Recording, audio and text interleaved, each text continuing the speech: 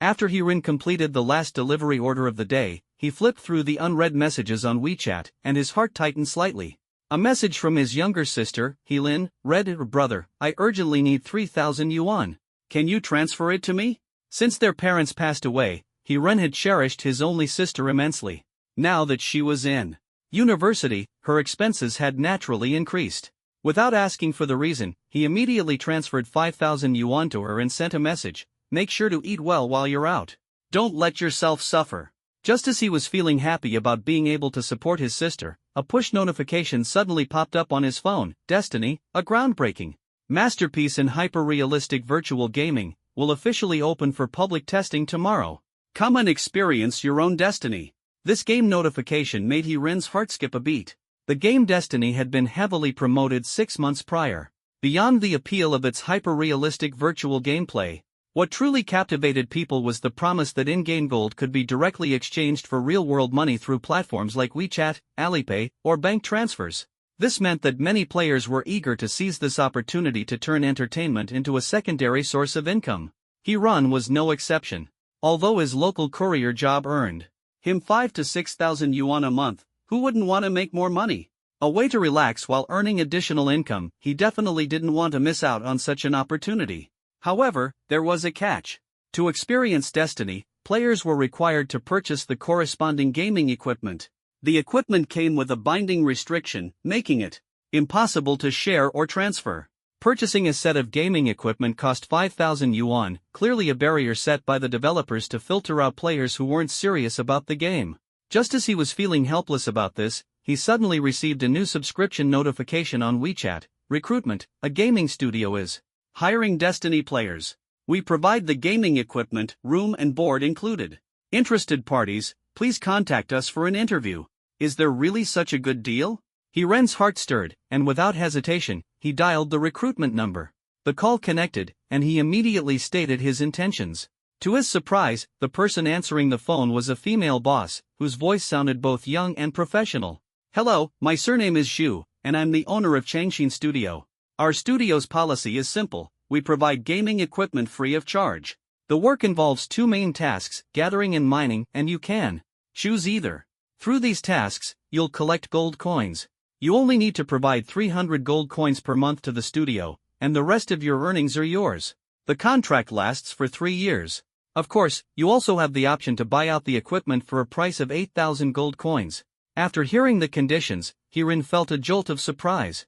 Although it sounded like a contract of servitude, he quickly reasoned that in today's job market, wasn't everyone under the control of capital in some way? For the sake of survival, he had no choice but to accept these terms. "I'll do it." Hirin agreed firmly to the studio's conditions. The next day, Hirin didn't head out for his usual courier job. Instead, he went directly to the location provided by the female boss. The studio was situated in an office building, and it appeared that nearly an entire floor was occupied by the business. "Looks like the scale is pretty impressive," Hirin thought with delight. After registering at the reception desk without any issues, he was soon called to collect the gaming equipment, though he didn't get to meet the boss in person. A staff member escorted him to workroom 28. Inside, there was a chair, a bed, and some basic living essentials. Although the room was small, it was well equipped, clean, and tidy. The environment is nice. Time to get to work, Hirin thought excitedly as he quickly put on the gaming gear and pressed the power button. In the game Destiny, there were 4 character classes to choose from: warrior, mage, archer, and healer. After creating a character, players could also learn a life skill, such as alchemy, crafting, forging, or synthesis. Hirin's primary job would be to gather and mine materials to support these auxiliary professions. The studio's early business model relied on low-cost internal collection and high-profit external sales. It even had its own network of gatherers and merchants. All of this seemed to pave the way for his journey to success. During the character creation process, Hirin carefully considered his options and initially leaned toward the warrior class. This class excelled in close combat and could eventually advance to the God of War specialization, boasting immense offensive power, or alternatively, become a shield guard with exceptional defense and health. The mage class, known for its high damage output, could later specialize in either control or burst damage. The archer class excelled at long-range attacks, with late-game specializations in hunter or gunner, both offering extremely high attack speeds. Lastly, the healer class, as a support role, focused on healing and buffing allies. Ultimately, Hiren decisively chose the archer class. As someone accustomed to the physical demands of courier work, his agility and reflexes had been honed over time. In a hyper-realistic virtual game, success wouldn't rely solely on mouse clicks and keyboard strokes. Congratulations! Your character has been successfully created. Character ID, Little Squatty Vegetable. Class, Archer. Health, 20, Mana, 10, Strength, 1, Agility, 3, Intelligence, 1, Luck, 3, Defense, 2. Talent, Enhancement. In Destiny, every character was randomly assigned a talent skill upon creation. Talents varied widely, including abilities like Poison, Immunity, Damage Reflection, Attribute Enhancement, and Insight. The effects of these talents would grow stronger as the character leveled up. Typically, if a starting talent aligned well with a character's class, it would make the gaming experience much smoother, saving players a lot of trial and error. As Hiren looked at the data panel displayed in front of him, he noticed that his base stats were fairly average, nothing particularly remarkable. However, what surprised him was his talent, Enhancement. Curious. He lightly touched the talent description, and its details popped up. Enhancement, for every 2 points of intelligence, increase your attack speed by 1%. Only self-allocated intelligence points are counted. The description was straightforward, but it left Hiren nearly in despair. Increasing intelligence to boost attack speed? Could this really be a talent for an archer? Archers prioritized agility to enhance attack speed and accuracy while also boosting evasion. But now, this talent required 2 intelligence points just to increase attack speed by a mere 1%. This talent doesn't even qualify as mediocre, it's downright useless. Hiren thought bitterly. Just as he was about to dive into the game, a system notification suddenly appeared. Congratulations! You are a lucky player and have received a bonus system talent buff. Not sure if it was sheer dumb luck, but Hiren actually received a gifted buff talent from the system. Second talent, Weakening. Weakening? What sort of ability was this buff? Hiren clicked on the description for Weakening. Weakening, every time the player triggers a miss while attacking, it reduces the target's maximum HP by 10 points and puts it in a weakened state, lowering its attack power by 30%. The buff effect is stackable, with a maximum attack power reduction of 80%. Looking at the description of Weakening, Hiren couldn't help but frown. What was this supposed to be? A buff that only activates when a miss occurs? It felt even more useless than Steal. Though he was frustrated, there was no way to change it now. Hiren thought to himself that since this was just a side hustle to make money, it didn't matter how powerful the talent was. Putting aside his tangled thoughts, Hiren dove into the game. In the beginner's village of Fate, the atmosphere was buzzing with excitement, almost like a grand festival. The hyper-realistic virtual game environment felt incredibly lifelike. This was the first day of the server's launch, and the beginner's village was as crowded as popular tourist destinations during peak holiday seasons in the real world. It took Hiren half an hour just to squeeze his way out of the beginner's village. The vast world was filled with countless new players grinding monsters to level up, while others were gathering herbs and berries.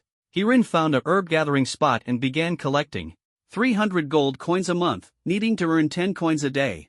Right now, 10 herbs can be sold for 1 gold coin. At my current gathering speed, combined with the refresh rate of the herbs, I just need 2 hours to earn enough coins. After calculating his daily workload, Hiren got to work. Though this grind-like operation was dull, as long as he met his daily quota, any additional earnings in the game would be his to keep. The real money came from boss raids and dungeon challenges. If he got lucky and looted a good piece of equipment, it would be a massively profitable business. Before long, the 2-hour gathering session was up. Hiren placed 100 herbs in the consignment shop, and within minutes, they were all sold. Equipped with a beginner's weapon, he was ready to finally experience the fun of Fate. Goblin, level 1, health, 20, attack, 5, defense, 2, often seen near village outskirts, known for stealing food from humans. Beware, their clubs hurt like hell. For new players, 5 attack points posed a significant threat, especially for fragile classes like archers and mages. But considering Hiren's attributes and weapon, his total attack was 5 points. Each hit on a goblin would reduce its health by 5, meaning he could kill one in 4 hits. Fortunately, he was a ranged class.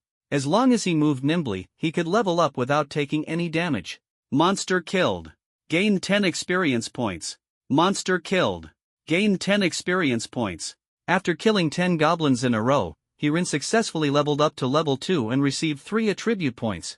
How to allocate these 3 points gave him instant decision paralysis. Should he put them in agility to boost damage, dodge rate, and attack speed? Or in intelligence, which didn't directly enhance attacks or dodging but significantly increased attack speed? But if he ignored intelligence, what was the point of his talent? Fine, if only to make this talent seem less useless, I'll invest in intelligence. I can rely on external items for attack power later. And so, Hirin allocated all his attribute points to intelligence. Health, 20, mana, 10, strength, 1, agility, 3, intelligence, 4, attack speed bonus, 2%, luck, 3, defense, 2. Staring at his stats panel, Hirin shook his head. Let's go a bit further and see if I can challenge tougher monsters, he said, and headed toward the outskirts of the beginner area. Not far from the beginner's village lay a forest filled with spiders, all level 5 and above. These spider monsters had poisonous attacks, and many players came here to train. To enter the spider forest, a team of at least one warrior and one healer was recommended. The warrior would tank damage while the healer provided support. Without this setup, players were likely to die quickly. Fate imposed harsh penalties for player deaths. Not only would they lose levels, but they'd also drop all their gold. No one wanted to die lightly. Hirin soon reached the edge of the spider forest, calculating in his mind, I'm only level 2 right now. Charging straight into the spider forest is way too risky. But these goblin officers seem like perfect targets for leveling up. Goblin officer, level 3, health, 45, attack, 10, defense, 5, they love eating spiders but often end up being eaten by spiders instead. Hirin aimed at a goblin officer and, without hesitation, loosed an arrow. With a whoosh, the arrow struck its target. The goblin officer roared in anger and lifted its spiked club, charging toward him. Hirin's heart tightened as he quickly created distance and fired another arrow.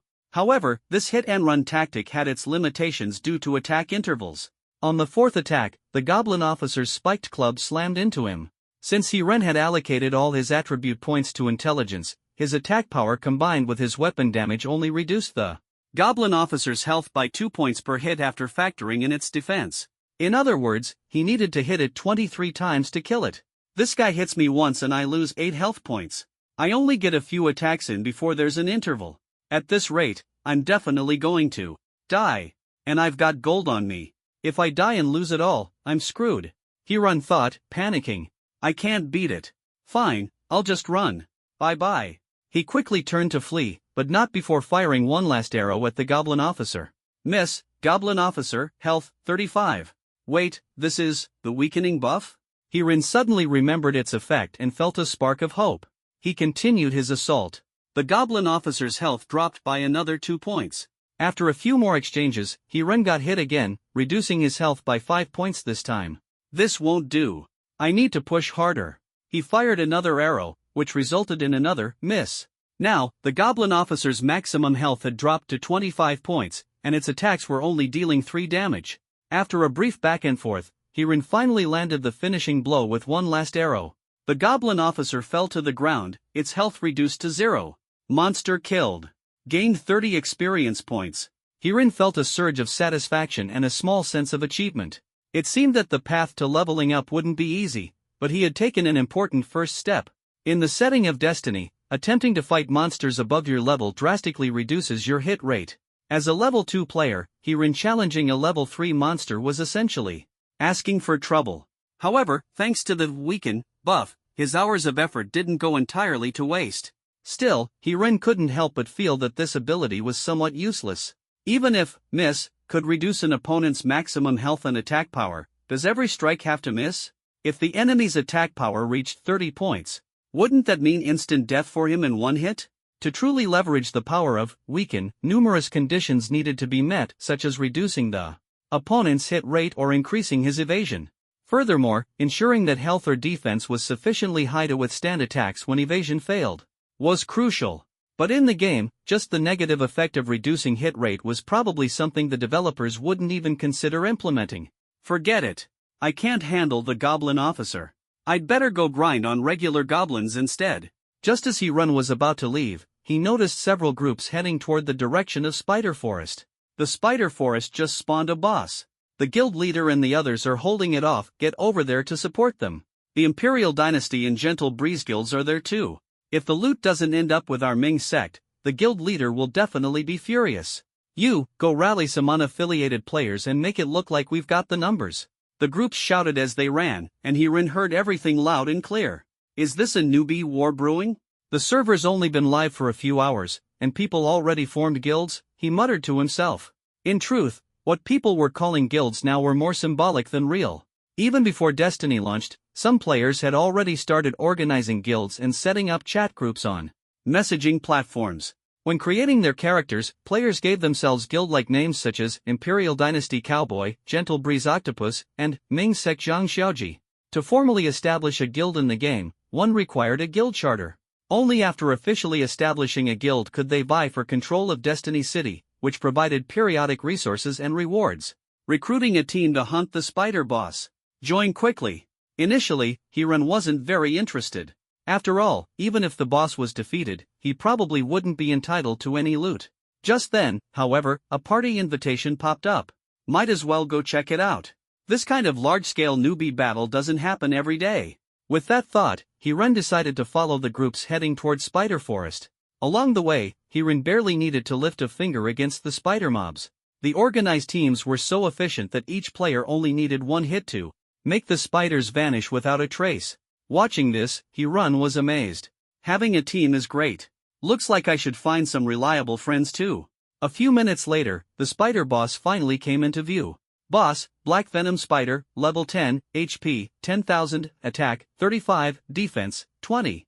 Beware of the spider's venom, it can not only poison you but also blind you, rendering you unable to see anything in this world. Absolutely terrifying. Seeing the boss's stats, Hiran gasped. If this thing landed a hit, it'd be deadly. Thankfully, these guild bigshots dared to organize a hunt for such a boss during the newbie phase. Guild leader, what's the holdup? Make your move. We Gentle Breeze members are just here to watch. The speaker was Gentle Breeze Dark Thrill, the leader of the Gentle Breeze Guild. The guild leader he was addressing was the leader of the Ming sect. Dark Thrill, do you think I trust you? Earlier, our guild spent dozens of players grinding down half the boss's health, and then you lured a swarm of spiderlings over. Clearly, you're trying to steal the loot. The Ming sect leader was furious. Guild leader, I'm a good guy, really. Look, I even called over some people from the Imperial Dynasty Guild to help you take down the boss. Dark Thrill, do you take me for a fool? There are only a handful of Imperial Dynasty members here, do you really think they represent the whole guild? The two leaders argued back and forth, their respective teams setting up formations on either side, neither daring to make the first move. Just then, Dark Thrill proposed. Guild leader, how about this? Instead of wasting time in a standoff, let's settle this with a duel. Whoever wins gets the boss, and the loser's team leaves. What do you say? This was undoubtedly a provocation from the Gentle Breeze Guild.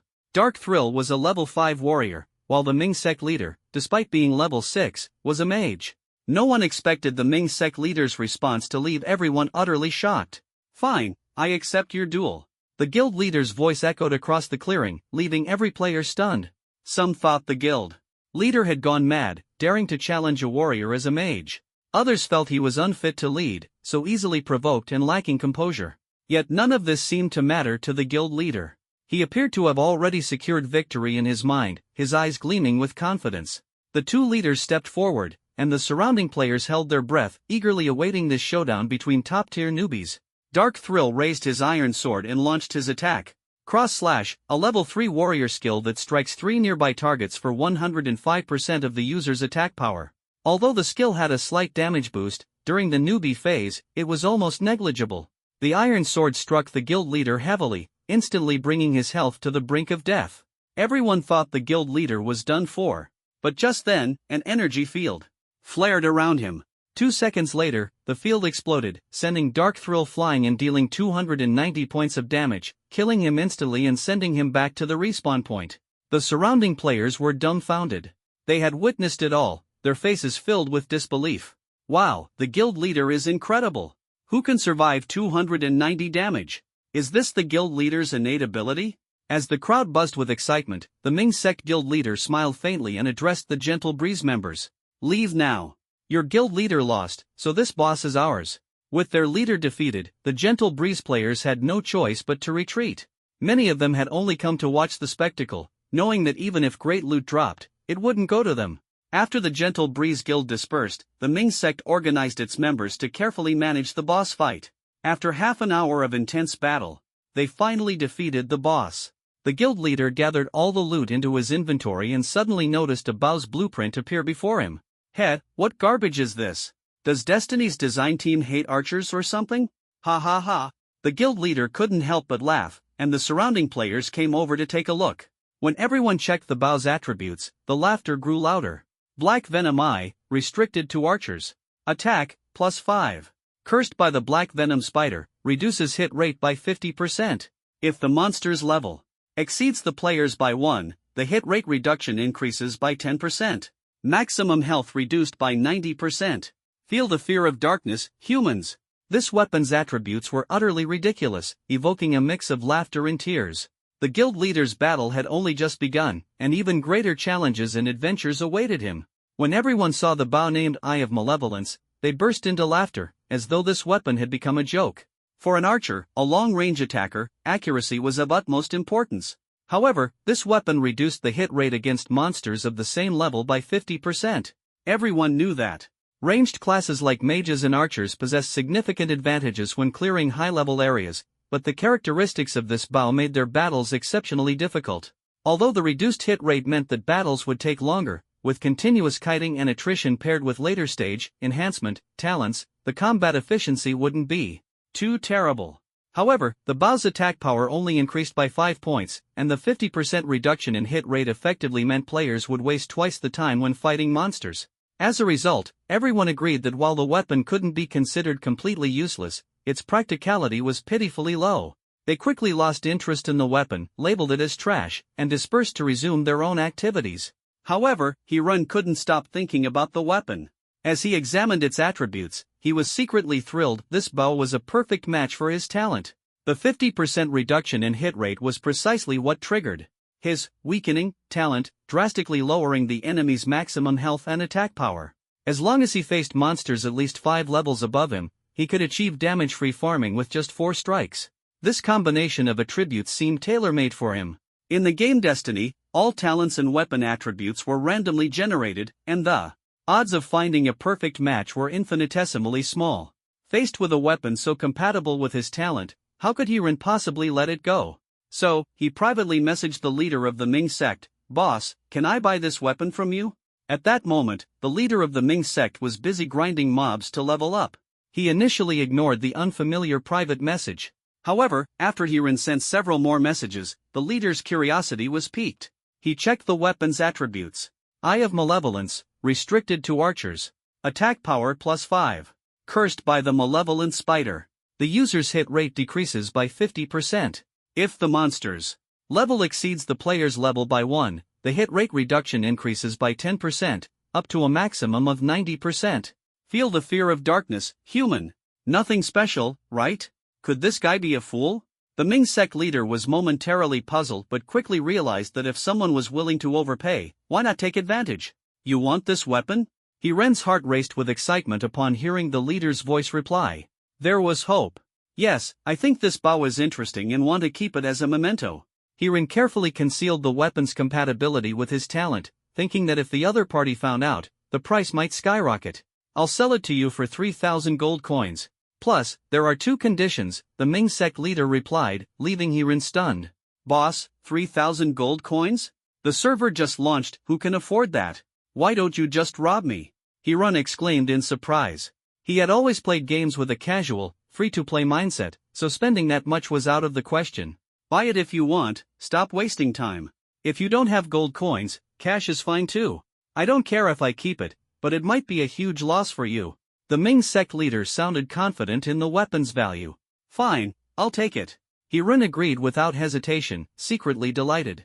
The leader felt a pang of regret, wondering if he had undervalued the Bao, but he couldn't go back on his word now. To balance his emotions, he added, but there are still 2 conditions you must agree to first. First, tell me your talent. Alright. My talent is that when an attack misses, the attacker enters a weakened state, reducing their attack power by 30%. Hirun had anticipated this question and chose to reveal part of the truth. However, being cautious about the other party's character, he decided to keep some cards close to his chest. Hearing about Hiren's talent, the Ming sect leader was shocked. Reducing attack power by 30%? That meant any missed attack could significantly lower the opponent's damage output. This talent was undoubtedly a game-changer in large-scale battles and could become a critical asset in conquering the City of Destiny. Not bad. Here's the second condition: join the Ming sect. If you agree, I'll sell you the weapon. Wasn't this basically a contract of servitude? In real life, He-Ren had already signed himself over to a gaming studio. Now, it felt like he was selling himself to an in-game guild. This felt like having his freedom locked away. Yet, to obtain that legendary weapon, it was all worth it. Alright, I'll go gather the money. He-Ren's determination flared. Though the odds were stacked against him, he wouldn't give up easily. At that moment, He-Ren logged off the game and removed his gaming equipment. However, he was immediately faced with a dilemma. He only had a little over 300 yuan in his account, having recently sent 5,000 to his younger sister. While his gaming studio job provided free meals and accommodation, it was only a side income. He refused to make gaming his main livelihood. He-Ren picked up his phone and dialed his best friend Gangzi's number, silently vowing, "This time, I have to borrow the money. Gangzi, I've hit a snag. Can I borrow 3,000 yuan for an emergency? I'll pay you back next month." He-Ren got straight to the point as soon as the call connected. After all, there was no need for pretense with someone like Gangzi. "Oh, it's you, He-Ren? I gave last month's paycheck to my wife." "Sorry, man," Gangzi said loudly before abruptly hanging up. He-Ren's heart sank. Though he knew Gangzi wasn't well off either, he couldn't help feeling disappointed at this moment. Just then, a transfer notification popped up on his messaging app. Gangzi had sent 3,000 yuan. Along with a message, "Bro, sorry about earlier. My wife was right next to me, so I couldn't say it outright. I did give her most of my paycheck, but this is some secret stash I saved. Use it first." Seeing the message, He-Ren was deeply moved, his heart swelling with warmth. He clenched his fists, determination surging within him. "Good. Brother. When I start making money in the future, I'll pay you back tenfold." This time, he would not let down his dreams or this brotherly bond. After accepting the cash transfer from Gangzi, He-Ren composed himself, gathered his gear, and returned to the gaming world of Destiny. Through the golden cash exchange system, he quickly converted 3,000 yuan into in-game gold coins.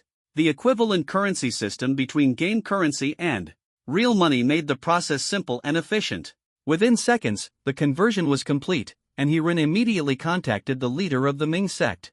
"Come to the newbie village." The guild leader of the Ming sect responded promptly. He-Ren hurried back to the newbie village, where the Ming sect leader was already waiting. The trade went off without a hitch, cash in one hand, goods in the other. As soon as He-Ren received the weapon, he bound it to himself right away, avoiding the potential embarrassment of losing the weapon if his character died.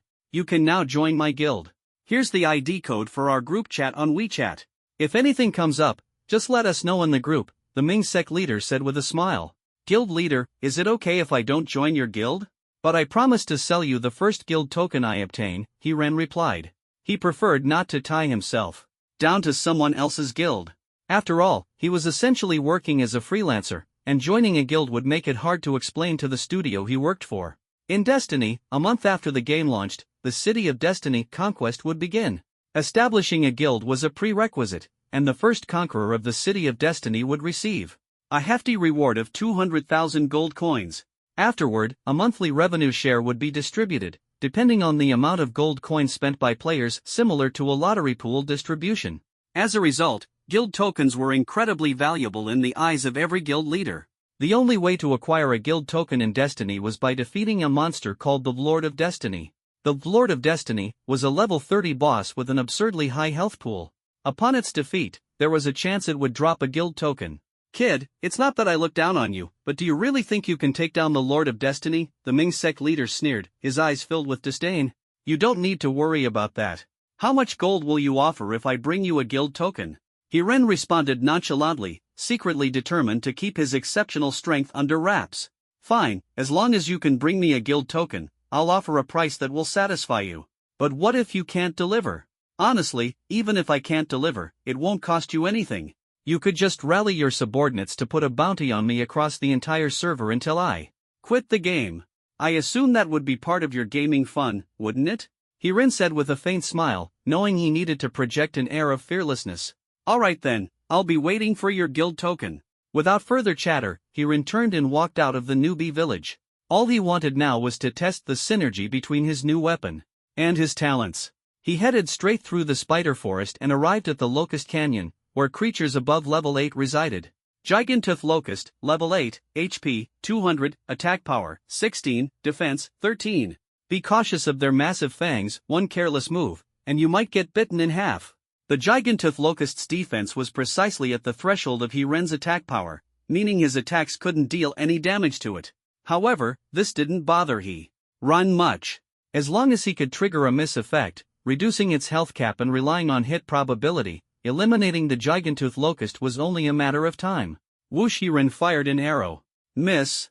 Whoosh! Another arrow missed its target. Since the Gigantooth Locust's level exceeded Hiren's by 6 levels, the system applied a mechanic where for every level a monster surpassed a player, hit chance decreased by 10%.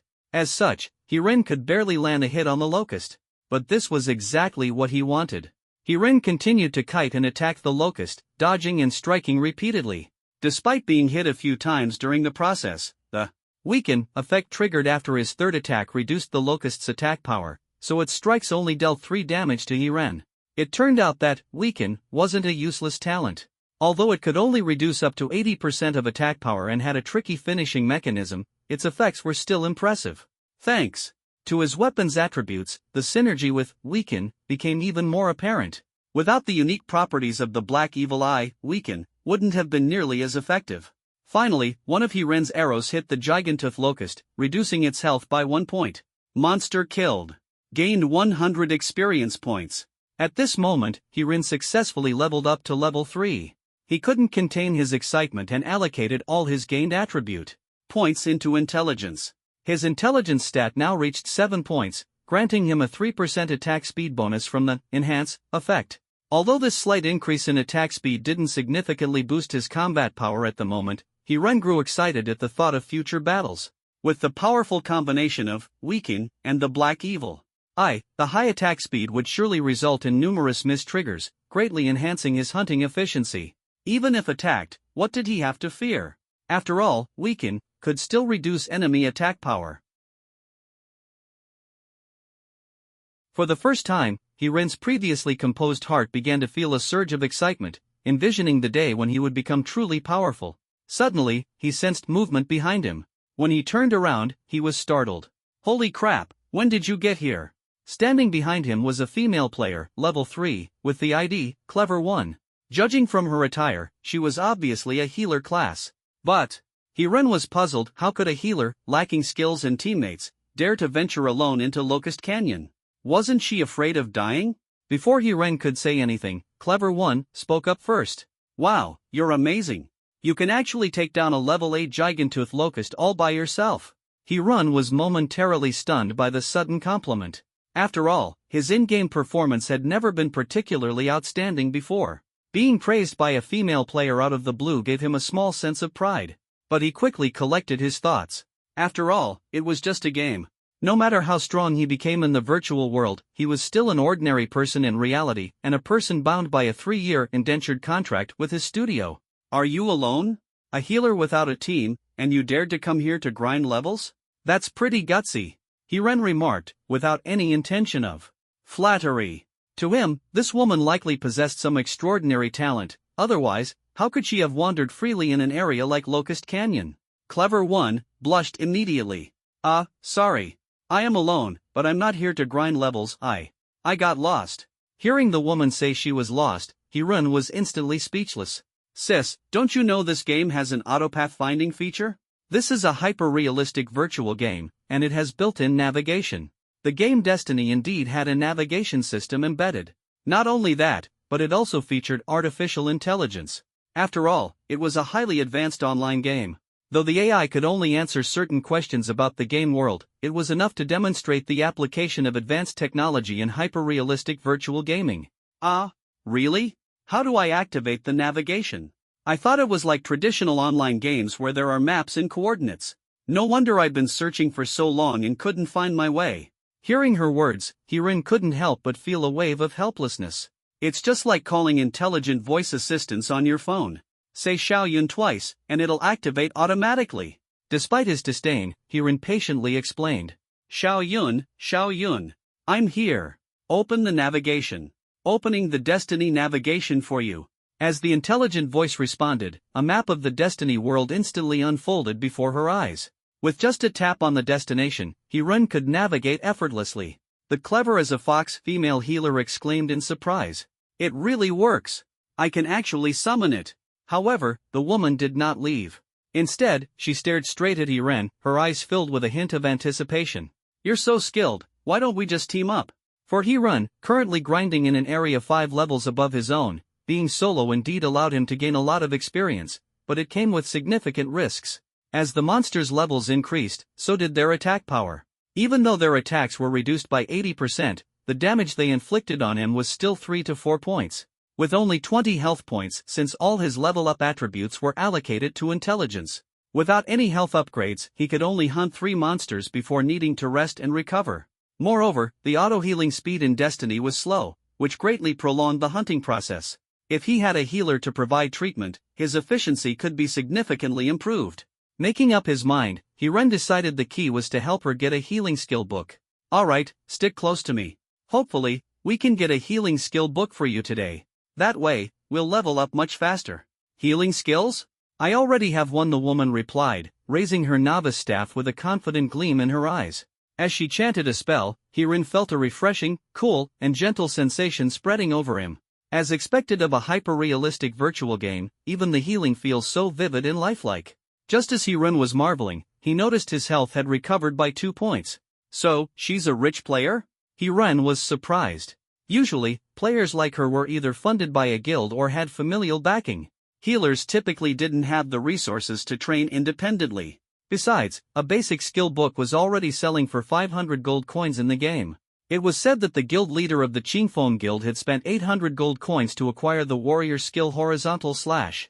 I run a studio. I'm quite passionate about gaming, and the skill book was farmed by my studio staff. As the boss, naturally, it was handed over to me, the woman explained with a confident smile. Oh, a studio owner? Teaming up isn't out of the question, but during our partnership, you'll have to follow all my commands. All the gold coins will belong to me, and while you can keep equipment suitable for you, the rest is mine. After all, Hiren played Destiny to make money. He couldn't just sit back and let someone else take a share of his profits. Look at you, like some big shot, so stingy. Don't worry, I have an entire studio farming resources for me. I don't need your scraps, the woman said nonchalantly, brimming with confidence about their future collaboration. The woman had no idea about Hiren's situation. He not only had to support his sister's education but also cover her living expenses. Though Hiren was single, he still hoped to find a girlfriend and settle down someday. For years, he had worked hard delivering food to support his sister's schooling, leaving him with almost no savings. To make matters worse, he was currently bound by a contract state. The woman, on the other hand, was more focused on the leveling process. She didn't care much about early-stage resources.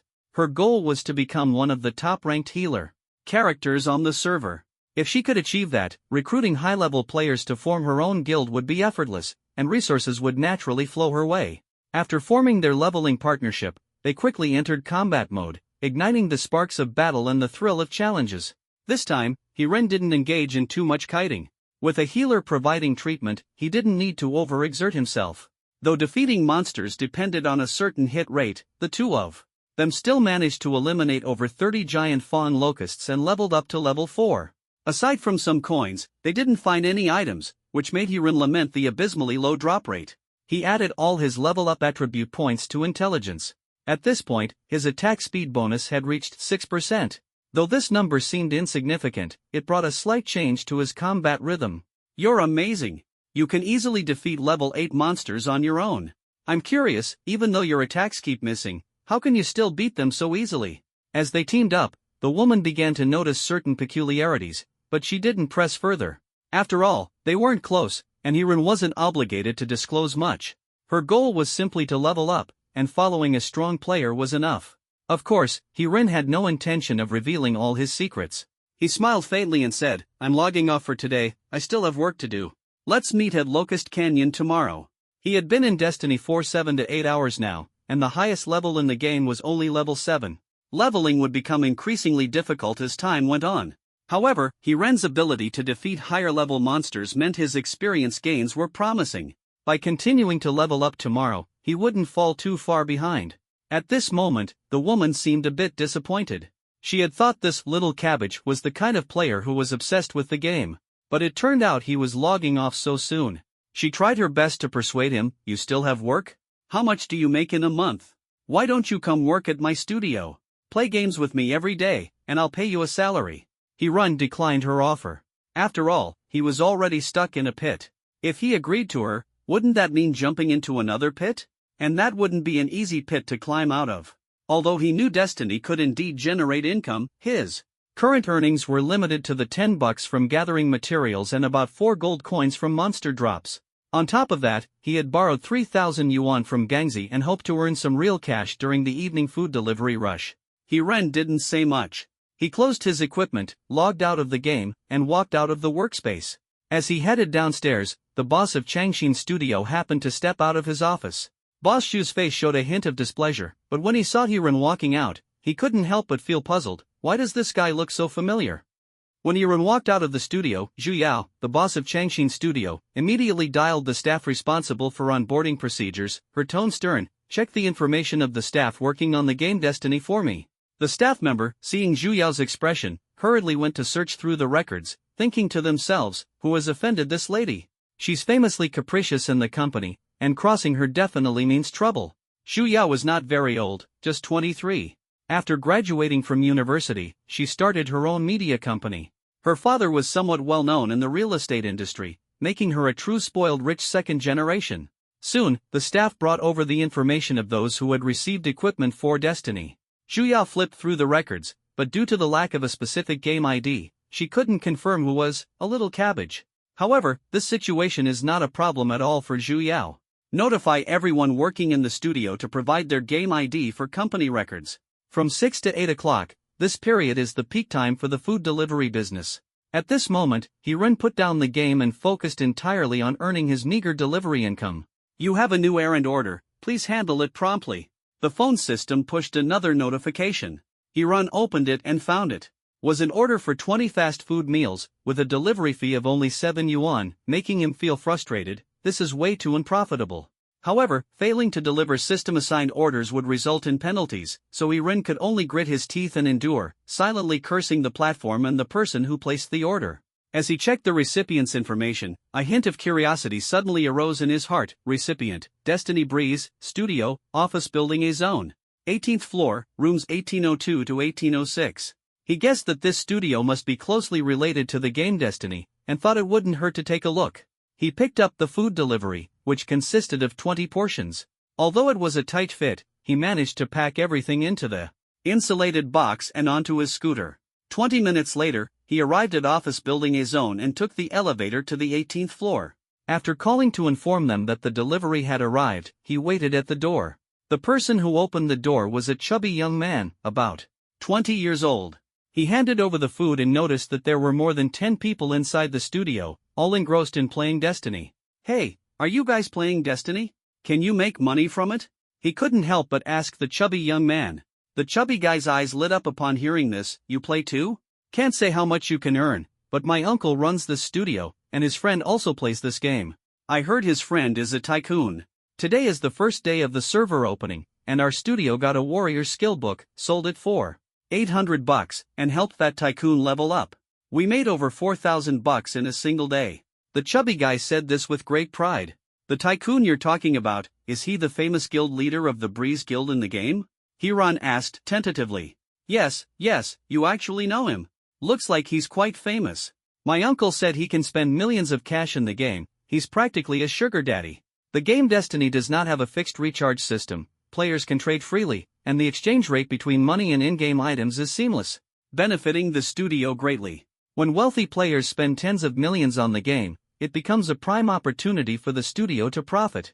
You play this game too, right? Let's exchange contact information. If I get any rare items in the future, I'll make sure to give you a good price, the chubby guy enthusiastically invited. Ren couldn't help but sigh. These wealthy players really treat money like water, spending hundreds of thousands or even millions on a game. What exactly are they after? The world of the rich is something ordinary people can never understand. Ren didn't dwell on it further. After exchanging contact information with the chubby guy, he left the studio. Ren checked the time after going downstairs. 8:11 p.m. Orders during this time period were relatively fewer. He opened the delivery app's back end, which displayed 7 orders completed today, income 53 yuan. Sigh, it seems that's all I can earn today. It's already this late, and I haven't even had dinner. Alright, I can go back to the studio and grab a free meal. Remembering that the studio provided free meals and accommodation, Hirin immediately rushed back to the studio. The studio's meals were portioned per person. Although it was just fast food, Hirin didn't mind. After all, a free meal could save him about 10 yuan.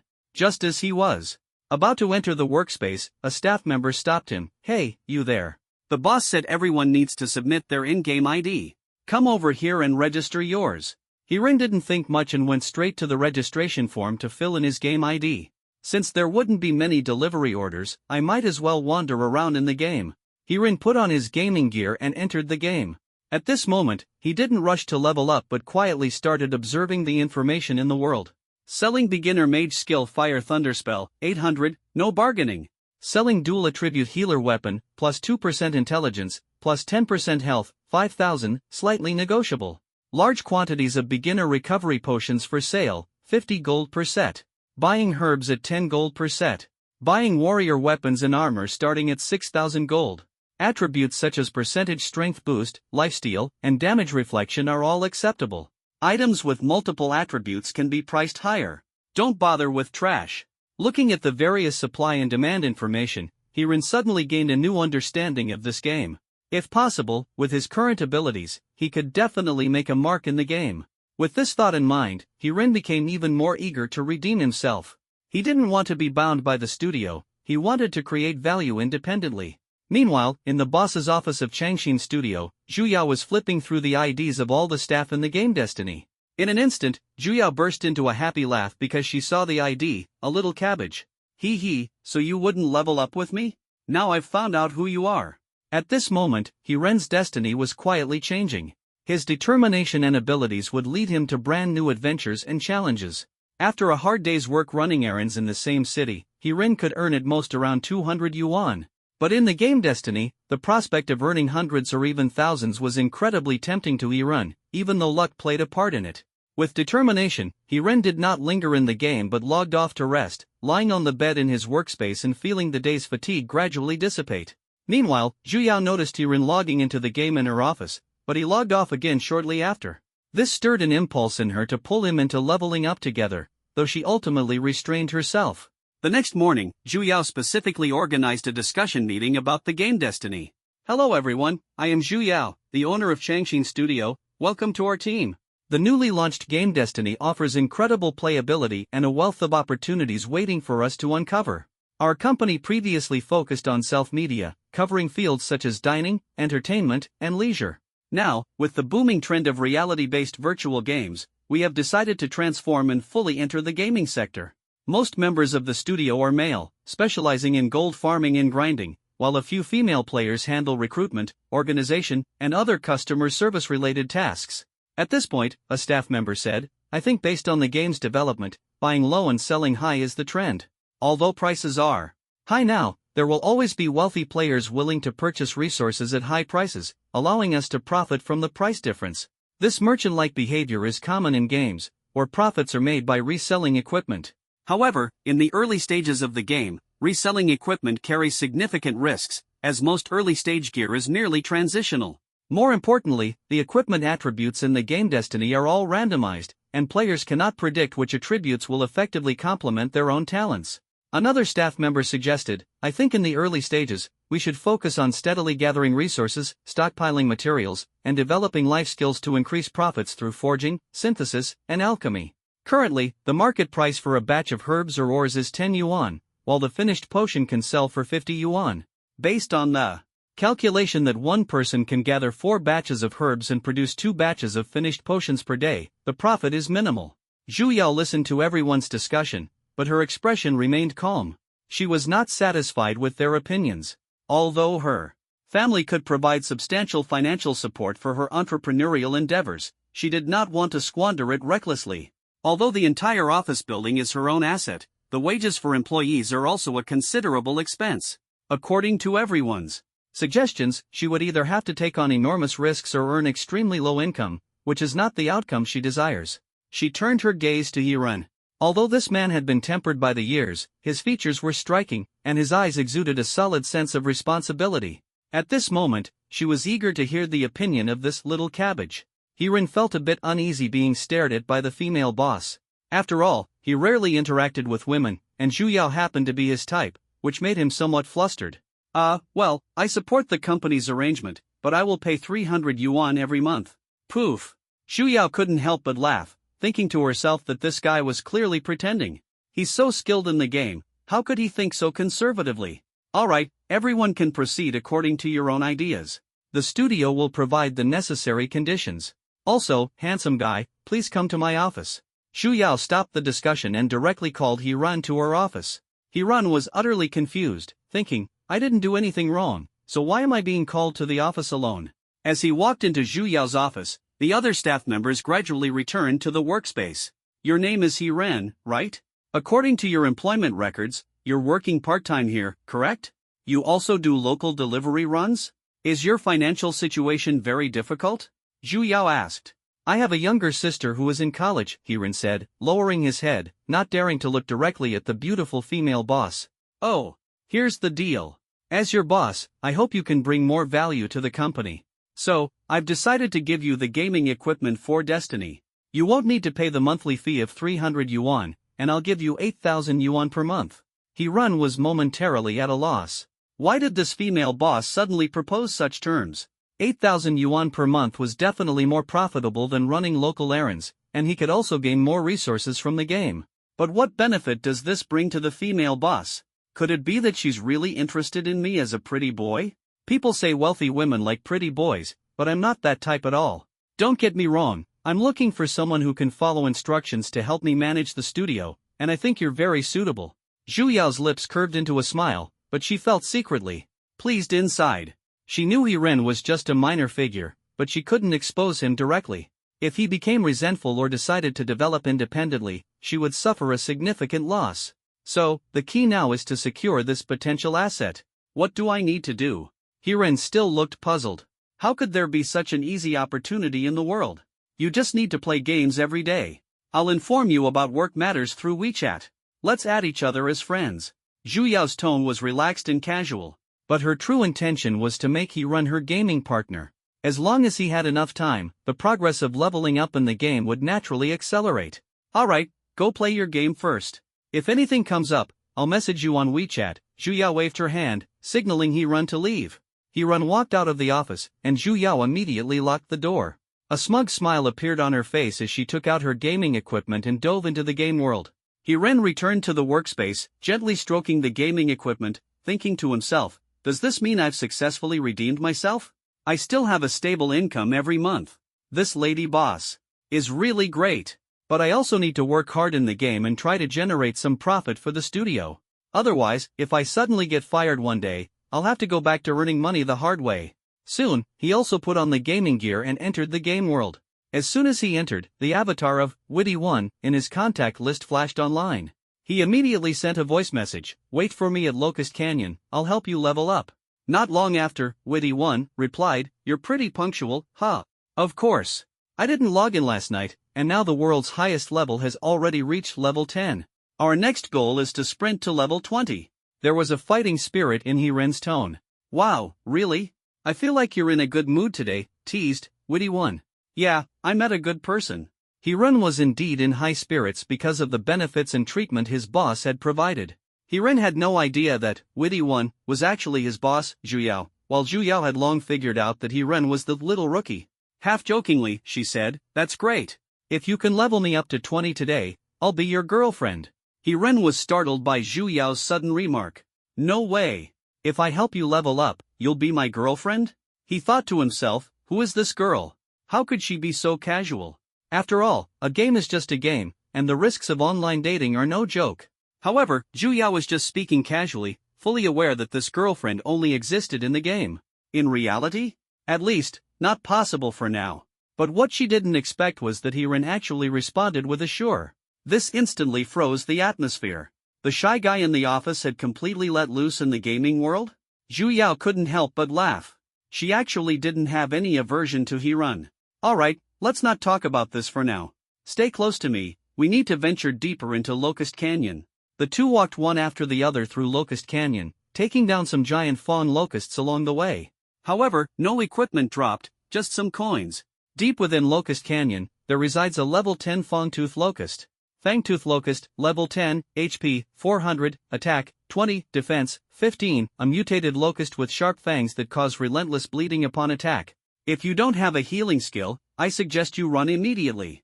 The attributes of the fangtooth locust are far superior to those of the giant fawn locust, especially its HP, which is nearly doubled.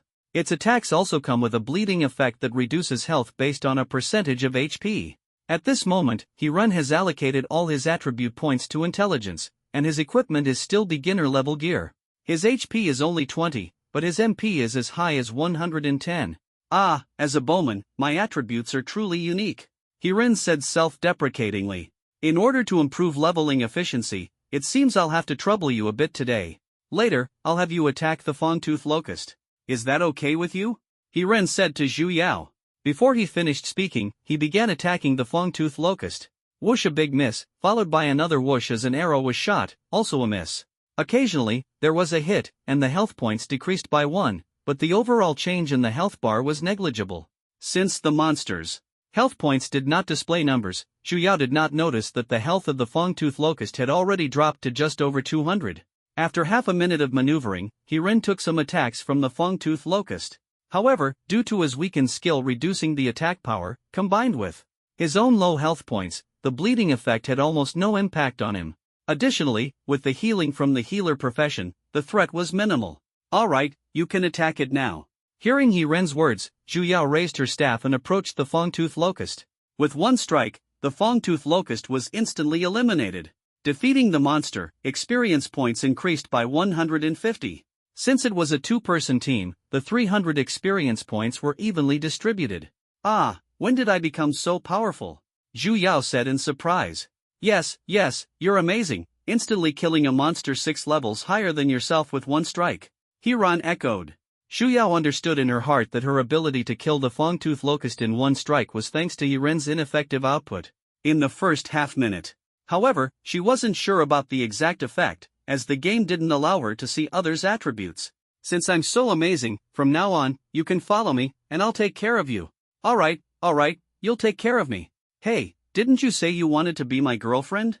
How did you suddenly become my big sister? At this moment, the corpse of the fangtooth locust gradually disappeared, and a skill book appeared in front of the two. Got rich, a skill book dropped. Hiren shouted excitedly in his heart. You have to know, even a basic skill book can easily sell for $500 now, which is definitely much better than delivering food. Although the boss pays him a salary, who would ever complain about having too much money? Fang Sting, Physician Skill Book, adds the Fang Sting buff to teammates, causing their attacks to apply a Fang mark to the target. When the mark reaches 5 stacks, Fang Sting is triggered, putting the target into a bleeding state, reducing 1 HP every 3 seconds. The skill can be upgraded, with a maximum reduction of 10 HP per second. This skill is simply the perfect partner for the weakened talent. When weaken reduces the maximum HP to the limit, this 1 HP per second reduction is an absolutely flawless combination. Just now teaming up with the physician, Hiren secretly felt fortunate.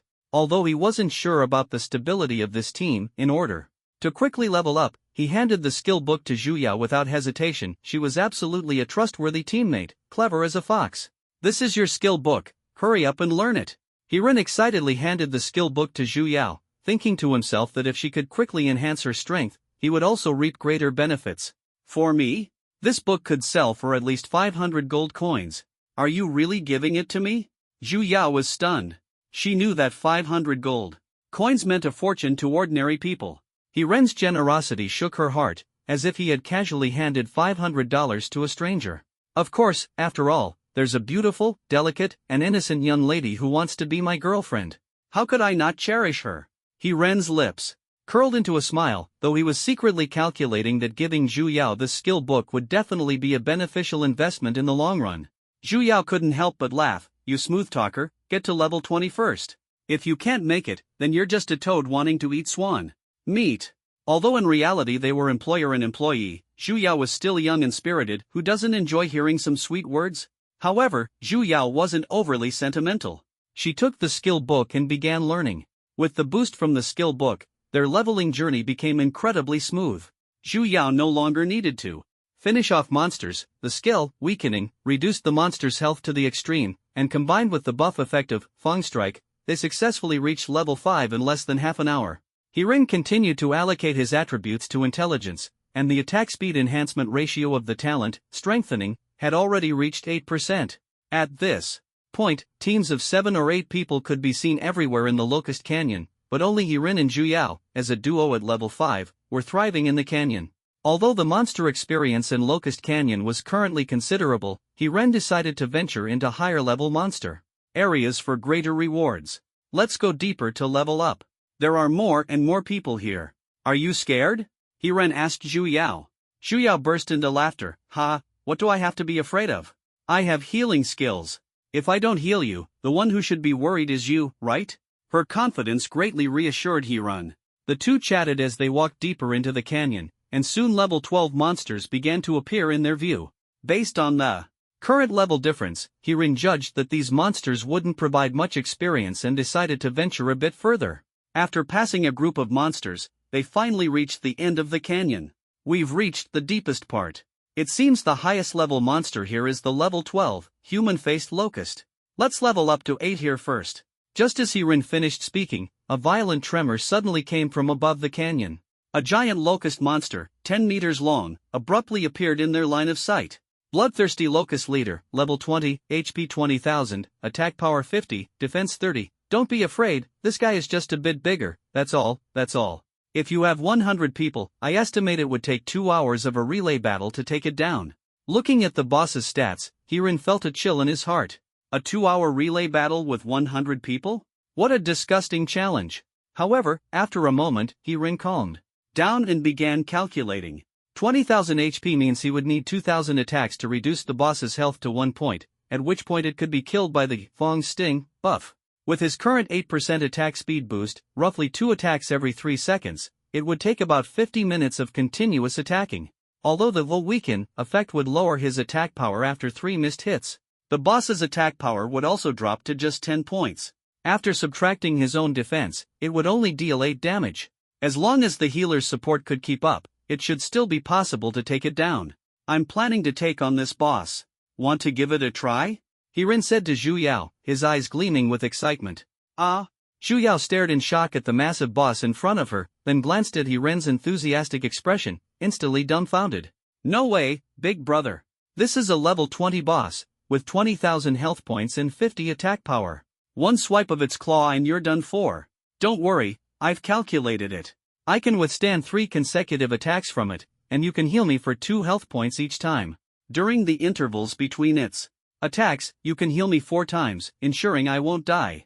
It will take about an hour to defeat the boss, Hirin explained confidently, looking at Zhu Yao with anticipation. I can hold out for an hour, but you'll have to wait for me for a few minutes, Zhu Yao thought for a moment. Since Hirin said it was possible to defeat the boss, she decided to give it a try. What are you going to do? Although Hirin was excited, he was puzzled when Zhu Yao stopped him. I don't treat without magic points, do I? An hour of continuous healing requires some magic recovery potions, right? Zhu Yao rolled her eyes. Oh, right, I have 20 gold coins here. It's not much, but I'll give it all to you. Although Hirin was slow to realize, he understood that the healer was his safeguard.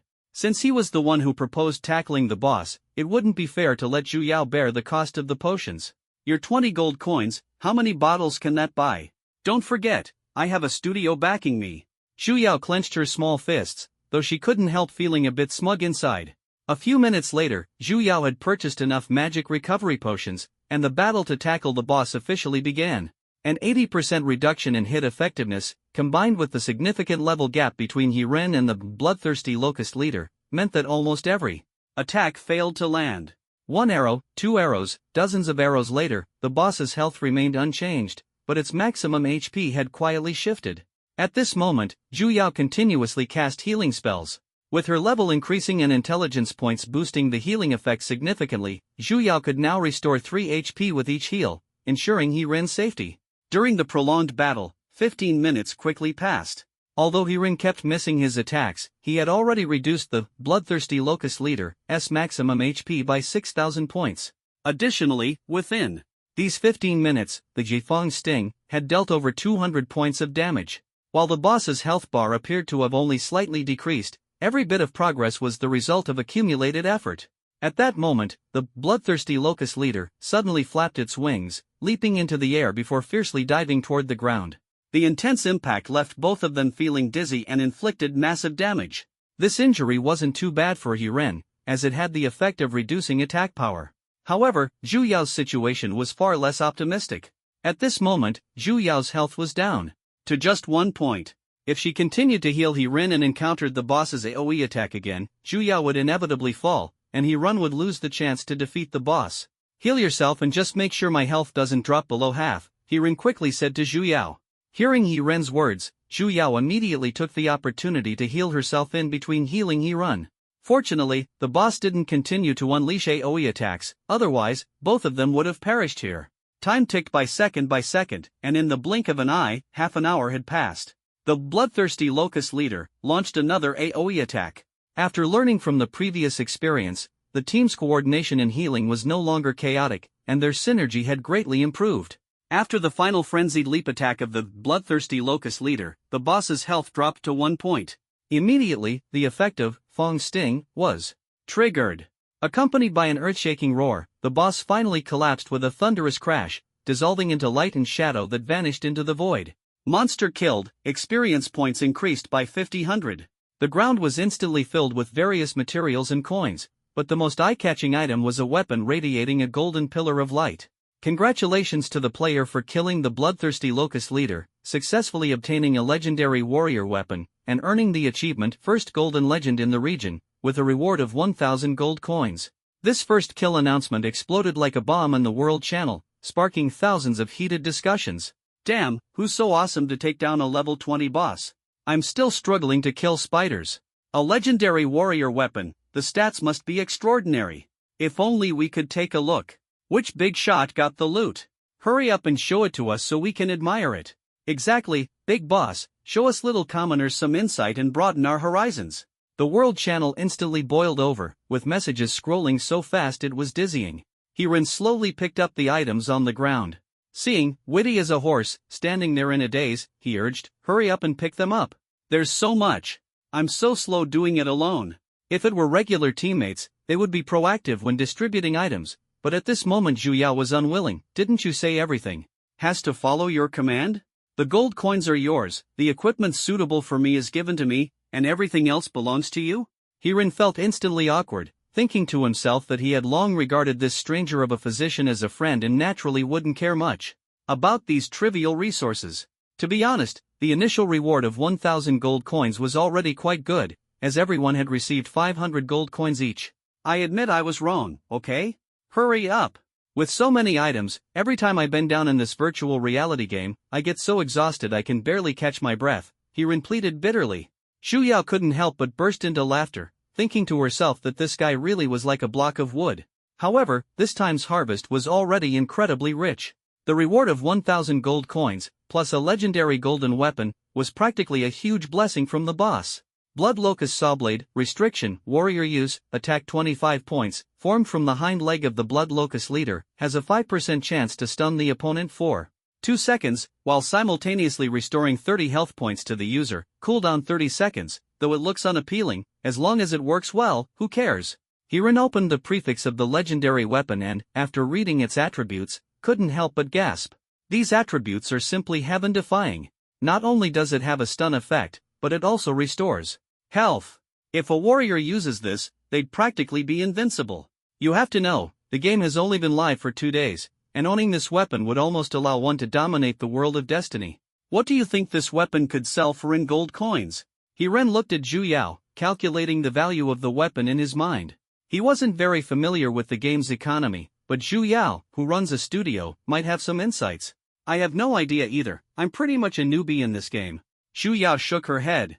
Although she runs a studio, she transitioned from being a content creator. While she enjoys playing games, she's not the type to be deeply immersed in them. Why don't we share it on the World Channel and see how everyone bids? Zhu Yao suggested. Upon hearing this, Hiren thought it was a good idea and immediately shared the weapon's attributes on the World Channel. At first, the World Channel was relatively calm, filled with merchants and players busy purchasing items. But it didn't take long for the situation to change dramatically. The channel instantly became lively, with everyone fervently discussing the weapon. "Damn, this weapon is incredible. I'm floored. Holy crap, I really want this weapon, but my wallet says no. Let us see which ordinary mortal can obtain such a divine artifact. Whoever gets it will surely have their names celebrated far and wide. The sharer is called, a little crawling veggie? Oh, mighty one, please accept my kneeling. This bow of mine is sincere, please, great master, share a piece with me." While the World Channel was in an uproar, Hiren's private messages were almost non-stop. Most of them were trivial, such as invitations to join guilds, requests to add him on WeChat to discuss prices, and even some shameless demands for profit sharing. Hiren let out a cold laugh and ignored them all. The virtual world is full of grudges and entanglements, and bringing these into reality could lead to unimaginable consequences. Moreover, Hiren had neither money nor power. Revealing his identity carelessly would only invite trouble, so he had to be cautious. He browsed through private messages, focusing only on those with offers. "I'll pay 5,000, direct trade with merchant number 77 in the novice village." There were dozens of such messages, but Ren sneered inwardly. 5,000 gold coins? My Eye of Malice was just a blue-quality weapon and cost me 3,000 yuan. Offering only 5,000 gold coins for this legendary golden weapon? What a joke! Next, the merchant offers Hiren received still hovered around 8,000 gold coins. Then, a message offering 30,000 gold coins caught his attention. The message came from a member of the royal family, stating that if satisfied, the trade could happen immediately. Hiren didn't reply right away because he was waiting for someone else, the leader of the Clear Wind Guild, Xingfeng, Darkjoy. He had previously learned from the Destiny Clear Wind studio that this Darkjoy leader was a true spendthrift, willing to pour millions into the game without hesitation. Moreover, the current top player on the world leaderboard in the game Destiny was none other than this Darkjoy leader of the Clear Wind Guild. It seemed this tycoon hadn't discovered the weapon yet. Hiren decided to wait a bit longer. As soon as he saw it, he would surely offer a price that would satisfy Hiren even more. "This time, I've really struck it rich. There's actually a bid of 30,000 gold coins. I'll wait a bit longer to see if anyone offers more," Hiren said, turning to Clever One. "It's all thanks to you this time. If the weapon sells, we'll split the gold coins evenly." From Hiren's tone, one could sense his excitement. Even after giving half of the gold coins to someone else, it was still equivalent to 3 or 4 months of hard work doing local delivery jobs, truly an unexpected windfall. "I need to take care of something first. If I get the chance in the future, I'll definitely treat you to a big meal," Hiren said before quickly logging out of the game, a strange sense of anticipation rising in his heart. At the moment he logged off, a hint of doubt flashed in the eyes of those warrior bigshots. If he wasn't online, the fate of the weapon would remain a mystery. They could also use this opportunity to squeeze out a satisfying price. "You're such a blockhead. As if I care about you treating me to a fancy meal, but..." Zhu Yao's lips curled into a mischievous smile, her eyes glinting with cunning. Hiren removed his gaming gear, his heart surging with excitement like a tidal wave. Sitting on the chair, his hand unconsciously stroked the weapon that gleamed with golden light, as if he could feel its power. "All these good things are happening to me. I must be really lucky. This is the first pot of gold I've earned in the game. Next month, I must send my sister more living expenses so she can have a better life." Just then, Hiren's phone buzzed with a WeChat notification. A message appeared on the screen. It was from the studio boss, asking him to come to the office. Hiren thought to himself that the boss must be calling him to assign some work, so he left the workspace and headed toward the office. Zhu Yao saw Hiren come in and asked directly, "Today in the game, a player named, a little cabbage, dropped a legendary golden item. I remember that ID belongs to you, right?" Hiren was startled. He hadn't expected the boss to play the game too. He had provided his ID before. Could it be that the boss was coveting his loot? Zhu Yao's expression was calm, but there was a hint of urgency in her tone. "Are you planning to sell it? Why not sell it to me? Name your price." As she finished speaking, a barely noticeable mischievous smile appeared at the corner of her mouth, as if she was already calculating the benefits. "What should I do? Boss Zhu not only gave me a job but also provided the equipment. Although I was lucky enough to get this weapon with excellent attributes, if she wants me to sell it, can I really refuse? If I dare to ask for money, I might not be able to stay in the studio, and I could even lose the equipment." Hiren was deeply conflicted. He knew that selling the weapon could allow him to buy another set of gaming equipment, but angering the studio was not a wise move. Hiran didn't want to be labeled as ungrateful. Well, boss, I'm sorry, but this weapon was obtained together with a friend in the game, so I need to discuss it with her. I promised. For half of the gold coins, Hiran had no choice but to use, witty as a fox, as a shield, trying to stabilize the situation. In the game Destiny, there are hundreds of beginner villages, each corresponding to the IP address of a city. Therefore, witty as a fox was very likely in the same city as him. Alright, then bring her out, and we'll discuss the price together. Xu Yao's request made Hiran's heart tighten. He didn't know whether to refuse or agree, so he could only stall the boss. Oh, then I'll go back into the game and ask if she's willing. Hiran never expected that his good fortune would attract the boss's attention. At this moment, he felt powerless and could only return to the workspace, taking his gaming equipment to seek help from Witty One. After logging in, Hiran immediately contacted Witty One. I need your help, come quickly. Shortly after, Witty One arrived by Hiran's side. What's up? Back so soon, did you miss me? It's a big deal. Our boss is actually playing this game too. She knows I defeated the boss and got the legendary golden equipment, and now she wants to buy it.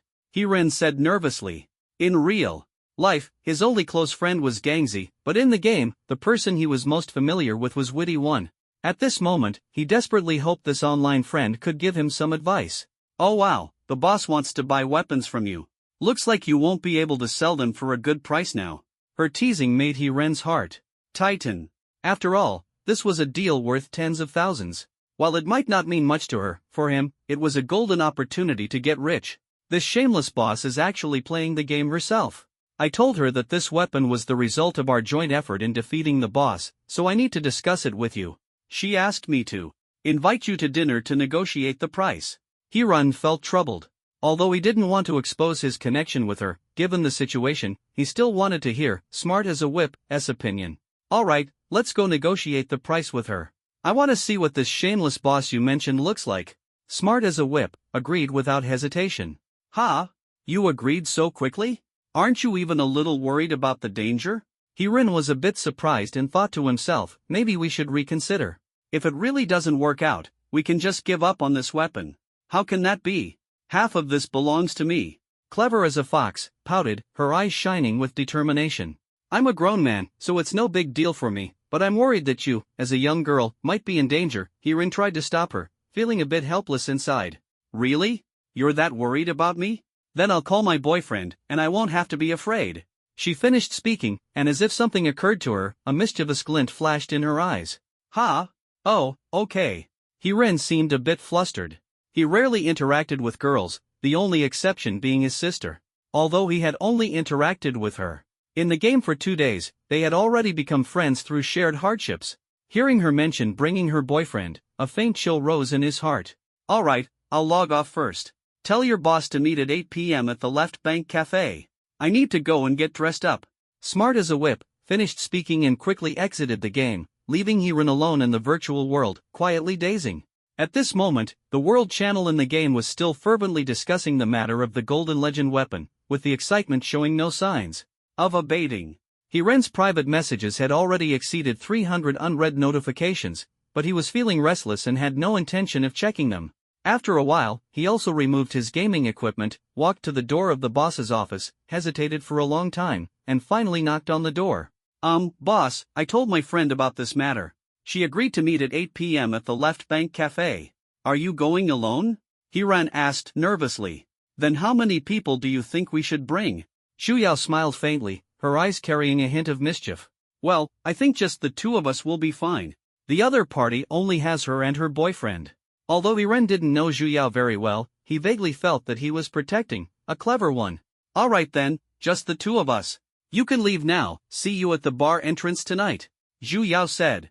Hearing Xu Yao say that only the two of them would go, Hiran's heart, which had been hanging in suspense, instantly relaxed, and he slowly walked out of the office. Xu Yao, on the other hand, revealed a playful smile. What a blockhead. The entire afternoon, Hiran did not log into the game but sat in his room with a troubled expression, lost in thought. He was pondering how to persuade Xu Yao and Witty One. From the current situation, the biggest factor still depended on himself. His mind was in chaos, torn between wanting to help Witty One get what she deserved and compromising with Xu Yao to keep his job.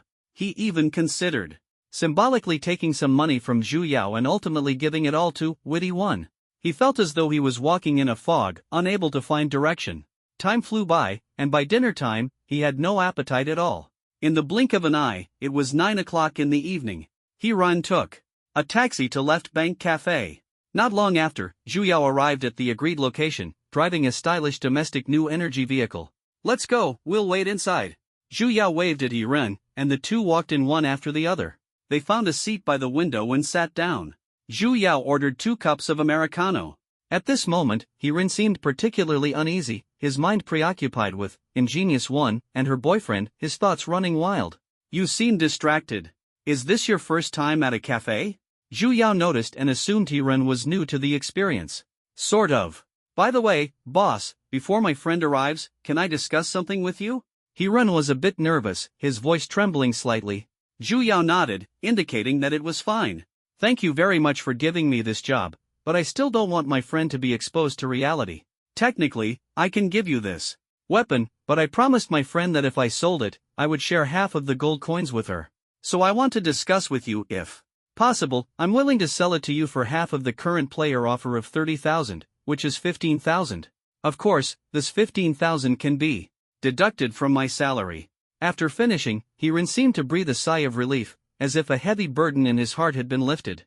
Zhu Yao never expected that the matter Yiren wanted to discuss was actually for her benefit, and she was deeply moved. It was the first time she had encountered someone like Yiren, who was so full of goodwill, willing to suffer losses himself rather than let his friend be wronged. "You must have met in the game, right? Why do you seem to care so much about her?" Zhu Yao asked curiously, wanting to understand why Yiren was so warm toward a stranger. "My parents passed away early, and after graduating from high school, I started working alone to support my sister's education. I don't have much education, so I could only do physical labor. Now my sister is in college. These years of work have made me miss many opportunities to make friends.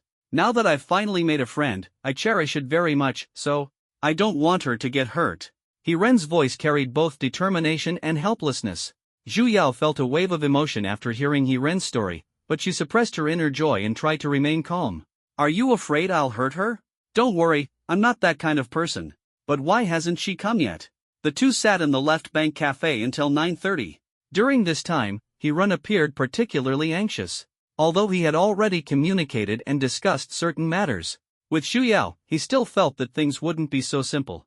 After all, that clever as a fox girl was no pushover and might stir up some trouble with Zhu Yao. 2 women, 1 drama. If they started fighting here, he'd be in an awkward position, not knowing whom to help. "Your friend isn't coming, is she? Why don't you give her a call and check?" Zhu Yao's expression was slightly calm, but she couldn't help wanting to laugh inwardly. How could she possibly come? Right now, that clever as a fox was sitting right here. Her mischievous side was something she could never show at the company. At this moment, she was willing to play around with Yiren because she had developed a liking for the sincerity and sense of responsibility he displayed. "I don't have her phone number either. How about we just go back? I'll log into the game and ask her there." Yiren felt a bit embarrassed, thinking to himself that this girl actually stood him up. But then again, it was understandable who would want to expose their virtual game self in the real world. "Let's wait a bit longer. Maybe she's already here, observing us from some corner?" Zhu Yao said, pretending to be mysterious. Yiren looked around. There weren't many people in the Left Bank Cafe, but among the current crowd, there wasn't a single pair of a man and a woman that fit the description. She had mentioned earlier that she would bring her boyfriend along. "Do you know why I started this studio?" Zhu Yao suddenly asked at this moment. Yiren shook his head. He couldn't answer that question. "You're the boss, how would he know why you started a company? Besides, he's just an employee." Zhu Yao, unaware of Yiren's thoughts, continued speaking on her own. "Years ago, due to the global pandemic, the urban real estate market faced severe challenges. My father was once a somewhat well-known figure in this industry, but during those years, the houses that were built couldn't be sold. The cash flow broke down, the economy slumped, and it ultimately led to heavy debts and the brink of bankruptcy. At that time, I had saved up tens of thousands of yuan and chose to enter the self-media industry, transferring the ownership of the current studio floor. Over the past few years, I accumulated some funds through self-media, rented this floor, and decided to fully invest in the booming gaming sector of recent years because I realized it was a trend. I tried several large online games before, but none of them made much progress. Sometimes I even question myself, did I choose the wrong path back then? A hint of determination flashed in Zhu Yao's eyes. Ever since the first virtual game with a hyper-realistic experience theme, Destiny, appeared, I feel like my chance has come. Do you know how many gamers there are nationwide right now? And how many players does Destiny have? Hirin shook his head. Clearly, he hadn't paid attention to these things, as he didn't rely on them for a living. There are 550 million gamers nationwide, and large online games at most have a few million players. But Destiny already has over 200 million registered users, and currently, there are more than 100 million players in the game, Zhu Yao continued. Hirin never expected that Destiny would attract so many people.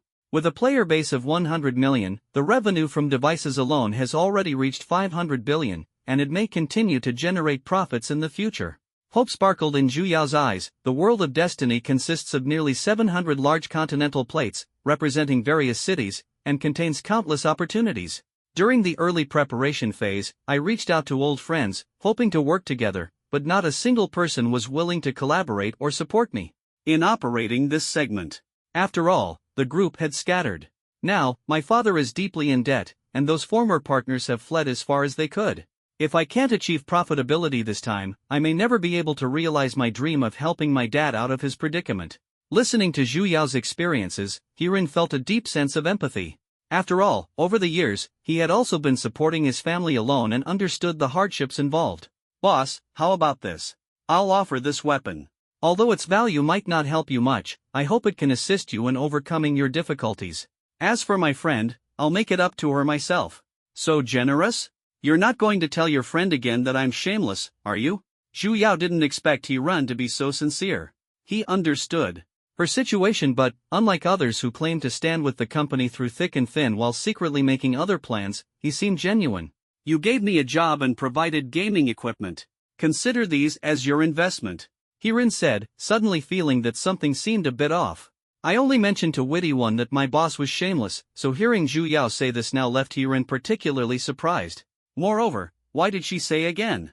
After carefully thinking through and organizing certain points, Hirin was shocked to realize that Zhu Yao actually had a studio. No wonder she suddenly collected everyone's IDs the day before and adjusted his brick-moving job into a leisure position. Besides, he knew Zhu Yao played games, though he wasn't clear about her character. But combining all the clues in front of him, a sudden realization struck him. Zhu Yao is that Witty One, she's the healer who was my team CP. Hirin's face instantly turned red, and the surge of emotions flooding his heart made him incredibly excited. In the game, this woman had once said that if he helped her level up to 20, she would be willing to be his girlfriend. The key point was that he had agreed. Moreover, their relationship in the game was very harmonious, occasionally joking around, feeling incredibly close. Boss, I'm sorry, I didn't know. Hirin explained with a flushed face, his voice stammering slightly. Giggling, Zhu Yao could no longer hide her inner joy, and her playful nature made her burst into laughter. Serves you right for leaving me alone in Locust Canyon on the first day of the server launch, this is karma. Her laughter was as melodious as a spring, instantly dispelling the earlier awkward atmosphere. Hirin, who knew the truth, was not angry. Instead, he felt relieved, secretly thankful that he wouldn't have to expose himself and her to the real world. The two of them sipped coffee and chatted enthusiastically, and time flew by amidst the cheerful conversation. Soon, Zhu Yao was ready to drive back to rest. Sitting in the car, Zhu Yao suddenly asked, "Are you heading back to the studio or home?" Through the window, Hirin gazed at the neon lights flickering on the city streets, his heart stirred by the spark of dreams he had once imagined creating his ideal life with his own hands. And now the moment of opportunity had arrived. It was time to change his destiny. I'll return to the studio, deal with the weapons first, and then continue developing game assets. I have plenty of ways to help you out of this predicament, he said firmly, his eyes shining with determination. Really? Should I pay you an exceptionally high salary or give you shares then? Zhu Yao's heart filled with sweet joy upon hearing this. When someone is willing to share hardships during tough times, it truly moved her deeply. You mentioned taking me to level 20, does that mean you'll really be my girlfriend? Hirin summoned his courage and finally asked the question that had been troubling him for so long. That's still something to consider, Zhu Yao replied with a smile. Her smile was sincere and beautiful, like sunlight spreading across the earth, instantly warming Hirin's heart. A dozen minutes later, Zhu Yao dropped Hirin off downstairs at the studio. Go back and rest. I'll handle the matter regarding the legendary weapon. We'll upgrade tomorrow, so you don't need to worry too much, He Ren said firmly to Zhu Yao, standing by the car window. Zhu Yao nodded without saying much, started the car, and felt a quiet sense of relief. Tonight, I should sleep a bit more peacefully. After returning to the workspace, He Ren quickly put on the gaming equipment and entered the game without hesitation. By now, it was close to midnight. As soon as he logged in, 400 or 500 unread messages appeared before his eyes. Under normal circumstances, he wouldn't have seen them until who knows when. At this moment, however, He Ren did not check them one by one. Instead, he directly chose to focus on the messages from two people. One was Huangchao, and the other was Qingfeng. In this world, the only ones capable of competing with him were the Huangchao Guild, the Qingfeng Guild, and the Mingjiao Guild. He had encountered the latter two before, but the mysterious Huangchao Guild seemed to have always been relatively quiet. Even in the world rankings, task names with the Huangchao prefix appeared sporadically, and their rankings did not occupy the top spots. Nevertheless, He Ren didn't care about these things. As long as these big players were willing to spend money, the bosses he could currently strategize against were enough for them to fight over. At the right time, he could even add fuel to the fire for them. The player from Dynasty Year of the Dog sent 7 or 8 messages, mainly asking if He Ren was online and about purchasing a weapon for 30,000 gold coins. Brother, have you made up your mind? This price is pretty reasonable, and there will be better equipment in the future. Brother, let's be friends. You can join our guild. Our guild has many hidden big shots who will definitely take care of you. Brother, reply if you see this. Our big shot said that if you join Dynasty, you'll be given a vice president position. Just as He Ren was about to reply to Dynasty Sugo, another new message popped up, sent by Qingfeng Anshuang. Looking at this gaming tycoon who casually spent millions, He Ren felt a surge of delight, as if he could see a money bag rushing toward him. You're finally online. The weapon is still with you, right? The Dynasty people must have made an offer, right? I'll definitely offer more than them. This big shot directly expressed his stance, clearly unwilling to let He Ren sell the weapon to Dynasty. He Ren's heart stirred, and he tentatively replied, "What's your expectation?" Based on the current market conditions, it shouldn't exceed 30,000 gold coins. I guess the Dynasty might offer 30,000 gold coins, so I'll bid 35,000. Hearing Darkjoy's offer, He Ren was shaken. It seems the limit of this weapon is just like that. Is there really no room for improvement? However, he quickly replied to Dynasty Sugo, "Someone has offered 35,000 gold coins, really sorry." In fact, He Ren just wanted to fleece Darkjoy a bit. After all, who told this tycoon to have so much money that he couldn't spend it all? Sure enough, Royal Dynasty Sudog quickly replied, 40,000 gold coins. Our boss said he knows who's competing with him. If they dare to bid higher, then let them have it. In just a few minutes, He Ren had raised the weapon's value by 10,000 gold coins, feeling secretly pleased. Such a deal could only be described as a windfall. He immediately replied to Darkjoy, "Royal Dynasty offered 40,000 gold coins. Sorry, big boss, I'm just an ordinary player. 40,000 gold coins are almost equivalent to a year's salary for me. I was just lucky to come across this." He Ren expressed himself this way to clarify his stance. The grudge between you two is your business. I'm just an ordinary player trying to make a living. Whoever offers more, I'll sell it to them. Sure enough, Darkjoy quickly replied, "How about this? I'll take the weapon for 45,000 gold coins. Let's be friends, and you can contact me in the future if you have any high-quality items. It's an honor to know a big shot." Newbie Village Respawn Point. He Ren didn't expect this wealthy player to be so straightforward, even giving him an extra 5,000 gold coins for no reason. 10 minutes later, Darkjoy arrived at the Newbie Village Respawn Point and found He Ren. The transaction was successfully completed. Looking at the surge in his gold coin count, He Ren could hardly believe it. Tonight, his fate would be completely changed. I really can't believe it.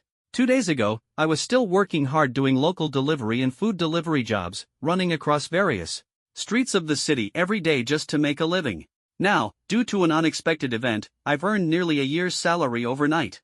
This unexpected gain made He Ren even more convinced of Zhu Yao's words that the gaming market is indeed a new trend. Although he made money through gaming, He Ren did not become addicted to it. He glanced at the time, it was already close to 1 a.m., hurriedly packed up his gaming equipment, and lay down on the bed in his workspace to rest. At this moment, Emperor Sugo had been waiting in the game for quite a while but still hadn't received any updates from He Ren. When he tried to contact him again, he found that He Ren had already logged off. The furious Emperor Sudog immediately stepped away from the gaming device and dialed a phone number. "Big brother, a little noob, seems to have gone offline. I guess he sold the weapon to Qingfeng Anshuang. A deep voice came from the other end of the line. That kid Anshuang is indeed willing to spend money. He must have offered a price that tempted him. No problem. So what's our next step? Emperor Su-dog asked urgently. Of course, continue to provoke the relationship between him and the Ming cult. Our people will develop peacefully and contact some studios to create some fun for them. Upon hearing the instructions on the other end of the phone, Dynasty Sugo nodded repeatedly. Additionally, find someone to track, a little cabbage. Since he can strategize against the boss, why not let him contribute to us? Beep. Beep. After hanging up the phone, Emperor Sugo quickly put on his gaming equipment, re-entered the game, sent messages to several people, and began fighting monsters to level up, secretly calculating the plan about to unfold. On the other end of Sugo's call, a young man with a cigar in his mouth, dressed in sportswear, was puffing smoke. In the smoke-filled room sat a middle-aged man. Sorry for taking up so much of your time, Uncle Zhu. Let's get straight to the point. The 2 million you owe me, how long are you planning to drag this out? The middle-aged man referred to as Uncle Zhu looked weathered. Mr. Zhang, you know my situation. Could you give me a little more time?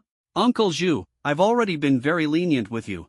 You currently owe millions in debt outside. This little bit of money from me shouldn't be a problem. Right?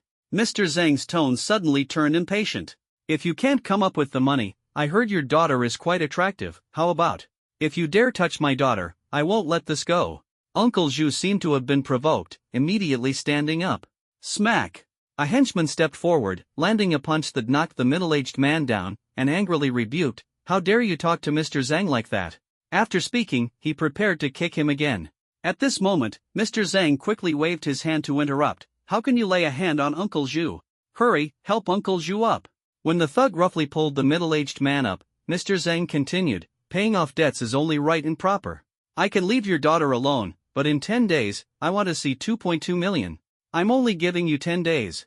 After he logged off to rest, he had no idea that someone in the game world had quietly started paying attention to him. Meanwhile, Zhu Yao returned to her home. It was an ordinary residential complex. She used to live in a standalone villa, but in recent years, the villa had been forcibly auctioned off. All the valuable items, cars, and assets under her father's name had been gradually frozen or liquidated. Although Zhu Yao still had savings of over 100,000, she understood that she had to run the company and make progress in her career to gradually improve her current situation. Zhu Yao opened the door to her apartment, and it was pitch dark inside. She had grown accustomed to going to bed at 2 or 3 in the morning, as only she knew the weight of her burdens. After sitting on the sofa to rest for a moment and preparing to wash up and go to bed, her father returned. Back so late again? I've told you before that I worry. Before she could finish, Zhu Yao noticed the bruises on her father's face. Her heart tightened, and she quickly asked, "Who hit you?" Her father couldn't hide it and kept insisting that he had accidentally fallen. However, how could Zhu Yao not recognize those obvious bruises? After several rounds of questioning, her father finally revealed the truth. 10 days, 2.2 million. Even though Zhu Yao had been in a good mood earlier, she instantly felt disheartened. 2.2 million. The property rights of her office studio could at most be mortgaged for a few $100,000, but raising 1.4 million in 10 days was absolutely impossible. The father and daughter sat in the living room, the lights bright, yet the atmosphere was unbearably gloomy. Unable to sleep all night, Zhu Yao arrived at the studio early, only to be spotted by He-Run. The troubled Zhu Yao ignored He-Rin and walked into the office alone. Since their heartfelt conversation last night, He-Run had regarded her as a close friend. However, he carefully noticed that Zhu Yao was wearing the same clothes as yesterday, her complexion slightly haggard, seemingly lacking sleep. At this moment, no one in the studio had started working yet. He-Rin walked to the door of Zhu Yao's office and knocked. After receiving a response, he entered and saw that Zhu Yao indeed looked as tired as he had observed, prompting him to inquire about her situation with concern. Initially, Zhu Yao was unwilling to explain, but under He-Ren's guidance, she finally couldn't hold back and shed tears of despair. Indeed, with such difficulties, who could truly endure? Especially as a woman. Zhu Yao composed herself and said to He-Ren, I plan to auction off the studio to deal with things for now. As for the future, I really don't know what to do. Although He-Ren knew that Zhu Yao's family was heavily in debt, he hadn't expected the situation to be this dire. He had only known Zhu Yao for 2 days, and although she was his type, now was not the time to act on emotions. He had once said he would help her through her difficulties, but this kind of predicament seemed far beyond what ordinary efforts could resolve. Zhu Yao continued, I'm sorry, the job I promised you might Before she could finish her sentence, Hirin suddenly stood up, took out his phone, and immediately transferred 45,000 yuan to Zhu Yao. This was the cash he had exchanged from selling weapon gold coins in the game system earlier that morning. I have a way. Hold on. There's no obstacle we can't overcome. As he said this, Hiren himself was stunned. On what basis could he make such bold claims? Was he completely unaware of his own situation? However, since the words have been spoken and cannot be taken back, then let's go all out. After all, as the old saying goes, even heroes find it hard to resist the charms of a beauty. Looking at the 45,000 yuan in the WeChat message, Zhu Yao was instantly startled. She had not expected Hiren to be so straightforward, and, at such a moment, he actually chose not to leave. Was this man foolish? Yet, his foolishness seemed to bring a faint sense of security. Thinking about it, Hiren might have just been saying it casually. But even if it was just talk, it was still comforting. Come on, let's play the game. Hiren did not bring up the matter again. He turned and left the room, leaving Zhu Yao there in confusion. This person is really relaxed, playing games so casually at a time like this? But then again, it makes sense. After all, it's Zhu Yao's matter, and it doesn't seem to have much to do with others. Other people relaxing and playing games is pretty normal, isn't it? Over 10 minutes later, Zhu Yao finally got her equipment ready and entered the game. Why are you just getting on? Hurry up, stock up on medicine first. Hiren complained, leaving Zhu Yao a bit at a loss. Once Zhu Yao had stocked up on medicine, Hiren led her towards the Plains of Death. Death Plains is an advanced map in the game Destiny, with a danger level far exceeding that of Locust Canyon. All the monsters are above level 15, while the two players are only at level 5, making the challenges they face self-evident. The journey to Death Plains takes a full 20 minutes. Although the beautiful scenery of the game world is breathtaking, their minds are entirely focused on the upcoming battle. Zhu Yao's thoughts are in turmoil. The 2.2 million debt makes it almost impossible for her to concentrate on leveling up, leaving her filled with unease. I'm sorry, Zhu Yao's voice was so soft it was almost inaudible. You didn't ask me what I planned to do but chose to accompany me, which shows you trust me. Since that's the case, I'll take you along and give it our all. Determination gleamed in Hiren's eyes as he silently formulated a plan in his mind. How to fight?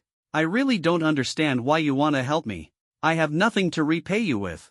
Besides, 2.2 million is more than enough for you to live a carefree life. Zhu Yao looked confused, feeling grateful but unable to express it. How about pledging your life to me? Hiren said without hesitation, as if he had been prepared. Zhu Yao was stunned for a moment, then replied, all right. In this atmosphere, both of their moods eased slightly. Can you tell me your plan? Zhu Yao asked curiously, wanting to know why Hiren was so confident.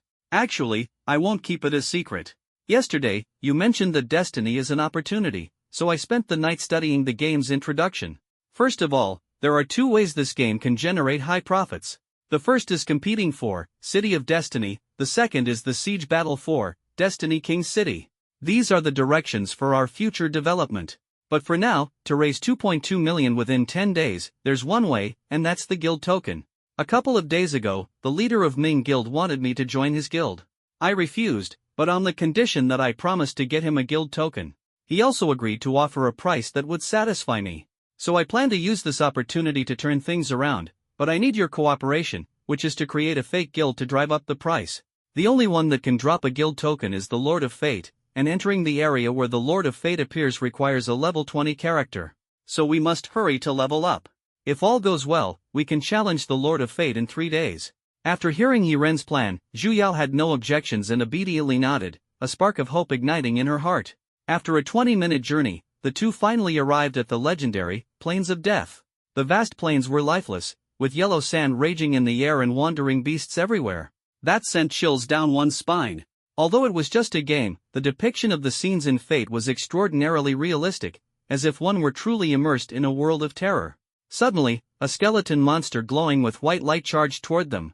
As soon as the two saw this monster, a trace of doubt arose in their hearts. Although the vast plain was full of skeletons, this one was different, appearing particularly unique. Mysterious skeleton, level 1, HP 1000, attack 20, defense 50. Seems to be an explorer, but already deceased. Consider your strength carefully before attempting to defeat it. Looking at the attributes of the mysterious skeleton, Hiren pondered silently. Although this guy is low level and its attack power isn't high, its defense is ridiculously strong. If there were a pure strength-type warrior equipped with the golden legendary weapon Yiren and Zhu Yao obtained during their previous boss raid. At his current level 5, he could only deal about 10 points of damage. However, for Yiren, a monster with extremely high defense wasn't much of a problem, as he possessed a talent for reducing maximum health. To take down the mysterious skeleton s 900 HP, he would only need 2 minutes. Thus, Yiren pulled aggro while dealing damage, leveraging the weaken effect. After 3 attacks, he could stand his ground and output damage continuously. Monster killed, experience points increased by 50. Whoa, that's a lot of experience! Yiren exclaimed. The 5,000 experience points caused both him and Zhu Yao to level up to level 6. Without hesitation, Yiren allocated all 3 attribute points from the level up to intelligence. As the mysterious skeleton gradually disappeared, disappointingly, it didn't drop any items, not even a single coin. Yiren couldn't help but complain, no wonder you're a mysterious skeleton. Other than bones, you've got nothing on you. Your name is the only mysterious thing. Just as he finished complaining, a soul suddenly rose from the spot where the mysterious skeleton had vanished, with an exclamation mark floating above its head. A quest? Yiren turned to look at Zhu Yao, surprised to find that a mysterious quest had been triggered. However, the specific requirements were still unknown. Let's accept it and see. He touched the exclamation mark with his hand, and the task information immediately appeared in front of the two of them. This soul is searching for the clothes it wore in life. Once the clothes are found, the soul will be able to return to its homeland. The clothes are in the territory of the corpse-eating worms? After finding them, return them to the soul to receive a random item. Do you accept the task? Yiren looked at Zhu Yao, wanting to ask for her opinion. On the plains of death, all monsters are aggressive, and entering recklessly would definitely provoke countless monster attacks. A single wild monster might be manageable, but if there were too many, it would be dangerous. Before Yiren could speak, Zhu Yao accepted the task without hesitation and complained, "Why are you looking at me? I don't have a task above my head. Hurry up and accept the task, idiot." "Sigh, it's not that. I don't really mind, but can you handle it?" "The monsters here attack proactively," Yiren said helplessly. "You just go attract the attacks, and I'll heal you," Zhu Yao said fearlessly. Yiren rolled his eyes, thinking that Zhu Yao was basically planning to use him as cannon fodder. They cautiously headed to the mission location to search for the mission item. A large number of death skeletons roamed the death plains. Death skeleton, level 15, HP 800, attack 40, defense 30, nothing left but a pile of bones, yet the creaking sound is terrifying. Along the way, they were occasionally discovered and actively attacked by some death skeletons, but the two carefully defeated them. When dealing with death skeletons, Yiren noticed that some skeletons would initiate attacks as long as they moved within a certain distance, especially when Zhu Yao was behind him. At such times, Yiren would quickly help her draw the monster's aggro, ensuring the monsters attacked him instead. Although the death skeletons had an attack power of 40, after 3 rounds of output, Yiren only dealt 6 points of damage to them. As long as no more than 3 were drawn at once, with Zhu Yao's healing, they were fully capable of handling them. In this way, the two spent about an hour defeating monsters, and their experience points increased significantly. As they ventured deeper, they gradually approached the area of the corpse-eating worms. Carrion beetle, level 16, HP 900, attack 42, defense 30. Be cautious of its slime. Although it contains no toxins, contact with it will leave you immobilized and feeling disgusted. Looking at the attributes of the carrion beetle, Yiren felt relieved. Compared to the death skeleton, its stats weren't much higher. Thus, he and Zhu Yao continued using the strategy of tackling at most 2 at a time, preparing for even greater challenges ahead. This approach not only made grinding monsters safer but also ensured steady leveling up. Another half-hour passed, and both of them had reached level 7. It's been half an hour already, and the quest item still hasn't dropped? And after all this time, nothing but coins, Zhu Yao muttered, her tone tinged with dissatisfaction. From regular monsters, what do you expect them to drop? Getting a skill book is already pretty lucky. Are you hoping for equipment? Yiren said as he eliminated another carrion bug. Just as the carrion bug disappeared, a skill book unexpectedly appeared. Your mouth, has it been blessed or something? Zhu Yao teased, her eyes sparkling with delight. Yiren hadn't expected that his casual remark would actually result in a skill book drop. He quickly picked it up and saw that it was Multishot, Archer Skill Book, attacks all enemies within a 10-meter range, consuming 5 mana points per use. The effect of the skill book was straightforward, an archer's AoE group attack skill, but at this moment, Ren hesitated. He knew that in the death plains, taking on 2 wild monsters was already the limit. If he attracted a whole bunch, he would definitely meet a tragic end. Let's just learn it for now, and experience the skill's effect later when my defense or health is higher, Ren thought to himself. Turning his head, he saw Zhu Yao looking pitifully distressed, assuming she was worried about the dead again, and was about to comfort her. Unexpectedly, she said something shocking. I was wondering why the mission item hadn't dropped for so long. I just checked, and it turns out it's been quietly sitting in my backpack. You should have said so earlier? Ren's heart tightened. He was about to complain but held back, saying instead, no worries, just treat it as leveling up while grinding monsters. The two hurriedly rushed back to submit the task. Thank you so much, adventurer. I can finally go home. I have nothing to repay you with, but here are a pair of rings as my gratitude. The mysterious soul disappeared, and the system prompted, task completed, received rings X2. 2 rings suddenly appeared in Zhu Yao's hand. Moon Ring, Attribute 1, reduces the attacker's movement speed by 50%. Attribute 2? Corrupted by darkness, requires eternal crystal to remove the dark corruption. Sun Ring, Attribute 1, reduces damage received by 50%. Attribute 2? Fated by time, requires the crystal of fate to restore its brilliance. After reading the attributes of the 2 rings, Zhu Yao chuckled and said to Ren, do you think these 2 rings are tokens from fate for us? Ren's eyes lit up, and he thought to himself, this is truly an unexpected delight.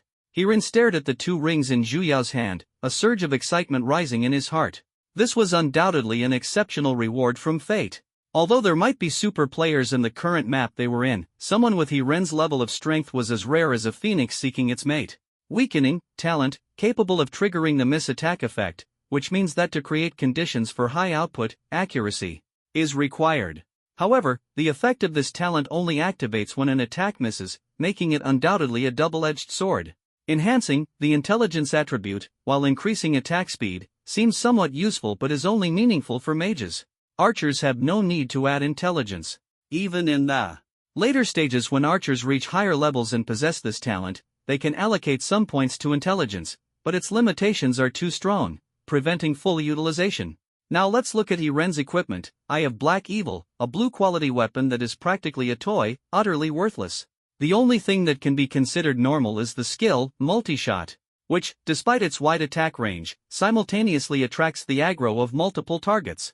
In situations where health and defense are not advantageous, it's practically a death wish. However, if Ren's equipment, talents, and skills are analyzed individually, none seem particularly effective. But when combined, they form a perfect synergy. The effect of weakening pairs excellently with Eye of Black Evil, creating a brilliant complement. The enhancing effect provides a boost to multi-shot, while weakening rapidly reduces the enemy's attack power. And now, the task rewarded, Moonring, further boosts movement speed by 50%, making this combination almost flawless. It's important to note that in Destiny, all attributes of talents and equipment are unique, with absolutely no chance of duplication, except for skill books. Coupled with Zhu Yao's Fang Thorn buff effect, Ren can now truly achieve damage-free mob farming. On the other side, in the novice village of the game world, the atmosphere was extremely tense. Are you all useless? You searched the entire novice village and still couldn't find a little crawling veggie? Dynasty Su Dog roared, as if he was about to tear the ceiling off. Brother Dog, we did follow that kid into Locust Canyon, but it's really too dangerous inside. A few people went in and died miserably, a player answered, trembling. Imperial Dynasty Su Dog frowned, puzzled. This kid is only level 5, yet he dares to venture into a high-level monster area? That's practically suicide. What about the people from the Qingfeng Guild? They're all leveling up. Hurry and contact the Ming sect or other freelance guilds. As long as you kill monsters with the Qingfeng prefix in their names and provide proof, each person will be rewarded with 5 gold coins.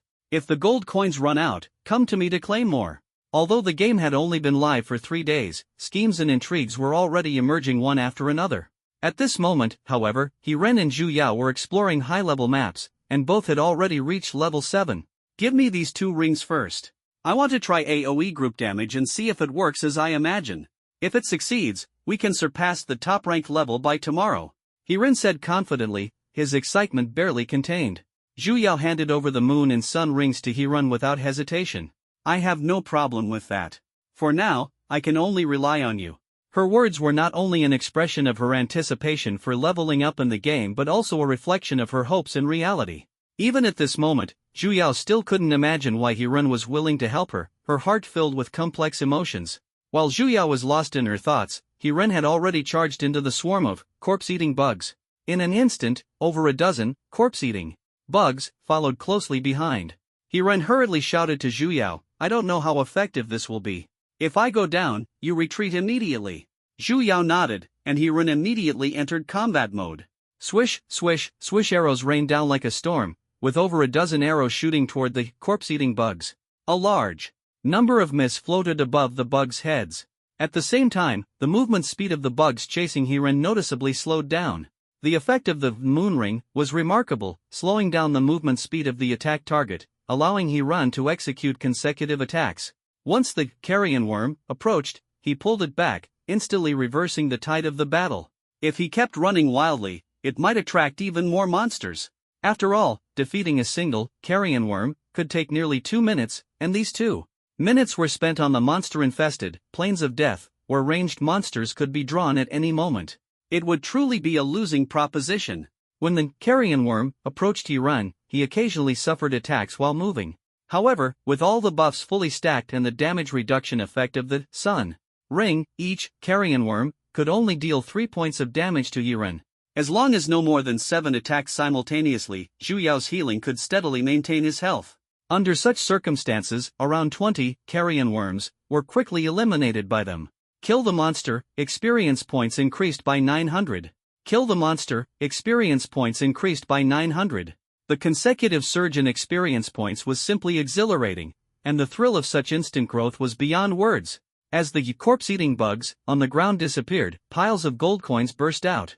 The two quickly collected them and continued with the steps of luring monsters and strategizing.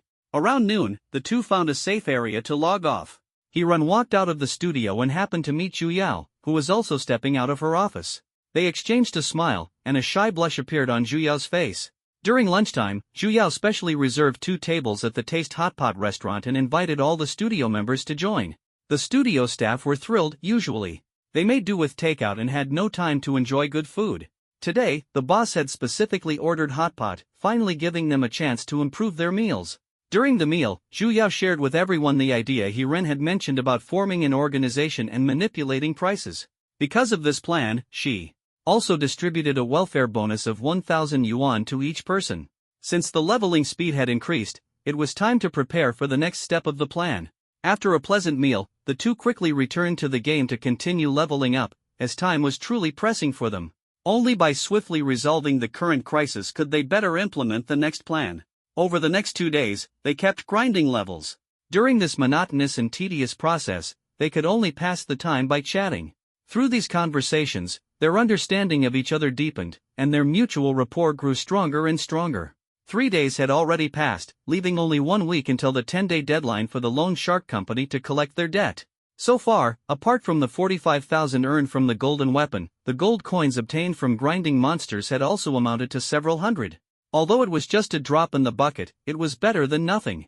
Hirun was planning his future, but Zhu Yao always felt uneasy. She often wondered, why should she trust this stranger?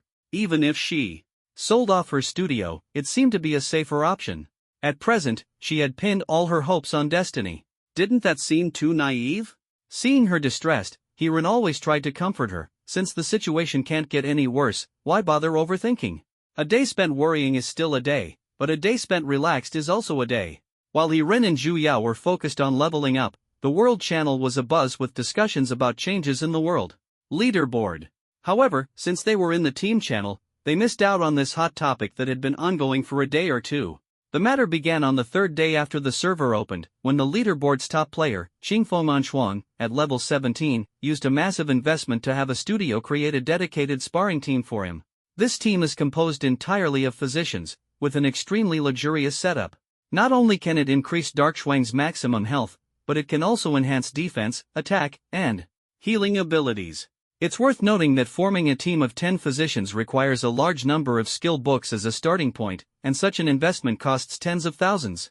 What's more, these 10 people do not share his experience points, providing an entirely exclusive service. Naturally, such a service comes at a price, with each person costing several hundred gold coins per day. Qingfeng Darkshuang possesses top-tier equipment on the server and is a dual-talent player, with one talent increasing strength bonuses and the other boosting experience gains. Additionally, he has acquired a legendary weapon, giving him a terrifying attack power of over 110 points and a health value of 300. With such a setup, even the monsters in Death Plains can be dealt with in just over a dozen strikes. Unfortunately, due to the low level of his exclusive physician team, the actively attacking monsters force Qingfeng Darkshuang to continue farming in Locust Canyon. Although the level difference with the monsters caused a reduction in experience, each monster still provided around 400 experience points. On the third day of his steady reign at the top, two mysterious figures suddenly appeared and surpassed him in one leap. The leaderboard couldn't display the IDs of these two individuals. Players only needed to enable private protection settings to hide their information. However, those top-ranking players wouldn't enable privacy protection, as they play the game to win the attention of the crowd. These two pros are incredible, surpassing the top rank just 4 days after the server opened. Looks like another hidden tycoon. This is going to be big. The former top player is definitely going to lose it. Sure enough, Breeze secretly happy immediately changed his leveling strategy, spending money to hire mercenaries to help him deplete monster health. Freelance players willing to assist could earn 20 gold coins a day, attracting many to sign up. Breeze secretly happy was online almost continuously for 10 to 20 hours, and after relentless effort, he finally reclaimed the top spot in the early hours of the 5th day. By then, his level had already reached 19. At this moment, Hirun was resting, fully aware that a game is just a game. Even if it could generate income, it was not a long-term solution. After all, health is the foundation of everything. He would not, like other players, pour all his energy into the game. Yet, just as Shuang thought he had reclaimed the top spot, the next day his level was once again surpassed by those two mysterious players. What kind of strength does it take to surpass Shuang so quickly? Yeah, even with so much help, he was still overtaken. Most players had already guessed who could level up so quickly, and all eyes were on a little cabbage. However, the identity of another mysterious player remained unknown. The leader of the Qingfeng Guild spared no expense, spending tens of thousands of gold coins in the fight for the top spot on the world leaderboard, his heart filled with unwillingness. Yet, to him, this amount was merely a trivial matter. To Qingfeng Anshuang, a little cabbage, was merely a one-time transactional acquaintance, but this interaction became the starting point of his comeback. The rise of the former undoubtedly invigorated Qingfeng Anshuang, as it meant he could also seize this opportunity to achieve his own goals. As an archer, Qingfeng Anshuang never hesitated when it came to acquiring equipment. High-priced purchases were his style, backed by substantial financial resources. He firmly believed that money makes the mare go, and in his eyes, there was nothing money couldn't solve.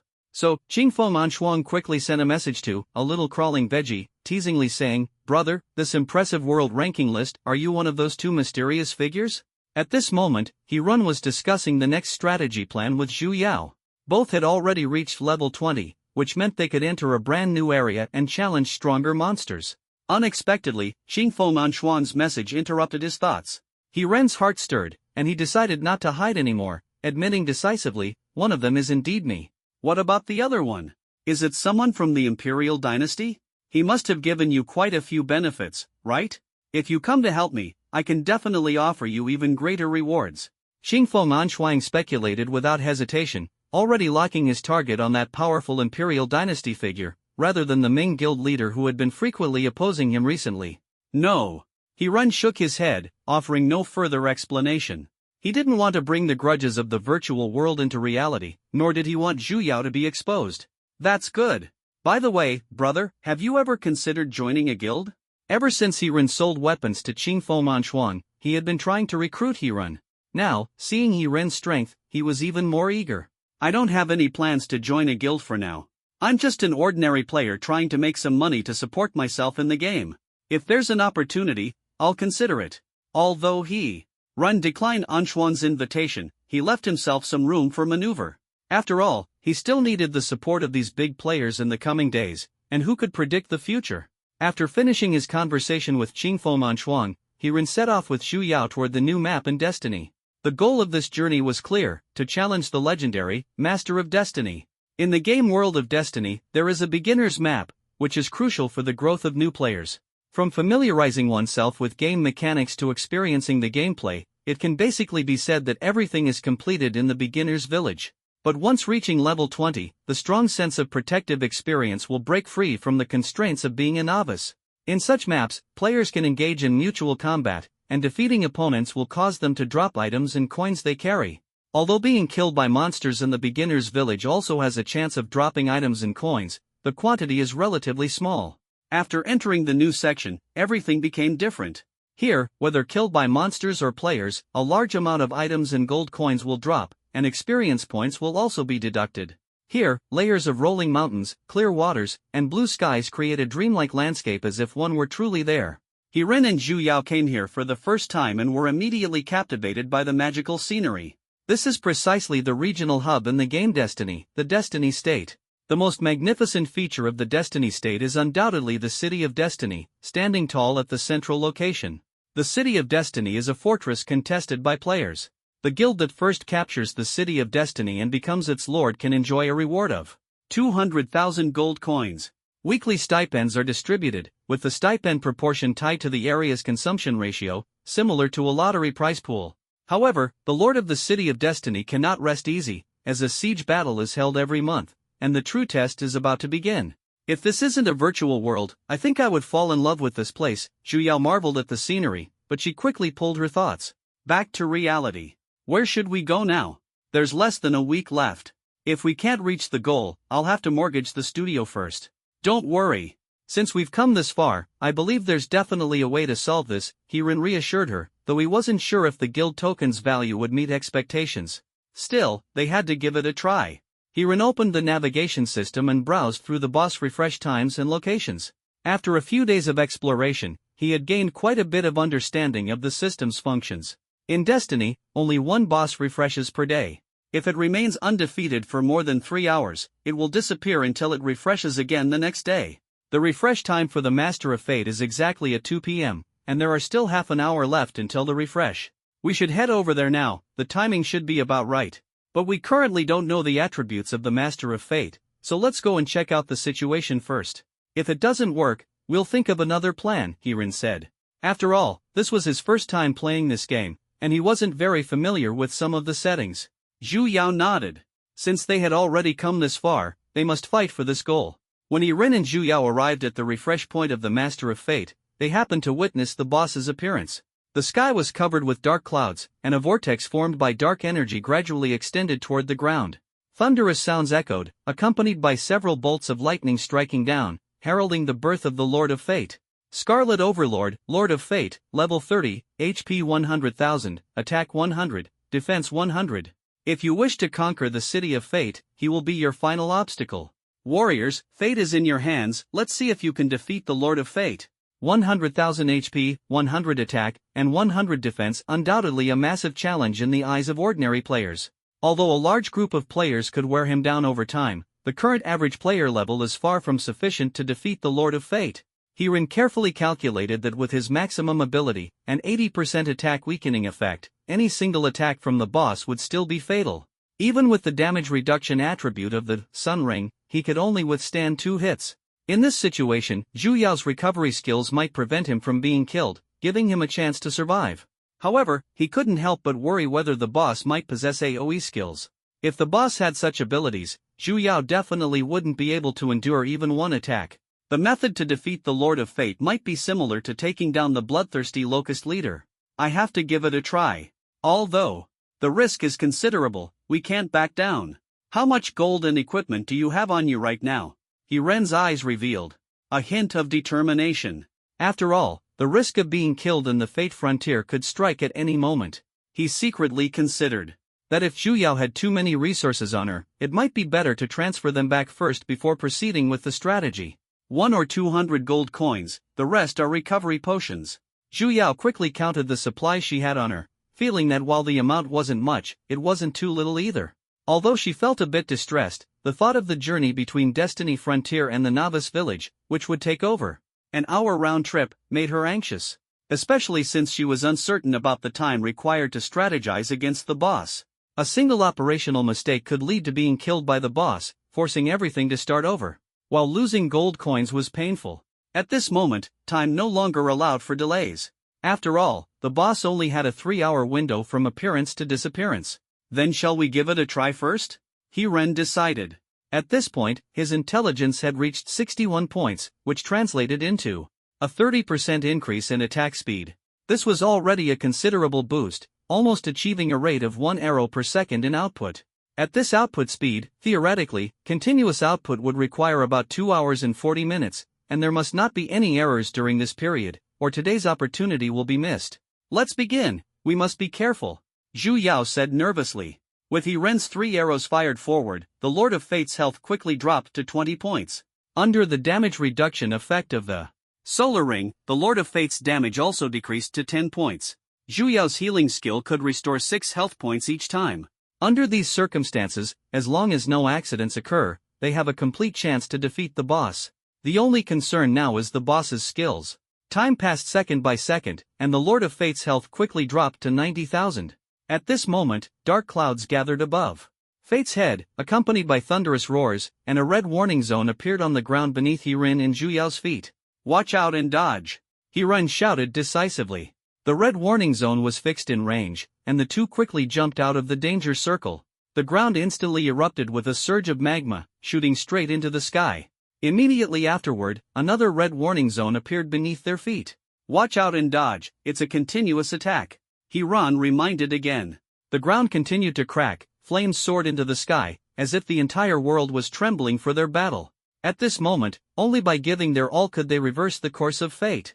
After dodging the first group-targeted attack from the Lord of Fate, Ren finally breathed a sigh of relief. During this minute of intense evasion, he had almost forgotten to deal damage to the Lord of Fate. Although his agility allowed him to dodge while maintaining an offensive stance, he knew the upcoming battle would be even tougher. Are you tired? If you are, you can take a break, as long as you ensure my health stays intact. Watching Zhu Yao tirelessly cast healing skills for nearly an hour, Ren couldn't help but feel a pang of guilt. A young woman was giving her all for him, constantly on edge, fearing that one mistake would undo all their efforts.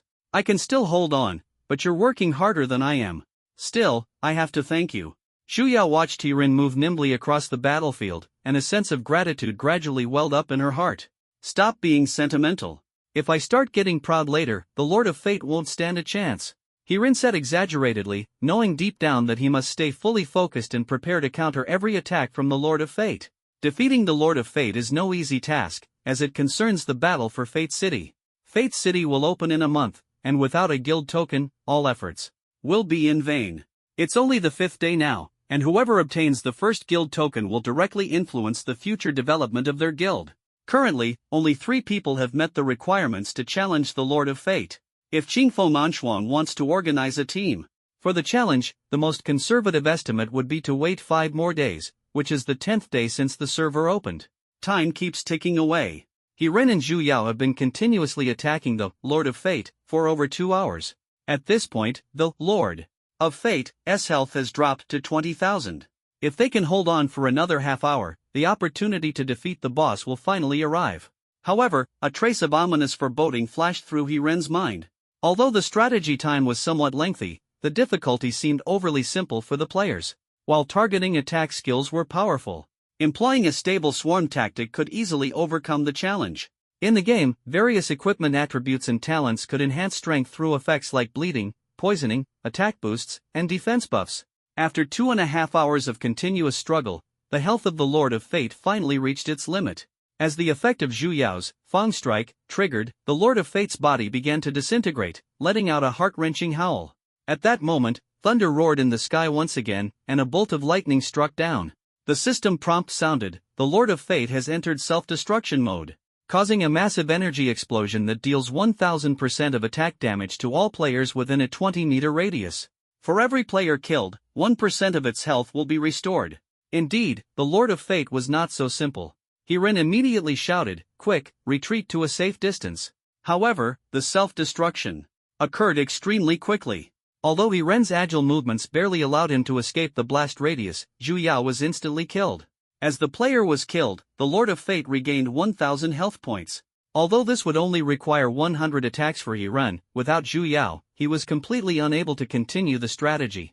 Looks like I can't kill it today, I'll have to wait until tomorrow. Ren didn't seem disappointed. Instead, he clearly recognized the Lord of Fate's abilities. A plan flashed through his mind, as long as he arranged for Zhu Yao to withdraw from the explosion range before the Lord of Fate's imminent death, he could continue to pull and deal damage. Preparing a set of health recovery potions to withstand a few attacks would definitely not be a problem.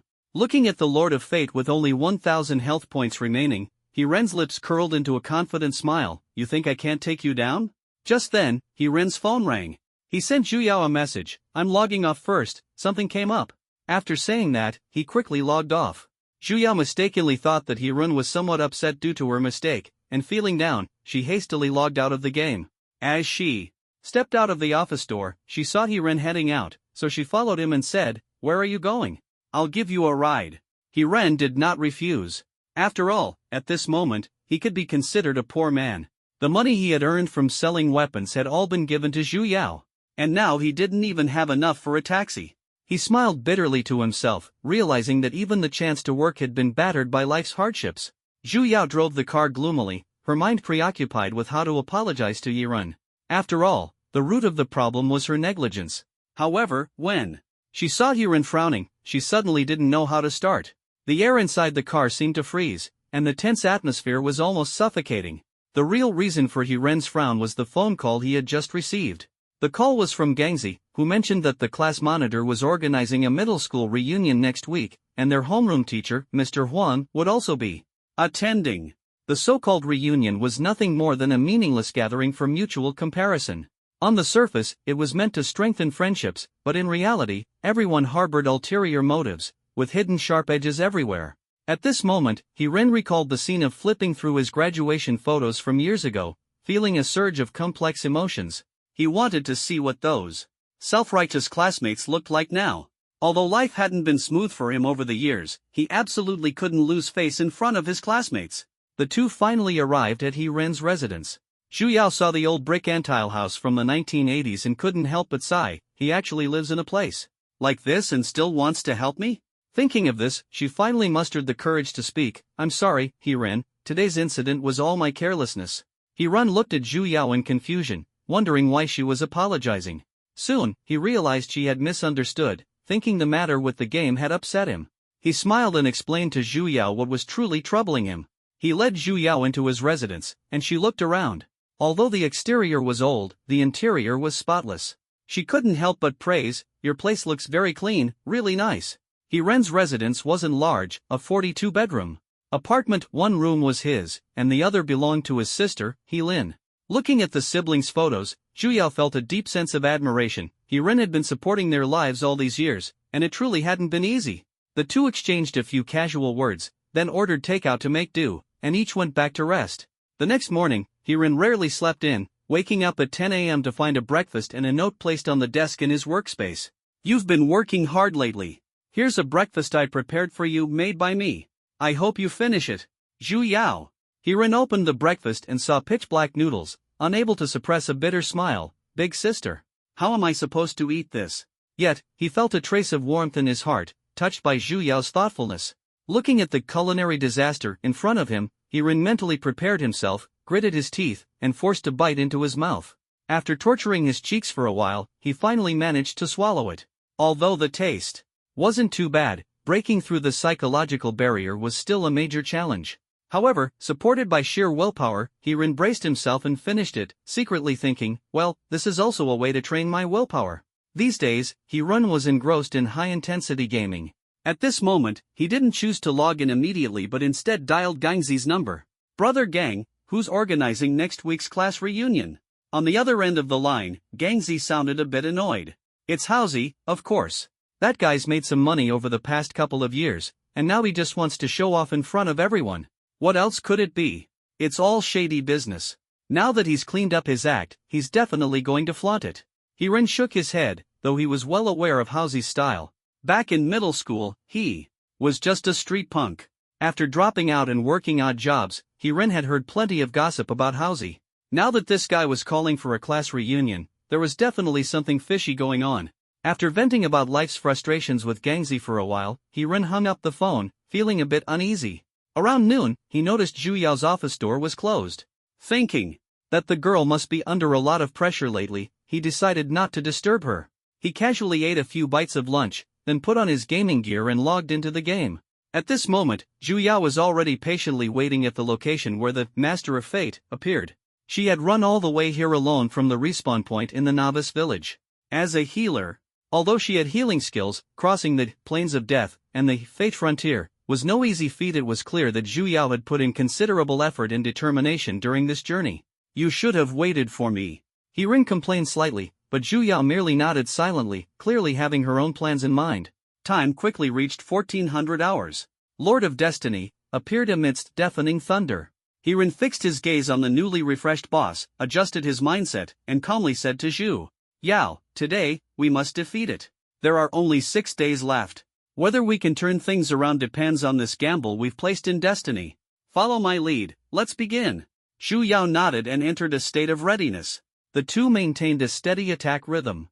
After the trials of the previous day, they now faced Lord of Destiny with ease. He Rin seized opportunities to counterattack during moments of evasion, and within just 1 minute, several strikes significantly shortened the time needed to defeat the boss.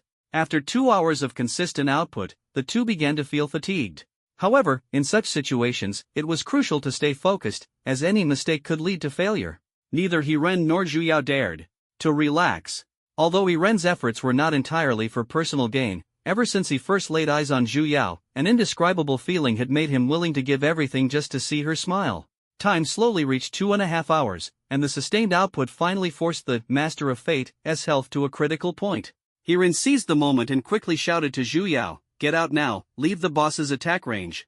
Upon hearing this, Zhu Yao quickly replied, "Be careful," and hurriedly ran out of the boss's attack range. He Ren began moving outward, pulling aggro while dealing damage. Although he was hit by the Master of Fate's attack, he was well prepared, having spent 50 gold coins to purchase a set of basic recovery potions. While they only restored 2 health points, it was enough. At least He Ren could withstand one more attack. In fact, He Ren's method of pulling aggro didn't necessarily mean he would be hit by the boss, but he understood the importance of the word "what if." The more critical the moment, the more cautious one must be. After the final few arrows were fired, the Master of Fate's health finally dropped to its limit. With the activation of Zhu Yao's Fang Strike buff, the boss once again entered self-destruct mode. As the boss's health hit 0, He Ren quickly began retreating from the explosion range, secretly relieved in his heart. This time, it's finally going to succeed. With a deafening roar, the aftermath of the explosion rippled outward, and the Black Soul aura surged skyward like a tide, as if proclaiming the birth of a legend. Congratulations to the player for slaying the Scarlet Overlord, Master of Fate, successfully obtaining the legendary Shield-Bearer weapon, completing the first kill of the Master of Fate, and earning 50,000 gold coins. Holy crap, no way! Someone actually managed to defeat the Master of Fate. Who's so awesome? We're only at level 10 something, and they can already go to the new map? It must be that mysterious top-ranked player. I really want to know who it is. Definitely that super powerful Royal Clan Pro. Whoa, a shield warrior weapon? I heard last time the big shot from the Breeze Guild spent over 40,000 gold coins on a legendary golden warrior weapon, and its stats were absolutely insane. Boss, please show us the weapon stats. The noise in the World Channel grew increasingly intense. At this moment, He Ren and Zhu Yao were busy picking up the items dropped by the Lord of Fate. 4 beams of light scattered across the ground, 3 purple and 1 golden, as if waiting for destiny to be unveiled. After all the items were collected, the guild token lying in the backpack appeared even more dazzling than the weapons. Finally, we've obtained the first guild token. Next, we need to execute our plan, He Ren said with a smile to Zhu Yao. She responded with a gentle smile, her eyes filled with satisfaction and tenderness, before logging off and leaving. Immediately, He Ren posted the information about the guild token and the legendary shield weapon in the World Channel. Wow, it's another strategy guide by Little Noob. The pro is truly impressive. Oh, wow. The first guild token, bro, you really hit the jackpot. Quick, look at that shield general weapon. The stats are absolutely insane. Wow, 30% damage reflection, 20% health bonus. Any warrior who switches to shield general and gets this will definitely be overjoyed. Boss, leave the weapon to me, I'll go raise money. While the World Channel was bustling with activity, He Ren quietly disabled the private message function. He needed to stay calm. Once his plan was implemented, the value of the guild token would surely skyrocket. At this moment, Qingfeng secretly rejoiced, and the Ming cult leader along with that mysterious Imperial Dynasty big shot also learned about the guild token and the legendary weapon. Just as several big shots were preparing to bid on the guild token, a sensational message suddenly appeared on the World Channel. I heard that conquering the City of Destiny for the first time comes with a reward of 200,000 gold coins, and afterward, you can even get a share of the gold coins spent across the entire region. Is that true? Seems like it is. Then the value of this guild token is far beyond just that. My guild, Cloud Summit Peak, bids 1.2 million gold coins. When someone offered 1.2 million gold coins, the World Channel fell silent for 3 seconds, and then it erupted like boiling water, instantly bubbling over. Wow, no way, 1.2 million? Bro, you're such a tycoon. You're really throwing money around like it's nothing, spending 1.2 million on a guild token. That newbie is making a fortune now, sell it to him, sell it to him. When you think about it, it's actually not that expensive. The first-time reward for occupying the City of Applications is 200,000, and there's a stable share every month afterward. Yes, develop the guild first, recruit players, and completely outshine other guilds. Among these instigators, there were naturally people arranged by Zhu Yao, and at this moment, the three big shots remained silent, clearly pondering something. It's time to add some fuel to the fire and make this auction even livelier. Herein spoke in the World Channel, Lord of Destiny, 100,000 HP, 100 attack, 100 defense, unassailable within 3 hours, the boss will escape. Periodic fixed point. High-frequency group attacks, massive AoE before death, capable of almost instant killing everything, revives and restores 1% HP upon killing a player. He openly revealed all the attributes and skills of the Lord of Fate, showcasing the true difficulty of the strategy. The World Channel was once again in an uproar. 100,000 HP, 100 attack, 100 defense? How did you manage to beat it? I guess Big Boss Xiaopakai must have some super bleeding skill or poison effect, otherwise it would be impossible. I don't believe it. How could he do it alone? Did he just chug potions to survive? Is it possible for a newbie to make the boss poisoned and then become invincible? Is that even possible? If Destiny had such a setting, no one would be able to play it anymore. No matter how the world discussed Hiren's strategy, Hiren never spoke again. Although he was praised as extraordinary, reality would soon overturn such claims. Destiny could not possibly grant a player such an absurd talent unless he was an internal GM, which would be illogical. Is there anyone offering a higher price? If not, I'll take it for 1.2 million.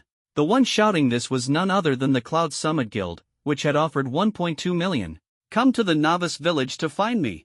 Hiren immediately replied on the World Channel. His reply was intended to observe the reactions of the three big shots, as they were likely assessing their own strength to determine whether they could defeat the Lord of Destiny and evaluating the value of the guild token. As mentioned earlier, establishing a guild would attract a large number of players, and during the attack on Destiny City, sheer numbers would undoubtedly provide a significant advantage. If his guild were to spend 3 to 5 days rallying members to challenge the Lord of Destiny, it would inevitably require repeated attempts and exploration, given the Lord of Destiny's attributes and skills. With a 3-hour raid time, failure would mean waiting until the next day, and there would be no guarantee that every Lord of Destiny would drop a guild token. Moreover, Hiren's behind-the-scenes price manipulation and feigned transaction further conveyed a sense of urgency to the three big shots. Since he had disabled the private message function, all private messages were undeliverable, which only heightened their anxiety.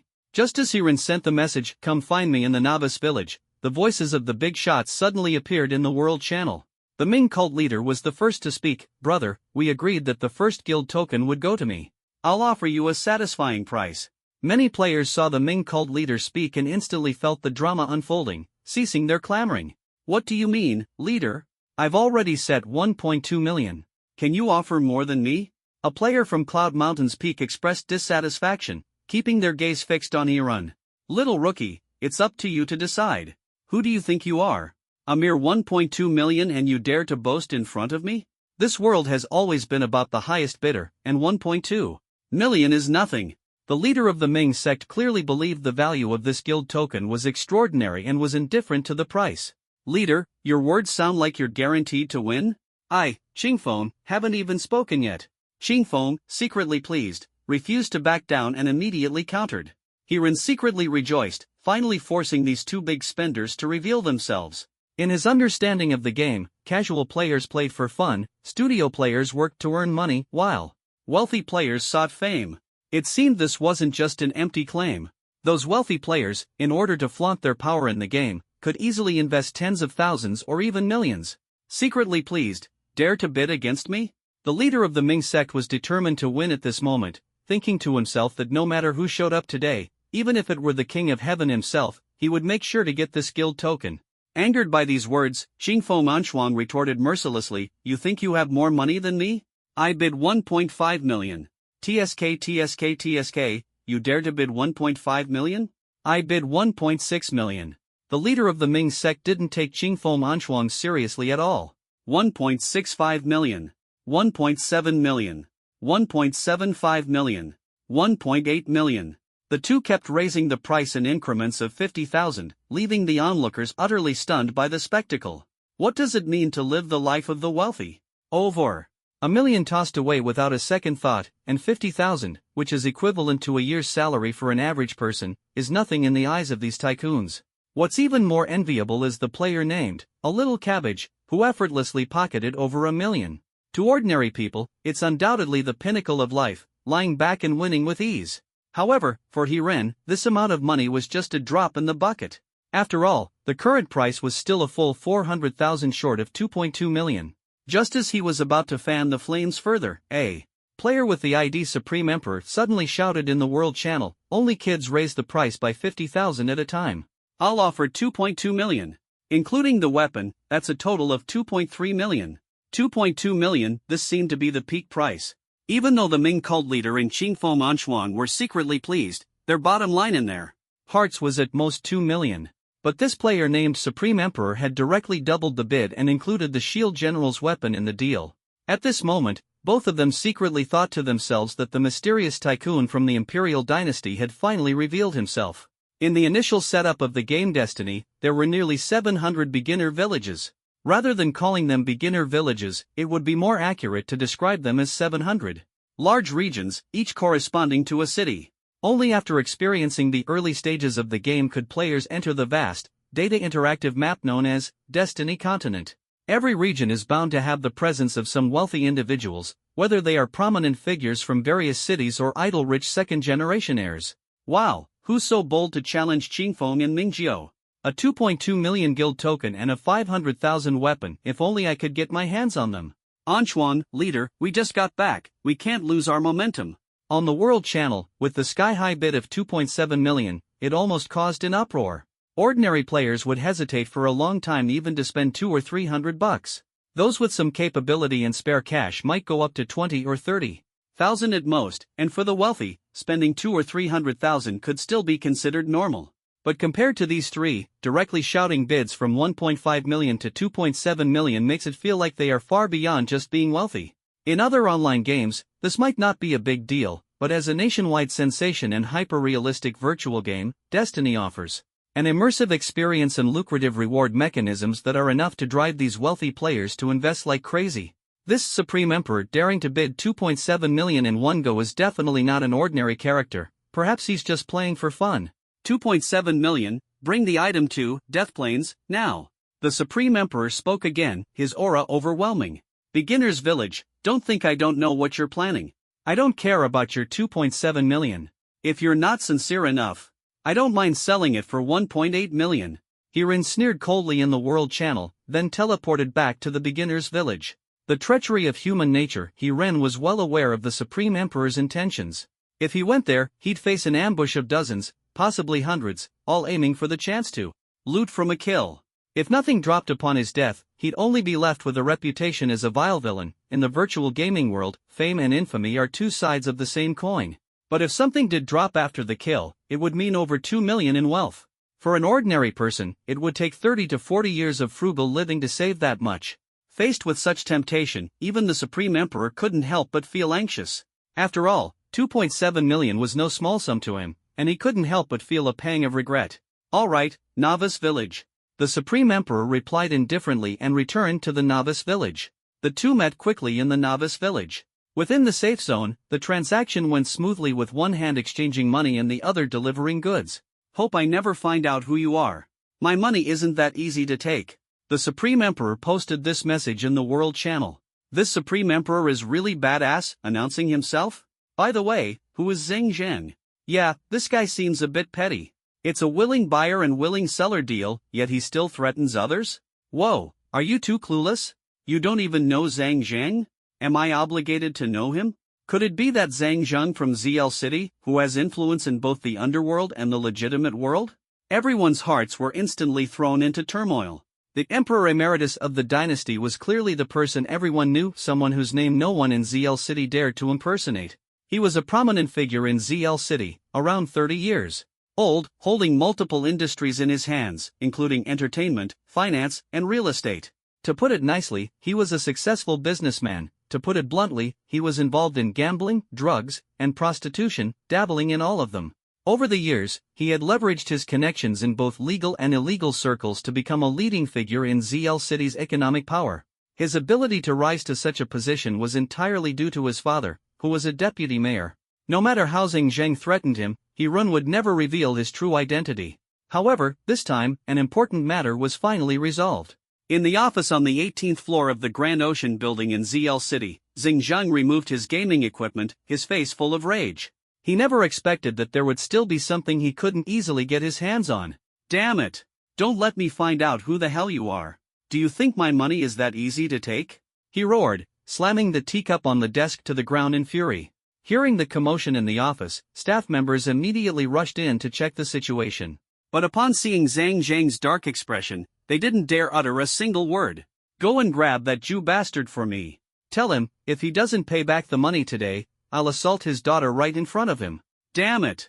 Zhang Zhang bellowed at the staff who had entered, his voice roaring like thunder, filling the room with unbearable tension. Zhang Zhang was a typical wealthy young man, raised in a pampered environment, which had turned his personality extremely unpleasant, unable to tolerate any dissatisfaction. Now, after losing in the game, a strong desire to regain his sense of superiority burned within him. Coincidentally, Zhu Yao's father owed him a sum of money, giving him a glimmer of hope. If he could reclaim the debt, it would at least provide him some psychological balance. After receiving the gold coins, Hirun unhesitatingly converted them into cash through the system. Shortly after, his phone buzzed with a text message: "Your CICS bank card ending in 0319 has received a deposit of 2,700,000 yuan. Feeling delighted, he quickly walked toward Zhu Yao, intending to hand her the money, while planning to use the remaining funds to develop the game or the studio. Hirun knocked on Zhu Yao's office door and entered, only to find her in tears. Concerned, Hirun immediately asked, "What happened?"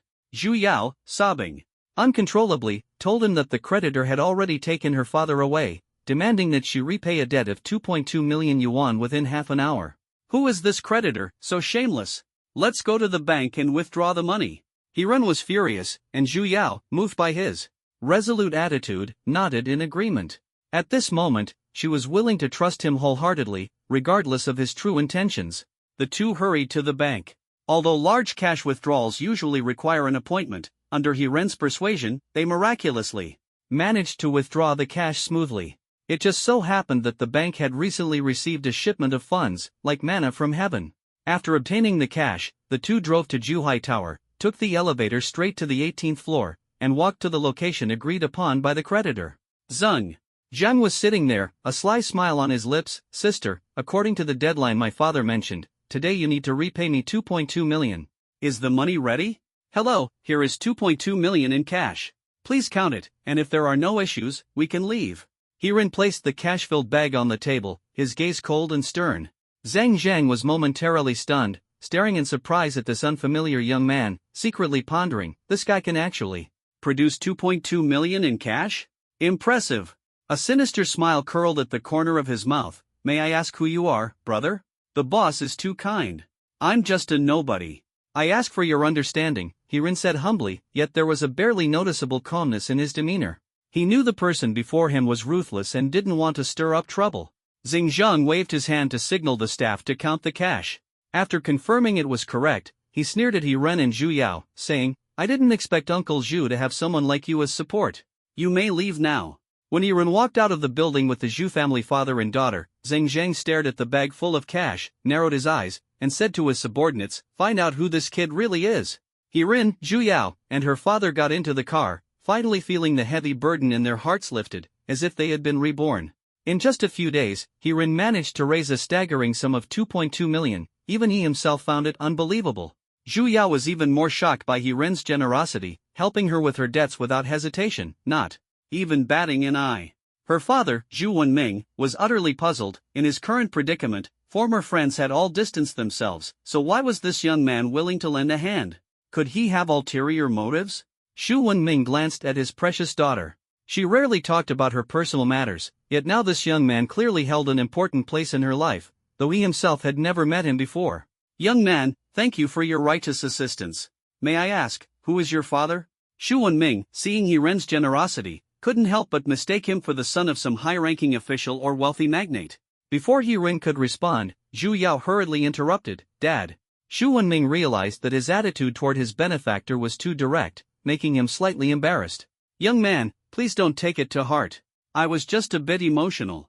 You helped my daughter and me this time, and we will definitely find a way to repay this money in the future." His words carried a hint of humility. Although Zhu Wenming had once been a prominent figure, his demeanor had vanished in the face of wealthy people after falling into hard times. "Uncle, please don't say that. This money was earned by Zhu Yao, and I came here at her request." A woman carrying so much cash would naturally feel a bit uneasy, He Ren said sincerely, his words reflecting respect for Zhu Yao. Zhu Wenming, who had encountered countless people, could not see the arrogance typical of wealthy individuals in He Ren's eyes. Instead, he felt a genuine simplicity characteristic of ordinary people. He realized that what He Ren said made sense. He was aware that his daughter had started a company, and perhaps this young man was indeed one of her employees. Zhu Yao was driving ahead, silently listening to their conversation. She was secretly surprised in her heart. He Ren did not take credit for himself but instead attributed the achievement to her, leaving her both astonished and touched.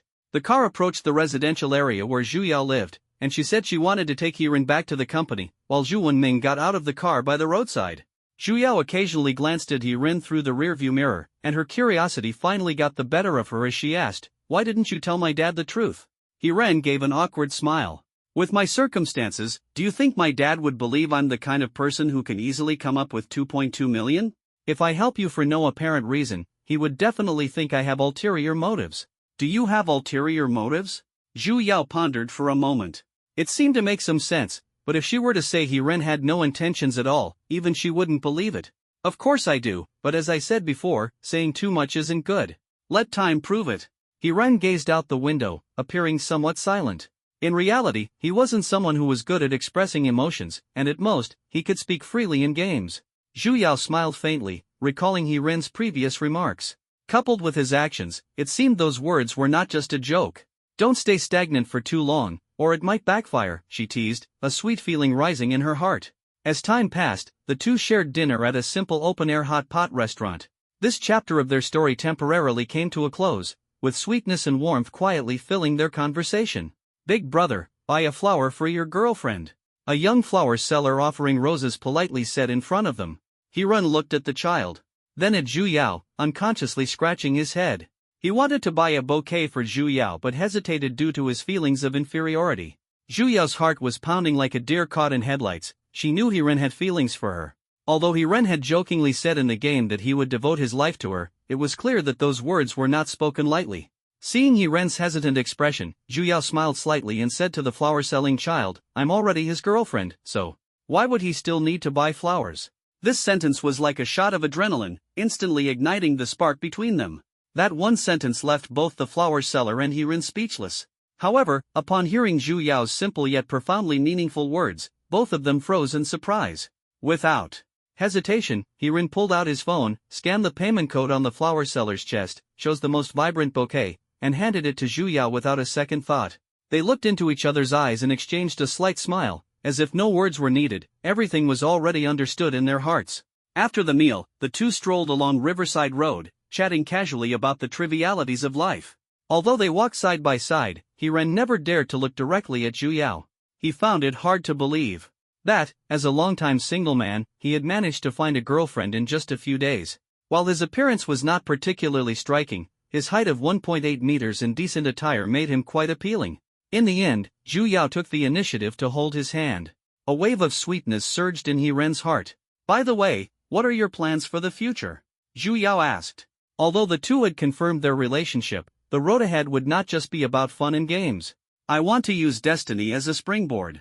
Over the past few days, I've been planning to take out the remaining portion of my funds to expand. I aim to compete for City of Destiny, or even Kingdom of Destiny. However, in the end, I still want to return to reality. Holding Zhu Yao's hand, He-Run was well aware that the strength in the game could never surpass the power of real life. To become strong in reality, one must have their own career. Now is the bonus period, so he decided to first invest in expanding production and then proceed with transformation. Zhu Yao nodded in agreement. He-Ren's idea was indeed very rational. She knew that if one stood out too much in the game, unless their real life identity was well hidden, exposure could lead to some irreversible troubles. Rather than taking risks, it was better to develop discreetly at first. After reaching a consensus, the two stopped dwelling on the matter. Until 9 o'clock in the evening, they reluctantly ended their shopping trip. Passing by Zhu Yao's neighborhood, He-Run insisted on escorting her upstairs, but Zhu Yao wanted him to go home. In the end, she was moved by He-Ren's persistence and had no choice but to go home and rest first. He-Run then hailed a taxi and headed to the night market city. Sitting in the car, he reflected on the experiences of the past few days, feeling deeply moved. He then took out his phone and dialed Gangzi, "Brother gang, New Bridge Night Market City, wanna come out for a couple of drinks?" He-Ren arrived at the night snack city, ordered some barbecue and 4 bottles of beer, and quietly waited for Gangzi to arrive. After more than 10 minutes, Gangzi finally showed up. He-Ren took out 5,000 yuan and handed it to Gangzi. "Brother gang, this is the money I borrowed from you a few days ago. The extra is considered interest, okay?" Gangzi looked at the 5,000 yuan He-Ren handed over and frowned slightly. "Brother, there's no need to be so formal. Between us brothers, there's no need for such politeness. If you're in trouble, I'll definitely help you. But my abilities are limited, I can't help with big things, but small things are no problem.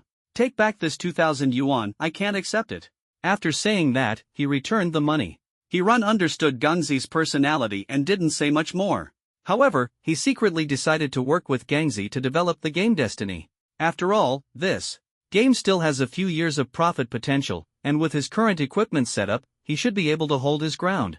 In this hyper-realistic virtual game, early resources are extremely valuable. Just as He-Run was about to discuss the game Destiny with Gangzi, the phone suddenly rang. It was Zhu Yao calling. "Are you asleep?"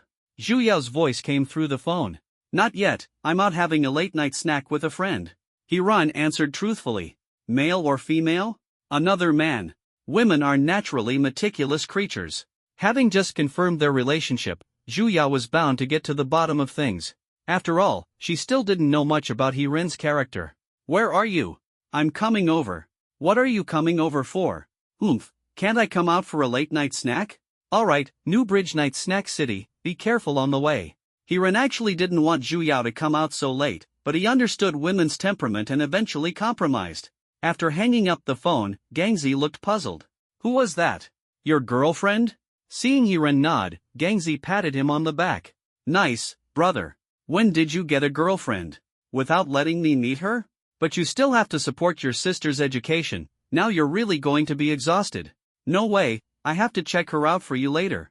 Gangzi clearly felt that He-Ren's lightning-fast relationship might be due to Zhu Yao approaching him for money. Besides, a few days ago, He-Ren suddenly borrowed money from him, which made him feel something was off. "It's not what you think. She's really great, and she even owns her own company. This time, I asked you out because she wants to discuss something with you," He-Ren hurriedly explained, not wanting Zhu Yao to be misunderstood. "Found yourself a rich lady?"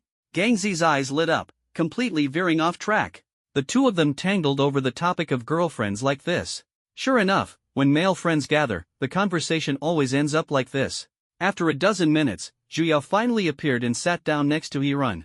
He-Ren introduced to Gangzi, "This is my friend Zhu Yao, and this is my good brother Gangzi." "Correction, can you add a noun?" Zhu Yao muttered. Although she was the boss of a company, she still exuded a bit of a girlish vibe in front of He-Ren. Zhu Yao raised her drink and clinked glasses with Gangzi as a greeting. Gangzi, on the other hand, appeared calm, with a hint of envy in his eyes. Zhu Yao's appearance was sweet and pretty, and her personality seemed simple. "Alright, girlfriend. Actually, what I want to talk to you about this time is all because of her." He-Ren spent more than 10 minutes recounting how he met Zhu Yao and how they earned their first pot of gold in Destiny. Of course, he didn't mention Zhu Yao's debt issues. After hearing about He-Ren's experiences over the past few days, Gangzi was astonished. "Is what you're saying reliable?" How could you possibly make 1 million in just a few days? Unless you won the lottery. Gangzi works at a hair salon. As a stylist, he earns 6 to 7,000 yuan a month, which is considered decent in a third or fourth tier city like ZL. However, his mother-in-law always looks down on him, simply because Gangzi doesn't own a house. Over the years, he has worked hard and tried to save money, only to find that his salary doesn't increase while housing prices skyrocket. Every time he visits his wife's family, he has to act ingratiatingly, feeling deeply helpless inside. Now that Hiren mentioned such an opportunity, Gangzi couldn't help but waver in his heart. Is what you're saying reliable? This isn't a matter of reliability, it's a matter of trust. I want to truly organize a team capable of tackling the late-stage bosses, but I can't trust outsiders. Hiren's voice was firm and sincere, revealing his inner urgency.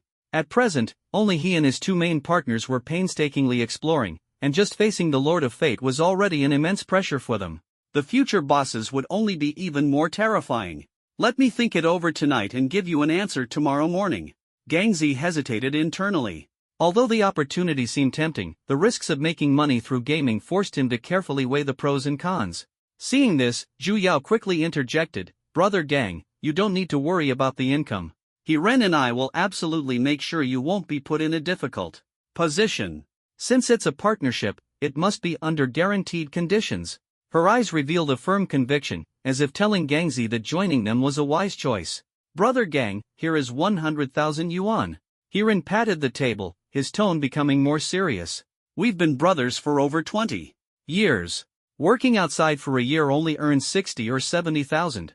I'm offering you 100,000 to buy you some easy time." Gangzi picked up the glass of wine in front of him and drained it in one gulp. A surge of fiery determination instantly filled his heart. "Damn it, let's do it." His eyes sparkled with unwavering resolve. The three exchanged smiles, as if they had formed an unbreakable alliance. By midnight, the alcohol had taken its toll, and both Gangzi and Hiren were visibly intoxicated. After Hiren and Zhu Yao escorted Gangzi home, they headed toward Hiren's residence. "It's so late, and I'm feeling a bit dizzy too. Why don't you just stay here and not go back?" Hiren said drunkenly, his tone carrying a hint of recklessness. Zhu Yao understood well that adults are often aware of the implications in such situations. She paused slightly, her face flushing red, but the two of them leisurely returned to Hiren's place. Hiren pointed to the room next door, his tone somewhat helpless. "You can sleep in my sister's bed." After saying that, he collapsed onto the bed and instantly fell into a deep sleep. Looking at the already sleeping Hiren, Zhu Yao couldn't help but mutter softly, "Fool, blockhead, you're really a gentleman." After speaking, she washed up briefly and also fell into a deep sleep. That night, anyone who knew would be lost in thought, their hearts stirred with waves of emotion. The next morning, Hiren woke up and saw Zhu Yao still by his side. Unable to resist, he gently kissed her cheek and said, "This time, I don't want to eat your dark cuisine.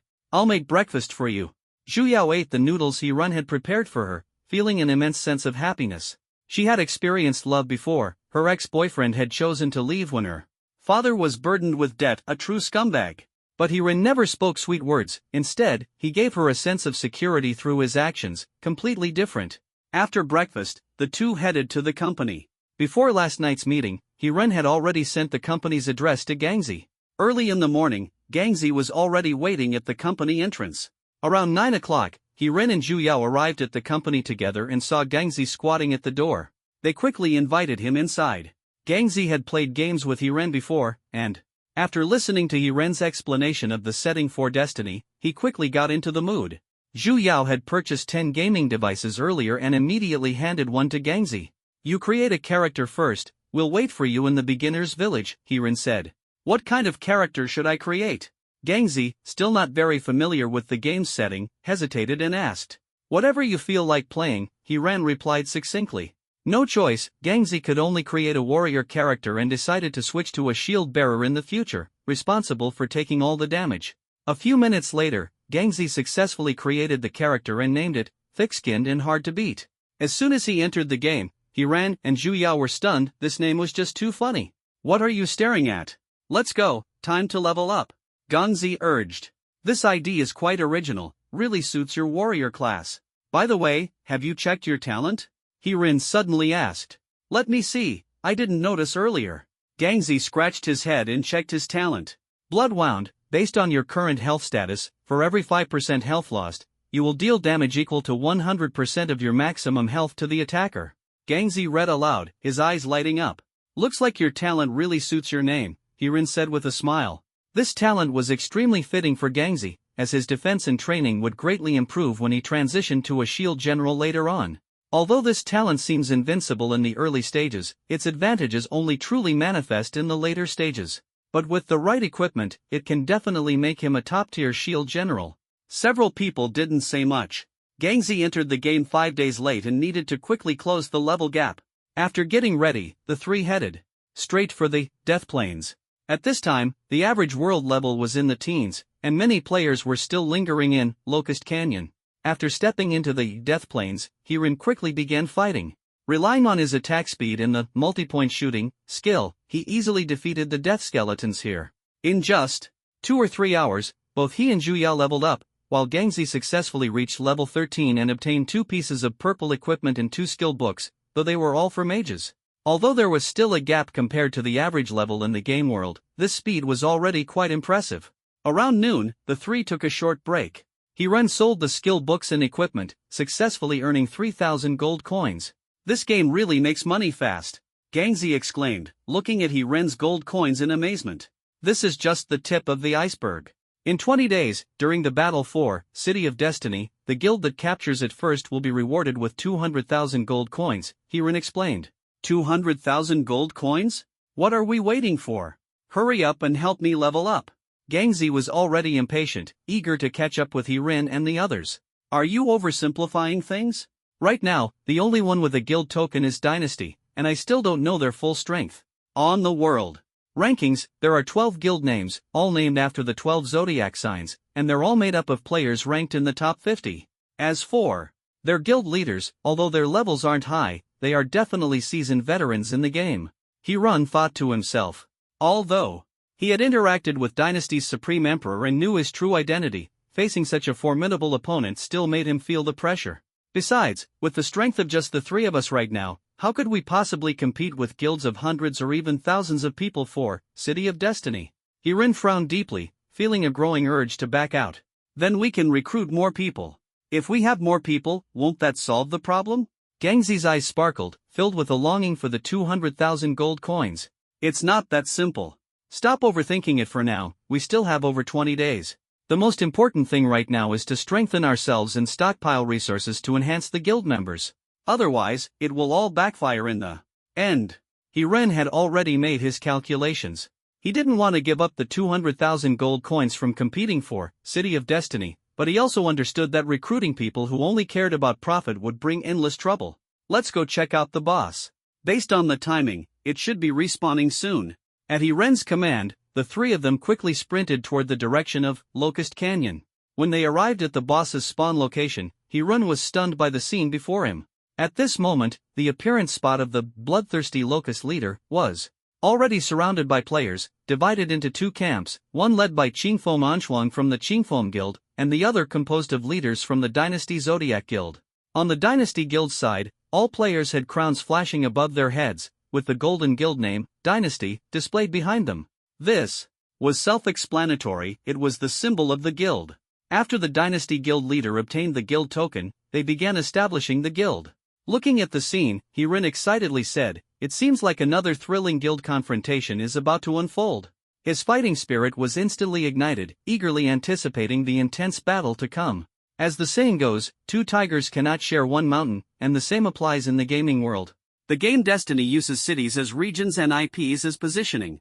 In each city, there are always some idle rich young men or women who spend their days eating, drinking, and having fun, doing nothing meaningful, and can only pass the time through the game.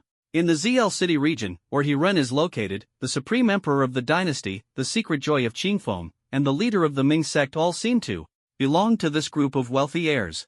However, in terms of economic strength and background, the Supreme Emperor of the Dynasty is clearly a cut above the rest. The dynasty not only has a powerful guild leader but also 12 generals. These 12 individuals are closely connected to the guild leader and possess extraordinary strength.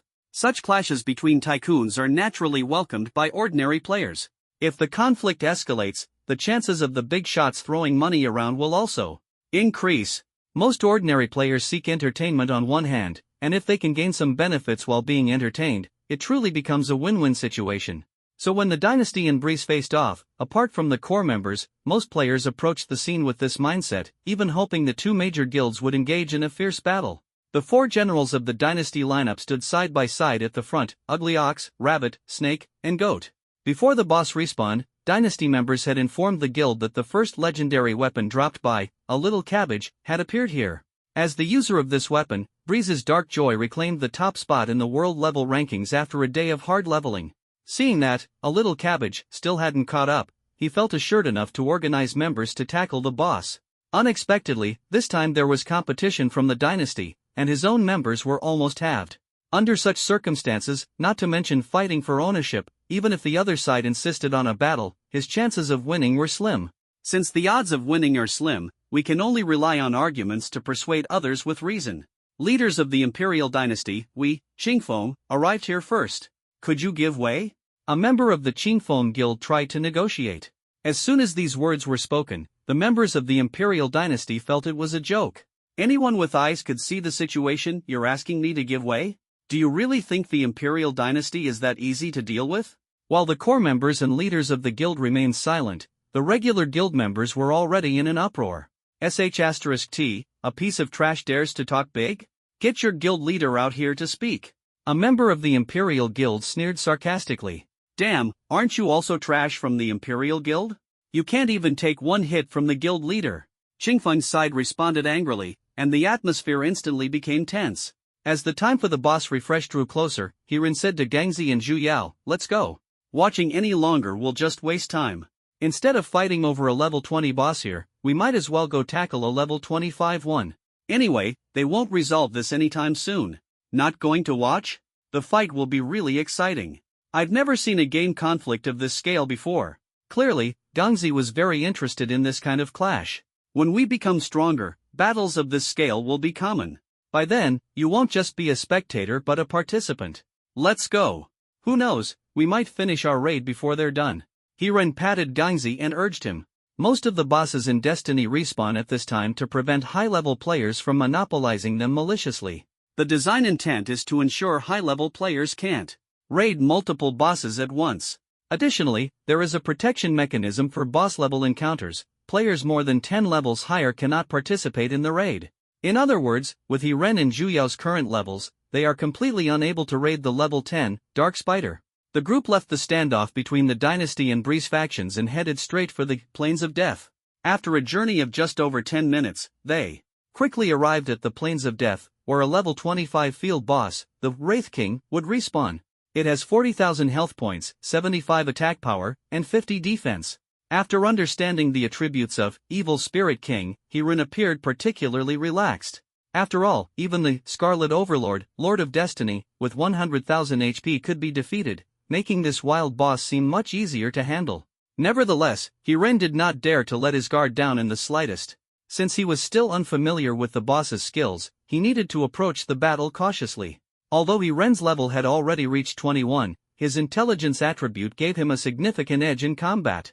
The 64 points of intelligence provided a 32% attack speed bonus, allowing him to shoot arrows at an extraordinary speed of 1 arrow per second. In comparison, the attack speed of ordinary archers was closer to 2 seconds per arrow. Considering this gap, the difference was like night and day, enabling Hiren to gain an immediate advantage in battle. To defeat Evil Spirit King, Hiren estimated it would take about an hour. He decided to keep Gangzi in the rear, as Gangzi at this point didn't even qualify as cannon fodder and had no combat utility whatsoever. As the rhythm of the arrows flying out unfolded, Hiren began his weakening attack. 1 arrow, 2 arrows, 3 arrows. He swiftly completed the initial preparations. Next, he stood firmly in place to deliver consistent damage output, supported by Zhu Yao's healing, without feeling any pressure. At this moment, all he needed to do was patiently wait for the boss's skill activation, analyze the attack patterns of the Evil Spirit King, and the subsequent battle would be easy to handle. Time flew by as Hiren continued his sustained output, and finally, the Evil Spirit King activated its skill. Fearful Roar. Within a 20-meter radius of the Evil Spirit King, all players are subjected to the corruption of evil spirit energy, engaging in indiscriminate attacks for 60 seconds. Hiren watched as the Evil Spirit King unleashed its skill, his heart trembling with emotion. For other top players, such a skill would be nothing short of a nightmare. During this 1 minute, players would lose control and launch frenzied attacks. For example, Breeze Dark Joy is currently at level 23, with an attribute attack power as high as 138 points. Adding the weapon's 25 attack points, his strikes are practically lethal, capable of almost one-shotting opponents. However, Ren is not overly concerned. His own attack power is low, and his hit rate is poor. This indiscriminate attack not only avoids harming teammates but also weakens their attack power, causing almost negligible damage to himself. After the 1 minute skill effect ended, Ren resumed his sustained output. Clearly, the skill of the Evil Spirit King had almost no impact on him or his teammates. Instead, it made them fight more courageously in this battle, boosting their morale. While Ren and his two companions were fervently attacking the Evil Spirit King, the conflict between the Imperial Guild and the Breeze Guild in the Locust Canyon was escalating. Communication between the two sides yielded no results, and instead, a fierce clash erupted around the refresh area of the bloodthirsty Locust leader. Although the Breeze Guild had fewer members, the strength of their guild leader, Breeze Dark Joy, was absolutely formidable. He could take down a small player with 1 strike, and a larger player with 3. Even when the 4 generals of the Imperial Guild joined forces, they struggled to withstand Dark Joy's output. After being killed and sent back to the city, it would take at least 10 minutes to return to the front lines. In this brief 10-minute window, the Imperial Guild's 100-strong formation collapsed instantly. In contrast, while the Breeze Guild also suffered player casualties, Dark Joy's resilience and the continuous healing from their healers kept their losses minimal. After nearly half an hour of fierce battle, the Breeze Guild gradually gained the upper hand. The 4 generals of the dynasty were successively sent back to the novice village, and ordinary players began to panic, fearing that the gold coins they had painstakingly saved would go to waste. Many chose to withdraw from the fight. Once the situation stabilized, Breeze Darkjoy started organizing guild members to tackle the boss. Their strategy was simple and straightforward, requiring no maneuvering. Warriors absorbed damage, mages and archers dealt output from the rear, and healers provided continuous healing. The bloodthirsty Locust leader had a health pool of 20,000, and its 60-point attack was far from enough to instantly kill the frontline warriors. With the healing from dozens of healers, the heavily injured warriors quickly recovered to full health. Combined attacks inflicted hundreds of damage on the bloodthirsty Locust leader. This organized boss strategy took only a dozen minutes, and the fruits of victory were within reach. Before long, the Breeze Guild, under the siege of 100 members, successfully defeated the bloodthirsty Locust leader. Cheers of victory erupted, and the spoils of triumph beckoned to them. "What did you say? Breeze's people are claiming ownership?"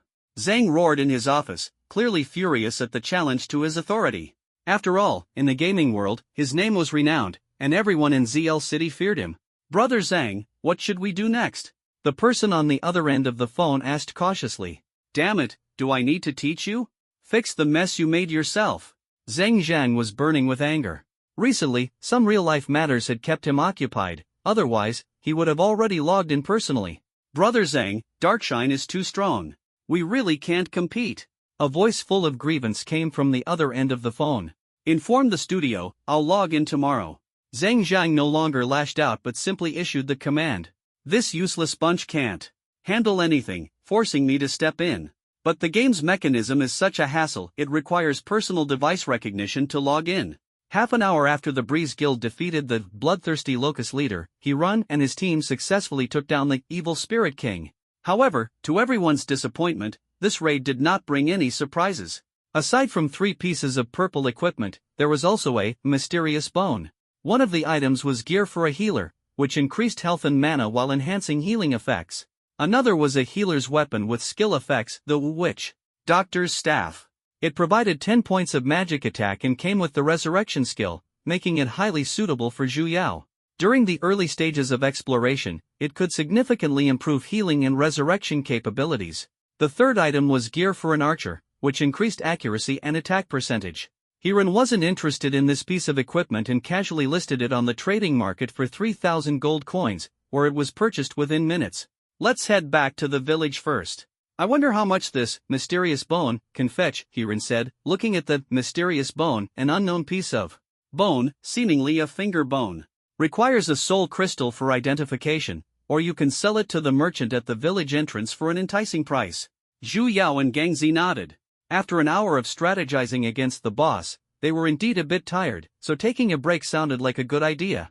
The group returned to the beginner's village. Hiran, anxious and restless, immediately sought out the merchant. When he saw that the mysterious bone could be sold for 5,000 gold coins, he hesitated, calculating in his mind, that's $5,000.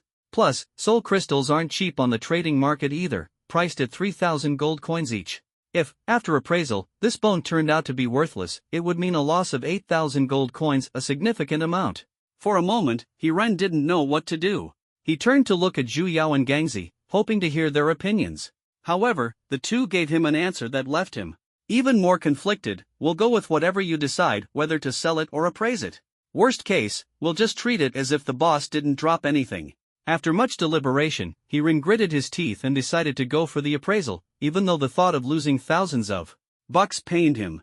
He purchased a soul crystal from the trading market, and the three of them gathered together, eager to uncover the true nature of the mysterious bone. The moment Hiran brought the soul crystal into contact with the mysterious bone, the system notification sounded. Appraising this item will cost 50,000 gold coins.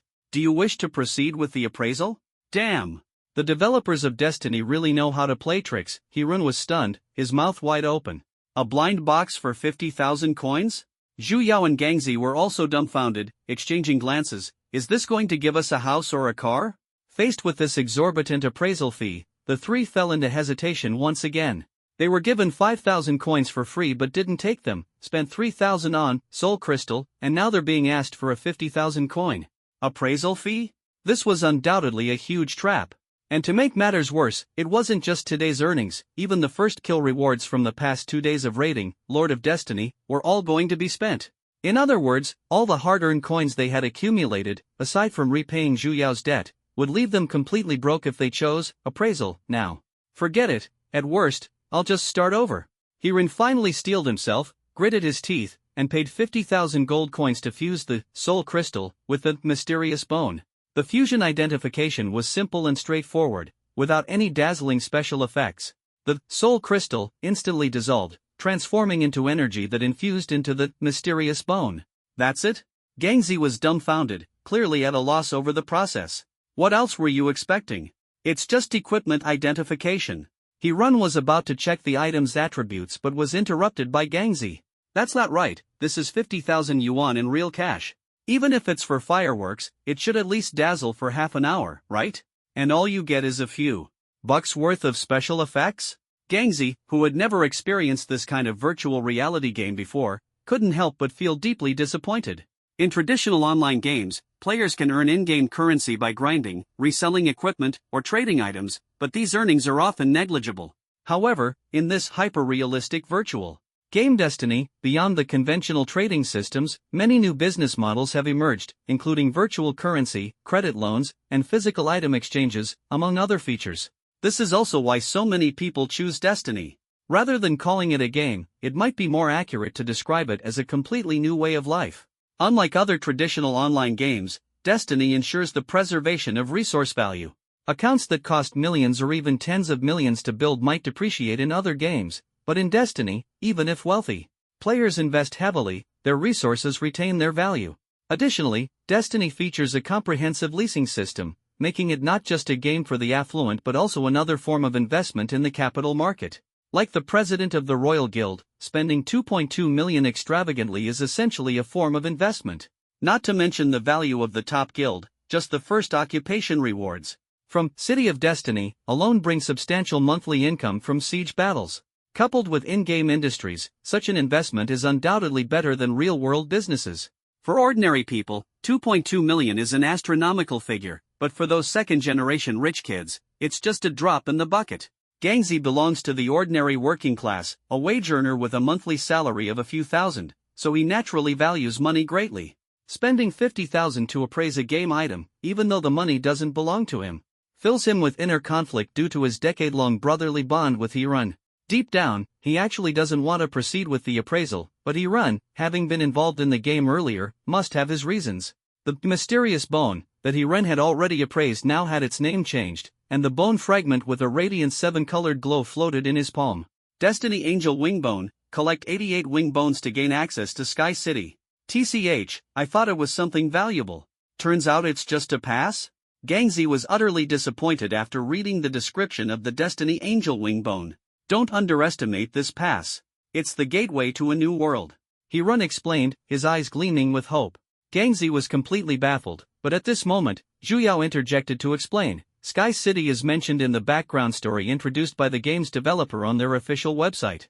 And the key to unlocking the new world is the Destiny Angel's Wings. In other words, entering Sky City means you can become a member of it and receive a 1% profit share daily, just like what we usually call holding equity shares. This appraisal fee alone costs 50,000 gold coins, and 88 pieces amount to 4,400,000 gold coins. Could entering Sky City yield 44 million gold coins? Gangzy's thoughts were somewhat muddled, completely unable to imagine it. Gangzy, you don't watch the news, so you wouldn't know. Since the launch of the game Destiny, it has already attracted nearly 200 million players. Just the sales of gaming equipment alone have generated 7 to 800 billion in revenue. 1% of 7 to 800 billion, do the math yourself. Hirun, well versed in the initial plans for Destiny, paid close attention to its development and spent at least 10 minutes on the official website every day. However, Hirun never paid attention to game strategies, he only followed news updates and real-time information on the official website. At this moment, his eyes sparkled with hope, as if he could see infinite possibilities for the future. After listening to Hirun and Zhu Yao's explanations, Gangzy realized that his previous mindset had been far too narrow. He decided to spend more time engaging with the game, hoping it might change his perspective on everything. Hirun carefully stored the Angel's Wingbone. This item seemed to be a long-term endeavor, as collecting 88 pieces was clearly not something that could be rushed. For now, he had to accelerate his leveling speed to tackle higher-tier bosses. Only by strengthening himself would he have a chance to compete in the future. The group returned to the Death Plains to continue leveling up. After 3 hours of continuous battles, both Hirun and Zhu Yao reached level 22, while Gangzy successfully leveled up to 16. Hirun summarized the results of the past few days.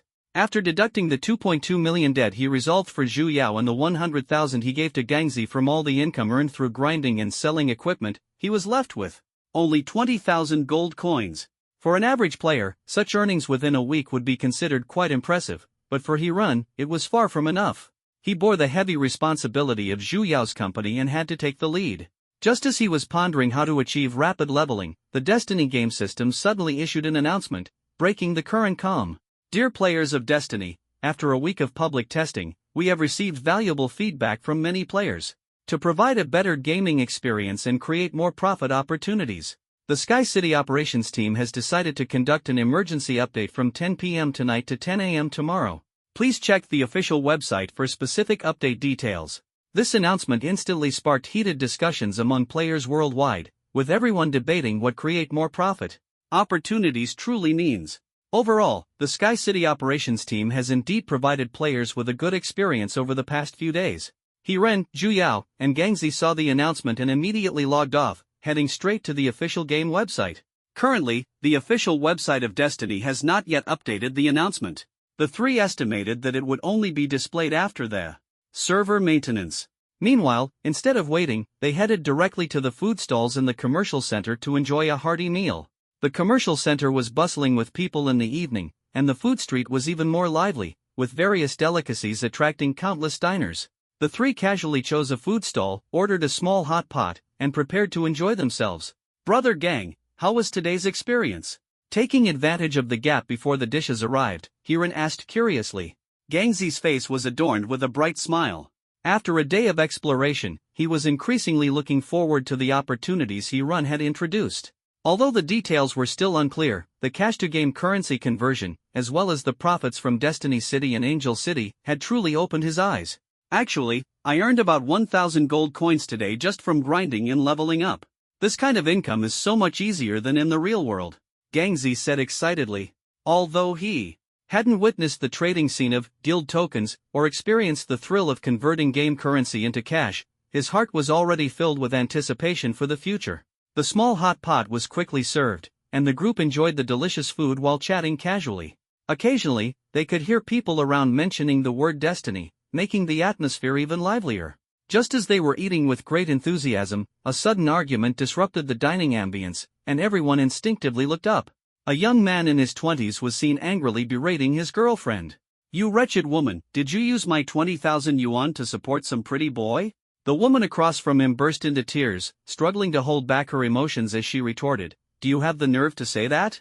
A week ago, my mom was hospitalized, and I asked you for some money for her treatment, but you went and spent tens of thousands on gaming. What's wrong with playing games? I make money playing games. Unlike you, woman, who only knows how to spend money. Which of your clothes, bags, or cosmetics wasn't bought with the money I earned from gaming? You've spent hundreds of thousands on games, yet you're so reluctant to lend me 20,000 for medical treatment. I don't think I can go on like this." The woman's voice was filled with despair, and the people around them began whispering. Ren and Gang Z were particularly shocked because this couple turned out to be their middle school classmates, Yu Jian and Yang Ni. Yu Jian had loved gaming since middle school, later joined the army, and after returning, worked at a property management company. Yang Ni, on the other hand, worked at a supermarket. Ren and Gang Z found it unbelievable that this pair, who had been entangled with each other since middle school, still maintained this kind of entangled relationship years after graduation. Out of concern for their old classmates, Ren and Gang Z decided to step forward to mediate. "Yu Jian, Yang Ni!" Gang Z shouted loudly. Hearing someone call them, the two stopped arguing and their eyes simultaneously fell on Ren and Gang Z. "Ren, Gang Z, why are you here too?" Yu Jian and Yang Ni looked surprised. "Just got off work, came over to grab something to eat." "Come, sit here and let's chat. What's all that noise outside?" Gang Z enthusiastically pulled them toward the food stall, and the passers-by, seeing there was nothing to watch, gradually dispersed. After sitting down, Yu Jian and Yang Ni noticed Zhu Yao sitting at the table. Ren jokingly introduced her as his boss, which lightened the atmosphere considerably. When asked about the reason for their argument, Yu Jian's chatterbox instantly opened up, and he excitedly said, "You guys have no idea, there's this super awesome game recently called Destiny. In this game, there's no limit to how much money you can make. Just a few days ago, a player in our region named A Little Cabbage was the first to obtain a guild token and sold it for 2.2 million. Just one game item worth 2.2 million, doesn't that mean an ordinary person could suddenly rise to the top? Although I've spent 70,000 in the game, I've also made several thousand." Ren listened quietly to Yu Jian's fervent account, feeling secretly pleased. Of course, he absolutely couldn't tell Yu Jian that he was a little cabbage. He'd already discussed this with Gang Z and made sure his identity would remain hidden. "Destiny? I've heard of it. Can it really be like you said?" Ren asked, feigning ignorance. "Why would I lie to you? Our guild leader bought a guild token and along with it, purchased a weapon from Little Cabbage. Just that weapon alone cost 100,000. Do you guys want to join? I can talk to the guild management for you." Yu Jian enthusiastically recommended them to join Destiny upon seeing the spark of interest in Ren's eyes. Ren's heart trembled. So Yu Jian's guild was actually the Dynasty. That was a powerful guild, no wonder he had spent 70,000 yuan. Thinking that he might need to gather some internal information about the Dynasty from Yu Jian in the future, Ren decided not to probe further for now and politely declined his invitation. After some casual chatting, everyone said their goodbyes. Ren escorted Zhu Yao home, secretly calculating the guild matter in his mind, and then returned to the studio with Gang Z. At 10 o'clock in the evening, Destiny released an official announcement, declaring maintenance for all servers. Shortly afterward, a notice that stirred the hearts of all players quickly spread across major media platforms. "Dear players, adjustments during the Angel City Open Beta. 1. Wild creatures drop experience crystals, with a daily usage limit of 1,000 crystals. 2. Added armor-type items, categorized into blue, excellent, purple, superior, and gold, legendary. 3. Open entertainment mechanism, add 2 color ball, happy lotto gameplay. For new enhancement system, enhancement crystals obtained through wild drops, enhancement attributes are random, limited to 100 uses. This update will last for 12 hours. After the update, players will be gifted 10 enhancement crystals." The announcement was concise and impactful, and the few new features made Ren's heart race. The market value of experience crystals was obvious, but they might widen the level gap between players. The opening of armor-related features was good news for him, as his defense had been reduced by 80%. Having some armor would certainly give him much more peace of mind. As for the enhancement system and entertainment system, Ren seemed indifferent. The highest reward in the entertainment mechanism turned out to be 5 million gold coins, but like buying lottery tickets, you still had to pick numbers. The enhancement attributes also required specific analysis, but he had a vague feeling that this update seemed to provide him with more opportunities to make money. It's time to act. Hiran secretly made up his mind, he absolutely couldn't miss this opportunity. As the update concluded, players of Destiny flocked into the game, and it seemed as though the air was filled with the scent of money. The vast majority of players initially joined the game with the goal of making money, even going so far as to invest 5,000 yuan in gaming equipment. For this first update following the public beta, the developer, Sky City, has been incredibly generous, stirring excitement among the players. Experience crystals can now be traded. This is fantastic news for players, especially for gaming studios.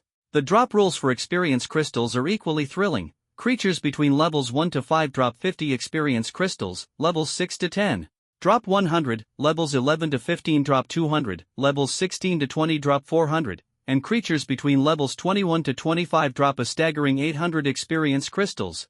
Although the drop rate isn't 100%, the impressive 40% drop rate is enough to make players excited. At this point, the majority of players are hovering around levels in the teens, gathering in the Locust Canyon map, where creatures drop 200 experience crystals.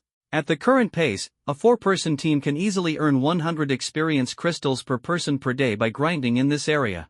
Sensing the scent of money, gaming studios quickly sprang into action, purchasing experience crystals in bulk. Buying 50 experience crystals for 5 gold coins per set, 100 experience crystals for 20 gold coins per set, 200 experience crystals for 50 gold coins per set.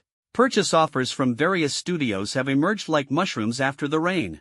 Meanwhile, players selling experience crystals were not to be outdone. Large quantities of experience crystals for sale, 50% for 8 gold coins, 100% for 25 gold coins, 200% for 60 gold coins. In this conventional consumable item market, the price differences were small but entirely normal.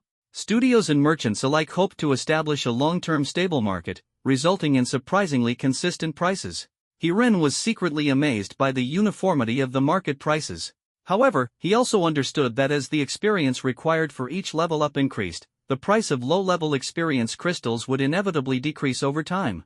Yet, Hiran had an unparalleled advantage. He could obtain as many as 800 experience crystals. With his current monster farming speed, he could easily kill thousands of creatures in a day, making it effortless to collect 1,000 experience crystals. Based on market trends, trading at 400 gold coins per set was entirely feasible.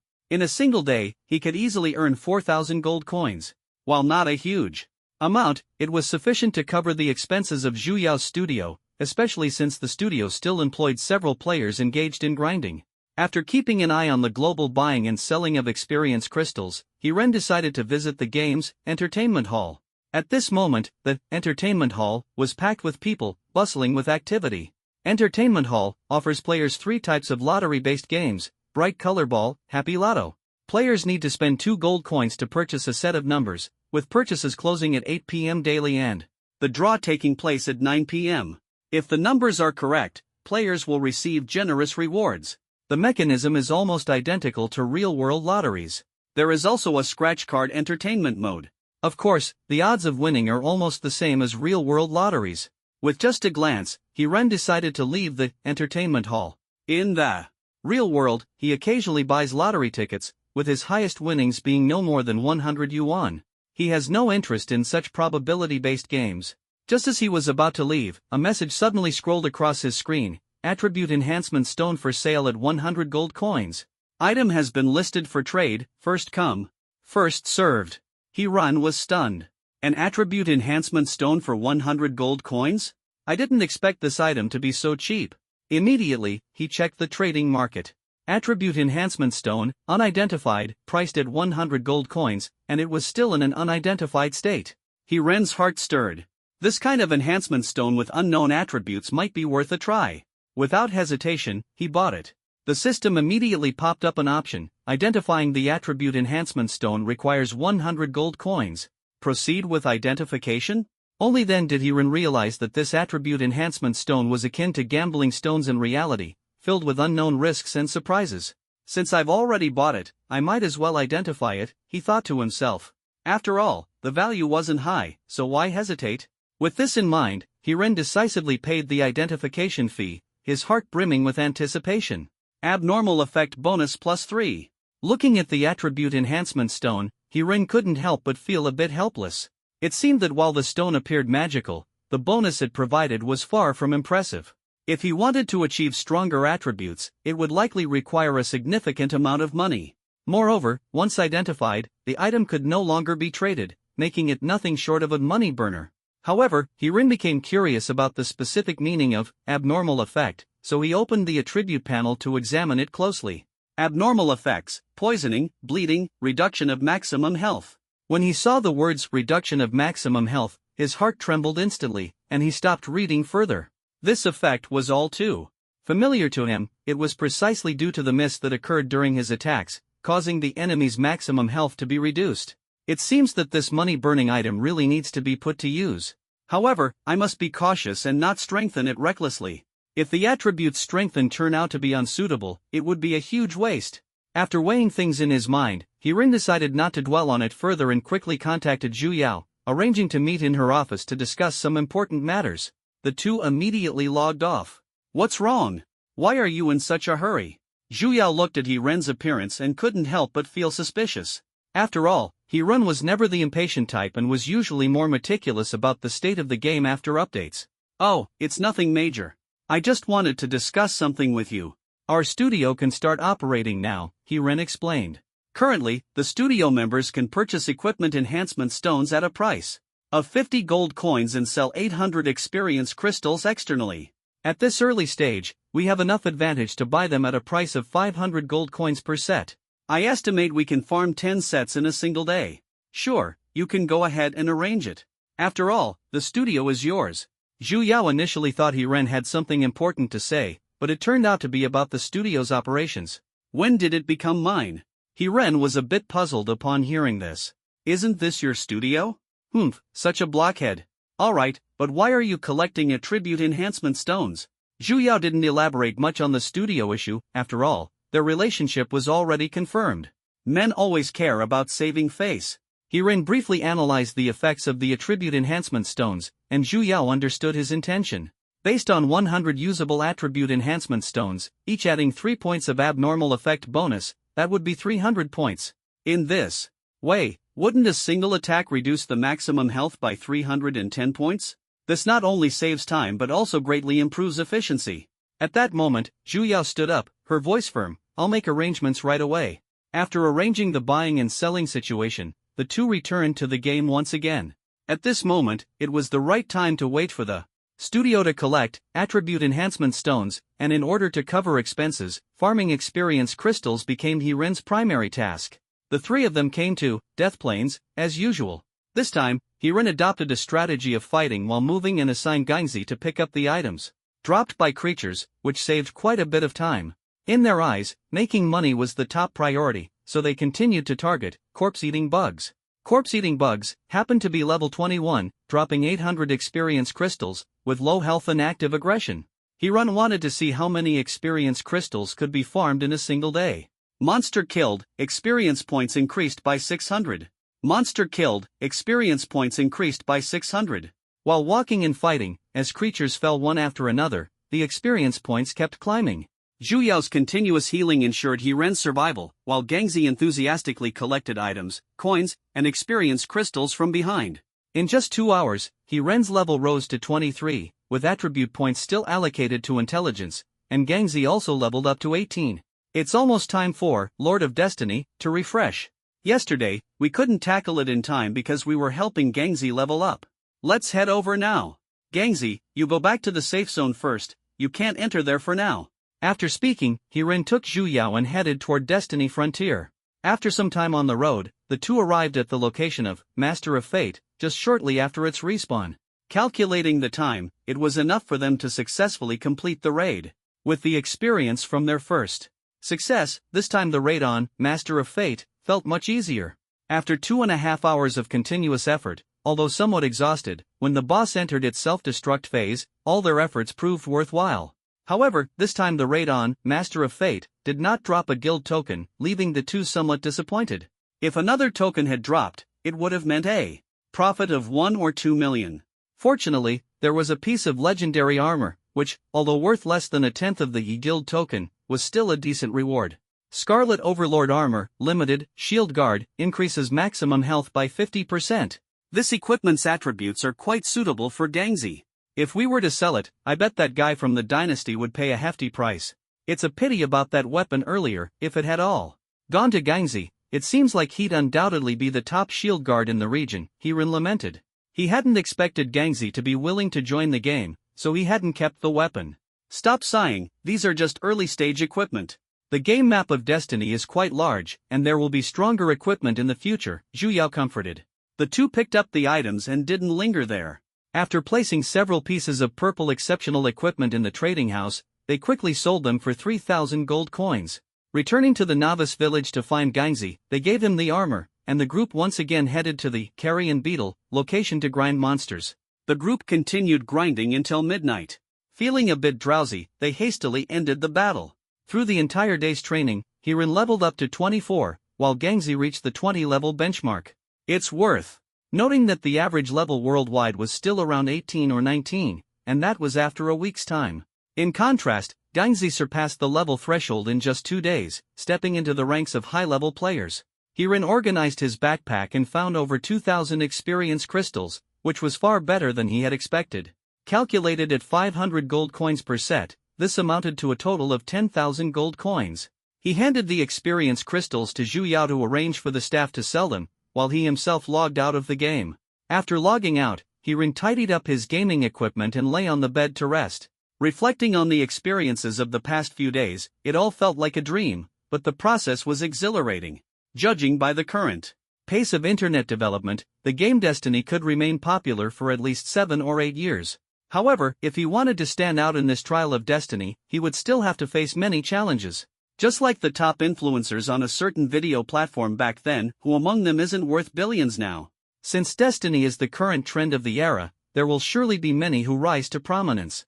A quiet night passed, and the next day, instead of rushing into the game, he went downstairs to buy breakfast for Zhu Yao.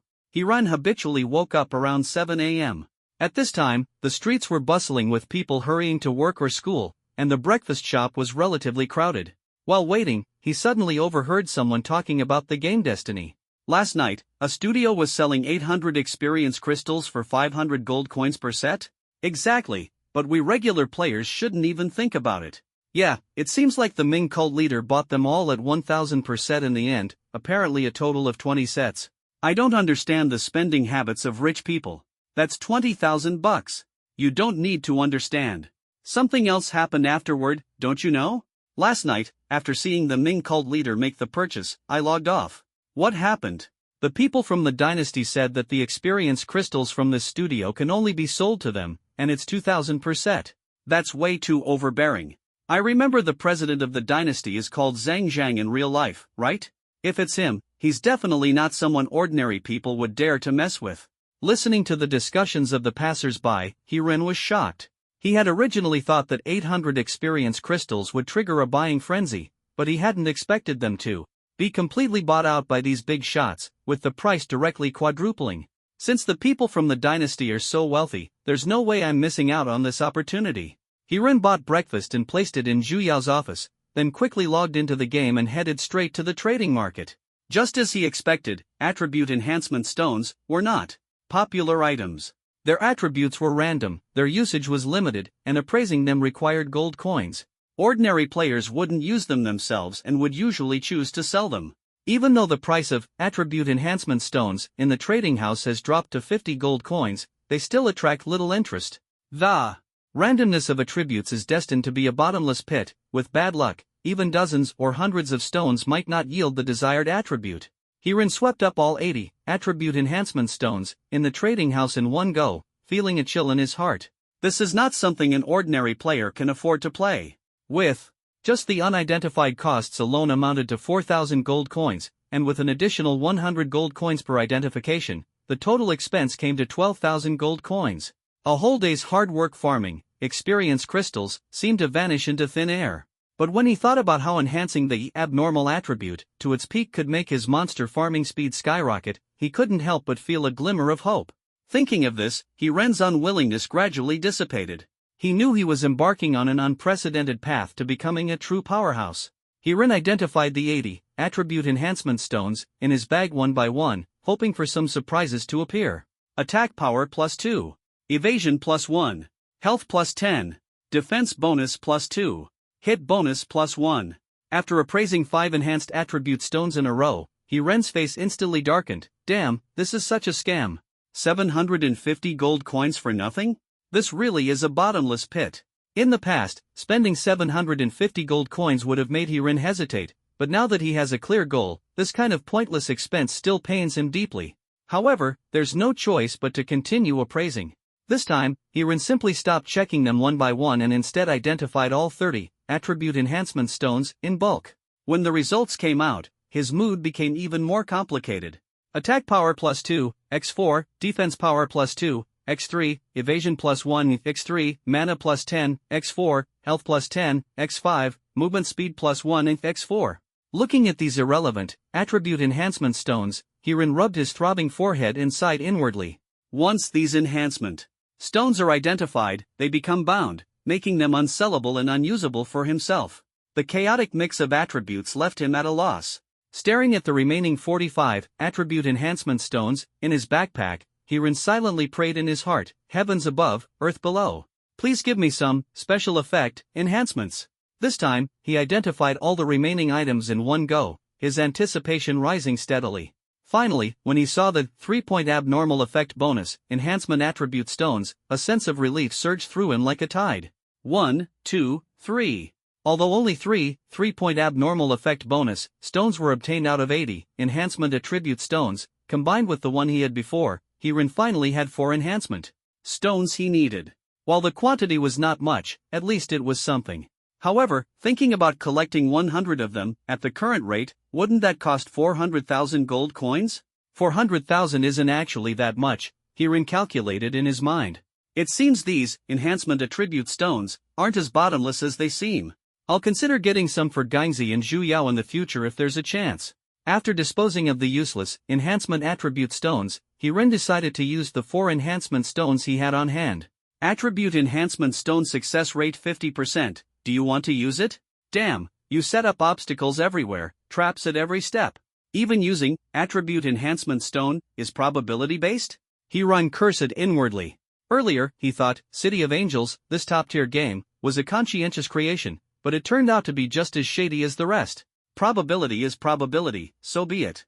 After all, he had already fallen into this pit. He decisively chose to use it. To his surprise, with a 50% success rate, not a single attempt failed. This left Hiren deeply moved. With the use of 4 abnormal effect enhancement +3, his skill reduced the target's maximum health by 10 points was directly upgraded to reduce the target's maximum health by 22 points, which means whether it's farming monsters to level up or tackling bosses, the efficiency has doubled. Just as he was about to test the effect, Gangzi and Zhu Yao also logged in.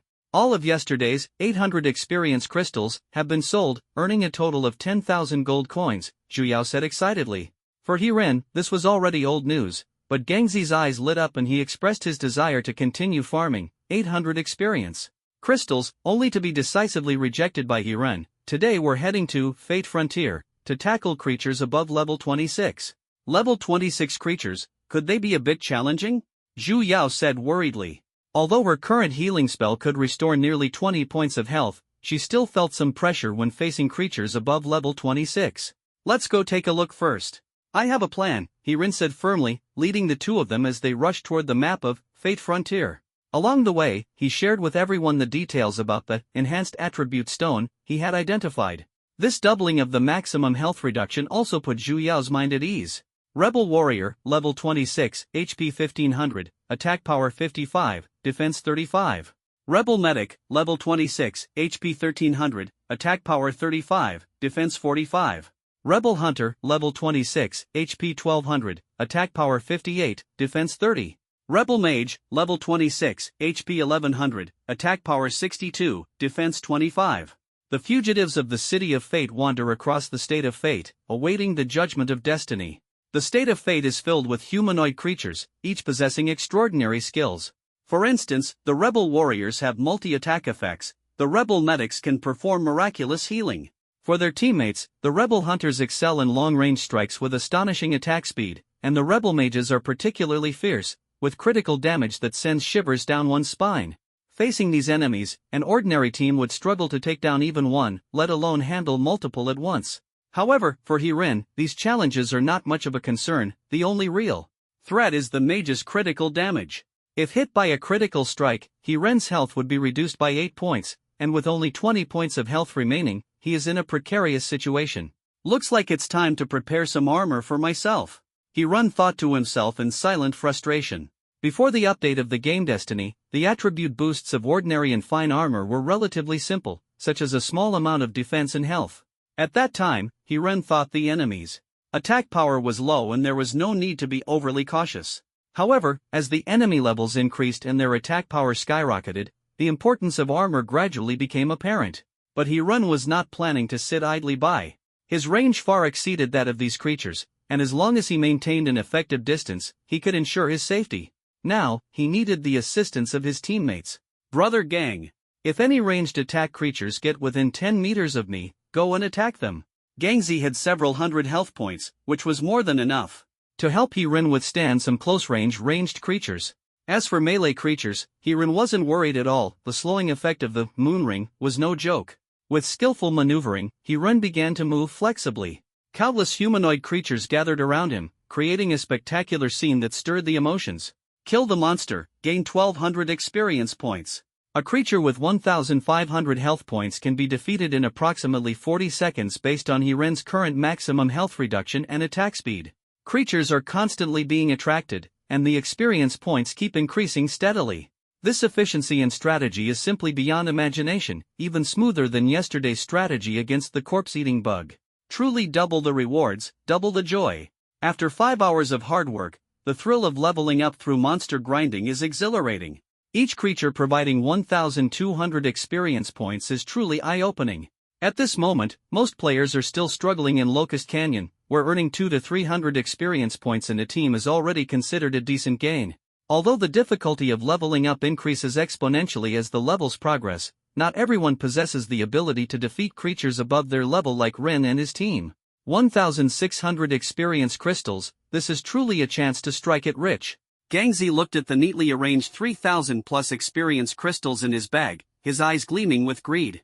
If the dynasty is buying 800 experience crystals at a price of 2,000 per set, then the price for 1,600 experience crystals definitely won't be less than 4,000.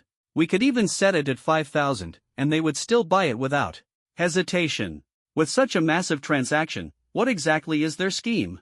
Ren's doubts were not unfounded. After all, in this game, anyone spending tens of thousands in a single day is either out of their mind or has ulterior motives. How about I have the studio test the price on the World Channel? Zhu Yao, being meticulous, considered that Ren wouldn't personally step forward, so after getting his nod, she quickly made the arrangements. Selling 1,600 experience crystals, 30 sets, 5,000 per set, trade in the novice village. This message instantly set the World Channel ablaze, as the studio staff's offer immediately drew countless players' exclamations. Since the server upgrade, players' IDs, privacy, and other aspects have been well protected. My goodness? 1,600 experience crystals for 5,000 per set, that's outrageous. Which studio is so confident? There are actually two ways to obtain experience crystals. One is by hunting wild creatures and collecting drops, which is direct and efficient. The other is through synthesis using life skills from secondary professions, but the success rate is only 20%. In other words, it takes 5 sets of low-level experience crystals to possibly synthesize one set of high-level ones. Since no one needs low-level experience crystals, many studios choose to synthesize them into high-level versions for sale. However, selling 30 sets of 1,600 experience crystals at once is truly unimaginable in terms of the reserves behind it. After all, the current highest level in the world is only around 24 or 25, and to clear 30 sets of 1,600 experience crystals in just 1 or 2 days is simply a fantasy. I'll take them all. This short sentence shocked all the players in the region. An actual tycoon had arrived. The speaker was none other than the president of the Dynasty Guild, the Supreme Emperor. He must have been keeping an eye on the experience crystal market for a while, and yesterday he even stated that high-level experience crystals could only be sold to him. The big spender is here, everyone thought to themselves. Sure enough, not long after, the president of the Dynasty Guild appeared in the beginner's village. This renowned guild leader, known for his extravagant spending, had a commanding presence. Although his level was only average and his equipment was quite ordinary, the guild emblem on his chest gleamed with golden light, making him stand out remarkably. The transaction was completed swiftly, and 150,000 gold coins were instantly credited. The Dynasty Guild leader immediately used 10 sets of the 1,600 experience crystals he received, directly leveling up to level 21. Shortly after, the Dynasty generals swarmed in. Those close to level 20 used one set of 1,600 experience crystals each and quickly reached level 20. This scene made the players in the novice village, still struggling to form teams for leveling up, drool with envy. The gap in wealth was disheartening. Flying high truly felt different. The Dynasty Guild leader threw a sentence to the merchant, same as tomorrow. After saying this, he led the group out of the novice village. At this moment, it was 2 o'clock in the afternoon, the prime time for world bosses to spawn in large numbers. Ren and his two companions were still fully focused on tackling the Lord of Destiny. He calculated in his mind that within the next 20 days, they needed to obtain at least 3 guild tokens, one for their own use and the other 2 for Qingfeng and Mingjia. The further the game progresses, the players' levels rise, and one's advantage diminishes. After all, a starved camel is still bigger than a horse. Those massive guilds with countless members could drown you with just a spit. Now, with the support of the enhanced attribute stone, the time required to defeat the Master of Fate has been halved, and Gangxi has started to show his value. This guy lives up to his name, thick-skinned and tough. Charging straight at the boss, he lands a strike, immediately drawing the boss's aggro. The boss swings a slap at Gangxi. Gangxi truly deserves the title of full health warrior. With over 600 HP, he withstands the boss's attacks. Although his attack power isn't high, under Ren's weakening effect, the Master of Fate's attacks only deal 20 damage to Gangxi. Each time, Zhu Yao's healing easily restores him to full health. For every 2 attacks from the boss, Gangxi has to endure 620 points of damage. This 620 damage comes from his own blood damage talent effect, perfectly depleting his HP. After more than an hour of battle, the Lord of Fate was perfectly defeated by the group, with efficiency nearly twice as fast as the first attempt. Although the speed had improved, the guild tokens still did not drop, leaving everyone somewhat disappointed. However, they unexpectedly obtained a legendary golden piece of armor, which is equipment for the hunter class after the archer's job change. Although Ren couldn't wear it for now, he was already calculating the future boost this equipment would bring to the team. At this moment, with plenty of time on hand, the group decided to continue tackling the second boss. They opened the Smart Navigation system and located the level 30 Rebel Army Commander. Guided by the navigation, they quickly set off for the destination. Meanwhile, on the World Channel, curses against the Dynasty Guild were flying everywhere. Dynasty dogs, aren't you ashamed? You snatch ownership and kill indiscriminately. I was leveling up in Locust Canyon, and they came with dozens of people and slaughtered us. Big brothers of Clear Wind, hurry up and deal with them. It can be imagined that at this moment in Locust Canyon, a bloody massacre was unfolding. The 2 major guilds were fighting over the ownership of the boss, and players leveling along the way were not spared. Dynasty Guild players naturally considered this clearing the field, but since Clear Wind Guild lacked guild identifiers, they couldn't distinguish which players were their own.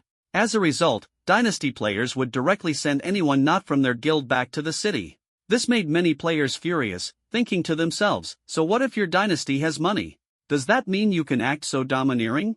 Players in the game often act impulsively, and this impulsiveness frequently drives them to strengthen their own abilities in anger, waiting for the day they can seek revenge. Meanwhile, Dynasty players were arguing incessantly with others on the World Channel. If you're not strong enough, don't talk big. If you have the guts, come and fight back. The flames of this conflict were spreading rapidly, foreshadowing an inevitable larger-scale clash in the future. The arrogance of Dynasty was like a raging storm, stirring up the entire player community and leaving countless people secretly displeased. However, despite their dissatisfaction, everyone knew that the leader of Dynasty was no ordinary figure. In reality, he was the overlord of ZL City, relying on the power of his deputy mayor father to act lawlessly. Rumors even suggested that he had unspeakable secrets hidden behind the scenes. In the real world, who would dare confront him head-on? After all, this was just a game, and there was no need to put oneself in danger. Even though the Dynasty Guild acted recklessly, there were always brave souls willing to challenge them, namely, the equally formidable Darkcool and the Master. Ren observed the various rumors about the Dynasty through the World Channel, and couldn't help but think to himself that the 1,600 experience crystals he provided would undoubtedly help create a formidable opponent. However, what made him even more relieved at the moment was that he was only a little over halfway away from reaching level 25. In the game Destiny, players reach their first job change upon hitting level 25, which signifies the transition out of the early stages of the game. Once Hiran completes the job change quest, he will be able to use profession-specific skills, and his options for weapons and equipment will greatly expand. With each level gained, his attribute points will increase by 5, leading to a qualitative leap in strength. Hiran had already planned his path for the job change. Although the gunner class could significantly enhance range and offer cooler weapon choices, he understood deep down that, as someone possessing the Eye of Malice, he must not alter his career path simply for appearances. Nonetheless, the hunter class also had its unique advantages. Hunters could learn stealth skills, which, when activated, reduce attack accuracy by 50%. As long as they remain unscathed, the stealth state will not be broken. This skill proves to be incredibly handy during siege battles. Imagine the opposing player standing there completely unguarded. Hiran activates stealth, combining the effects of Eye of Malice and stealth to silently reduce the opponent's maximum health. If the opponent fails to react in time, no matter who delivers the final blow, it will be fatal in one strike. However, most of the skill books currently available on the market are for beginner skills before job advancement, and no one seems to have seen the skills after job advancement. Hiran thought to himself that time was tight and he must accelerate his leveling progress to ensure he reaches the level 40 standard before the battle for Destiny City. The group once again headed to the Destiny frontier to continue challenging the level 25 rebel creatures. By 10 p.m., Hiran and Zhu Yao had both reached level 25, while Gangzi finally reached level 22. At the same time, they had accumulated over 2,000 experience crystals. To help Gangzi catch up in level progress, Hiran gave him 1,000 experience crystals, which Gangzi used to directly reach level 23. 50,000 bucks. I only leveled up once, it really feels unnecessary, Gangzi said with frustration. The 30 sets of 1,600 experience crystals they farmed in the morning had boosted their gold count to 170,000, but the usually frugal Gangzi seemed a bit distressed. Remember, these are just small amounts of money. Our goals are much greater. Hiran smiled faintly, fully aware that he would never be satisfied with the mere tens or hundreds of thousands of wealth within the game. Based on the economic potential of this game, the possibility of earning millions daily in the future was extremely high. The game Destiny had just launched, and the revenue from a single major region had already exceeded $1 billion. Not to mention the massive scale of its 700 regions. As usual, Hiran handed over the remaining 15 sets of 1,600 experience crystals to Zhu Yao, and everyone wrapped up their work for the day. After removing the gaming equipment, Hiran checked the balance on his card and was pleasantly surprised to find 247,000 yuan. He hadn't expected that on the second day after the update. He had earned nearly 250,000 yuan through experience crystals. He immediately transferred 200,000 yuan to Zhu Yao and instructed her to start purchasing enhanced attribute stones in bulk at a price of 30 gold coins each. At the same time, he distributed a 10,000 yuan bonus to each staff member. At that moment, Gangzi suddenly received a phone call. It was none other than Dihao, the organizer of the class reunion mentioned earlier.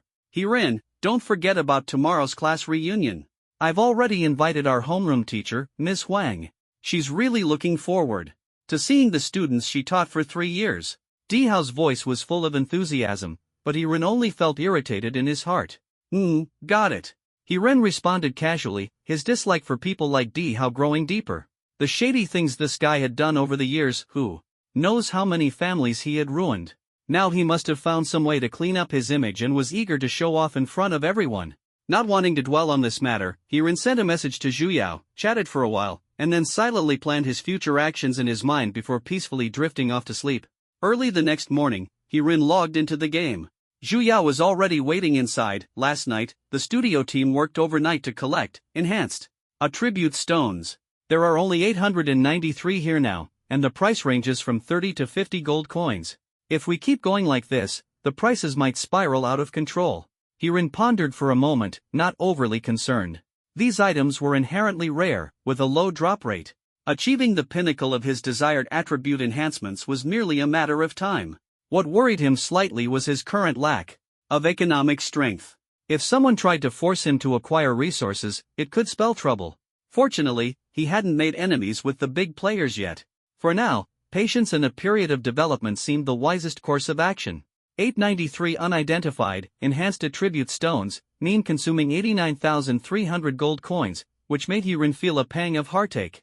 Although the current rate of earning money is relatively fast, spending gold so extravagantly still caused him some distress.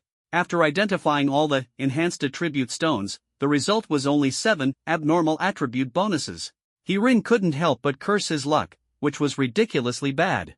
However, he also understood that reducing the maximum health limit was his greatest reliance. Whether it was hundreds of thousands of gold coins or even millions, he had to continuously strategize and farm equipment to stack this effect to its fullest. Currently, the value of reduced maximum health has reached 49 points, which is more than double the speed compared to yesterday. Thinking about how further increasing the speed could shorten the strategy time, Hiren's mood instantly brightened. Speed is passion. He clenched his fist and silently vowed in his heart never to be oppressed by anyone again. Only by constantly improving himself could he take control of everything. Accompanying Gangzi and Zhu Yao, they quickly strategized in Destiny State for 3 hours. Before midnight, Gangzi perfectly broke through to level 25. Wow, how come I feel like today's speed is faster than riding a rocket? Gangzi exclaimed in amazement. He hadn't expected that. Yesterday he only leveled up once in an entire day, but today, in just 3 hours, he had gone from level 23 to level 25. Hiren and Zhu Yao also reached level 26. Hiren's lips curled into a smile as he thought to himself, how could the speed not be fast? His attribute points were focused solely on intelligence, which granted him a 40% attack speed bonus, making him unstoppable. In a short period of time, his attack frequency was more than double that of a regular archer, and his attack intensity had significantly increased, leaving everyone in awe. Alright, since we've all reached level 25, the next step is to complete the class change quest. It must be done before 2 o'clock. Hiren decisively ordered, leading the group swiftly toward their destination. The class change envoy roams the desert rift in Jiangzhou, surrounded by countless thorn sandworms. This class change envoy NPC does not have a fixed location, and players need to search for him in the wilderness. Looking at the vast desert, the yellow sand stretches like an ocean, with a towering cactus in the center piercing the clouds, standing out like a solitary landmark. Looking around here, apart from the yellow sand of the desert, there's only that cactus. Where on earth is the class change envoy? Gangzi stared at the endless desert and couldn't help but complain. Who knows? For now, it seems that the cactus is the most conspicuous thing here. Let's go over and take a look. Hiren had a hunch that the cactus must be hiding some kind of secret. Gangzi and his group advanced toward the direction of the cactus when the ground suddenly shook violently, resembling an earthquake, causing their hearts to tighten. The virtual realism of Destiny truly made it feel authentic. Immediately, several massive thorn sandworms burst out from the sand, blocking their path. These creatures were entirely different from the previous monsters. Their enormous size was astonishing. Thorn sandworm, level 28, HP 2800, attack power 30, defense 300. Be cautious of the thorns on their bodies. Although their attack power is not high, the thorns' rebound will give you a hard time. Warriors, it's best to take a detour. What the heck is this? They're so huge. Are we supposed to fight our way through? Gangzi's face showed fear. The largest creature he had seen in Destiny before was a bloodthirsty locust leader, but the thorn sandworm before him now exuded an overwhelming sense of oppression like a giant beast. However, the class change mission had to be completed. Gangzi gritted his teeth, raised his weapon, and charged straight at the thorn sandworm. Bang! Ah! At the moment the weapon struck the creature, Gangzi instantly died and fell to the ground. The scene immediately caused an uproar of laughter. Seeing this, Zhu Yao quickly cast Resurrection to revive Gangzi. After being revived, Gangzi noticed the creature was still at full health and joked, "Looks like my counterattack skill isn't working." Originally, he intended to use his innate skill, Blood Wound, to inflict rebound damage on the creature, but unexpectedly, the result of the rebound was his own tragic death. It seems this creature's counter-damage effect is exceptionally high. Hiren furrowed his brows, pondering a strategy. He noticed that Gangzi's attack only caused the minimum guaranteed damage of 1 point, yet Gangzi, with 700 to 800 health points, was killed by the rebound. This indicated that the creature's counter-damage was an astonishing 800 times higher. Faced with such an astonishing rebound effect, everyone had to reassess this battle and resolve to find a way to break through and rise to the challenge. Fighting is out of the question, But is there really no other way besides taking a detour? Watching the time tick away second by second, it was already close to 1 o'clock. If the job transfer task wasn't completed soon, it would have to wait until tomorrow. Hirin felt anxious, as time slipped away like sand in an hourglass. He tried attacking the thorn sandworm, miss, but he didn't suffer any counter damage. He instantly understood and quickly turned to Zhu Yao, saying, Yao Yao, follow behind me. I'll draw the aggro. As long as it's a miss state, there won't be any counter damage. But I'm not 100% miss, so if I die, you need to revive me immediately. After saying this, Hirin drew his bow and began attacking. He fired only 3 arrows before decisively halting his attack, cautiously advancing during the period of weakened attack power. In this way, whether it was him or Gangzi Zhu Yao, even if surrounded by multiple thorn sandworms simultaneously, they could remain safe. When the buff's effect was about to end, Hirin launched another attack, using the buff to weaken the creature's attack power. Occasionally, when a thorn sandworm was hit, the enemy would fall to the ground, and Zhu Yao would promptly revive him.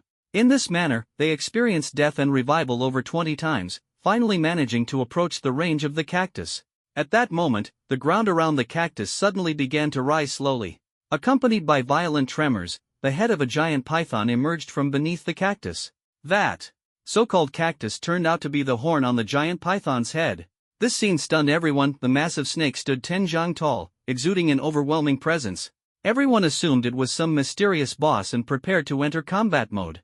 However, the giant snake spoke. At last, brave ones have arrived. I have been waiting here for the arrival of the job changers. The light of destiny shall cleanse you. Its voice was deep and majestic, as if it came from the abyss. Hirin and the other two looked at each other in confusion, staring at the giant python. So this thing is the job transfer messenger? Turns out it's not even human. Gangzi complained, his eyes sparkling with amazement. I don't know either. We're all newbie players and came here after reading the introduction, Zhu Yao said, equally uncertain about whether this counted as completing the job transfer task. I can't say whether this job transfer task is difficult or simple, but I feel like the people coming after us will be stuck here for a long time. Hirin had just finished speaking when the giant python job transfer messenger let out a long hiss toward the sky. Points of light flickered across the heavens, and a prompt appeared before the three. Please choose the direction for your job transfer. At this moment, all the tension and anticipation intertwined in the air. The moment of job change had finally arrived. The three successfully changed their jobs, and their attribute values instantly soared to 5 points, along with the retroactive allocation of attribute points before level 25. Hirin decisively chose to become a hunter, allocating all his attribute points to intelligence, resulting in an instant intelligence score of 130. His second talent, enhancement, brought a 65% attack speed bonus. Making him a combat maniac. While others attack once, he can attack twice, leaving no room for his opponents to catch their breath. Gangzi changed his job to Shield General, and after donning the Blood Dominator armor, his health instantly skyrocketed to 1900. This means that as long as his talent, Bloodwound, is triggered, he can reflect 1900 damage, essentially becoming a moving fortress. Attacking him is equivalent to committing suicide. Zhu Yao turned out to be the luckiest among the three.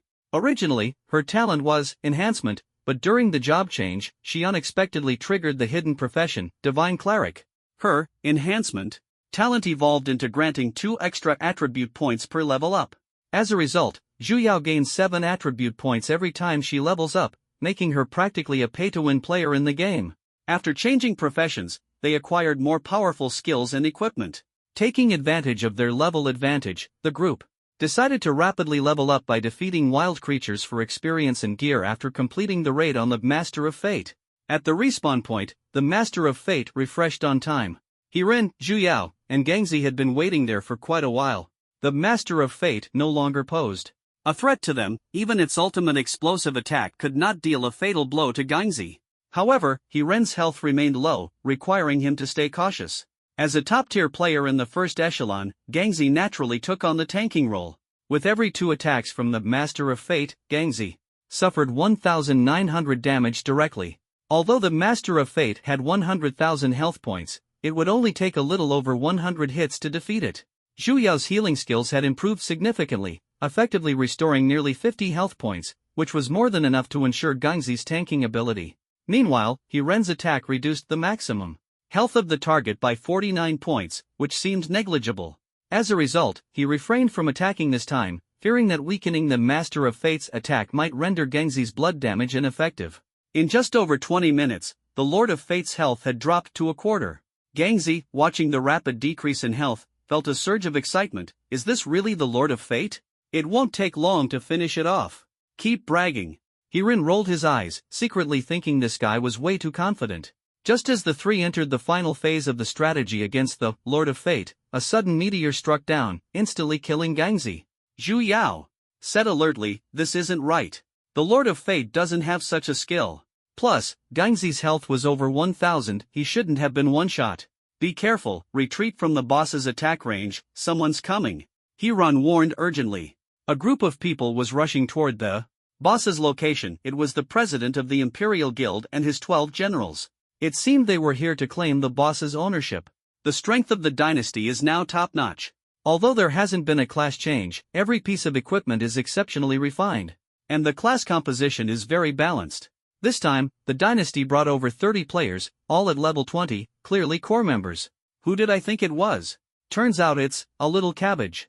Looks like you're trying to make a big profit again, but unfortunately, you won't get the chance. The speaker was Dynasty Sugo, an old acquaintance who had previously dealt with Hirin. The Dynasty Guild, with 30 to 40 players above level 20, naturally didn't take this small group seriously. Confidently, they prepared to tackle the Master of Fate. At this moment, Hirin remained silent. As the top guild, Dynasty's arrogance was to be expected. He and Zhu Yao quietly stood 30 meters away from the boss in a safe zone, observing the situation. Seeing that Hirin didn't make a move, the dynasty members naturally assumed he wouldn't compete with them for the boss's ownership. Moreover, Hirin's group only consisted of 2 people, a healer and an archer. Their previous tank, Gangzi, had already been instantly killed by the dynasty's top mage with a meteor strike, leaving them in an extremely unfavorable position. Hirin currently had no intention of competing with them for ownership. After all, they had the advantage in numbers, and he didn't want to waste his strength on PvP battles. At this moment, he was missing a crucial item. It must be said, the Imperial faction's strategy for tackling Master of Fate was indeed straightforward and brutal. Strength in numbers, there's a reason for that saying. Level 20 players generally followed strategies of full strength, full intelligence, or full agility in their stat allocation. While such builds offered high attack power, their defense was relatively fragile. However, the warriors of the Imperial faction were still able to withstand Master of Fate's attacks, which showed that their armor and equipment bonuses were quite impressive. With over a dozen players continuously dealing damage, they were still able to inflict 2,000 to 3,000 points of damage per minute on Master of Fate. Aren't we going to try and compete for it? I think you have the strength now, Zhu Yao asked softly, her eyes glimmering with anticipation. Don't rush, there will be a chance for us to act. Hirin simply smiled faintly, found a pile of large rocks, and sat down, quietly observing the situation. More than half an hour quickly passed, and the health of Lord of Destiny gradually reached its limit.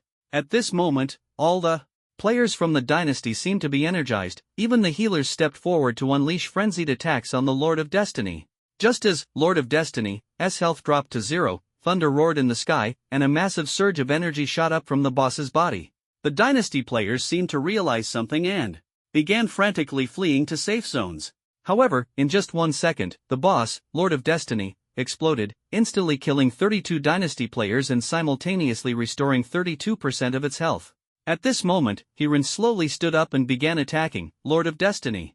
According to his calculations, the 32% health could be taken down with sustained attacks in just 15 minutes, and during this quarter hour, the dynasty's players wouldn't have enough time to rush back from the respawn point.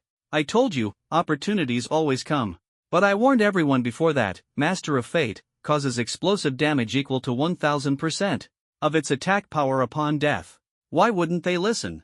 Hirin shook his head calmly, though his tone carried a hint of mockery. At this moment, Zhu Yao also understood Hirin's little scheme. The reason she and Hirin were able to successfully complete the strategy was precisely because the activation time of Fong's Sting allowed them to retreat in advance. The dynasty's oversight naturally became their fatal mistake. When the boss's health dropped to 1 point, Hirin and Zhu Yao decisively withdrew. Under the effect of bleeding damage, the boss self-destructed and died on the spot. A ground full of gold coins and items instantly appeared before them, and this time, 2 guild tokens and a hunter skill book, Stealth, were dropped. The corners of Hiren's mouth slightly curved upward as he secretly felt proud. This round, he had won beautifully. After defeating the Master of Fate, Hiren and Zhu Yao decided not to challenge other bosses but to quickly deal with the guild token. Since the strength of the Dynasty Guild had already improved, the Qingfeng and Mingjiao guilds were not far behind. With players from various major guilds vying for the chance to defeat the Master of Fate, their advantage was no longer significant. Although guild tokens were highly attractive in the early stages and could be sold at high prices, their value would inevitably decline as their quantity increased. Now that the server had been open for 10 days and there were still 20 days left until the battle for Destiny City, it was uncertain how many more guild tokens would drop during this period. The two returned to the novice village, where Gangzi was glaring angrily at a player named Dynasty Zishu. "You're finally back. That bastard just killed me. He's the only one in my enemy directory. Damn. He hit me with a meteor spell, and I still had over 1,000 health at the time." Gangzi was furious, as his over 1,000 health had been instantly wiped out. The mage's growth was simply outrageous. "It's probably the effect of a talent. Don't be discouraged, take a look at this." Hiren comforted him while handing the guild token to Gangzi. Gangzi saw it was a guild token and danced with excitement. "Wow, is this the legendary guild token? We're rich. We're rich. Don't get too excited too soon. We need to sell this thing quickly. The price changes daily, and the longer we wait, the less it's worth." Hiren directly quoted a price of 1.5 million, with a bottom line of 1 million in mind. As expected by Hiren, Qingfeng Anshuang and Mingjiao leader both offered prices that didn't exceed 800,000, clearly indicating their levels were already approaching level 20. Hiren decided to take a more proactive approach and started speaking in the World Channel. "Royal Dynasty big shots, didn't I tell you before? When Lord of Destiny dies, there's a 1000% attack damage explosion, followed by resurrection. Be more careful next time, okay?" As soon as these words were spoken, people around the world knew that the dynasty had successfully raided Master of Fate today, and a little cabbage seemed to have merely picked up the leftovers. If the dynasty could successfully raid Master of Fate, they would undoubtedly monopolize it in the coming days. The ownership of Fate City would naturally fall into their hands. Fate City is easy to defend and hard to attack, and with the dynasty's numerous players, attempting to raid it again later would become exceptionally difficult. However, the foundation for a siege is, you need to have a guild. Dark Joy and the leader realized this was the last chance to establish a guild. Spending 1.5 million gold coins now might quickly pay off. If they managed to capture Fate City. If Master of Fate were monopolized by the dynasty, there would truly be no more opportunities. With such concerns in mind, Hiren's guild token quickly found a buyer. In the end, Hiren sold it to Ming Sect for 1.5 million gold coins. As for Clear Breeze Dark Joy, Hiren gave him a suggestion to help him snatch a guild token. As for how to snatch it, Hiren did not elaborate but simply informed Clear Breeze Dark Joy to quickly arrange 30 players at level 20. He also offered to provide 1,600 experience crystals at a price 200 gold coins below the market rate. Although the dynasty monopolized the 1,600 experience crystals, Hiren couldn't sell them all to them. Once most of the dynasty's players leveled up, dealing with them would become extremely difficult. Therefore, Hiren had to establish a guild that could counterbalance the dynasty, and someone like Qingfeng Anshuang, who was a perfect patsy, was the ideal choice. After the two reached an agreement, Hiren sold the 40 sets of 1,600 experience crystals he had obtained from leveling up in the morning to Qingfeng Anshuang at a price of 4,800 gold coins per set. After converting the assets into cash, Hiren and his two companions decided to log off, as tonight was their middle school reunion and they still had to attend. If it weren't for Teacher Huang, Hiren wouldn't have wanted to go at all. He hadn't seen this mentor in over a decade and still wanted to meet him. Zhu Yao, however, decided not to accompany Hiren to the reunion. After all, middle school was filled with beautiful memories of youth, and her presence might make things a bit awkward. At 5:30 in the afternoon, Gangzi and Hiren took a taxi to the location of the class reunion dinner, the Riverside Grand Hotel. On the top floor of this famous landmark building in ZL City, there is a revolving restaurant where the bustling cityscape can be fully appreciated as night falls. The class reunion was held in this revolving restaurant. When Hiren and Gangzi walked in, Yu Jian, Yang Ni, Dihao, and others were already seated, eagerly waiting. Seeing them, Dihao immediately stood up and walked toward Hiren, a teasing smile curling at the corner of his mouth. Well, here comes our classes. Model student, Hiren. TSK, dressed in that delivery worker's yellow uniform, you must be living the high life with gourmet meals every day. Sure enough, Dihao still had that sharp tongue. If He-ren hadn't been standing in front, Gangzi would have wanted to punch him. Recently, He-ren had been investing in the gaming industry and cutting expenses, still wearing the courier jacket from his delivery job, which gave him a unique charm. Isn't that right? If one day the food delivery ends up being for you, Housie, you'd better not eat it. Watch out, I might put rat poison in it. He-ren couldn't be bothered with Dihao and pulled Gangzi to sit down. Dihao, seeing that he couldn't tease He-ren, slunk back to his seat but quickly came up with a new topic. Eugene, I heard you're pretty close. With He-ren? Playing the game Destiny, spending 70,000 to earn 700, your investment skills are truly impressive. Why not teach He-ren, huh? Dihao, shut up. We're all classmates, don't show off like that. Besides, He-ren might not be worse than you. Gangzi was burning with anger but held back, considering the presence of old classmates around. Just delivering food, really not as profitable as playing Destiny, right, Eugene? Dihao raised his chin toward Eugene, a hint of malice in his eyes. He had already spoken to Eugene in advance. As long as he gave the signal, Eugene would showcase Dihao's prowess.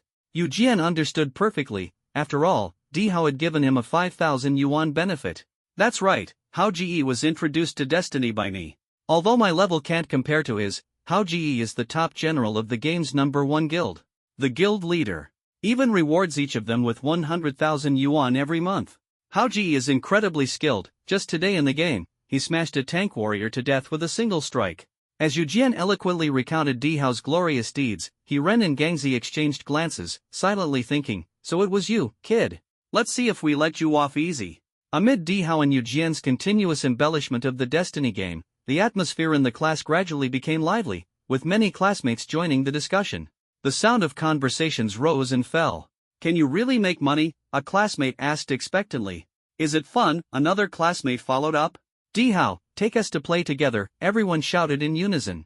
Dihao's self-esteem was instantly ignited, swelling to the point of almost soaring. Among this group of classmates, only one named Zhang Tsong had been an outstanding student and class president in middle school.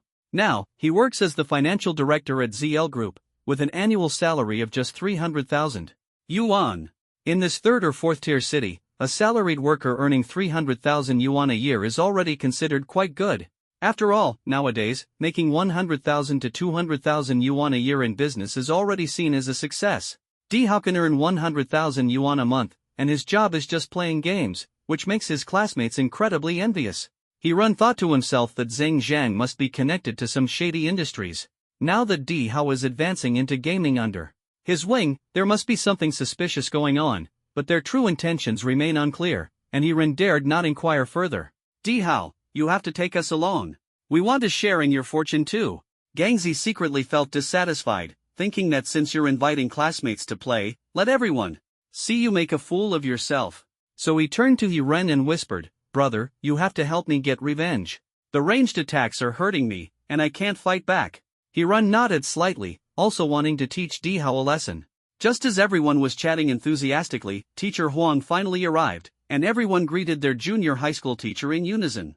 Teacher Huang looked at this group of grown-up children, her face lighting up with a warm smile. She was their first homeroom teacher in her teaching career, so every student had a deep impression of her. Dihao, you're so thoughtful. Back then, you were the only one who made me rack my brains to discipline you.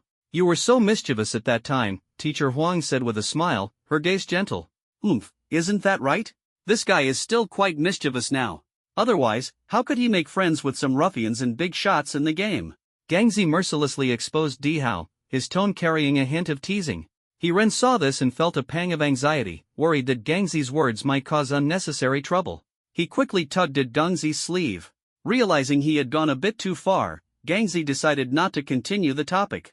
Dihao gave Gangzi a peculiar look, puzzled. I've never mentioned anything about the game to Gangzi, so why would he say I'd befriended ruffians and tycoons? However, he didn't expose Gangzi and simply kept this matter in mind. Alright, we haven't seen each other in over a decade, let's not argue like kids today. Teacher Huang noticed the atmosphere was off and quickly tried to mediate. Since Teacher Huang has spoken, and it's been so long since we've met, I think we should celebrate with some drinks today. Dihao suggested. I heard Jiangjing Grand Hotel has a bottle of 1994 Italian Emperor red wine. Let's open it today to toast Teacher Huang. Di Hao, now working with Zhang Zhang and earning 100,000 yuan a month, didn't mind the cost of such gatherings, which were mostly split evenly among attendees. The 1994 Italian Emperor red wine was priced at a hefty 18,000 yuan, meaning each classmate would need to contribute around 1,000 yuan. However, most of them were ordinary wage earners, and the thought of spending 1,000 yuan just for a bottle of wine was naturally unappealing.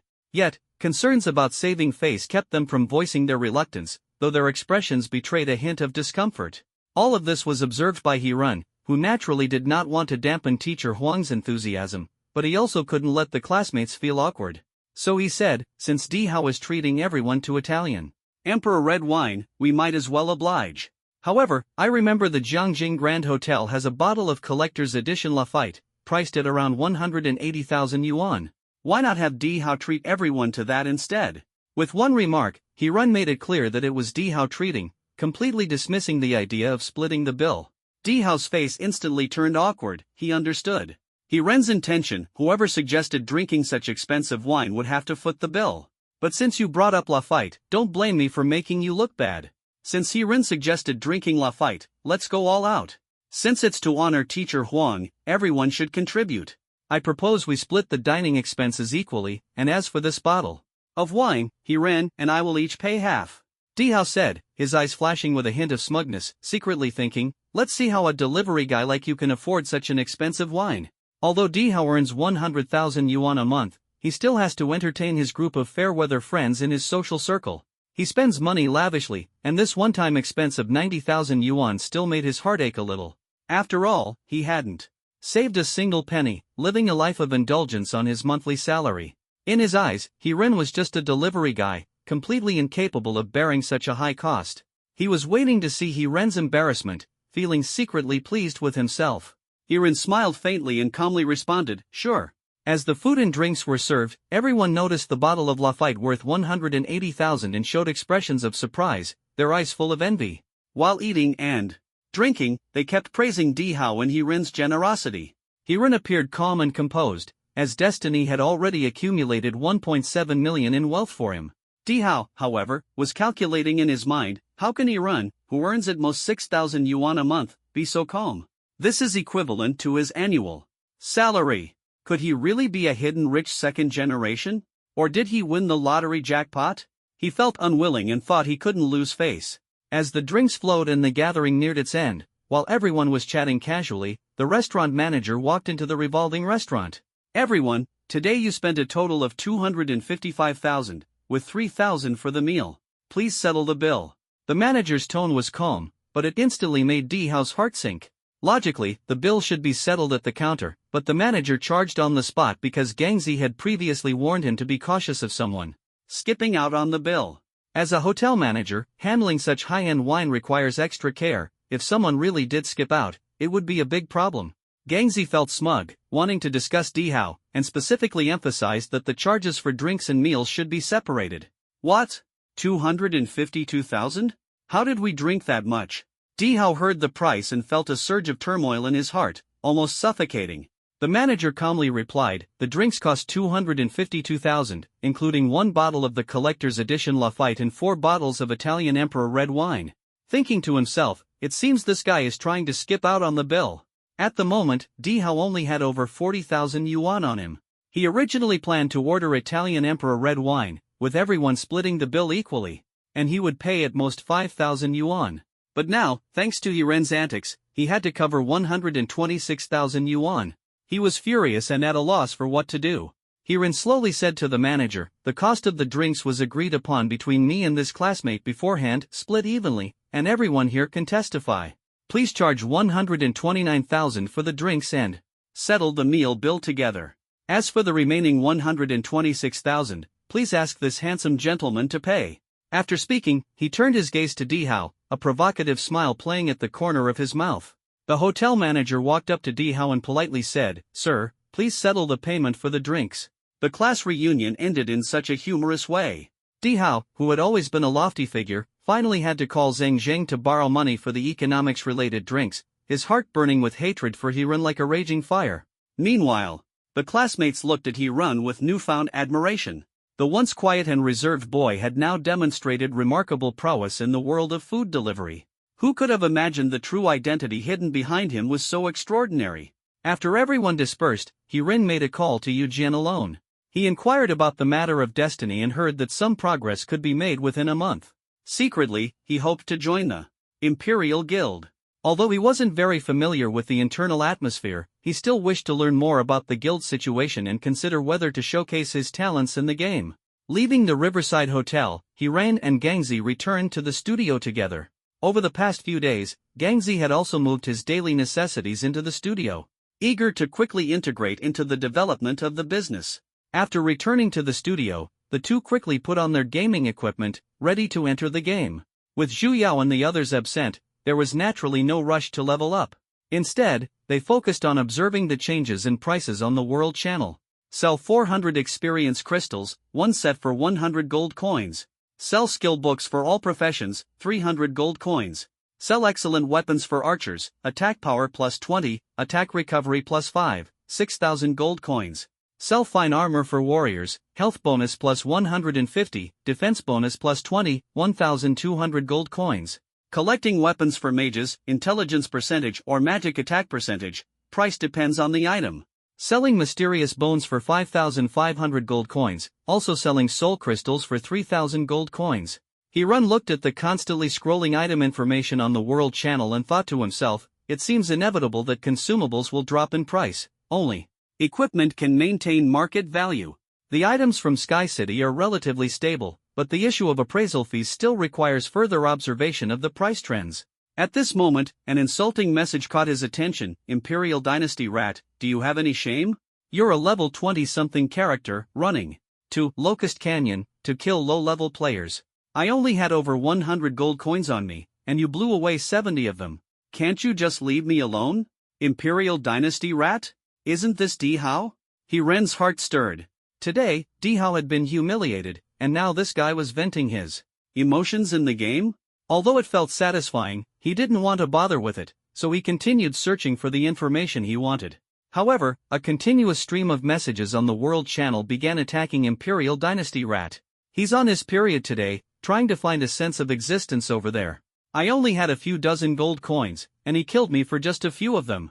I don't think he's that great, just a lapdog of the Empire. The Imperial City didn't feed him enough today, so he's out biting people randomly. He's still a vicious dog. One of our warriors with over 800 health got smashed into a gravestone by one of his skills. Isn't it just because he has a good talent? What's he so arrogant about? Still just a dog. If that big shot helps me take him down once, I will follow them loyally from now on. From the initial few words to a collective outcry for accountability, it seems Dihao has been slaughtering wantonly in Locust Canyon today, trying to recover his losses in the game. However, since he has already angered the masses, it might be inappropriate for me, Hiran, not to align with public sentiment. With this thought, Hiran reached out to the player who had declared on the World Channel their intent to seek revenge with the help of a big shot. Brother, want revenge? Moments later, the player named Wasteland Werewolf replied, Big shot, if you can help me get revenge, I'm yours. If you tell me to go east, I'll never go west. There's no need for that. I can't help you kill him, but you can do it yourself. If you can, wait for me at the entrance of Locust Canyon, Hiran quickly replied. I can't do it. I can only withstand 3 of his attacks at most, and I've heard he has a very powerful talent. He can instantly kill people. Wasteland Werewolf seemed somewhat fearful. After all, Wasteland Werewolf was only level 17, and facing the level 23, Imperial Dynasty Rat, there was no chance of winning. The equipment gap was even more overwhelming. Don't worry, I'll be your strong support, Hiran secretly calculated in his heart. He wouldn't step forward now, but he could use this opportunity to build connections.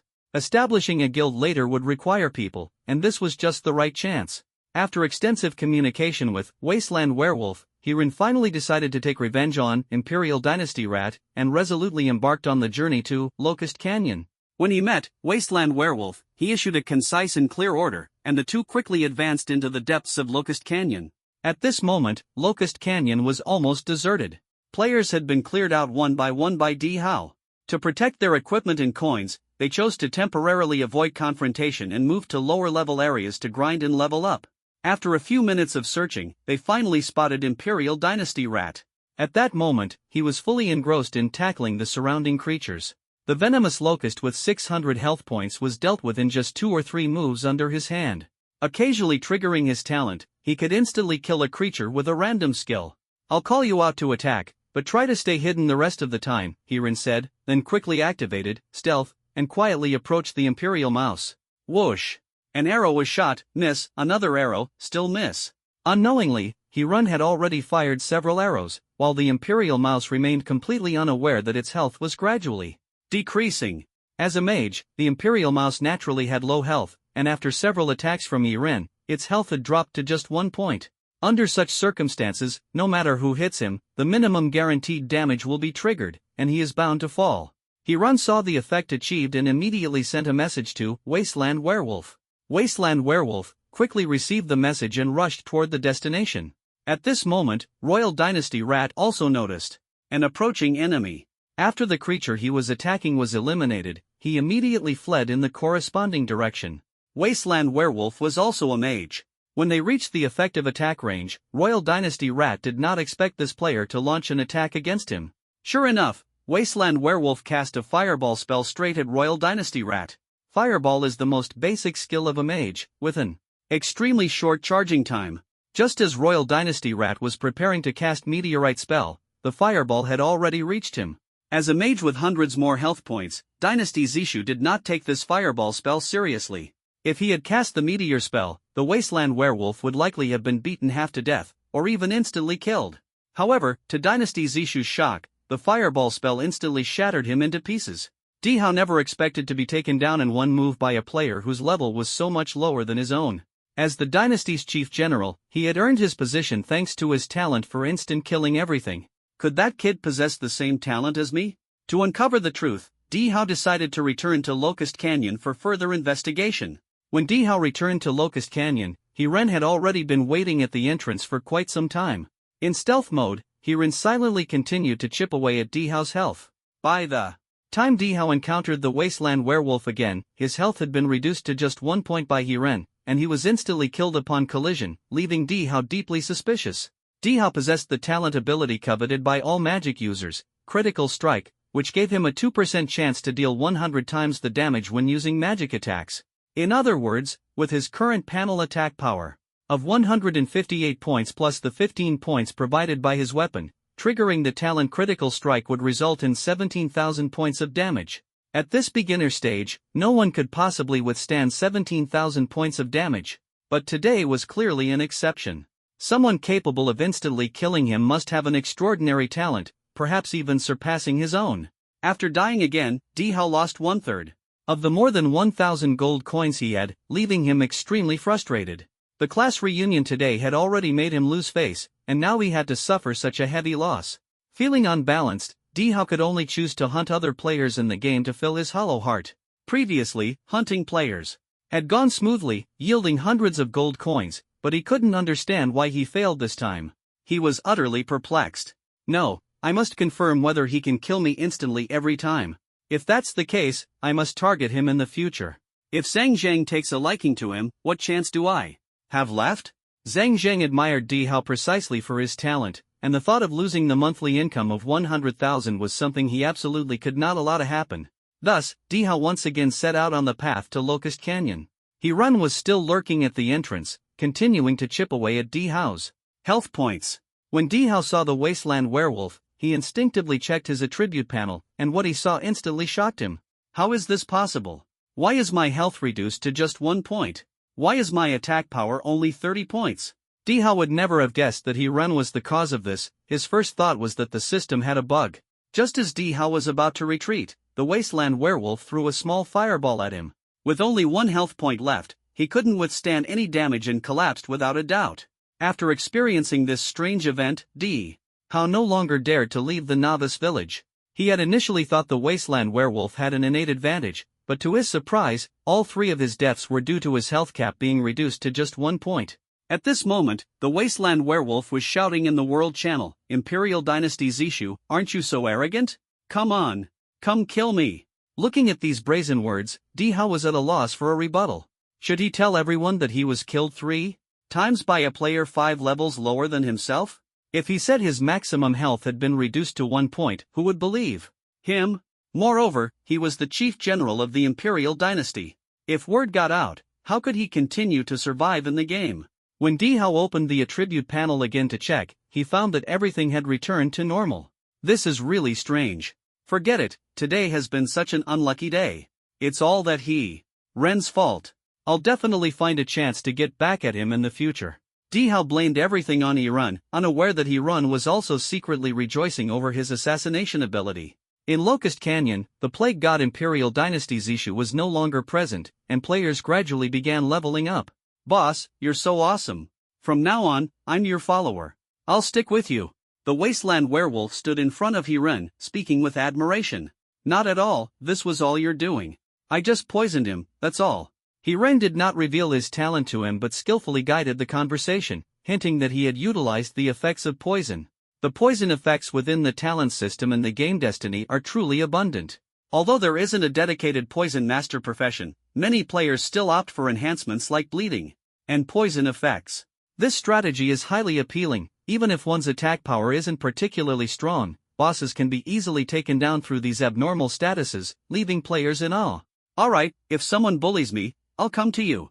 Let's add each other as friends for easier contact. Ren said excitedly. After the two added each other as friends, Ren checked the time and realized it was getting late. He briefly said goodbye and headed deeper into the Wasteland Werewolf territory. The next day, news spread in the game about an ordinary player instantly defeating a general of the dynasty, quickly sparking heated discussions across major forums, with everyone questioning the true strength of the dynasty's generals. Wasn't he supposed to be so powerful? Killing everywhere, and now he's been instantly defeated 3 times by an ordinary player. Looks like the dynasty is really done for. Those 12 generals are nothing but a joke. Don't say that. I heard that ordinary player has extraordinary talent. If I had that kind of amazing talent, I would have gone up against the dynasty long ago. They're just too disgusting. In an office filled with smoke in the commercial center of ZL City, Dihao stood with his head lowered in front of the boss's desk. At this moment, the person with his back to him was none other than the president of the Dynasty Guild, Zhang Zhang, also known as the Supreme Emperor. Speak, Haozi. I have high regard for your abilities. To build my empire in the game of Destiny, I invited you to be my chief general, and this is how you repay me? Zhang Zhang said coldly, a cigar in his mouth. President, there really was a bug yesterday. I'm certain my character's health dropped to just 1 point. Dihao explained tremblingly, fully aware that the calmer Zhang Zhang appeared, the stronger his inner fury was. Do I look like a fool? Using such a lame excuse to brush me off? Do I need to explain to you the level of technology in Angel City? Do you think they would make such a basic mistake? Although Zhang Zhang was disappointed in Dihao's performance, he still considered him a trusted aide, and for now, Dihao still had his uses. If it weren't for the fact that you still have some value, I would have kicked you out long ago. From today onward, everything related to the Lord of Destiny must belong to our dynasty. If you disappoint me again, watch out for your position. That single sentence sent a chill down Dihao's spine. It wasn't the fear of a pay cut that troubled him, but the deep understanding of this man's power in ZL City, which was akin to that of an emperor, enough to make anyone tremble. The dynasty's authorities seemed to face an unprecedented challenge, as most players privately speculated about the character issues of the Dynasty Guild members. Nevertheless, the dynasty continued to recruit guild players worldwide, though the results were negligible. In this region with hundreds of thousands of people, the Royal Dynasty Guild had only about 1,000 members, leaving the guild leader disheartened. To expand its influence, the Royal Dynasty Guild began lowering the entry requirements and offering generous guild benefits. The Royal Dynasty Guild is recruiting members. Level 15 and above, all professions welcome.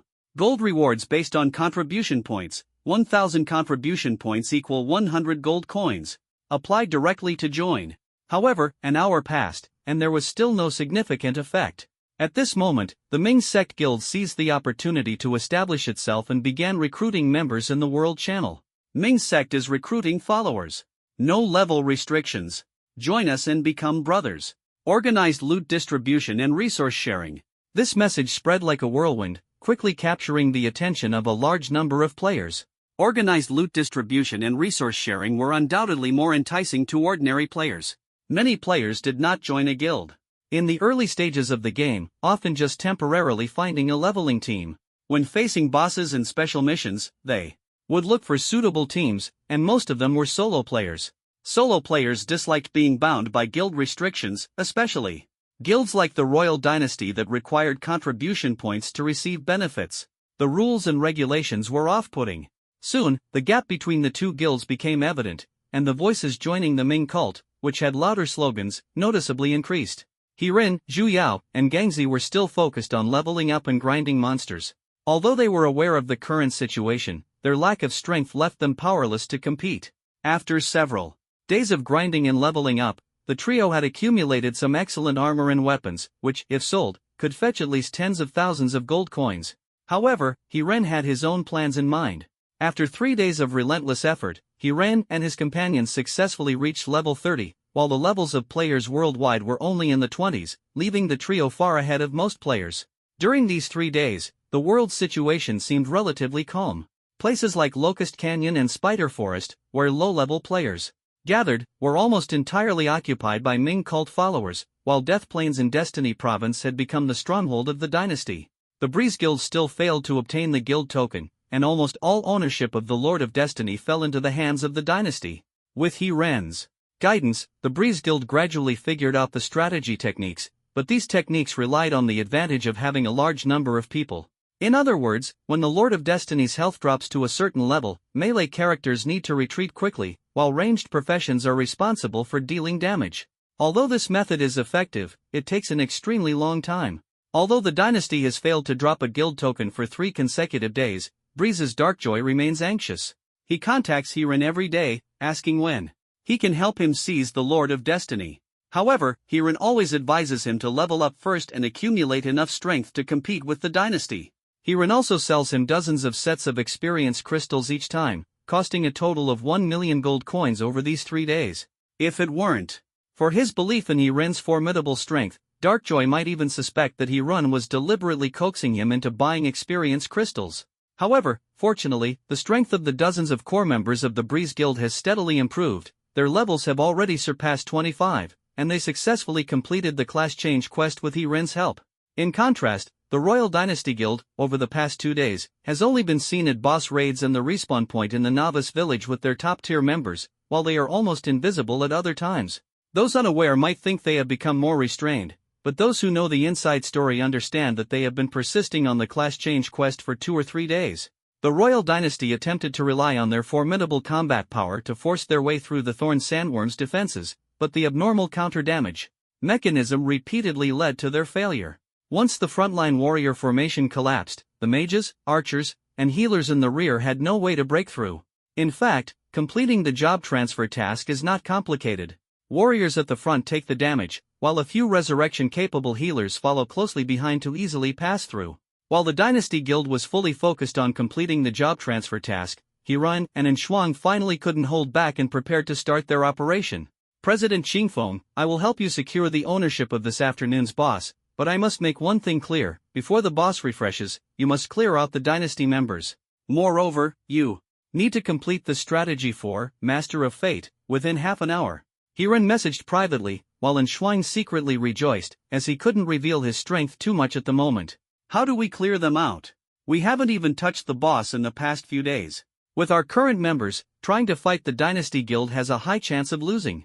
And Shuang knew very well that his current strength was far inferior to the Dynasty's. What's more, the guild level bonuses also had a significant impact on combat power.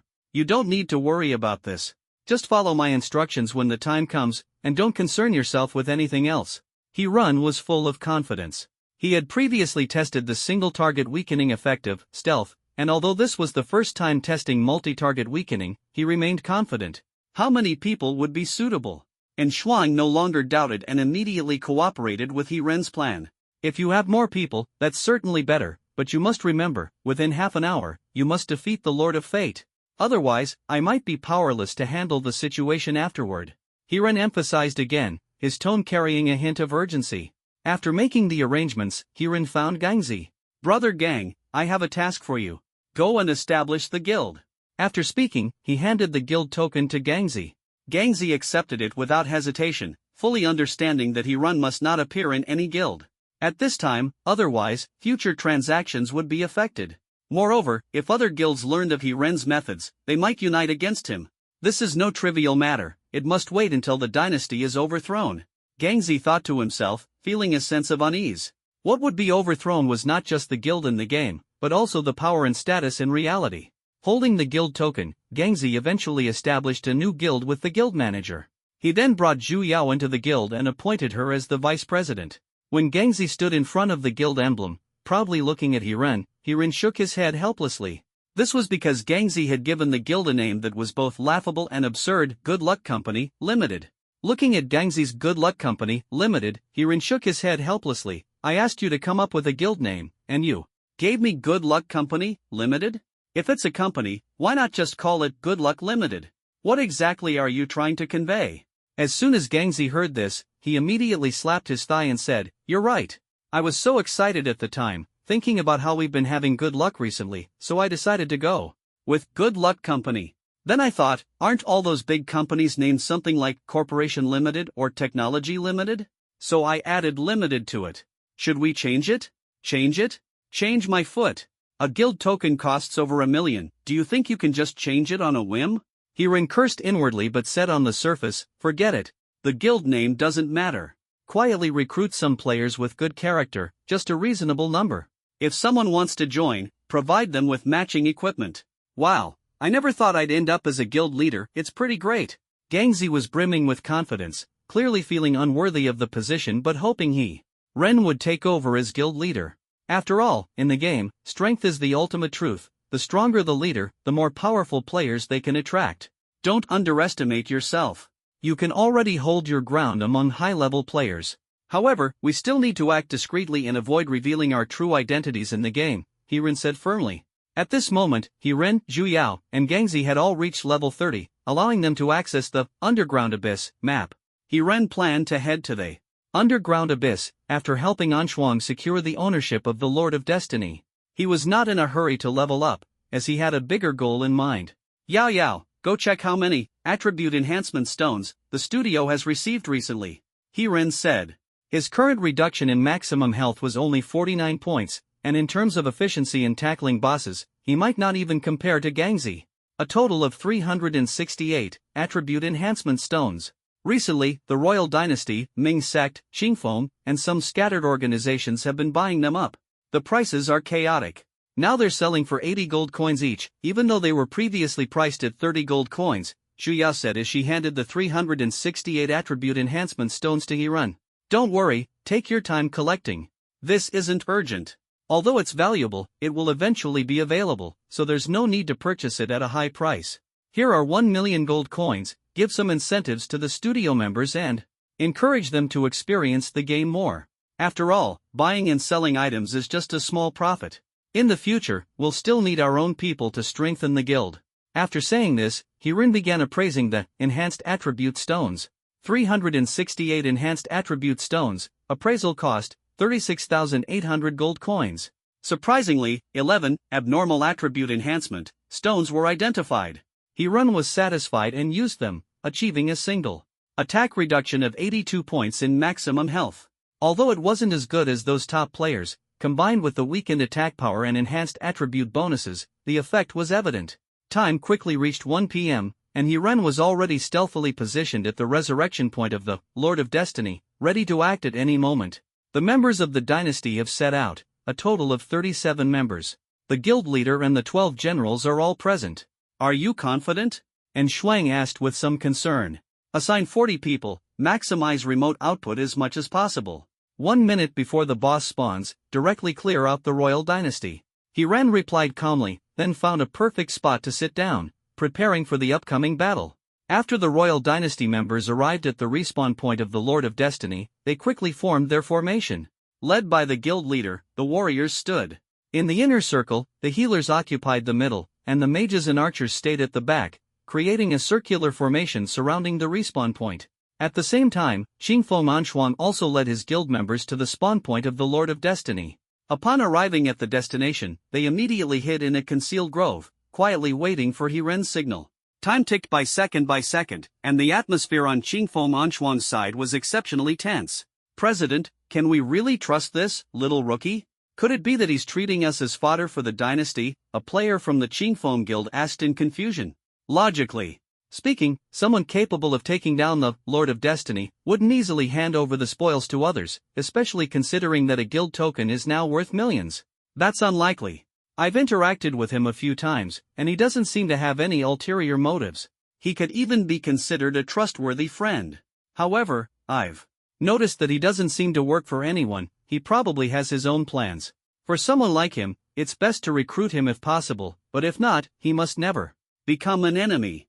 You have to understand, anyone who can effortlessly secure the first kill of the Lord of Destiny in the entire region is definitely not an ordinary person.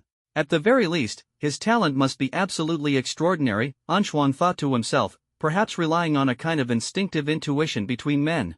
In the blink of an eye, it was 5 minutes before the Lord of Destiny was set to respawn. At this moment, Hirun was already standing in the middle of the Dynasty's team, activating multi-shot to begin reducing the maximum health of all Dynasty players. Yet, the Dynasty players remained completely unaware, oblivious to the preparations being made in secret.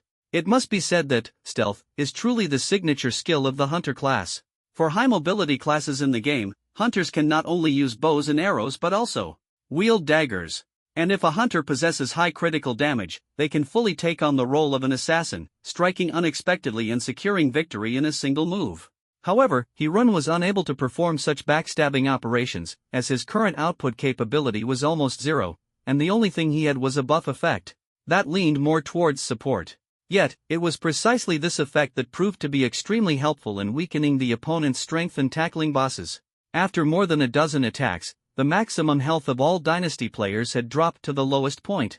Although the health bars of Dynasty players who hadn't been attacked were still full, if they checked their attribute panels at this moment, they would find that their actual health was only January 1st. After Hirun signaled in Shuang, the Breeze Guild charged at the Dynasty's team like a pack of hungry wolves. Seeing a team of dozens sprinting toward the resurrection point of the Lord of Destiny, the Dynasty players instantly entered combat readiness. Someone's coming, everyone get ready. Kill them first. With the command from the Emperor, the president of the Imperial Dynasty Guild, the other 36 members immediately prepared to launch an attack in the direction of the approaching figures. However, most of the members of the Breeze Guild were long-range attackers. Before they could get close, the players from the Imperial Dynasty were already struck by the Breeze Guild's ranged attacks, collapsing to the ground in an instant. The mages, archers, healers, and other professions in the rear were stunned by the scene. Even the president, such a powerful figure, was taken down in one blow. Just how terrifying was the strength of this team? At this moment, the Imperial Dynasty's Zishu finally reacted, his heart filled with shock, as he had personally experienced such a scenario before. However, such a situation left him no room to struggle.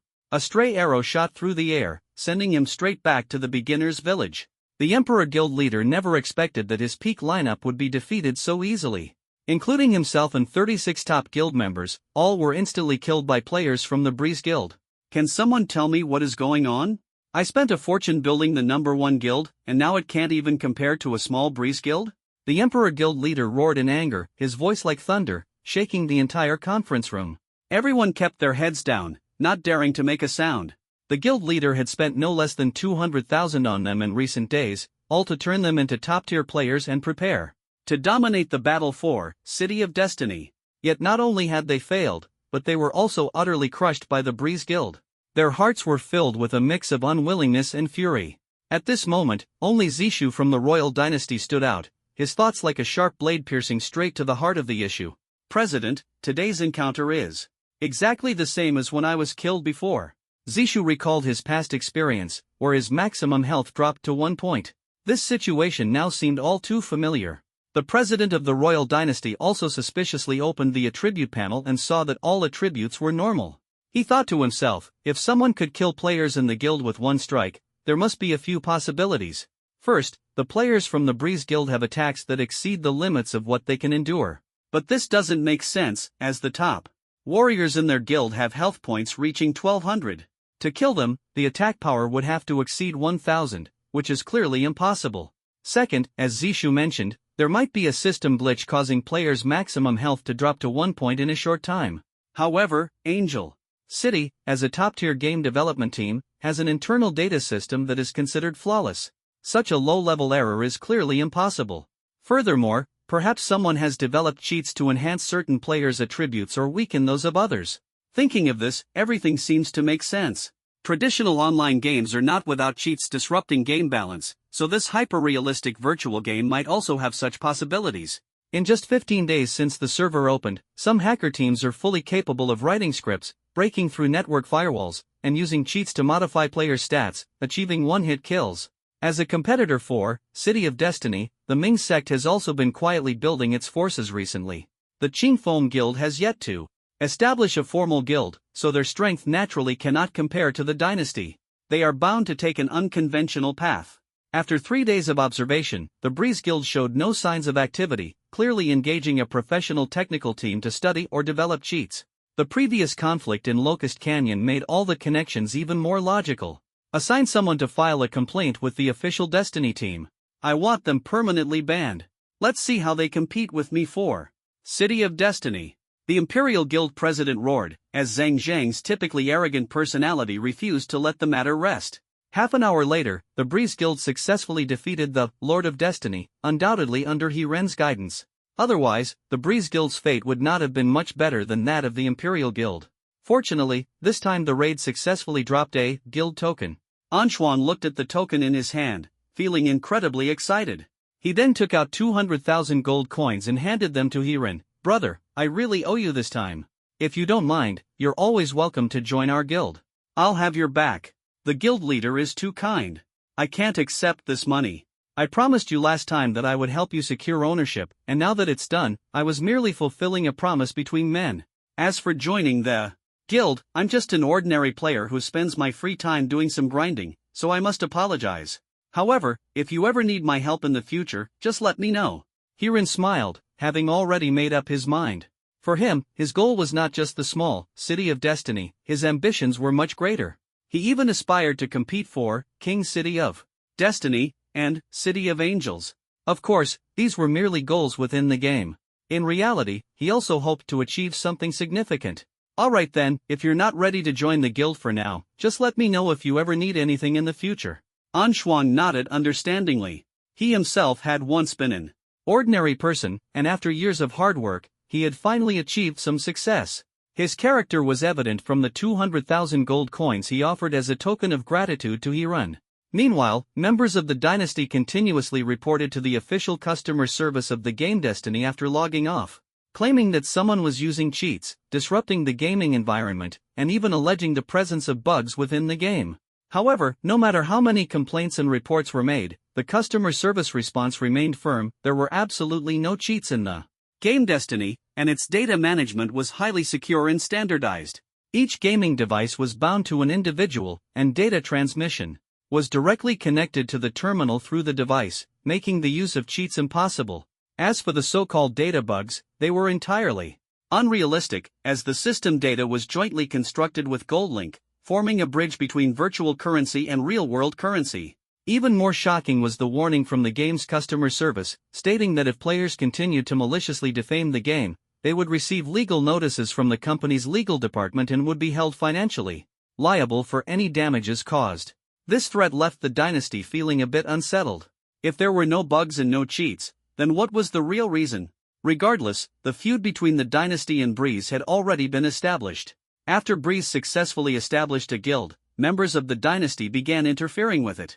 The World Channel was flooded with insults directed at Breeze, many of which were vile accusations, such as spreading rumors about using cheats to steal boss ownership. Leveraging its strong financial resources, the dynasty even hired dozens of internet trolls to continuously bombard Breeze's guild. At first, members of Qingfeng would occasionally fight back with a few words, but as time went on, they gradually realized that the more the dynasty smeared them, the more people flocked to their guild. Most of these players joined the guild because of the so-called cheat. Who wouldn't want to easily conquer powerful bosses in Destiny and obtain cool equipment? If there really were cheats, wouldn't that make achieving dreams effortless? Who would still bother to painstakingly contribute to the guild, strategize against high-level bosses, and acquire that coveted Red Eternal Doom equipment? With the dynasty's divine assistance, 3 formidable forces gradually emerged within the Destiny game region. The dynasty's membership had reached 10,437, the Ming sect boasted as many as 28,000 followers, and Qingfeng had 9,731 members. At this point, all players in ZL City referred to them as the Three Titans, and in reality, these three forces were all prominent figures. Currently, the battle for the City of Destiny has yet to begin, and the resource maps in Destiny State remain closed. The only active wild creatures in Destiny State are the rebels, whose levels are capped at 25. This area is not a place for grinding and leveling up but rather the core zone for resource production. Surrounding Destiny State are two mysterious regions. One is the Wasteland City, which requires a minimum level of 30 to enter, and the other is the Nether Sea, which requires a minimum level of 50. Once players reach level 30, leveling up becomes exceptionally difficult, as they can no longer use the 1600 XP crystals. It's really frustrating. After finally finding a way to make money, it turns out that experience crystals become useless after level 30. Let's just keep farming experience crystals in Destiny Frontier and sell them, Gangzy complained, feeling dissatisfied. Maybe this is something the game developers set up to balance the regions. I suppose other regions have stronger players, while our region, from a 3rd or 4th tier city, might be at the bottom in terms of strength, Hirin analyzed, his thoughts wandering. Perhaps in the regions of 1st tier cities, in the eyes of players like Taishang Wang, Anshuan, and Jiaozhu, they really are just minor characters. But to meet these top tier players, they'd have to wait at least 3 months for the Destiny King's City battle. By then, the scene of heroes vying for supremacy would surely be spectacular. After half an hour of trekking, the group finally reached the teleportation point in the Wasteland capital. As they stepped into the teleportation point, space distorted, light moved at incredible speed, and a new scene unfolded before their eyes. This is a vast and sprawling abandoned city, with an overall structure exuding a high-tech punk style. Intricate tracks are suspended above the buildings, and dense vegetation spreads out from the abandoned structures. As a deserted metropolis, the terrain here is complex and varied, with wide streets hiding unknown dangers. Wow, this is just like a scene from an anime. The game's scene design is truly impressive, Gangzy exclaimed. Compared to the jungle of the Novice Village and the desert of Destiny Frontier, this place is much more vibrant and colorful. This is just the tip of the iceberg of the game. The power of Angel City is beyond the imagination of us ordinary players, Hiran marveled. Since he started playing this game, his understanding had undergone a dramatic transformation, gaining a lot of knowledge. More importantly, it had changed his rigid way of thinking. Why do I feel like something's off? Although this place exudes a sense of ruin, we haven't found any creatures to engage with so far. Could it just be a sightseeing spot? Zhu Yao looked around, puzzled. Traditional online games often have sightseeing points, could this be one of them? We'll move forward first. After all, we're the pioneers here, and exploring the unknown is only natural. Although Hiran wasn't as naive as Zhu Yao, seeing the surroundings with no creatures to conquer indeed left him feeling surprised. The group walked along the city streets, surrounded only by the howling wind and tumbleweeds blown by the breeze. Boom! Boom boom! Accompanied by a deafening noise, the ground began to shake violently. Suddenly, the earth cracked open, and a mechanical worm burst out from underground, instantly sending the three flying. Gangzy and Zhu Yao landed with only half their health remaining, while Hiran was directly eliminated upon impact. Zhu Yao immediately revived Hiran and then began healing both Gangzy and herself. What the heck is this thing? It came out of nowhere. Gangzy couldn't help but complain as he looked at the sudden appearance of the mechanical worm. This creature wasn't particularly large, about 5 meters tall, its entire body covered in metallic plates. As it wriggled, it emitted mechanical roaring sounds, and sparks flew everywhere as the iron plates scraped against the ground. Mechanical Worm, Level 30, HP 500,000, Attack Power 180, Defense 300, a high-tech creation from the punk world, immune to counterattacks, toxins, and bleeding. If the Mechanical Worm is in a stunned state, its performance will drastically decrease. Brave warriors, aim for its head and strike hard. Seeing the attributes of this creature appear, everyone was stunned. The Lord of Destiny only had 100,000 HP, yet this thing had a whopping 500,000 HP. The key point was, this thing was just a regular creature, not an elite or a boss. How do we fight this? Immune to counter damage, poison, bleeding, dizziness, and with 300 defense I instantly feel like a wooden stake. Completely useless except for taking hits. As a shield warrior, Gangzy's greatest pride is his talent, Blood Wound. Although Blood Wound isn't very effective against ranged attacks, it poses a significant threat to melee opponents. Yet this creature happens to be immune to counter damage. Despite this, since it was the first time encountering this creature, the group decided to attack and test it out. After all, when exploring new territory, everything must be tried. After a brief discussion, Gangzi stepped forward to engage, while Hirin began attacking. The mechanical worm could only deal 30 points of damage to Gangzi. Without Gangzi's engagement, Hirin would undoubtedly be doomed. With Gangzi holding the creature's attention, Hirin's attacks became more fluid. Based on the mechanical worm's health, and with Hirin reducing its health by 82 points per attack, it would take over 6,000 attacks to defeat it. Fortunately, Hirin's enhancement, talent and intelligence attribute points granted him a 75% attack speed bonus, allowing him to almost reach a state of 3 attacks every 2 seconds. However, at such an output speed, it would still take an hour to defeat this ordinary creature, the mechanical worm. Luckily, defeating such creatures seemed to pose little danger, mainly because ordinary creatures lack skills. After nearly an hour of continuous attacks, the group successfully overcame the mechanical worm. As the mechanical worm fell, the group did not gain any experience points. Damn, what the heck is this? No experience points either. Does this mean level 30 is the cap? Even the usually composed Hirin couldn't help but want to curse.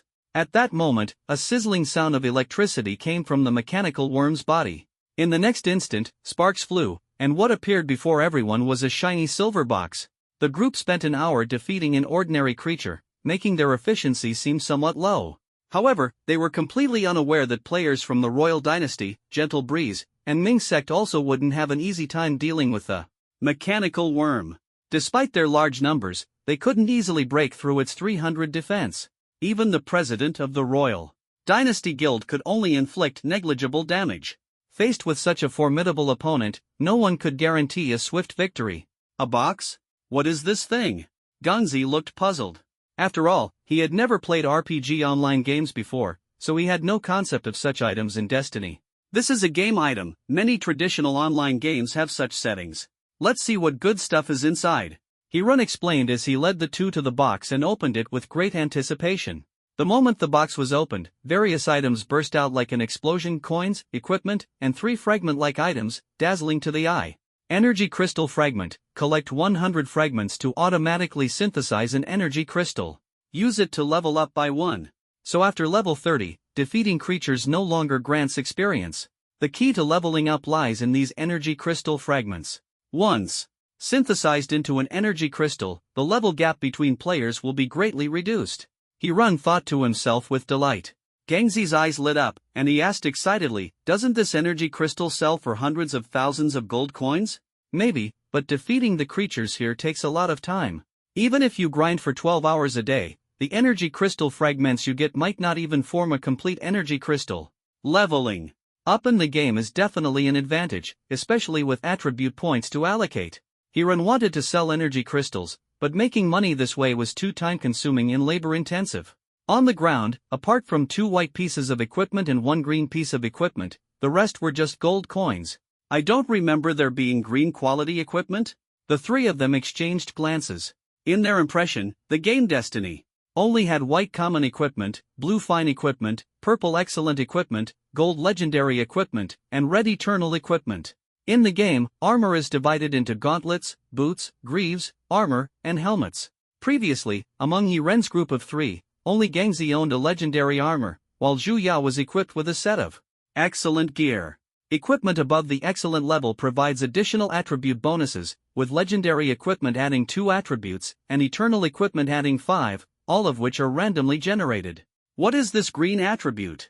Hirin picked up the gauntlet and couldn't help but marvel after seeing its attributes. Fate Blood Gauntlet, life bonus plus 5%, defense minus 50, 3-piece set, max HP plus 500, 4-piece set, max HP plus 10%, 5-piece set, attack power plus 50.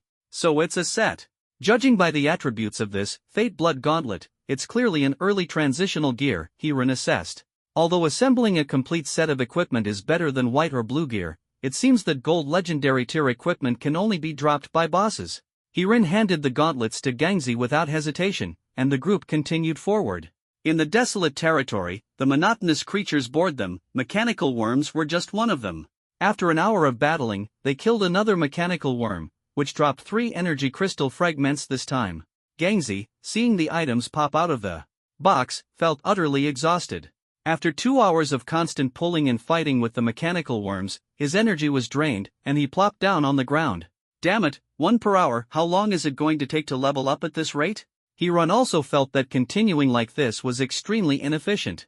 He had considered tackling multiple creatures at once, but Zhu Yao's healing output simply couldn't ensure Gengzi's safety, and ordinary creatures wouldn't drop good equipment, leaving him feeling powerless. We should go challenge the boss instead, maybe we'll get some good items.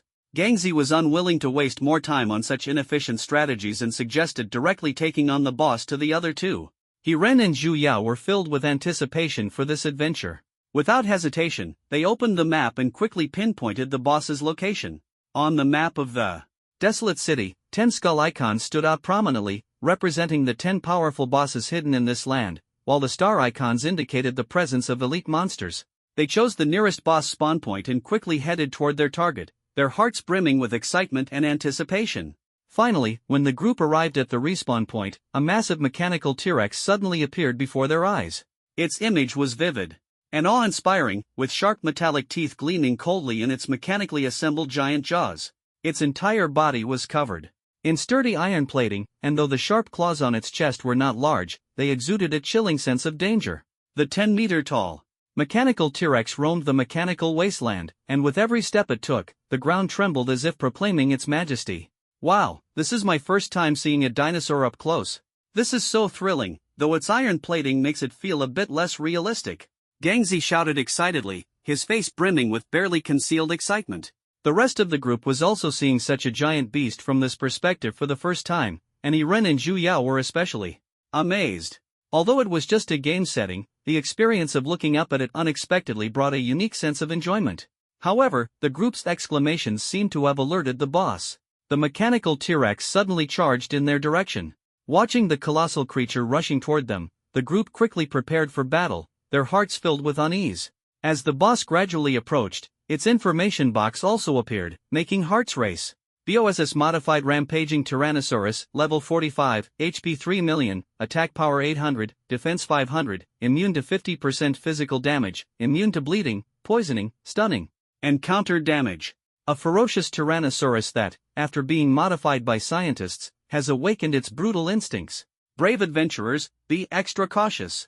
Damn! 3 million HP. And immune to physical attacks, this is completely unbeatable.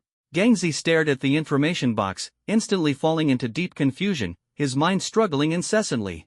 Just as they hesitated between fleeing or fighting, the boss-modified rampaging Tyrannosaurus had already appeared before them.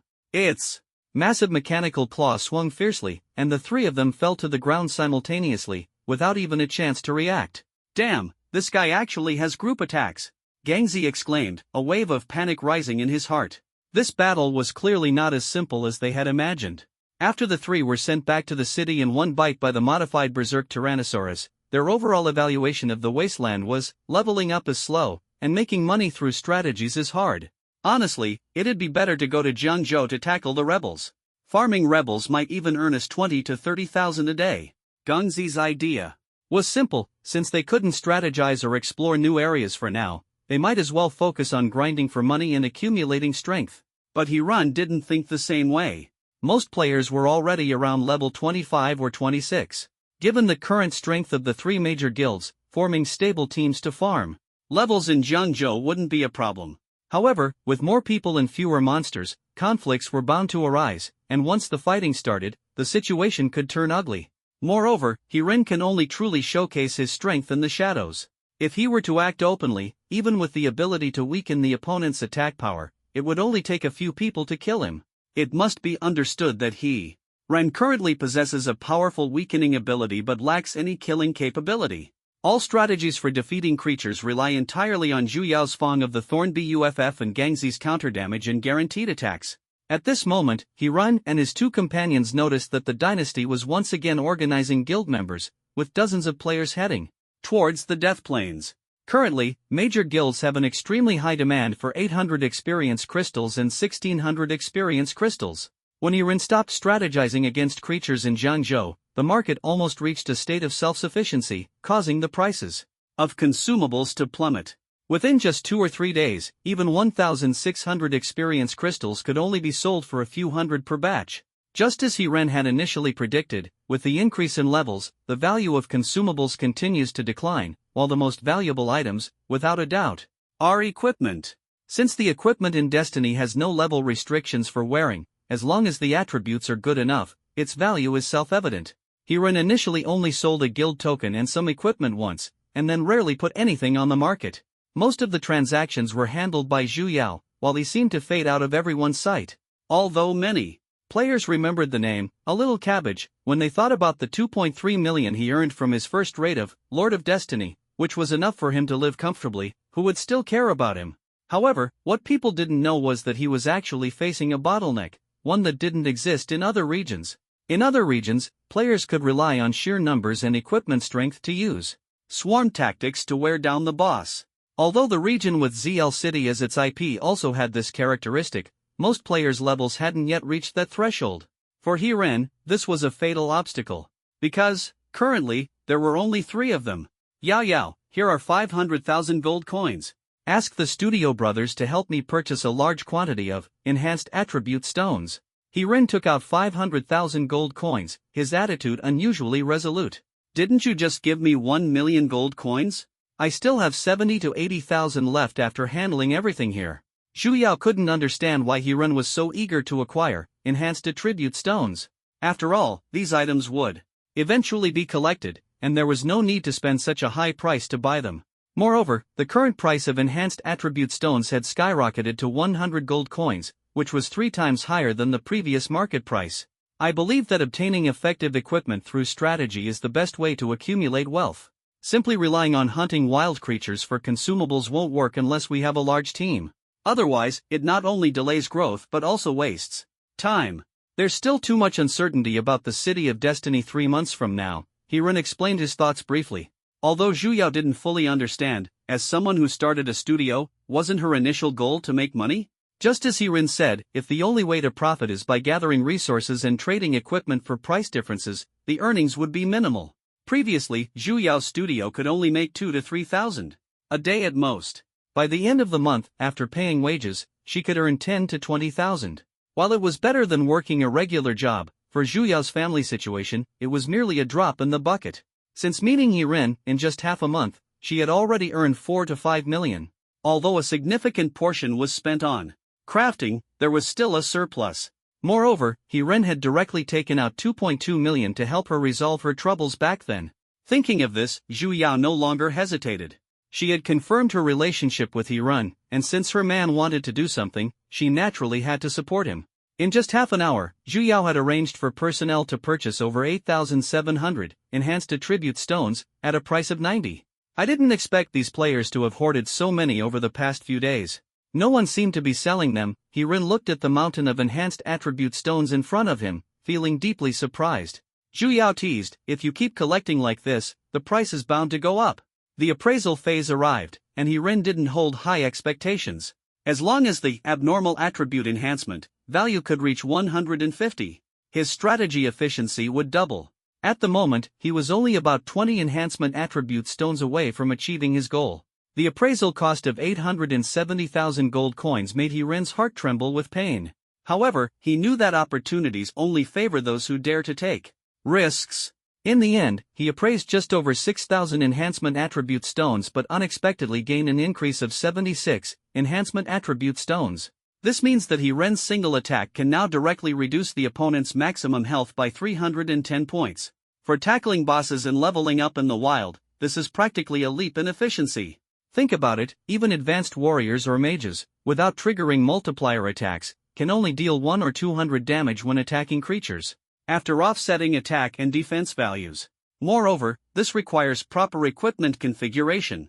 Otherwise, facing those bosses with defense values as high as several hundred, it would be impossible to inflict any damage. What's more, bosses above level 30 have damage reduction effects against specific attacks, absolutely requiring a perfect combination of teamwork, strategy, personnel allocation, and other factors to succeed in defeating them. But for Hiren, a player with abnormal full attribute bonuses, this is not a problem at all. Think about that 3 million health modified Berserk Tyrannosaurus Rex. With Hiren's current attack speed and life-draining ability, defeating it is simply a matter of time. Thinking of this, Hiren couldn't help but feel a surge of excitement. After all, Defeating a boss of this level for the first time not only comes with generous rewards but also greatly increases the probability of obtaining high-quality equipment. After a brief moment of thought, Hirin immediately turned to Gangzi and Zhu Yao, his eyes flashing with determination. Let's go, we're heading back to the Wasteland City. Today, we're taking down the modified Berserk Tyrannosaurus Rex. Just as Hirin proposed the strategy plan to modify the rampaging Tyrannosaurus, Gangzi immediately expressed strong opposition. He understood that although being killed by monsters wouldn't result in losing coins or equipment, it was simply a waste of precious time. Time is money, so why not use this time to farm 1,600 experience crystals instead? However, under the strong persuasion of Hirin and Zhu Yao, Gangzi reluctantly set off for the Wasteland City. The boss mechanism in Wasteland City was completely different from that of Destiny City. Here, the boss had no time limit and would respawn 12 hours after being killed. After more than 40 minutes of trekking, they finally reached their destination. The modified rampaging Tyrannosaurus was still wandering among the ruins. Gangzi recalled their previous encounter and couldn't help but feel nervous, fearing that he might accidentally lure the boss over. You guys wait here, this might take some time, Hirin said as he activated stealth mode and quietly approached the modified rampaging Tyrannosaurus. An arrow was shot, and the effect was immediate. The boss's maximum health was reduced. Since it was a miss, the boss didn't notice. He ran and continued to wander in place. Another arrow followed, further reducing the boss's maximum health. After several consecutive attacks, Hirin felt slightly relieved. It seems this method works, just like the principle when fighting against Imperial players. As long as I'm not discovered, I can use stealth to attack the target without taking damage. Now, I just need to be patient and wait. However, as time passed second by second, Hirin was shocked to see that the maximum health of the modified rampaging Tyrannosaurus had actually recovered to 3 million. What's going on? The boss's debuff effects have been cleared? It actually has such an ability? Hirin was puzzled, but upon further thought, he felt something was off. After all, the Tyrannosaurus boss's affixes already indicated that it was immune to poison and bleeding, so how could there be a setting to clear negative statuses? Could it be because no substantial damage was dealt for a long time, and the system determined it as no damage, thus restoring it to its initial state? This kind of setting is common in online games, where creatures, when attacked, have their damage. Activate a hate value. If players don't attack for a long time, the hate value resets to 0, and the creature's state returns to its initial condition. Thinking of this, Hirin gradually felt relieved. The game Destiny must have such a mechanism. After stopping his attacks, Hirin returned to Gangzi and Zhu Yao's side. Seeing him come back, Gangzi excitedly asked, "Did you succeed? So quickly?" Hirin shook his head and regretfully said, "No, the situation is a bit complicated. Let me explain it to you." He briefly recounted his earlier encounter, leaving the group somewhat disappointed. "It seems breaking through this bottleneck won't be easy. We're short on manpower, but don't lose heart. We'll try again in the future. At least we're still in the lead," Zhu Yao comforted, trying to encourage Hirin. "Actually, it's not that there's no solution, it just requires a bit of effort." Hirin pondered for a moment, inspiration striking him as he quickly purchased 50 sets of advanced life recovery potions through the trading system, each set costing 600 gold coins. These potions restore 30 health points per use and have a very short cooldown time. Hirin handed the potions to Gangzi and said seriously, "It seems we still need 3 people to cooperate. After I reduce the attack power of the modified rampaging Tyrannosaurus, Gangzi, you'll still deal 160 points of damage, while Yao Yao's healing output is around 50. However, due to the cooldown of the healing spell, it can't fully guarantee your safety. That's when you'll need to use the life recovery potions yourself. Gangzi, after you draw the boss's aggro, make sure to manage it properly. Remember, you must attack the boss again within 1 minute. This will significantly reduce the usage of potions." Gangzi understood Hirin's point. By continuously dealing damage, the aggro value wouldn't reset, preventing the boss from returning to its initial state. "Yao Yao, you need to pay attention to your safety. Don't get too close to the boss and focus on steadily healing Gangzi," Hirin reminded again. After all, the modified Berserk Tyrannosaurus has a multi-point splash attack effect, and being too close could lead to unimaginable consequences. Next, we need to watch out for the boss's skills. Currently, we don't know what its abilities are, so if any warnings appear in the strategy guide, we must be extra cautious. After Hirin made proper arrangements, the 3 exchanged glances and nodded. Then, Hirin activated stealth mode and silently entered the boss's attack range. 3 arrows were fired, reducing the boss's attack power by 80%. At this moment, Gangzi was ready to step up. Facing such a colossal beast, even though he knew it was just a game, the immersive experience still made his legs tremble slightly. Gangzi didn't have stealth skills. As soon as he stepped into the attack range of the modified Berserk T-Rex, he was immediately locked onto by the boss, kicking off a thrilling tug-of-war battle. Big bro, hit him already. Hiren, under no pressure in stealth mode, couldn't help but feel both amused and exasperated at Gangzi's performance. I'm scared this game is too realistic. Gangzi's voice trembled, but he still mustered the courage to turn around and give the modified Berserk T-Rex a whack. At that moment, the tense atmosphere around them instantly broke, and everyone couldn't help but burst into laughter. With Gangzi's distraction, the boss's aggro remained stable, and the initial issues were resolved. Zhu Yao's continuous healing, combined with Gangzi's advanced recovery potions, made the strategy process gradually smoother. 10 minutes flew by quickly, and the boss finally unleashed its first special skill. Destruction Laser. The boss releases several destruction lasers, attacking all players in their paths and dealing 500% attack damage. This is a targeting skill. As long as players avoid standing in the attack paths at the moment the boss releases it, they can successfully dodge it. The destruction laser will generate a total of 20 attacks, with one additional attack path added each time, until there are 20 attack lines in total. At this moment, everyone dared not be careless. Even Hiran, who had activated stealth, became tense. 500% attack damage, even after being reduced, was still enough to instantly kill any player. The three not only had to continuously deal damage to the boss but also needed to closely monitor the warning attack paths under their feet. Hiran and Gangzi were so nervous that they almost held their breath, their vigilance fully heightened. In contrast, Zhu Yao appeared exceptionally calm, as if she were dancing on stage, relaxed and at ease. Her movements were agile, and dodging this type of line-based attack seemed more like an elegant dance to her. This sweeping skill was a piece of cake for Zhu Yao, and although Hiran usually only handled errands, his basketball experience allowed him to navigate the game with ease, feeling little pressure. However, for Gangzi, the situation was far less optimistic. His weight of over 160 pounds made him appear particularly clumsy in this virtual reality game, and his lack of agility left him struggling between attacking and dodging. The first few rounds of attacks were relatively simple, with fewer path attacks that everyone could handle with ease. But as time went on, the difficulty of the challenges gradually increased, making it increasingly hard to cope. When the number of path attacks increased to 10, Gangzi was already starting to feel overwhelmed. Within the range of movement, apart from the narrow safe zone, the rest was filled with constantly flickering lasers. Relying on sheer determination and his clumsy movements, he barely managed to reach the safe zone. However, as the destructive lasers continued to increase, the safe zones on the ground became smaller and smaller. Finally, when the 18th laser appeared, Gangzi had nowhere left to escape. ZZZ. A laser beam streaked across, instantly killing Gangzi. Fortunately, Zhu Yao's resurrection skill quickly brought him back to life. But if the next laser attack were to knock Gangzi down again, there would truly be no way out, as the resurrection skill required a cooldown period and couldn't be used consecutively. Brother Gang, you have to hold on. If you die, I won't burn paper offerings for you. Hiran was sweating profusely in anxiety. If Gangzi couldn't dodge the attacks, their subsequent strategy for defeating the boss would completely fail.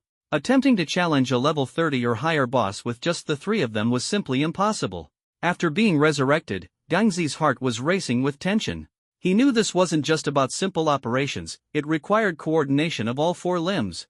Ever since he got married, he no longer loved exercising as much as he did during his student days. The repetitive daily routine had caused him to gain weight, and now, even a bit of movement in the game left him drenched in sweat. At this moment, Gangzi's back was already soaked with sweat. Relying on his tenacious willpower, he barely made it to the 20th laser path. Facing the final attack, the 20 beams of light almost sealed off all safe zones, leaving only the center and the surrounding safe points as viable options. Hiran and Zhu Yao quickly entered the safe zone, while the nearest safe area to Gangzi was preemptively occupied by Hiran. Gangzi had no choice but to dash toward the central area. ZZZ. The laser swiftly moved, about to hit him. He leaped with all his might toward the center. Unexpectedly, he successfully landed in the safe zone. The laser attack from the modified Berserk T-Rex ended, and Gangzi instinctively wanted to collapse to the ground, but Hiran's shout snapped him out of it. Brother Gang, pull aggro quickly. The threat value is about to reset. Only then did he realize this was just one of the boss's skills, and the battle was far from over. He immediately regained his composure and continued to pull aggro on the modified Berserk T-Rex. Zhu Yao teased, "Brother gang, let's get you a deluxe setup someday, so you can lose weight while gaming." Half an hour had passed, and the boss strategy was still ongoing. The boss's health had dropped to around 1.6 million, having its original value. Gangzi was exhausted. Half an hour of continuous running made him feel even more tired than when he faced the initial boss during the strategy against the Lord of Destiny. Despite the fatigue, seeing hope still ahead made him feel that it was all worthwhile. If he could obtain 2 more high-quality pieces of equipment, it would be even more exhilarating. Not long after, the health of the modified Berserk T-Rex dropped to 50%. Although no substantial damage had been inflicted, according to the judgment of the Destiny game system, this still counted as a skill trigger. As the mechanical rumbling sounded, steam began to spew from the modified Berserk T-Rex's body, the mechanical structure on its back gradually disintegrated, and a pair of massive dragon wings unfolded from its back. Once the dragon wings spread open, they blocked out the gloomy sky. In the next moment, the modified Berserk T-Rex soared into the air, seemingly preparing a powerful attack in its mouth. ZZZ, a laser beam 3 to 4 meters wide swept across, instantly leveling the ruins of the buildings on the ground. This laser was faster, fiercer, and covered a wider range than the previous 20 destructive beams, as if it intended to turn everything into dust. "Are you kidding me? Again? And it's so thick." Gangzi cursed the planners of Destiny incessantly in his heart after dodging the 4-meter-wide laser attack, thinking to himself, "This is just too ruthless." ZZZZZ, the laser beams increased to 2, but after the first dodge, the 3 had gained some experience and made a preliminary judgment about the attack paths of these laser beams. Although the attacks were still fierce, they could finally handle them with ease. What gave everyone a sigh of relief was that after 5 attacks, the modified Berserk Tyrannosaurus finally stopped its assault. It seemed as if this monster was also tired, and everyone thought they could finally catch their breath. "I thought it had 20 beams. With this thickness, I don't even know how we'd dodge later." Gangzi let out a long sigh of relief, but in the next moment, his smile froze instantly. "This guy flew into the sky, how am I supposed to draw aggro?" Gangzi was burning with anxiety. As a melee shield warrior, he couldn't possibly reach the modified Berserk T-Rex hovering mid-air. However, Gangzi's worries were clearly unnecessary. The modified Berserk T-Rex in the air consumed Gangzi's health points with each attack, perfectly triggering Gangzi's critical health threshold. While the second form of the modified Berserk T-Rex was immune to melee attacks, it had lost its counter-damage attribute. Each attack inflicted 2,400 points of health damage on itself, which effectively triggered the aggro value of the modified Berserk T-Rex. After nearly an hour of team battle, with the combined effects of health reduction and counter-damage, the 3 players finally succeeded in completing the raid. That familiar world announcement once again echoed across every corner of the region, like a thunderous roar, shaking the entire gaming world. Congratulations to the player for successfully defeating the modified Frenzied T-Rex and earning the first kill reward of 150,000 gold coins. At this moment, players who saw this world announcement were almost all stunned. What kind of boss is the modified Frenzied T-Rex? The first kill reward is actually 150,000 gold coins? Which player managed to defeat it? I'm already level 25, but I haven't found such a creature on the known maps. I guess it's someone. I think it should be the one he conquered? Damn it, stop being mysterious. Hurry up and tell us who it is, or I'll track you down and hunt you. Who else could it be besides a little cabbage? Just as everyone was heatedly discussing, another announcement floated across the world channel.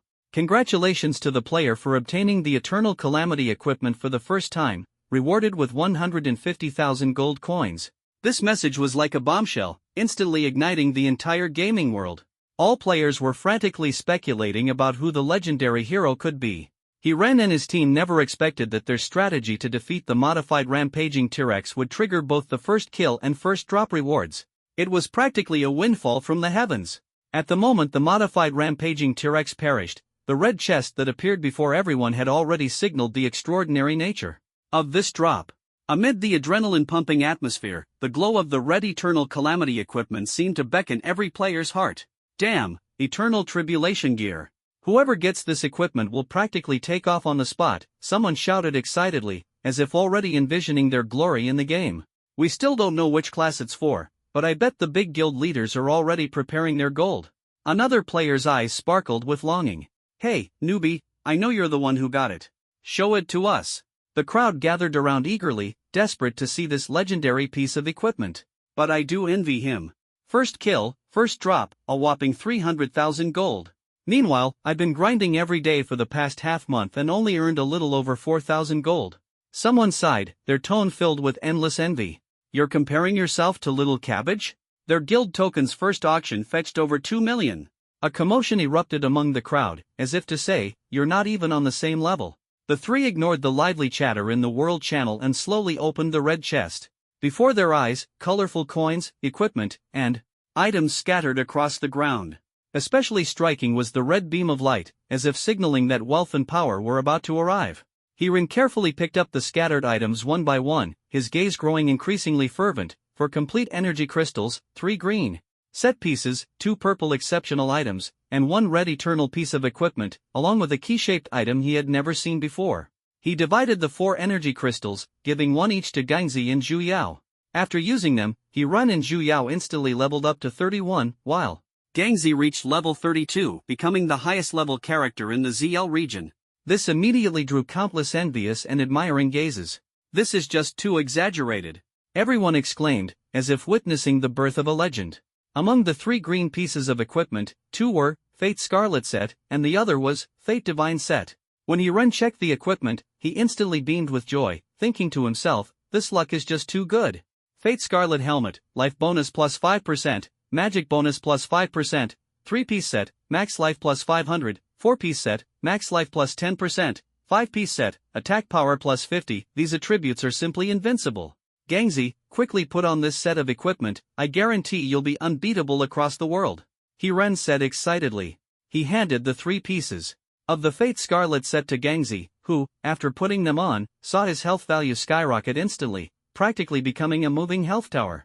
The other green equipment is the Physician Professions, Fate's Sacred Leg Guards, and its attributes made Hiran's eyes light up. If a full set could be assembled, it would definitely greatly enhance Zhu Yao's strength. Next, he examined 2 pieces of purple equipment, a greatsword and a necklace. The heavy strike affix on the greatsword made Hiran's heart tremble. This was absolutely a priceless piece of equipment. The necklace's attributes were also quite good, but it wasn't very helpful for him or Gangzi. I'll put this weapon on the trading market, it should sell for at least 80 or 100,000. Hiran thought smugly to himself. However, as soon as he listed it, he instantly regretted it. A 5% chance of 5 times the damage, this was even more precious than Qingfo Manshuang's Blood Locust Saw. Unfortunately, his mood didn't last long, as the weapon was quickly purchased, leaving him feeling utterly devastated. Damn it, sold it too cheap. And the thrilling moment is about to arrive. Red Eternal Gear. Although such gear may not form a complete set and its attributes are random, the excitement of opening a blind box makes one's blood boil. Eternal Nether Gauntlets, Class, Hunter. Upon seeing that it was Hunter gear, Hiran took a deep breath. He had always pursued the ultimate and perfection, thinking to himself, this is the gear I've been dreaming of. He hadn't used some of the previous fine and excellent gear, but now, he had finally found the perfect match. But Eternal Gear is different because the skills it comes with are simply exhilarating. If this skill can be pushed to its limits, it would undoubtedly be a game-changing weapon. As Hiran continued browsing the entries, he was instantly stunned. Attribute 1? Needs identification. Attribute 2? Needs identification. Attribute 3? Needs identification. Attribute 4? Needs identification. Skill? Requires identification. Single attribute identification actually costs 100,000 gold coins. Damn it! What kind of eternal equipment is this? I thought the affixes were ready-made, but it turns out they still need to be identified. And the identification fee is so expensive. Hiran stomped his foot in frustration, feeling extremely annoyed. Zhu Yao and Gangzi couldn't help but shake their heads and sigh at the sight. It seems that in Destiny, relying solely on luck isn't enough, wealth also plays a role. The real highlight of these unidentified eternal calamity items is the skill they come with. Whether good or bad, having more options is always useful, Zhu Yao comforted, though she was also somewhat disappointed inside. Why not just sell it? If the identification turns out to be all trash, that's 500,000 gone. Gangzi decisively opposed the idea. 500,000 was no small amount, and combined with the weapon's inherent value, selling it would undoubtedly be the safer choice. At this moment, Hiran also found himself caught in a dilemma. The total amount of gold coins in cash he had was just 500,000. Identifying the item would practically bankrupt him. If the attributes turned out good, he could use it himself; if not, selling it for 100,000 or 200,000 would already be considered decent. After a fierce internal struggle, Hiran ultimately decided to send the illustration of the Eternal Calamity Nether Gauntlets to the World Channel. When players saw the red equipment illustration appear on the World Channel, they all clicked to check it out. As soon as they did, the World Channel instantly became lively. Little rookie, oh little rookie. Disappointed, huh? A 500,000 gold identification fee, might as well sell it. At least you won't lose out, plus the first drop already gave you 150,000. Exactly, don't go against money. Destiny really has big traps, so tread carefully when entering, my friend. Don't listen to them, little rookie. You're so rich, a mere 500,000 identification fee is nothing to worry about. On the World Channel, most people were urging Hiran to sell it, as selling it wouldn't be a loss. Hiran thought to himself that conservatively selling it for 250,000 should be enough to convince himself. After all, this was the first piece of Red Eternal Doom equipment he had obtained through his strategy. At that moment, various high-level players began bidding, with offers of 30,000, 35,000, and the highest price being only 52,000 gold coins. Looking at the Eternal Doom's Nether Gauntlet, Hiran felt an overwhelming urge to kick it away. Damn it! What kind of lousy Red Eternal Doom equipment is this? As a piece of Eternal Red equipment, Hiran felt reluctant to part with it, but in order to enhance its value, he ultimately decided to spend 100,000 gold coins to identify one attribute and test the waters. This decision was made after careful consideration by Hiran. After all, he could easily afford the 100,000 identification fee. If the first attribute matched his needs, using it wouldn't be a loss, even if the attribute wasn't ideal. As long as it met the general requirements of the hunter profession, selling it for 200,000 to 300,000 wouldn't be a dream. If neither scenario worked out, selling it for 50,000 wouldn't result in too much of a loss. With this plan in mind, Hiran no longer hesitated and directly opened the equipment panel, boldly spending 100,000 gold coins to begin the identification.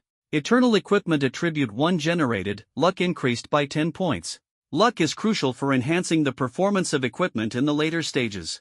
The maximum luck value is 100 points, and there is a certain chance of failure during enhancement. If it fails, the equipment will disappear. The initial 10 points of luck identified don't seem very high. Accumulating enough to reach the maximum luck state is indeed challenging. This attribute isn't great, but it can't be considered bad either. It's average, somewhat useful, but with limited effect. However, Hiran is contemplating whether to continue the identification process. If he proceeds, while it may not result in a total loss, it is highly likely that this Red Eternal Calamity equipment will be wasted. Destiny is like life, it sometimes puts people in dilemmas, but it also creates life. When you take a step forward, you might encounter a different opportunity. Anyway, it's all earned in the game. If I can get one Eternal Doom equipment, I can naturally get a second one. Damn it, let's just do it. After saying that, Hiran identified all the attributes in one go. Eternal Doom Equipment Attribute 2 generated, increases magic value by 50%. Done. When Hiran saw this attribute, he was instantly speechless. Although his enhancement talent increases attack speed by boosting intelligence, with 155 intelligence points and 1500 magic points, as an archer, it's completely useless. Hiran was furious and didn't bother to think much. He directly posted the equipment attributes on the world chat screen, letting the players judge this piece of equipment. As expected of a pro, actually spent 500,000 to identify everything, but these attributes are somewhat unbearable to look at. Not necessarily, I think the combination of skill attributes 2 and 5 is quite fitting. Attribute 1 is the best. Luck can increase the success rate of enhancement, though the value of 10 points seems a bit low. This skill is awesome, an archer. Physical attacks that deal magic damage. Hiran looked at the information on the video channel and couldn't help but feel disappointed. He knew about Attribute 1 and Attribute 2, but as for the attributes that followed, he didn't dare to look, fearing his fragile heart wouldn't be able to take it. I think some pros might buy it, but it really depends on the talent. Talent? Forget about talent. No matter how good the talent is, without the support of equipment, it'll end up being a useless account. Just focus on grinding. My mage talent is agility percentage bonus. I'm even thinking of abandoning the account and buying a new set of equipment. Agility mage? Brother, you're in luck. And you call it trash? That's an invincible existence. Everyone was discussing this weapon on the World Channel, and top players from major guilds were closely monitoring it. In the Dynasty Guild, there happened to be a top archer named Dynasty Noon Horse. As a general chosen by the dynasty, his strength was extraordinary. Noon Horse's talent. Symbiosis adds 1 extra point of intelligence for every 5 points of agility gained. Intelligence, in turn, grants the character additional magic damage at a 1-to-2 ratio. In other words, every time Wuma levels up by 1, if all points are allocated to agility, the damage dealt will include additional magic damage. Wuma is now at level 27. Without considering any attack bonuses or defense, each attack deals at least 135 points of physical damage plus 54 points of magic damage. In the later stages, if critical rate, attack speed, and attack power grow, this value will increase exponentially. Wuma announced to the world, brothers, no need for much talk about the weapon, 3 million flat price. As soon as Wuma's message was sent out, everyone was stunned. 3 million, as expected of the dynasty, they're really going all out to tear down the palace. I don't think the attributes of this equipment are that great. What exactly caught the big shot's eye? The dynasty is so foolish, spending 3 million on a trashy gauntlet. They must be interested in Attribute 3. Attribute 3, 50% intelligence boost. Clearly, they're trying to make up for their IQ. Could it be that he's interested in Attribute 4? He's a hunter, and if he can't shoot accurately, giving him another chance might be helpful. After all, people from the dynasty are all drug-induced impotent. Why do I feel like you're making inappropriate jokes? Hirin stared at the continuously scrolling subtitles, his heart trembling. When he saw Wuma bid 3 million, he instantly became excited. 3 million. For an eternal tribulation item to sell at such a high price, it must mean the attributes perfectly match his needs. Without reading the subsequent chat content, Hirin felt a surge of impulsiveness, fearing Wuma might change his mind. But when he looked at the chat history, he immediately dismissed the idea of selling. He hadn't dared to check the third attribute before sending out the equipment's illustration. When he saw players mention a 50% intelligence bonus, he was overwhelmed with joy. This equipment was simply perfect. Hirin, who already possessed the talent of enhancement, relied on intelligence to boost his attack speed, and this 50% intelligence bonus was absolutely crucial. The attributes that had already satisfied him turned out to be even more thrilling after the subsequent discussion. Miss the shot? Just shoot again? Hirin no longer had to worry about whether the Eternal Abyss Gauntlet was a trash item. The intelligence bonus alone was sufficient for personal use. Attribute 3, the user receives the blessing of the Angel of Wisdom, increasing intelligence by 50%. Attribute 4, when an attack results in a miss, an additional attack is triggered. This is absolutely clear. After a miss, an extra attack is rewarded. These two attributes, one increases attack speed, and the other is practically a divine skill for Hirin. Originally, he could reduce the target's health without relying on accuracy, and now it means he can attack twice with a single strike. Such attributes might be considered useless by others, as archers prioritize accuracy and attack speed. But for Hirin, this is practically a game-changing existence. When Hirin saw the skill, he was so excited that he almost jumped up. Arrow of Dispelling consumes 500 mana to imbue the weapon with a stunning explosion, causing the next attack to deal damage equal to 100% of the user's mana. This effect can ignore invincibility, magic immunity, and physical immunity, and guarantees a hit. This skill doesn't seem particularly strong at first glance, because whether archers advance to become hunters or gunners, their mana is generally not very high, and this skill actually requires 500 mana to activate. Even with Attribute 2 providing a 50% mana boost and Attribute 3 offering a 50% intelligence bonus, sufficient intelligence is still necessary. If intelligence is only 10 points, the intelligence bonus from Attribute 3 would be of little help, let alone meeting the 500 mana requirement. But for Hirin, it's a different story. He primarily focuses on intelligence, and his mana has already reached a staggering 1500. When Hirin was overjoyed, Wuma's private message also arrived. Friend, I can offer 3.5 million for the gauntlet. I believe you won't refuse this number.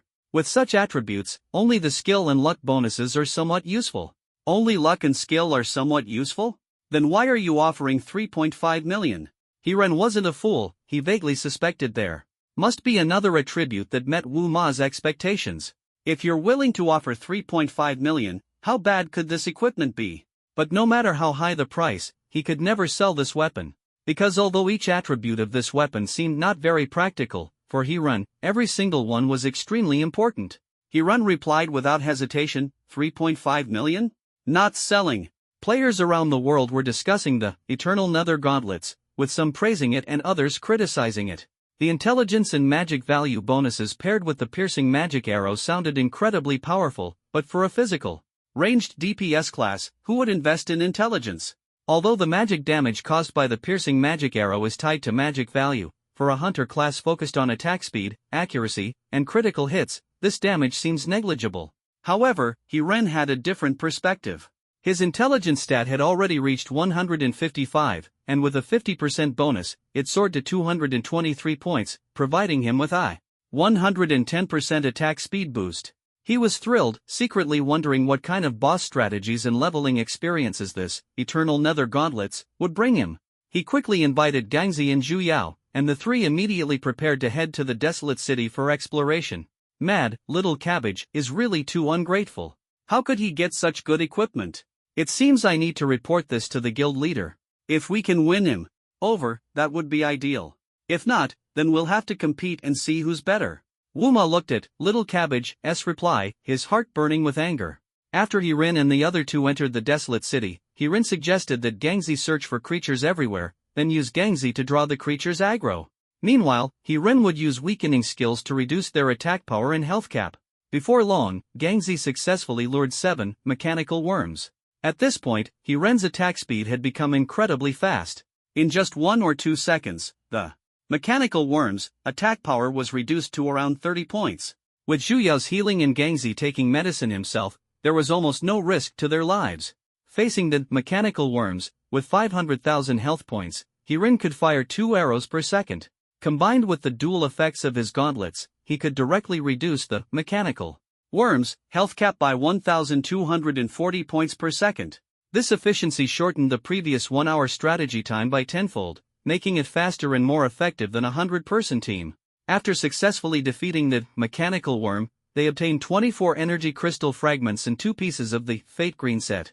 Although this set of equipment was not suitable for the 3 of them, he did not plan to sell it but intended to keep it to cultivate a group of loyal guild members. After all, the Good Luck Company, Limited, guild currently only had a president and vice president, and there were only half a month left until the battle for City of Destiny. Time was of the essence. The 3 of them continued on their journey, clearing ordinary creatures along the way while heading toward the next boss's marked location. Boss Fatal Modified Giant Scorpion, level 42, HP 5 million, attack power 900, defense 500, immune to all magic damage, immune to poison effects. It's Scorpion.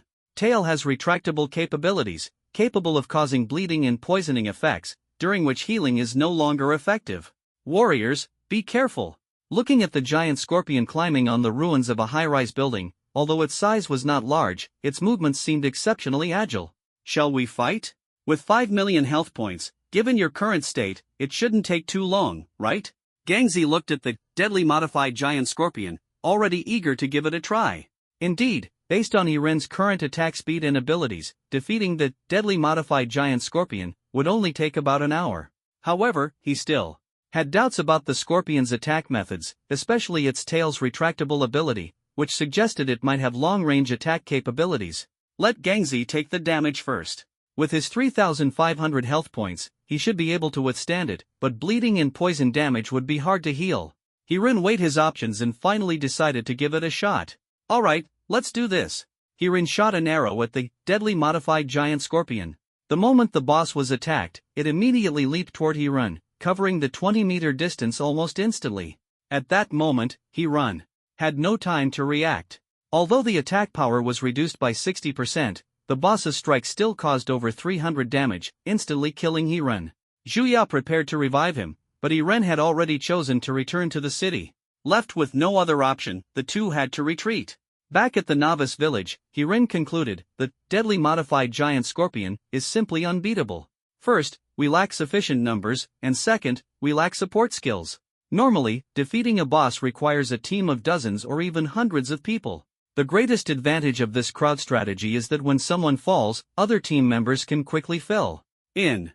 Especially in such teams, a large number of healers are usually organized, which not only effectively revives fallen players but also creates a sustained survival and output environment. However, Zhu Yao currently only possesses healing and resurrection skills but lacks the ability to purify debuffs. If they encounter a boss with debuff effects, it could spell trouble. It seems more personnel need to be recruited to avoid reckless actions when tackling bosses later on. At this point, leveling efficiency has slowed down. If they focus solely on defeating bosses, their level might be overtaken by other players. Therefore, Hirun decided to prioritize leveling up first and take a more deliberate approach to boss strategies. He immediately sent a message to Gangzi and the others, asking them to wait in the wasteland city while he quickly headed over. As Hirun stepped out of the novice village gate, a sudden attack struck him out of nowhere, instantly killing him. PvP kills result in the loss of coins, and Hirun, who had several tens of thousands of coins on him, instantly dropped a few thousand. Damn, who was that? Sneaking an attack while I wasn't prepared. Hirun, who had just respawned at the revival point, was left completely dumbfounded by the unexpected assault. The novice village often has some annoying players who hunt others purely for fun, and it seemed today he had fallen victim to one of them. It's actually quite normal for gold coins to drop upon being killed, and Hirun didn't mind such a small loss. However, as he stepped out of the novice village again, he secretly became more cautious. Just as he walked out of the village, he saw a warrior charging toward him. Sensing the threat, Hirun quickly shot an arrow, but at that moment, another fireball spell came flying at him. Although the damage wasn't high, only 50 points of magic attack power, it still managed to kill Hirun, causing him to drop over 1,000 gold coins again. No way, it feels like this is targeted at me.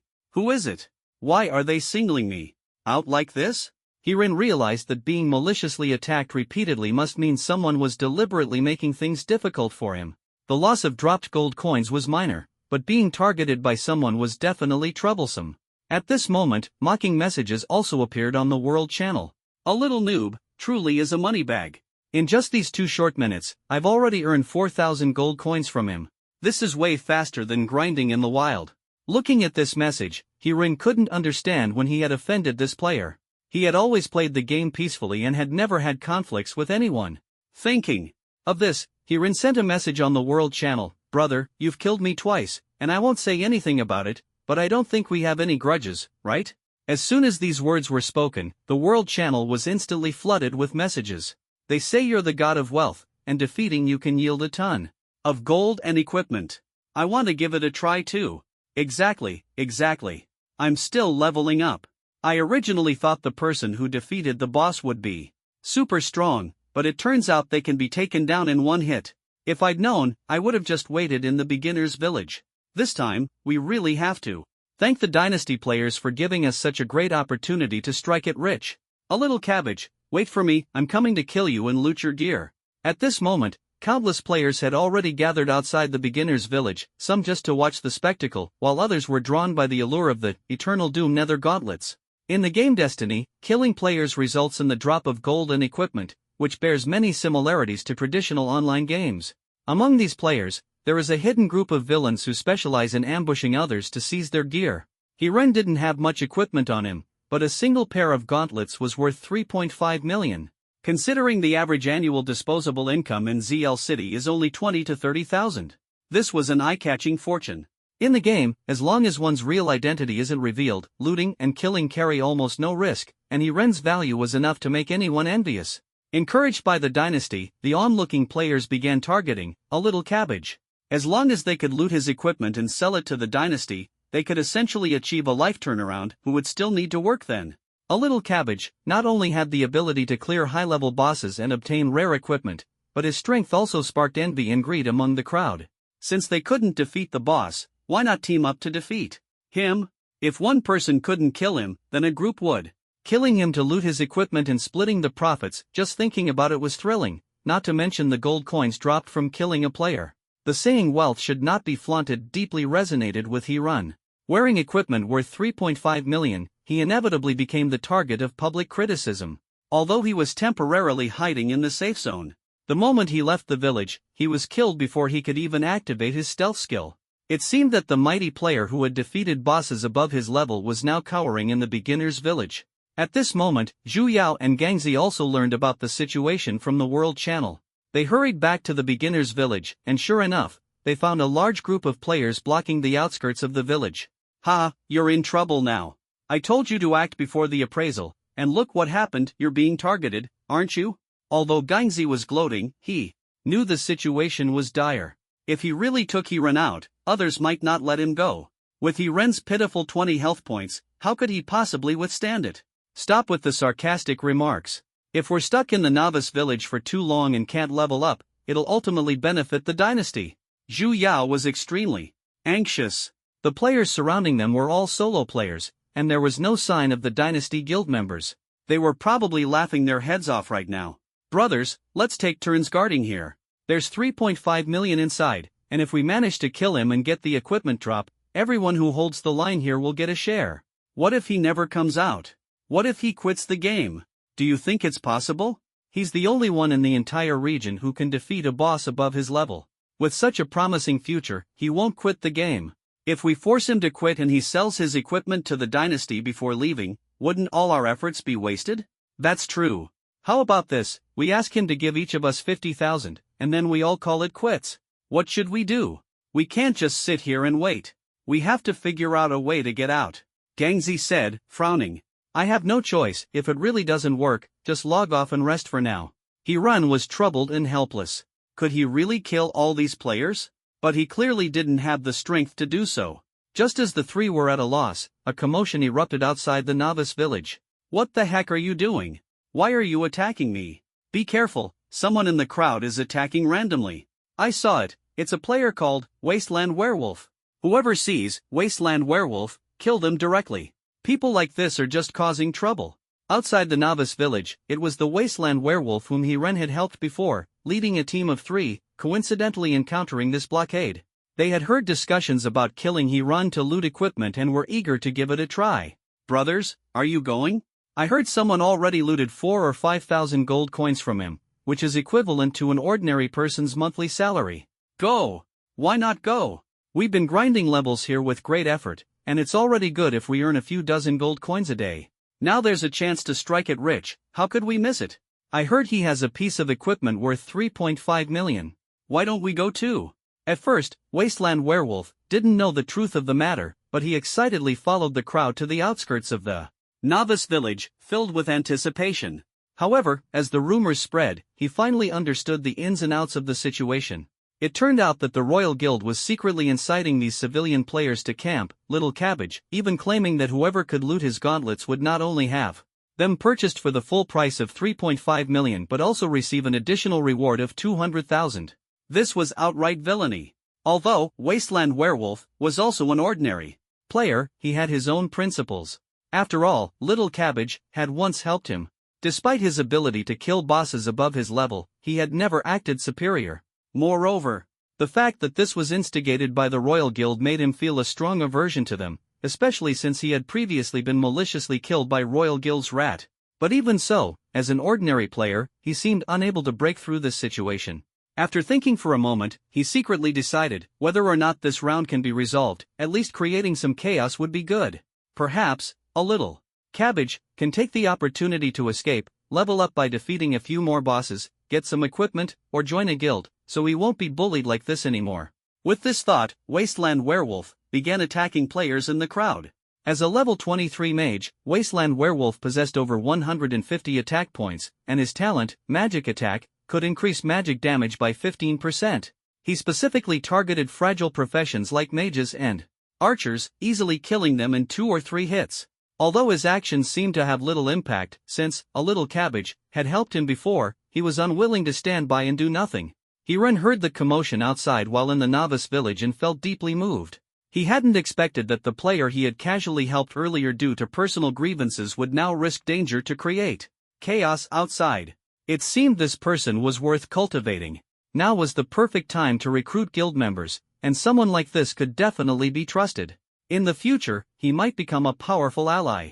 However, the situation outside was too chaotic, and relying solely on Wasteland Werewolf seemed unable to break the deadlock. Just as he was at his wit's end, the sound of players' death wails suddenly echoed in his ears. Kill them all, don't let a single one escape. Half an hour later, the entrance to the novice village finally returned to calm. The players who had been killed earlier tried to rush out again, only to find themselves mercilessly killed and sent back. Brother Qingfeng, if you want to loot Little Crawling Veggie as equipment, just say so. Isn't what we're doing basically the same as robbing people? Some of the killed players complained indignantly in the safe zone of the novice village. This counterattack was meticulously planned by the Qingfeng Guild. Ren had previously helped them successfully obtain the guild token, allowing Anxuan to smoothly establish the guild. Initially, Anxuan wanted to invite Ren to join the guild, but the latter politely declined. Nevertheless, Anxuan always felt grateful for Ren's words, "If you ever need my help in the future, just let me know anytime." Befriending someone like this is undoubtedly beneficial without any downsides. Not only does Ren possess the strength to challenge opponents above his level, but his ability to weaken the effects of his targets is also extraordinary. As long as they can become close friends, whether or not he joins the guild is not important to Anxuan. Moreover, if Ren wishes to establish his own guild in the future, it wouldn't be a problem. An alliance between the two guilds would greatly benefit the future of Destiny King City. At this moment, dissatisfaction with the Qingfeng Guild was growing in the novice village. Some accused them of wanting to monopolize the human resource known as Yiji Xiao Pa Kai. Anxuan finally couldn't hold back and angrily rebuked the crowd. "I say, can you all have a bit of backbone? Have you been brainwashed by Huang Chao's instigation? Destiny has only been open for 15 days, and you're already fixated on the equipment of Yiji Xiao Pa Kai? As the game progresses, the value of equipment will only increase. Foolishly staying here will only let Huang Chao's people laugh last. Do you think it's worth wasting your game time?" After hearing this, the players fell into deep thought. Anxuan's words indeed made sense. After all, Destiny is the first ultra-realistic virtual game, and the Angel City operations team is incredibly powerful. Moreover, the guild that first conquers Destiny King City will not only receive a reward of 200,000 gold coins but also an additional 5% of all players spending up to the day of the siege. Currently, the ZL region has already seen over 300 million in recharge spending, meaning the gold coin reward for the first conquest of Destiny King City will be at least 15 million. Thinking about Little Cabbage's equipment again, it doesn't seem all that enticing anymore. Many players began to disperse, busy with their own affairs, while only a few were still unwilling to leave. "You say it so easily, but what if we leave and you go camp, Little Cabbage? Wouldn't we lose a big catch then?" one of the players questioned. Dark Delight's expression darkened slightly, but he couldn't help wanting to laugh inwardly. These short-sighted players were truly ridiculous. "You can think and act however you want, I don't care, but if you dare to target Little Cabbage again, don't blame our Clear Breeze Guild for being rude to you. We'll put you on the kill list and make it impossible for you to continue playing the game." After saying this, Dark Joy walked straight toward Little Cabbage. "I've already invited you to join our guild, at least you'll get some protection. Don't end up offending the dynasty, you know how petty their people can be." "Heh, I never thought the dynasty people could stoop to this level. I guess it's mostly because they had their eyes on this pair of gauntlets. Instead of thinking, if I can't have it, no one else should, they incited these regular players." Ren said awkwardly, truly not expecting the dynasty's character to be so low. "So what are you going to do now? How about I recommend you to join my guild? I can call some brothers to stick with you at all times." Dark Joy sincerely invited again. "Thank you so much, guild leader. I've already established a guild with my friends, but we're not recruiting new members at the moment." Ren pointed to Gangzi and Zhuya behind him. "Well, alright then. If you encounter any difficulties, feel free to let me know. You helped me get the guild token, so we're friends now." Since Ren had already established a guild, and Shuang naturally couldn't continue inviting him, but he quickly thought of a question. "Will you participate in the battle for Destiny City?" "I originally planned to participate, but you know my strength can't deal fatal blows to players. At most, I can only play a supporting role. When it comes to attacking Destiny City, I fear I'll be at a disadvantage," Ren said frankly, and Shuang, knowing his abilities, nodded in agreement. "Oh, I see. Then let's form an alliance when the time comes. If either of us secures Destiny City, we'll split the prize money evenly. What do you think?" Learning that, a Little Cabbage had the desire but lacked the ability to compete for Destiny City, and Shuang proposed an alliance at this critical moment, perfectly aligning with both parties' interests. Ren's attitude toward the battle for Destiny City was rather indifferent. This region was merely representative of a third or fourth tier city. The real competition lay in the future Destiny King City, which involved nearly 700 districts nationwide. The rewards for that were incomparable to what was currently at stake. If he had the strength to compete for Destiny City, it would naturally be the best choice.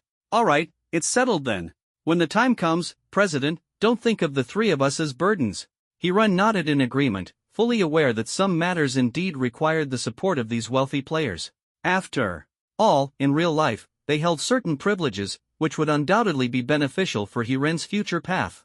Relying solely on the game was not a long-term solution. Ultimately, he would have to return to reality. If I were to face the people from the dynasty now, my chances of winning wouldn't be great. And Shuang sighed. At present, the wild bosses were almost monopolized by the Guangzhou Guild, and compared to the Dynasty Guild, the strength of the Qingfeng Guild indeed seemed insignificant. After multiple confrontations, the players of the Qingfeng Guild were utterly exhausted. After a hard day's work of brick moving, more than half of their gold coins were lost in the battles, not to mention the equipment they had painstakingly acquired. Some players even backed out immediately upon hearing about conflicts with the dynasty and the possibility of a showdown. A few hours ago, I spotted a weapon at the trading house with 50 attack points and a 5% chance to deal 5 times the user's attack damage during an attack. But it ended up dropping during the fight over the boss ownership with the dynasty. And Shuang looked utterly helpless. Ah, that weapon was bought by you? Hiren heard Shuang mention the weapon's attributes and immediately understood it was the very weapon he had regretted putting up for sale due to its low price. I picked it up at the auction house. A 5% chance of 5x damage for only 50,000 gold coins. Wait, so it was you who strategized to get it? And Shuang almost rolled his eyes in frustration. If he had known it was a little crawling veggie who had strategized for it, why would he have bothered camping at the trading house? He could have just asked the latter to sell it to him directly. Brother, we have an agreement. Warrior weapons must be sold to me. I'll definitely offer a price that satisfies you. The two exchanged a knowing smile, and the tacit understanding between friends naturally formed at that moment. The future adventures seemed brighter, and the gears of fate quietly began to turn.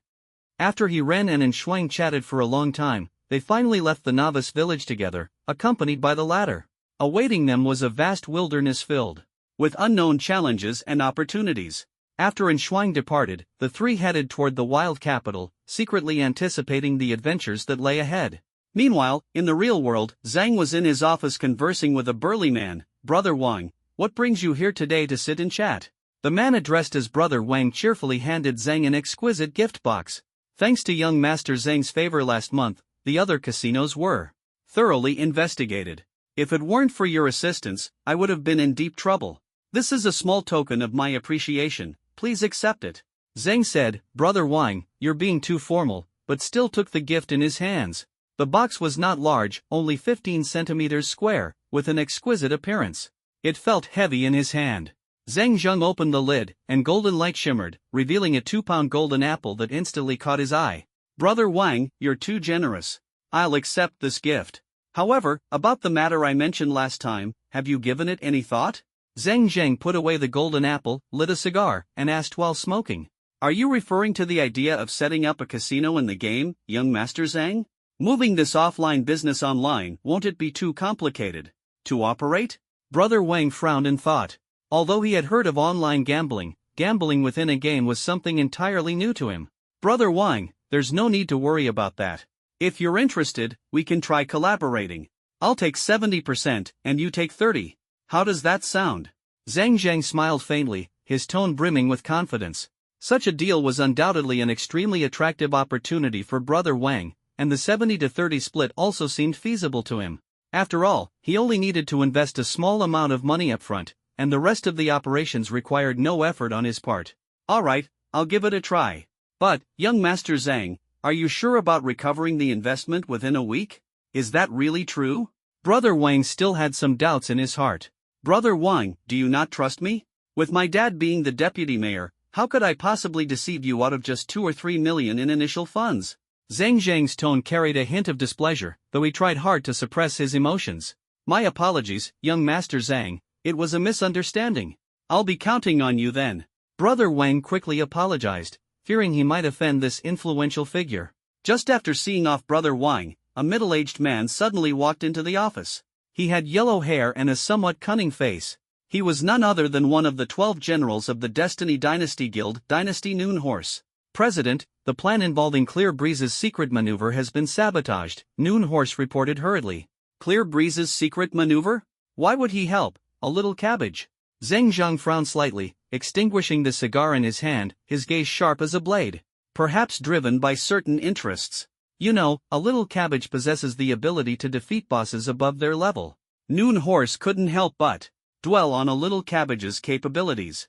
That guy had refused to sell the equipment for 3.5 million, clearly tied to his innate talent and intelligence. It doesn't matter. We're now pressing the Qingfeng Guild hard. Since they're willing to help others, they should be prepared to lose.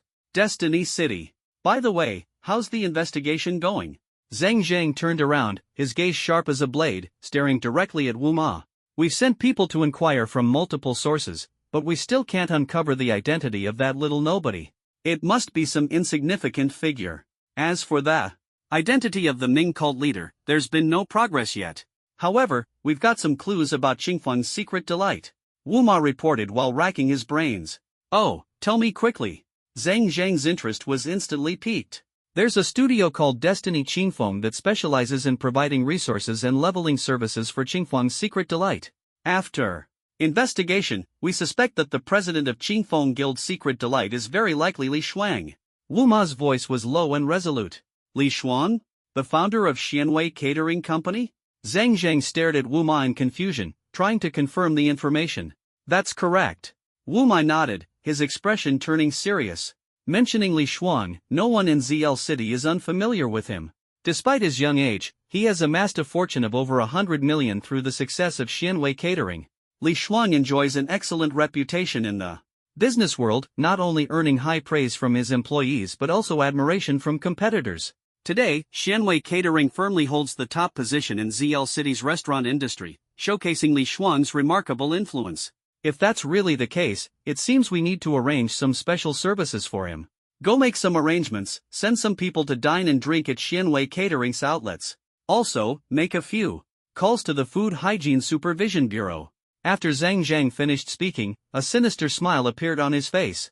His eyes gleamed with malice, and he felt secretly pleased with himself. Li Shuang, oh Li Shuang, do you dare to challenge me? I will make sure you achieve nothing in the game and ruin your reputation in the real world. Zhang Zhang's voice loomed over Li Shuang's future like a dark cloud. Shortly after Zhang Zhang's arrangements, Li Shuang's Xianwei restaurant chain faced a series of malicious disturbances, and the situation took a sharp turn for the worse. Inside the Xianwei self-service steak and barbecue restaurant, a customer held up a pair of chopsticks with a pitch-black piece of meat, which, upon closer inspection, turned out to be a rat's head. What is going on with your Xianwei buffet? How could you miss such a big rat head? Everyone, stop eating. The food at this Xianwei restaurant will kill people. The customer's furious roar was like a thunderclap, instantly causing an uproar throughout the venue. The waiter who rushed over looked bewildered. Their ingredients and hygiene were strictly monitored, so how could such a rat head appear? However, the voices of doubt surged like a tide, and Xuanwei's reputation was suddenly on the brink of collapse. Meanwhile, chaos erupted at another Xianwei hotpot restaurant. A customer lay on the ground convulsing, foaming at the mouth, food poisoning. Beside him, a woman screamed in anguish, "Your Xianwei hotpot restaurant serves unclean food. And now people are poisoned. I will report you until you're ruined. Oh, husband, wake up." Her heart-wrenching cries sent chills down everyone's spine, and the other customers quickly backed away as fear spread throughout the scene. Next, hundreds of stores under Xianwei Catering encountered similar situations one after another. Public opinion was in an uproar, and everyone avoided them like the plague. Xuanwei's customers had almost completely disappeared. At the same time, the Food Safety Regulatory Office received a large number of reports, all pointing to Xianwei Catering. Under pressure from higher authorities, the regulatory office quickly took action, shutting down all Xianwei Catering stores for rectification. When Li Shuang learned of this, he was burning with anxiety. He had started his journey in the industry as a teenager, overcoming countless hardships to build Xianwei into the leading brand in ZL City's catering industry, earning public recognition and love. However, in just one afternoon, malicious slander and complaints had forced all his stores to shut down. Such an incident was unprecedented in the entire ZL City, yet it had happened to him. He absolutely could not give in. Determination flashed in Li Shuang's eyes as he vowed to uncover the truth and restore Xuanwei's glory. In ZL City's Zhuhai building, the headquarters of Xianwei Catering Group was located. At this moment, the atmosphere in Xianwei Group's conference room was tense, with more than 10 people exchanging uneasy glances. Can anyone tell me why this situation has occurred in the area you're responsible for?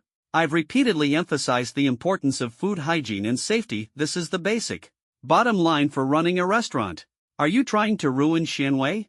Li Shuang was furious, but he knew that the most important thing right now was to find a solution.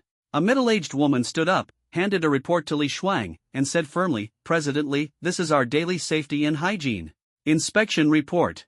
We strictly oversee every level, and there are absolutely no mistakes. I suspect this is a conspiracy by competitors." After hearing this, the department heads in the meeting room exchanged uneasy glances. Xianwei had always valued harmony and refrained from disparaging peers, yet now it was facing such baseless attacks, leaving everyone feeling doubtful. Regardless of the other party's intentions, I need an accurate investigation result. Remember, do not maliciously slander others. Once the results are out, report to me immediately. Li Shuang issued the order, his tone carrying an undeniable authority. A meeting lasting over an hour ended fruitlessly in discussion. After everyone left, Li Shuang stayed alone in the conference room, pondering to himself, who exactly is trying to undermine Xianwei? He Ren and his group arrived at Huangdu and saw that there were still a few hours left before the revival of Boss Modified Rampaging T-Rex, and they currently had no way to deal with Boss Deadly Modified Giant Scorpion. Thus, the group decided to log off and rest for now. After all, after long battles in the game, they occasionally needed to reward themselves. Let's go to Shanglong Plaza. I heard Xianwei just opened a new seafood buffet there, and it's supposed to be pretty good. Zhu Yao excitedly suggested. Women are always more sensitive to good food, and he Ren and Gangzi casually nodded. After all, they didn't really care what they ate. Directly opposite Giant Ocean Tower is Shanglong Plaza. Although it doesn't compare to the commercial center of ZL City, it still bustles with activity in the evening. Square dancing ladies gather in droves, and the food street is packed with crowds. In the center of the food street, there is a Chinese-style seafood buffet restaurant called Taste of the Sea, which is the new brand of Xianwei. When it first opened, customers flocked in, and some even had to wait in line for 1 or 2 hours. However, when Zhu Yao walked into Taste of the Sea with Yiran and Gangzi, the restaurant was unexpectedly empty, with only a few customers scattered around. This is so lucky. Usually, there's no space at all, but today there are so many empty seats. Zhu Yao exclaimed excitedly. The three of them were unaware of the difficulties Xianwei was facing. Feel free to take any food from the tables, but please try not to waste. A male waiter in his 30s came over to remind them, then sat down at the bar, his face full of melancholy. Such a classy waiter, why does he look so gloomy? As if someone owes him money, Zhu Yao muttered, then pulled Hiran to pick out seafood. The seafood on the table looked incredibly fresh. The swimming crabs were still blowing bubbles, and the abalones and sea cucumbers were wriggling. Notices were plastered all over the counter. Live seafood, please do not squeeze, take only what you need, come back for more if necessary, reminding diners to cherish these fresh ingredients. Hiran glanced around. Despite the high-quality seafood filling the tables, there were surprisingly few customers. Could this seafood restaurant really be in decline? It was baffling. Still, he didn't want to dwell too much on someone else's business. After all, he came here to indulge himself, why bother worrying about anything else? When the seafood was taken out of the steamer, its fresh and sweet aroma wafted through the air, and the group contentedly savored the delicacies. Damn it, what is this? This crab is completely rotten. Suddenly, an angry shout shattered the group's enjoyment of the meal, and everyone turned to look in the direction of the voice. A man with a rooster comb hairstyle, wearing earrings, and dressed in a street-style outfit, appeared hostile, instantly drawing everyone's attention. The man at the bar also stood up, walked over to the rooster-haired youth's table, and said with a stern expression, "Sir, all our ingredients are rigorously selected and delivered at top speed. Every 10 minutes, we conduct a thorough inspection of the seafood on display, and any dead seafood is immediately removed. What you're describing is absolutely impossible." The man with the rooster comb hairstyle, burning with anger, furiously threw a mud crab onto the ground. "Why don't you smell it yourself and see if it's rotten?" The male waiter glanced at the crab on the ground, then looked at the man with the rooster comb hairstyle, instantly realizing that this person was here to cause trouble. However, he did not lose his temper. Instead, he calmly bent down to pick up the crab, smiling, "I'm sorry, but I can assure you that all the ingredients here are fresh. If you say this crab smells bad, there are only 2 possibilities. 1, you don't understand seafood and are unworthy of consuming the ingredients here, or 2, this crab isn't from our restaurant at all." As soon as he finished speaking, the young man with the rooster comb hairstyle was rendered speechless, secretly thinking to himself that he hadn't expected the restaurant's ingredients to be so strictly managed. How could the dead crab he had picked up compare to the restaurant's ingredients? He was furious, realizing that his attempt to cause trouble had been exposed on the spot. The male waiter continued, Why don't we call the police and let them assist in determining the situation?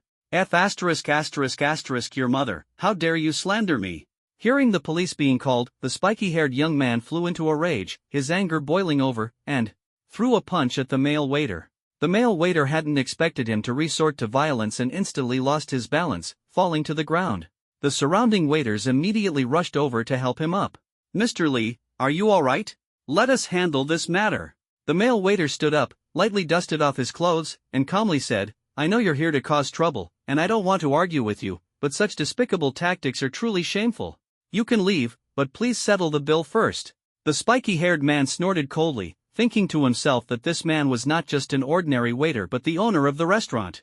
To become the owner, he must possess extraordinary abilities. Now that he wasn't holding him accountable, it showed great magnanimity. However, having hit someone, the spiky-haired young man feared punishment. He threw 200 yuan onto the table, stormed out angrily, and shouted as he left, Don't get too smug. Xianwei has offended young Master Zhang, just wait to be shut down. Offended young Master Zhang?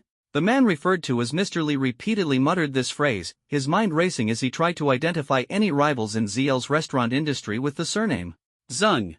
Yet, in this city, there was not a single person with that surname. He was puzzled. Who had he offended? Who exactly was this young Master Zhang mentioned by the spiky-haired youth?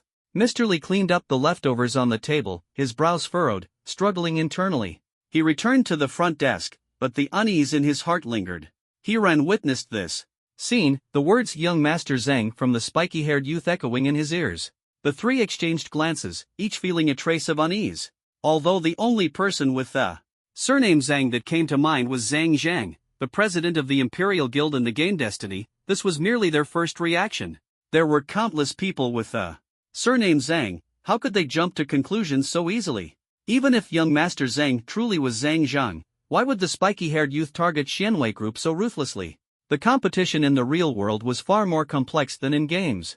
Hiran had never experienced such turbulent business battles in his lifetime. After eating and drinking their fill, they headed to the bar to settle the bill. Boss, your food tastes so good, and the ingredients are so fresh. You've only been open for a few days, so why is there no one coming in? Zhu Yao, as a social media operator, was full of curiosity about business issues. Someone is causing trouble, you heard it just now, the words that young man said before leaving. President Lee spoke candidly, his gaze fixed on the three of them. Then you could try marketing and public relations. That might help turn the situation around, Zhu Yao analyzed, as she was well aware that advertising and PR could help businesses overcome difficulties. It's useless. All my restaurant branches have been deliberately targeted and maliciously reported, leading to temporary closures for rectification. This store is newly opened, but it's already on the brink of danger due to the impact of the other branches. President Lee sighed helplessly, a trace of despair flashing in his eyes. Zhu Yao was shocked, thinking, who could they have offended to face such severe retaliation? She carefully studied President Lee and suddenly exclaimed, all your restaurant branches? Are you Li Xuan, the president of Xianwei? You know me? Li Shuang looked surprised, trying hard to recall the identity of the woman. I'm Zhu Jianshu's daughter, Zhu Yao, she explained excitedly. Ah, your Uncle Zhu's daughter. It's been years since we last met, you've changed so much. Li Shuang instantly remembered her. The relationship between the two had a long history. In the early years, when Zhu Jianshu was developing real estate projects, Li Shuang always managed to secure prime locations to open restaurant outlets. Zhu Jianshu also provided significant support to Li Shuang, and over time, they began addressing each other as uncle and nephew. As Zhu Jianshu developed more real estate projects, Li Shuang's Xianwei Catering Group also rose to fame. However, when the global pandemic struck, Zhu Jianshu's finances suffered a heavy blow, while Li Shuang's restaurant business thrived. Against the odds. After all, people can choose not to buy or rent houses, but they can't go without food and drink. Li Shuang had helped Zhu Jianshu multiple times, but unfortunately, Zhu Jianshu chose to avoid him due to debt issues.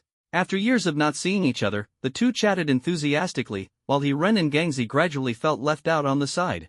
Li Shuang finally noticed them and quickly invited them to sit down and continue the conversation. The waiter brought 3 glasses of water. Hiran took a sip, and the refreshing lemon aroma immediately filled the air. This isn't made with ordinary lemons, is it? Li Shuang smiled and praised the young man's keen sense. These are seedless lemons from Anshan, costing over 50 yuan per kilogram. Pairing lemon water with seafood can greatly enhance the freshness of the seafood. Mr. Li, you're using such expensive ingredients and such fresh seafood, yet the average cost per person is only around 100 yuan. Is there any profit in this? He Ren asked, puzzled, wondering why the head of Xianwei Catering Group would adopt a low-profit business strategy. Xianwei is a brand I personally created. I hope people will like it, and I also want to turn Xianwei into a century-old dining enterprise. Li Shuang proudly envisioned the future of Xianwei. The two were engrossed in a lively discussion about ingredients. He Ren, who had previously worked as a food delivery driver, had seen many restaurants in the industry but found none that could match Xuanwei's level. Li Shuang was surprised by He Ren's insights, feeling that he didn't seem like a wealthy heir but rather exuded a sense of simplicity and unique perspective. Is this your friend? Why not introduce him? Li Shuang teased as he looked at Zhu Yao, his eyes sparkling with playful humor. Mr. Li, he's not my friend. He's my boyfriend. Zhu Yao said shyly, her cheeks slightly flushed, making her look exceptionally charming. Li Shuang laughed heartily, instantly making the atmosphere at Taste of the Sea more relaxed. Everyone exchanged smiles, and the mood became increasingly harmonious. However, the topic shifted to a more serious matter as the group discussed someone deliberately causing trouble and framing Xianwei. President Li, is the restaurant industry in ZL City currently chaotic? Someone actually resorted to such a method to frame others, He Ren said in confusion, his brows furrowed. Logically, such a tactic seems quite crude, and since Xianwei is the leading restaurant in ZL, it shouldn't be difficult to find out who is behind this. I'm puzzled as well. In ZL City's restaurant industry, there isn't anyone with the surname Zhang. Moreover, judging from the words of that young man earlier, it doesn't seem like mere alarmist talk. Li Shuang frowned in thought, his mind filled with doubt. Could it be someone outside the restaurant industry? Is there anyone else with the surname Zhang who has had conflicts with President Li? Or perhaps someone with the surname Zhang who has such boldness? He Ren wasn't intentionally steering the conversation, he simply felt that Zhang Zhang's character was indeed questionable. If there had been any past disputes with him, it might be better to steer clear. Figures with the surname Zhang in other industries? That I'm not sure about. But when it comes to someone with the boldness to organize these social figures, there is indeed one with the surname Zhang, and that's Zhang Zhang, Li Shuang said thoughtfully, his gaze turning profound. He naturally knew of Zhang Zhang's reputation. Unsure if Li Shuang had any grievances with him, he asked, have you had any interactions with him? Li Shuang pondered for a moment before slowly replying, in reality, there hasn't been any direct interaction. However, we've crossed paths a few times in a game. Oh, Mr. Li plays games too? He Ren exclaimed in surprise, not expecting this mogul in the restaurant industry to also be a gamer. His impression of Li Shuang deepened further. This isn't very surprising. This game is quite popular in the market right now, and many people have made a fortune from it. As for me, apart from work, I occasionally play games to relax. So, I created a guild in the game and named it Gentle Breeze. When Li Shuang mentioned that the guild was named Gentle Breeze, He Ren and the other two were so shocked that their jaws almost dropped. A thought flashed through their minds, leaving them unable to contain themselves. No way, the head of Xianwei Catering Group is actually Gentle Breeze Dark Joy from the Gentle Breeze Guild? He Ren and the other two never expected that the person sitting in front of them was none other than the guild leader of Gentle Breeze Guild, Dark Joy, a prominent figure in ZL City's catering industry. He Ren thought to himself that this must not be revealed to Li Shuang, as he definitely didn't want Li Shuang to know that he was the player named, a little clumsy. Even though Zhu Yao knew Li Shuang, they all understood that in real life, one shouldn't casually disclose their in-game identity. Li Shuang paid no attention to the surprised expressions of the three and continued, I did have some conflicts with him in the game. In my opinion, it would be a piece of cake for him to investigate my situation. It might really have something to do with him. He Ren instinctively nodded. Although he didn't know much about Zhang Zhang's capabilities, as a member of ZL's business circle, Li Shuang was naturally more familiar with Zhang Zhang's methods. However, this is just my speculation. I can't be certain that he's behind it.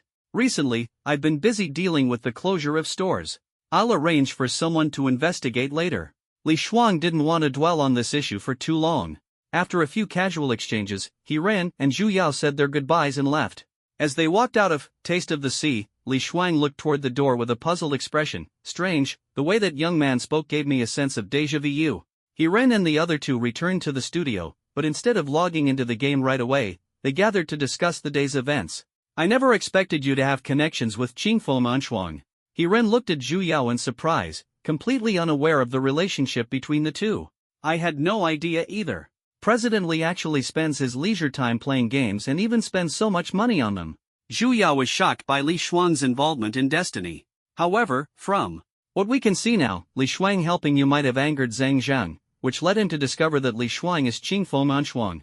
As a result, he retaliated against Li Shuang's company. He nodded in agreement with this speculation. After all, the main culprit behind the blockade at his novice village was Wu Ma from the Imperial Guild, and Li Shuang had resolved this issue. For him, naturally provoking the Imperial Guild. Moreover, Zhang Zheng being able to uncover Qing Fo Man Shuang's true identity undoubtedly meant he was also investigating a little cabbage.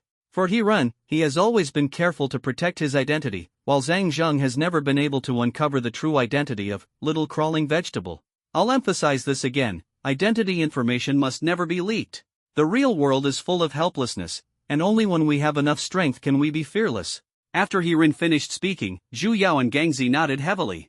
Can we help Li Shuang? He once helped my father greatly, but Zhu Yao stammered, feeling uneasy. I am powerless in reality, but in the game, I have already allied with him. There will inevitably be major conflicts with the dynasty in the future.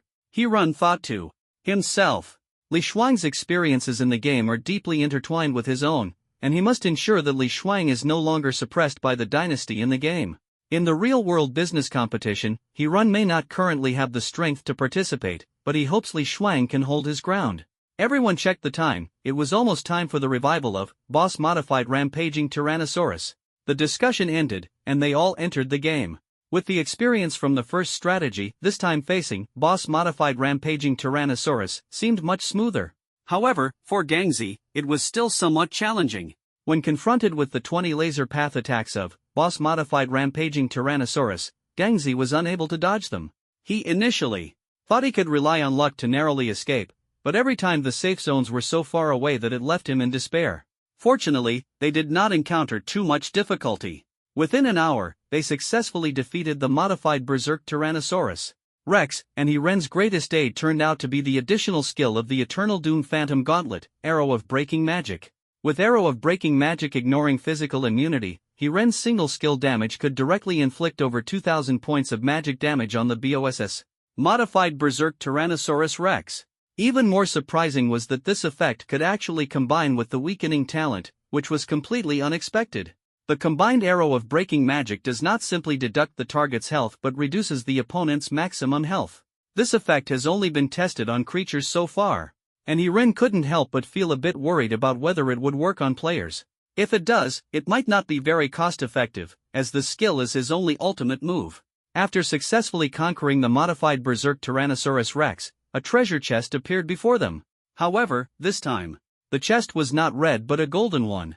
He Ren's heart stirred, judging by its appearance, this must be legendary equipment. The box opened, and countless gold coins and items scattered like rain. Compared to the first time defeating the modified Berserk T-Rex, the items this time were clearly not as abundant as the first kill. But 3 complete energy crystals, 2 green destiny set pieces, and 1 golden legendary leg armor still dropped. In addition to the massive amount of gold coins, there was also a key-shaped item. Among the 2 green destiny set pieces, one was Destiny Sacred, and the other was Destiny Demon. He Ren unhesitatingly handed the Destiny Sacred set to Zhu Yao, saying, "This is for you, put it on quickly. Check out the attributes of that legendary equipment." Gangzi asked impatiently. He Ren glanced over and saw Mecha Warrior Broadsword, exclusive to the War God class, attack power 80, 10% chance to inflict a tier status on the opponent during attacks, causing an additional 30% damage. Based on the user's attack power, retains 1 HP upon receiving fatal damage, and grants invincibility for 3 seconds. Mecha set attribute, gains an energy shield equal to 100% of HP, resets every 60 seconds. Looking at the attributes of this Mecha Warrior Broadsword, He Ren couldn't help but feel envious. The effect of retaining a sliver of health after a fatal blow alone is enough to make anyone drool, not to mention that this is a piece of set equipment. If the entire set is collected, warriors who already have high health would essentially double their life, making them an almost invincible existence. This weapon is pretty good, it should sell for hundreds of thousands, right? Gangzi's eyes sparkled with the glow of money, his face full of anticipation. He Ren thought to himself, it seems this adventure is truly worth a fortune. The gap between legendary equipment and eternal equipment is like heaven and earth. Legendary equipment only has 2 attributes, while eternal Equipment boasts 4 attributes plus a powerful skill. It is precisely the presence of this skill that makes Eternal Equipment's value skyrocket. In the game of Destiny, all players can only learn 2 skills before changing classes, but after changing classes, they can master a total of 5 skills. How to choose and combine these skills depends entirely on individual talent. Only by effectively pairing skills with equipment can one create an overwhelmingly powerful character. Although some legendary equipment with excellent attributes can almost rival Eternal Equipment in market value, Eternal Equipment attributes must be appraised, whereas legendary equipment attributes are randomly generated. If you spend 500,000 gold coins to appraise Eternal Equipment and its attributes turn out to be trash, it might not even compare to a perfectly skill-matched piece of legendary equipment. Therefore, Hirin estimated the value of this newly dropped legendary weapon to be between 500,000 and 1 million. However, he did not plan to sell it immediately like Gangzi but instead began contemplating a deeper strategy. Late at night, as everyone gradually removed their game equipment to rest, Hirin lay in bed, his mind racing. Half a month ago, he had just started playing the game Destiny, and now he was already a top-tier player, with a self-created value roughly estimated at 7 to 8 million, though only about 400,000 had been converted into actual cash. Take the Eternal Nether Gauntlets, for example. If sold, a price of 3 million would definitely be achievable, as there were already buyers waiting. But if he were to leave the game Destiny, what else could he do? Would he return to his previous life of running errands? Doubts filled Hiren's heart. His conversation with Li Shuang had made him feel a sense of closeness. Perhaps he could use this opportunity to engage in deeper discussions with him and find a way to convert his in-game assets. However, Li Shuang was currently troubled by a maliciously created crisis. Once the crisis was resolved, it wouldn't be too late to seek his advice. The next morning, Hirin went downstairs as usual, ordered 2 fried dough sticks and a bowl of soy milk, and leisurely sat in the restaurant to have breakfast. Did you see the report from ZL? Yesterday, someone maliciously reported Xianwei Catering, and as a result, they were all arrested overnight, someone nearby said. How is that possible? The largest catering institution in ZL City, putting a rat's head in the dishes and poisoning the hot pot, another person questioned. Exactly, all Xianwei Catering's outlets have been forced to shut down for rectification. I was scared out of my wits, someone responded. It's good that the matter has been clarified. By the way, the food at Xianwei restaurant is indeed delicious and reasonably priced. Since it's not that scary, shall we meet up tonight? Listening to the people in the restaurant discuss how Xianwei restaurant's crisis had been resolved, Hirin breathed a sigh of relief. After all, due to Zhu Yao's connection, he genuinely wanted to help Li Shuang, but he lacked the ability to do so. After finishing breakfast, Hirin returned to the studio, put on his gaming equipment, and entered the game. As soon as he logged into the game, Hirin received a message from Qingfeng Anshuang. Li Shuang? Didn't he just resolve the company's difficulties? How is he online so quickly? Hirin was puzzled. At this moment, Li Shuang should be busy handling various business matters. Brother, I need your help with something. I'll give you a reward. If possible, let's meet tonight at 8 o'clock, and I'll explain the details then, the message read. Hirin noticed that this message was sent by Li Shuang at 2 a.m., clearly indicating that he had worked through the night to handle the matter. Regardless, this incident would undoubtedly deal a heavy blow to Li Shuang's business, and the reason Li Shuang sought him out was most likely related to Zhang Zhang. No matter what, Hirin decided to help. Otherwise, the path ahead in the game Destiny would become exceptionally difficult. The current obstacle must be removed. Collaborating with Li Shuang was undoubtedly the best choice. At this moment, Zhu Yao and Gangzi had not yet logged in, so Hirin checked the dynamics of the World Channel. This is amazing. Last night at the Imperial Guild, I actually earned 70,000 gold coins. What do you mean? I earned over 200,000 gold coins at the Imperial Guild last night. Big brother, quickly teach us newbies how to make money. Just contact the Imperial Guild's 1000 Gates 8 generals directly, and he'll explain the specific steps to you. Many players were curious about this money-making news and started asking about the methods in the World Channel.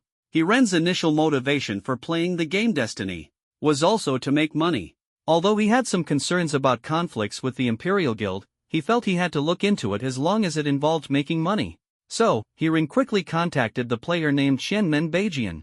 Qianmen Beijian seemed not to know him, but after a brief exchange, he invited Hirin to visit the residence of the Dynasty Guild. In the game Destiny, every guild has a residence after its establishment, where buildings can be randomly constructed.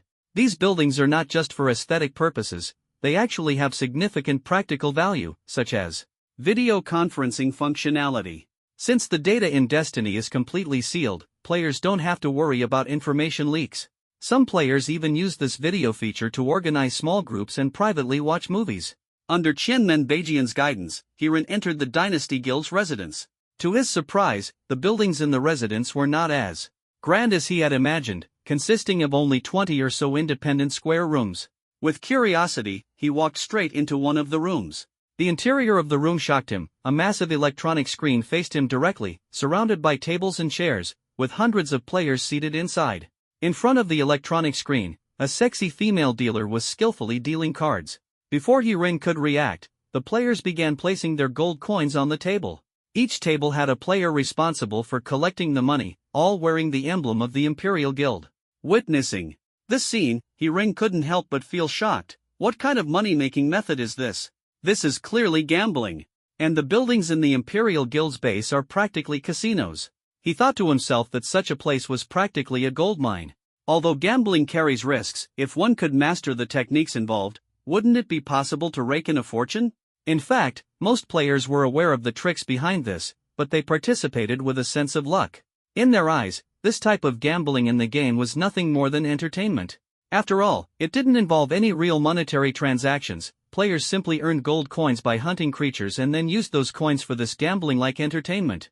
To the players, this was harmless fun, earning in the game and spending in the game, taking small risks for potentially big rewards. As long as they didn't spend real money, what if one day their luck exploded and they won millions? Wouldn't that be the path to the pinnacle of life? Whether offline or online, gambling is illegal, but in a game, with no real transactions involved, who could say they were gambling? With this mindset, players eagerly participated in this entertainment. This is exactly the result the Imperial Guild wanted, to make players feel that this is not gambling, while allowing them to relax and enjoy themselves in the game. The initial effect has already been achieved. Players who participated were unknowingly drawn in. As for those who previously boasted on the World Channel, they were undoubtedly shills. Since the Imperial Guild set up this scheme, how could they possibly let everyone easily win 200,000 gold coins? If someone managed to earn 300 to 500, they'd already be harvested. Hiran looked at the players in the game and noticed that some were actually members of the Imperial Guild, while others were casual civilian players. After working hard for over 10 days, they had saved up a few hundred gold coins, and some hoped to use this entertainment to enrich their funds.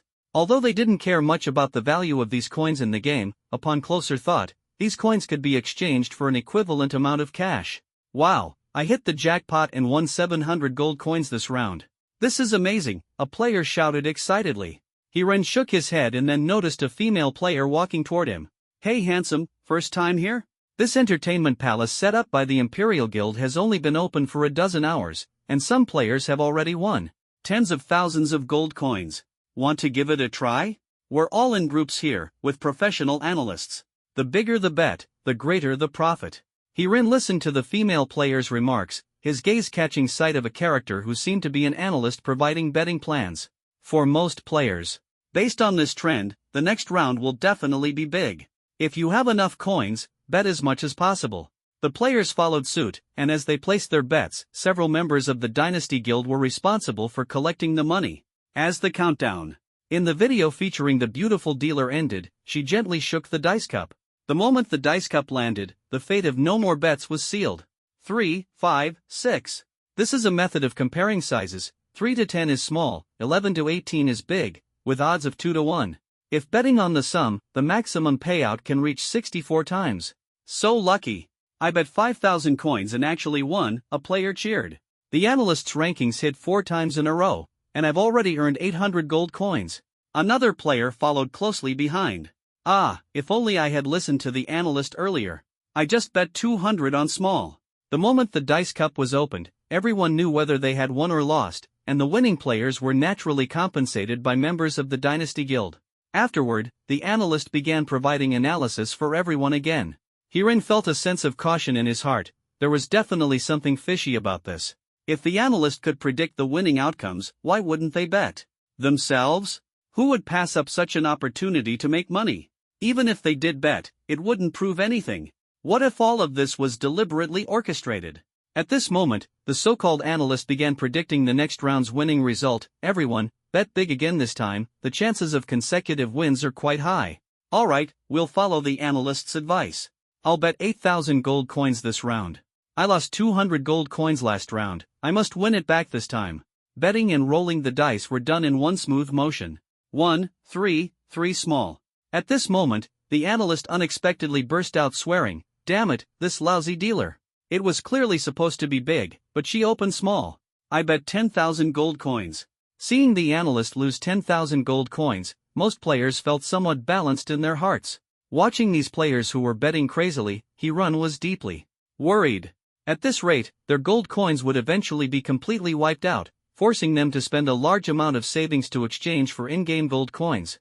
This type of gambling entertainment often starts with small temptations of profit, gradually pulling players deeper and deeper.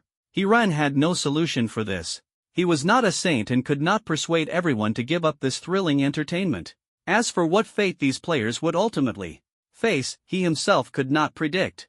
Confronted with this turmoil, Hirun could only silently leave the Imperial Guild's base, feeling a faint sense of unease in his heart. Not long after, Zhu Yao and Gangzi came online, and Hirun recounted everything he had seen and heard earlier in detail. After listening, Gangzi showed a shocked expression. The dynasty really dares to think and act. Aren't they afraid of trouble from the game's officials? If they actually attract the cyber police, that would be a real problem. Hirun shook his head and said calmly, "It's not as simple as you think. First of all, there's no actual monetary transaction, so you can't easily conclude that it's gambling. If they claim it's entertainment, there's nothing you can do about it. Next, it depends on whether the game officials will step in to stop this behavior." Zhu Yao, however, looked excited, her eyes gleaming with cunning. "Don't worry about it. If things escalate, someone will naturally step in to clean up the mess. But this could be worth discussing with Li Xuan, maybe. It's a good opportunity for him to take revenge on Zhang Zhang." In this society full of schemes and deceit, Zhu Yao understood human nature well and knew that Li Xuan would never tolerate being suppressed forever. After a few casual exchanges, the three headed toward the direction of the wasteland city, filled with anticipation. After an hour of effort, the rampaging Tyrannosaurus Rex was finally defeated. Although no legendary or eternal-grade equipment dropped this time, it was still a decent haul, including a complete energy crystal and a key-type item. Hirun carefully examined the key and was shocked. It turned out to be the Wasteland Mechanical City Dungeon Key. This was a key to the Mechanical City, home to exceptionally powerful mechanical creatures. Defeating these creatures could yield a large number of enhancement crystals and even the chance to obtain eternal-grade equipment. Who would have thought that this tiny key is the key to unlocking the Wasteland Mechanical City Dungeon? Excitement surged in Hirun's heart. He turned to Zhu Yao and Gangzi, a smile curling at the corner of his lips. Hee, looks like we've got something to do today. Let's try tackling the Mechanical City Dungeon, there might be some unexpected rewards waiting for us. This adventure was destined to be extraordinary. The three were filled with anticipation and nervousness, as if they could already sense the glory and wealth that awaited them. Desolate City, once the pride of punk civilization, has now become a region filled with mystery and danger. Here, the fusion of technology and production brought unparalleled convenience, but also sowed endless hidden risks. The people living in Desolate City rely on advanced technology to enjoy a convenient life. However, in pursuit of higher technological realms, they began conducting experiments on mechanical body modifications, even using ancient giant beasts as blueprints for transformation. As machinery gradually infiltrated every aspect of life, people's dependence on it deepened. Eventually, these artificially created mechanical bodies began to possess life and intelligence, pushing the punk civilization of Desolate City to the brink of destruction. In a mysterious manufacturing base within Desolate City lies a massive secret, the Mechanical City of Desolate City. At this moment, Hirun and his companions are hesitating whether to challenge this dungeon. After all, the current non-dungeon boss they face is no easy opponent, especially the modified berserk Tyrannosaurus Rex. As for the deadly modified giant scorpion, it leaves them completely at a loss. How about we find a few more people? Gangzi's suggestion caused the group to waver slightly. Brother Gang, you're now firmly at the top of the level rankings. Do you think you can quickly level up to 30? Zhu Yao's teasing left Gangzi speechless. Indeed, if it weren't for Hirun's powerful weakening of the enemies, they wouldn't have been able to enter the Wasteland City at this level. Currently, most players are stuck at level 25, and only top-tier players can break through this bottleneck. However, Hirin already had a plan in mind. He quickly contacted Wasteland Werewolf, who he considered the best candidate to conquer the Mechanical City dungeon. "Hey man, what are you up to?" Hirin sent a message.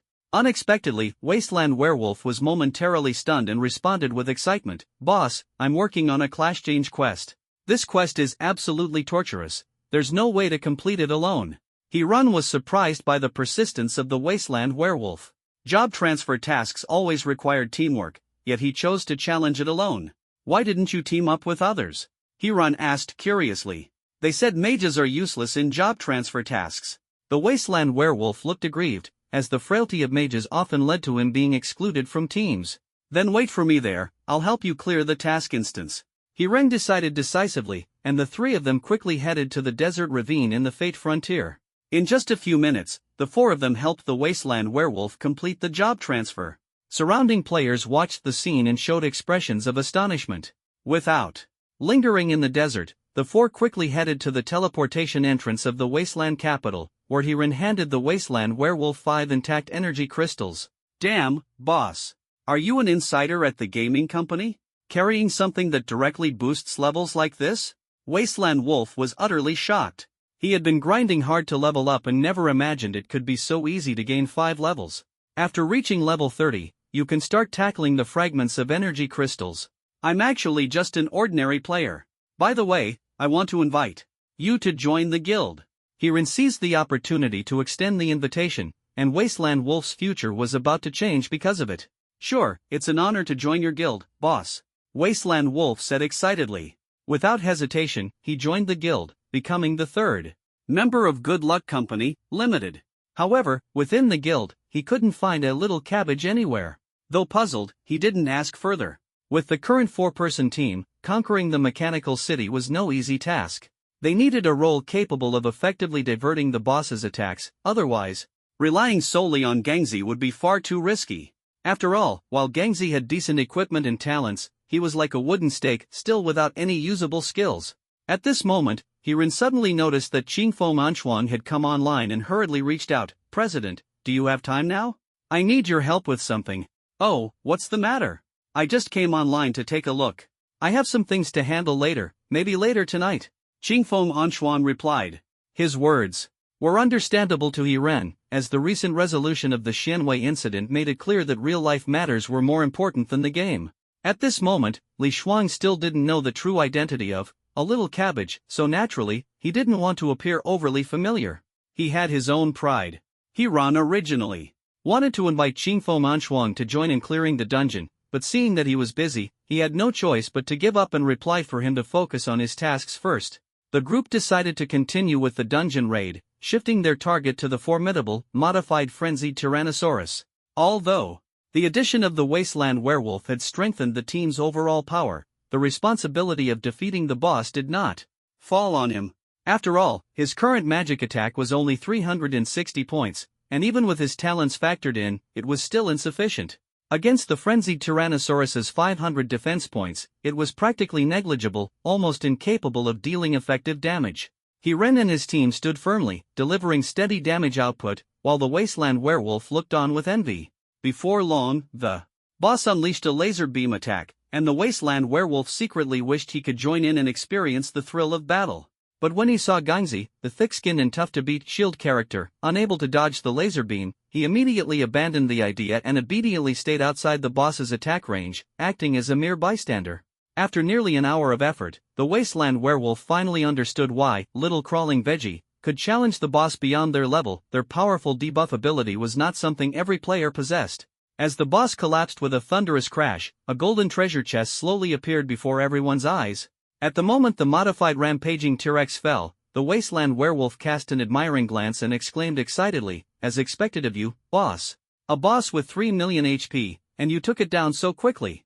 For the first time witnessing Hirin and his team conquer a boss in such a dominant manner, the surrounding players were all stunned, their jaws practically hitting the floor. Opening the loot chest dropped by the modified rampaging T-Rex, a pile of items spilled out. Amid the dazzling beams of light were 1 yellow, 2 purple, and 2 green pieces of equipment, making the Wasteland Werewolf drool uncontrollably. After all, he had never defeated a boss before, and ordinary wild creatures at most dropped blue quality gear.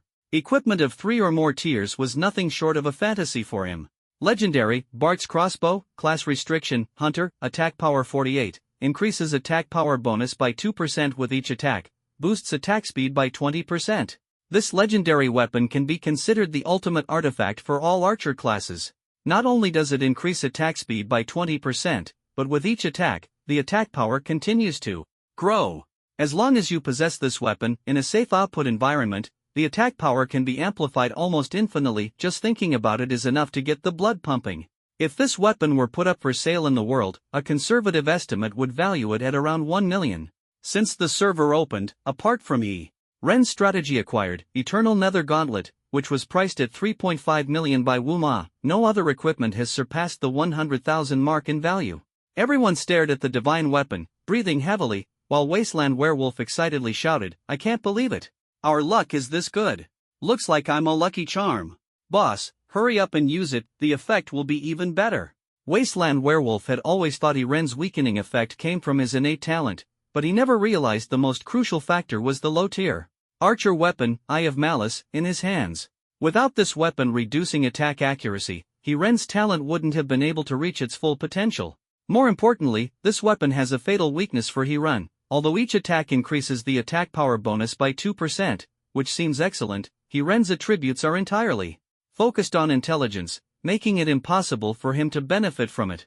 Therefore, this weapon must not be sold, as it would inadvertently cultivate a powerful opponent. Ren put it away and then checked the other dropped items and equipment. The 2 purple pieces of equipment were for a shield bearer and a mage, respectively. Their attributes were average and completely unsuitable for them, so he listed them on the trading market for 800 gold coins each. At this moment, the Wasteland Werewolf stared at one of the purple armors, thinking to himself that he had earned over 300 gold coins recently. He then said to Ren, "Boss, could you sell me that purple armor at a cheaper price? I only have 300 now, but I'll pay you back when I have more money, okay?" After all, the Wasteland Werewolf had a pile of fine equipment on him, yet not a single piece added attributes. Ren looked at his pitiful expression and couldn't help but laugh, saying, "Look how anxious you are. That piece of equipment isn't suitable for you, but I happen to have equipment that's perfect for you." Coincidentally, the Green Destiny set obtained from this raid was all for mages, and the Wasteland Werewolf had never seen green equipment before. Naturally, he wouldn't realize that green equipment is more powerful than purple equipment. Although the attributes of a single piece of green equipment are inferior to those of purple exceptional equipment, the advantage of green equipment lies in being part of a set, which provides additional attribute bonuses. The 3 mage-oriented Destiny set pieces Ren had reserved earlier, combined with the 2 green Destiny set pieces from this raid, form a complete set. Destiny Demon Helmet, Armor, Gloves, Leggings, and Shoes all have attributes of plus 50 health and plus 2% magic attack. The 3-piece set adds 500 magic points, the 4-piece set increases magic attack by 5%, and the 5-piece set reduces damage taken by 10%. Handing the entire set to the Wasteland Werewolf, he instantly became so excited that he danced with joy. After equipping it, his attribute panel experienced an explosive growth, a bonus of 250 health points and 500 mana points, along with a 15% increase in magic attack. His attack power surged to nearly 400, with his magic attack increasing by dozens of points. Additionally, he could reduce incoming damage by 10%. Although this was far from matching top-tier mages, for the Wasteland Werewolf, it was a source of immense satisfaction, filling his heart with anticipation and confidence for the future. Right after everyone defeated the ultimate boss, the Atmosphere Sword. Excitedly, they began searching for strategies to tackle elite creatures in the Wasteland capital. Elite creatures not only dropped purple exceptional equipment but also provided far more energy crystal fragments than ordinary creatures. After several hours of intense battles, the group successfully obtained 2 pieces of purple exceptional equipment and 3 pieces of green Destiny sets. The results were glorious, and morale was sky-high. At this moment, Breeze Darkjoy came online. Upon seeing this, Ren had an idea and decided to invite him to join the raid on the Mechanical City dungeon. However, Darkjoy's level was only 26, which wouldn't do. Ren pondered ways to level up Darkjoy, but unexpectedly, Darkjoy spoke first. "Damn, the Dynasty players are already level 28. Where are you? Sell me a batch of 1,600 experience crystals." Ren was at a loss whether to laugh or cry, thinking to himself that this guy probably hadn't even sorted out his real-life issues yet, and here he was already worrying about his game level. Don't rush about the level just yet, I need your help with something. As soon as Hirin spoke, and Shuang immediately perked up, sensing there was something fun in store. If you've got something to say, just say it. Don't beat around the bush like a big man. And Shuang seemed completely indifferent, as if he had already weathered many storms and no longer cared. I've discovered a dungeon here that requires someone who can withstand attacks, but you'll need to pay me 100,000 gold coins, and I'll take you in. Hiren's words left Shuang momentarily stunned. You're quite the shrewd one, aren't you? Asking me for help and still charging me?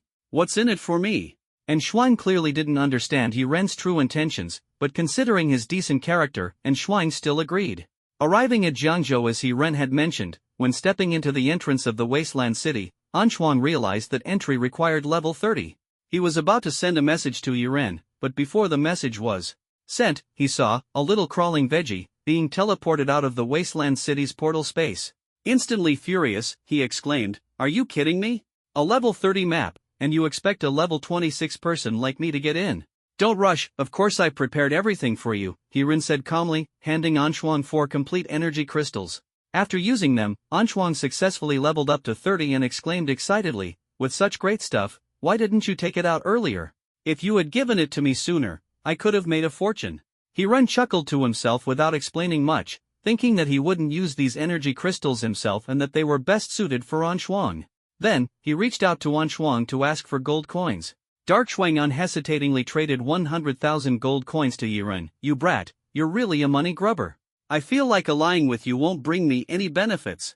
Hiren chuckled, put away the gold coins without saying much, and handed Qingfeng Dark Shuang a weapon, Mecha Warrior Broadsword. "Here, borrow this for a while."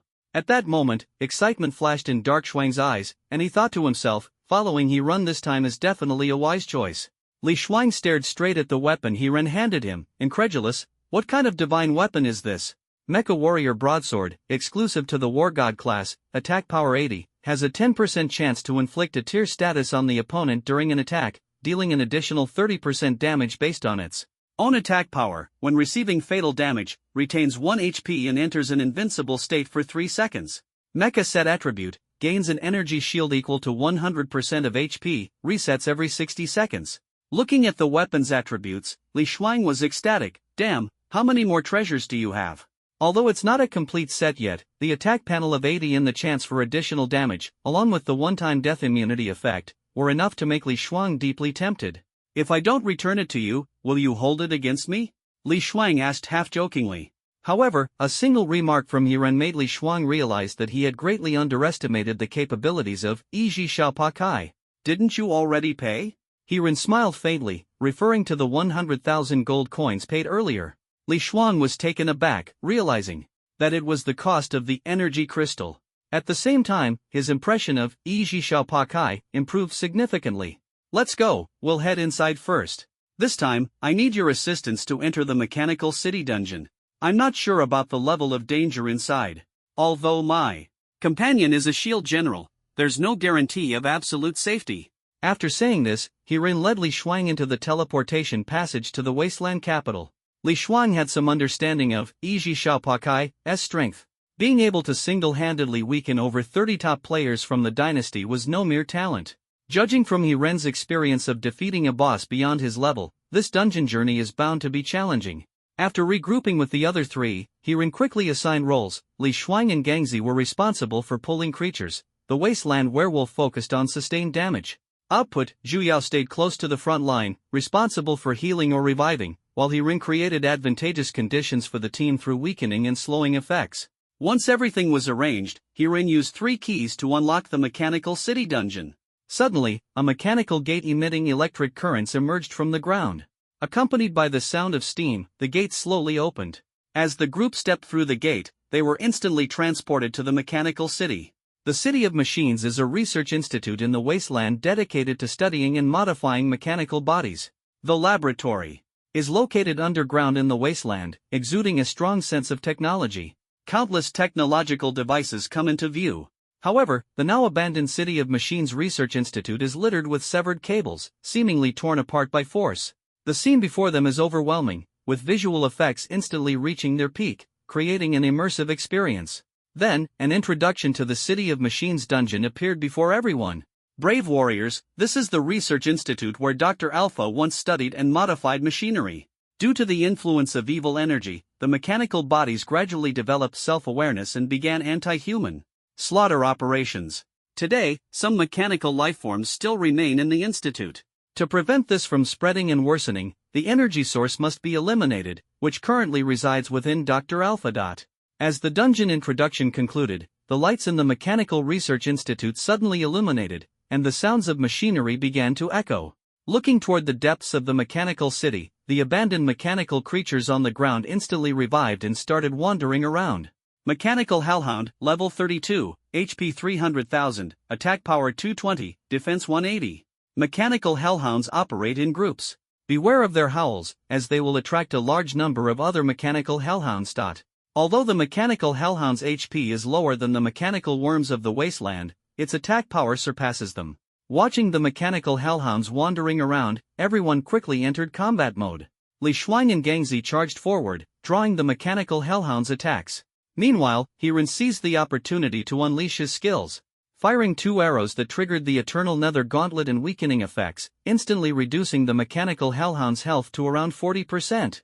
In just 2 minutes, the health of several mechanical hellhounds had approached critical levels. Suddenly, they raised their heads and let out deafening howls. As a few hellhounds collapsed, dozens more mechanical hellhounds surged from the rear. Faced with such a massive number, Li Shuang and Gangzi in the front row instantly showed expressions of terror. They were not afraid of a small number of mechanical hellhounds, but with such an overwhelming quantity, everyone felt an invisible danger closing in. However, the current situation leaves them no choice but to face the battle head-on. Dozens of mechanical hellhounds charging forward, though small in size, surged like a tide. They appeared slightly smaller to the naked eye, but their power was not to be underestimated. Despite their attributes being significantly reduced, their coordinated attacks still struck fear into the heart. Mechanical Hellhound Minion, level 30, HP 100,000, attack power 120, defense power 80. Never underestimate them, their sheer numbers make them a terrifying force. Although the attributes of the mechanical creatures were reduced, their overwhelming numbers left the frontline warriors struggling to catch their breath. The sheer number of mechanical Hellhound minions was beyond Zhu Yao's healing capacity to handle. Gangzi managed to hold his ground with his 3,000 plus HP, but Li Shuang's health rapidly declined, eventually triggering his survival effect. If it weren't for Little Crawfish's help, other players would definitely struggle painfully to clear this dungeon. Li Shuang thought to himself, but was instantly knocked down by the mechanical hellhound's charge, letting out a helpless sigh. The cooldown time for the survival effect was as long as 10 minutes, so Zhu Yao dared not revive Li Shuang lightly. After revival, he would be in a weakened state, with only 5% of his health remaining, making it impossible to survive the mechanical hellhound's onslaught. Just as Gangzi was exhausting all his strength to fend off the attacks, a meteor streaked across the sky and crashed down fiercely, instantly dealing massive damage to the surrounding mechanical hellhounds. The Wasteland Werewolf quickly activated its skill. Although the release time couldn't match Yiren's attack speed, it still shortened the time needed to conquer the enemies. Ultimately, within just 1 minute, all the mechanical hellhounds were annihilated. Zhu Yao revived Li Shuang, who looked ashamed. It seems I didn't contribute much to clearing the mechanical city dungeon. Hiran lightly patted Li Shuang's shoulder and comforted him. Don't take these small mechanical creatures too seriously. Our goals are much greater. For such minor characters, how could Qingfeng personally take action? Hiran was not being sarcastic. Even someone like Gangzi couldn't handle these minor characters, which was perfectly normal.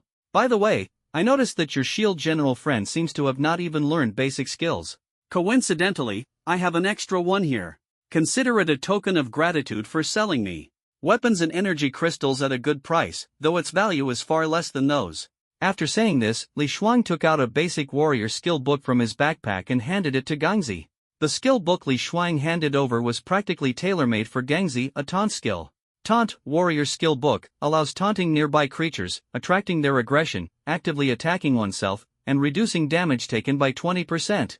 Although this is a basic warrior skill, its drop rate is extremely rare, making it almost impossible to find on the market. The price has even skyrocketed to 5,000 per book. Gangzi has always wanted to buy it but felt that spending 5,000 to acquire a basic skill book was simply not worth it. However, Li Shuang's gift was crucial for Gangzi, and he accepted it without hesitation and began learning. Alright, let's move forward. Hirin said to the group, organizing everyone to continue exploring the city of machinery. Mechanical Wasp, level 32, HP 13,000, attack power 240, defense 50. Be careful, the mechanical wasp carries toxins and is particularly painful. Ahead lies a swarm of hundreds of mechanical wasps. Although each individual is small, the dense scene is enough to evoke a sense of fear. Hiran reminded everyone, be careful. The number of creatures this time is quite large. If you can't hold on, try to pull back. As long as we apply slowing effects to them, we should be able to effectively control the situation. The group quickly sprang into action. Li Shuang and Gangzi stood at the front, holding off the swarm's attacks, while Hirin seized the opportunity to swiftly weaken the enemies. Within just a few minutes, they successfully broke through the swarm's siege. However, after the swarm fell, the mechanical wreckage scattered across the ground suddenly began to tremble, as if magnetically drawn together. As the mechanical wreckage gathered, a giant mechanical wasp, 5 meters long, suddenly appeared before everyone. Staring at this colossal creature, everyone was stunned. The toxin of the previous swarm was weak, but this mechanical giant wasp was different. Its attributes were truly terrifying. Dungeon Boss, Aggregated Mechanical Wasp, level 40, HP, 3,800,000, attack power, 800, defense, 500. Be cautious, warriors. It is the fusion of mechanical wasps, and its toxin is 10 times stronger than that of a regular mechanical wasp. Once infected by the toxin of the aggregated mechanical wasp, the damage received will be doubled. Even with Hiren's weakening effect, the combined damage and toxin can still inflict 200 to 300 points of damage, which is a significant challenge for anyone. Fortunately, the creatures within the dungeon do not have the immunity effects of wild creatures, so defeating them shouldn't be too difficult. However, for Li Shuang, enduring the attacks of the aggregated mechanical wasp is clearly unrealistic, as his HP is less than 1,000. The heavy responsibility of tanking fell on Gangzi. He decisively stepped forward to use his taunt skill, attracting the aggro of the aggregated mechanical wasp. Hiran was not to be outdone, quickly shooting arrows to weaken its damage. However, the toxin effect of the aggregated mechanical wasp still persisted. Even though its attack power was weakened, Gangzi still endured over 200 damage. At this moment, Gangzi's blood injury talent came into play, causing the aggregated mechanical wasp to reflect 3,300 damage with each attack, while Zhu continuously healed him. Li Shuang and Gangzi alternated tanking the damage. Although Li Shuang couldn't hold out for long, it greatly reduced the pressure on Gangzi. After more than half an hour of fierce battle, the aggregated mechanical wasp was finally defeated. No way, after killing the boss so many times, it didn't drop anything? Gangzi complained, feeling dissatisfied that his hard work tanking yielded no rewards. Don't worry, the dungeon only awards points, and the final rewards will be matched based on the player's points, Li Shuang explained. As a seasoned player, he was much more familiar with the game mechanics than Gangzi. I see, then let's hurry into the city. The dungeon has already taken over 40 minutes, and if this continues, the time spent would be enough to tackle an outdoor boss. The group was not satisfied with the pace of the dungeon's progress and decided to speed things up. After half an hour of continuous exploration and killing hundreds of mechanical creatures, they finally reached the final stage of the dungeon. By this time, they had arrived at the end of the research institute. A massive display screen lit up the moment they arrived, and on the screen appeared an elderly man who seemed to be in his 70s, none other than Dr. Alpha, mentioned earlier in the story's background. Finally, you've arrived. I am Dr. Alpha. To replace human civilization with mechanical civilization, I not only developed the origins of mechanical civilization but also integrated my consciousness into the machinery. No one can interrupt me, not even a seal can stop my progress. Now, let me show you the power of advanced mechanical civilization. As Dr. Alpha finished speaking, a massive mechanical prototype creature appeared on the screen. The mechanical creature slowly stood up, resembling a giant gorilla, with enormous wings behind it emitting steam. Dungeon Boss, Mechanical Alpha, Level 50, HP, 9999999999999, Attack, 999, Defense, 999. His life is eternal, and surface-level attacks alone cannot defeat him. Dr. Alpha's sense of aesthetics is truly hard to describe. Why does he only know how to design a winged gorilla? Gangzi expressed his aversion to the mechanical body, unable to understand the reasoning behind such a design. Stop obsessing over its appearance, look at its attribute values. How are we supposed to fight this? The wasteland werewolf stared at the string of nines, feeling utterly bewildered. Impossible, the game design wouldn't be this absurd. There must be a way to crack it. Faced with such overwhelming numbers, the group found themselves unable to approach. At that moment, Zhu Yao, with her sharp eyes, noticed a mechanical heart pulsating on the screen. Surrounding the heart was an immense energy, seemingly being absorbed by the massive King Kong-like mechanical body. Could it be that this heart is the true core of the dungeon boss? A glimmer of understanding flashed in Zhu Yao's eyes as she instantly grasped the key to the situation. He Ren looked in the direction Zhu Yao pointed and indeed saw a mechanical-shaped heart beating violently. However, with the massive body of the mechanical titan blocking the way, it was impossible to launch an effective attack on the heart. The mechanical titan's movements seemed to invisibly protect it. It seems that must be the final boss, but how can we attack it? Ren's mind raced as over an hour had already passed, and the final rating for clearing the dungeon would naturally be affected by the time taken. Shield General and War God, go and draw the mechanical titan's attacks first. Try to figure out its maximum movement range. Ren decisively issued the command, opting to start with a probing strategy. During the back-and-forth tug-of-war, Li Shuang and Gangzi quickly identified the mechanical titan's maximum movement range. However, Ren couldn't disengage, he had to maintain continuous output to weaken the mechanical titan's attack power. The high-health Gangzi kept taunting the mechanical titan, while Li Shuang stayed ready to take over in case Gangzi couldn't hold on. At this moment, the task of attacking the mechanical heart naturally fell to the Wasteland Werewolf. Werewolf, find the right moment to get behind the screen and attack the mechanical heart to see if it has any effect. After Ren finished speaking, the Wasteland Werewolf did not hesitate and rushed straight toward the mechanical heart behind the mechanical King Kong. The mechanical King Kong noticed someone trying to attack its heart and immediately attempted to turn around to protect it. Shield General, quick, give me a taunt. Ren shouted swiftly. Gangzi was momentarily caught off guard and felt frustrated. He had clearly already used the taunt skill, so why was the boss still heading toward the heart? This was due to the game settings of Destiny.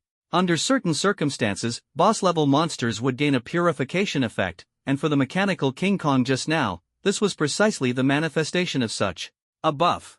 Seeing that the mechanical King Kong was about to attack the Wasteland Werewolf, Gangzi instantly pushed his running speed to the limit, quickly reached the mechanical King Kong, and unleashed the taunt skill. The taunt skill took effect again, and Gangzi pulled the boss mechanical King Kong back.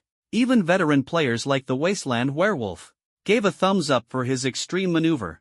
Just as the boss was pulled out of position, the Wasteland Werewolf prepared to move in deeper. After a moment, the Wasteland Werewolf finally reached the attack range of the mechanical heart.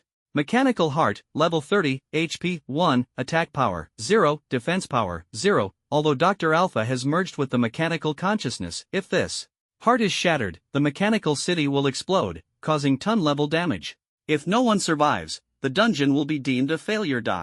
Looking at the description of the mechanical heart, the Wasteland Werewolf suddenly felt a tightness in his chest.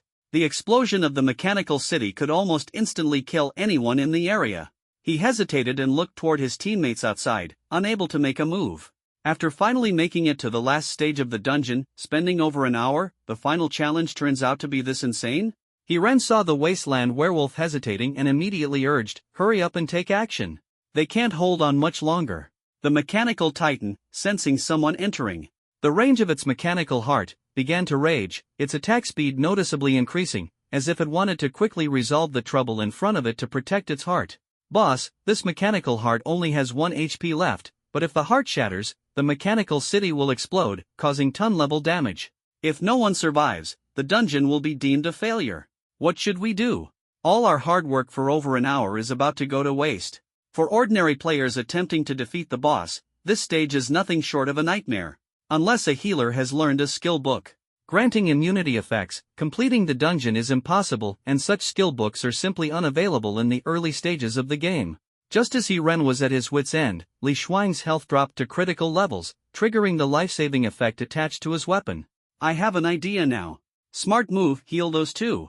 We need to hold out for another 10 minutes. Hearing Ren's proposal, everyone looked at each other in confusion, while Li Shuang added, are you planning to use the mechanism of survival skills to clear the dungeon?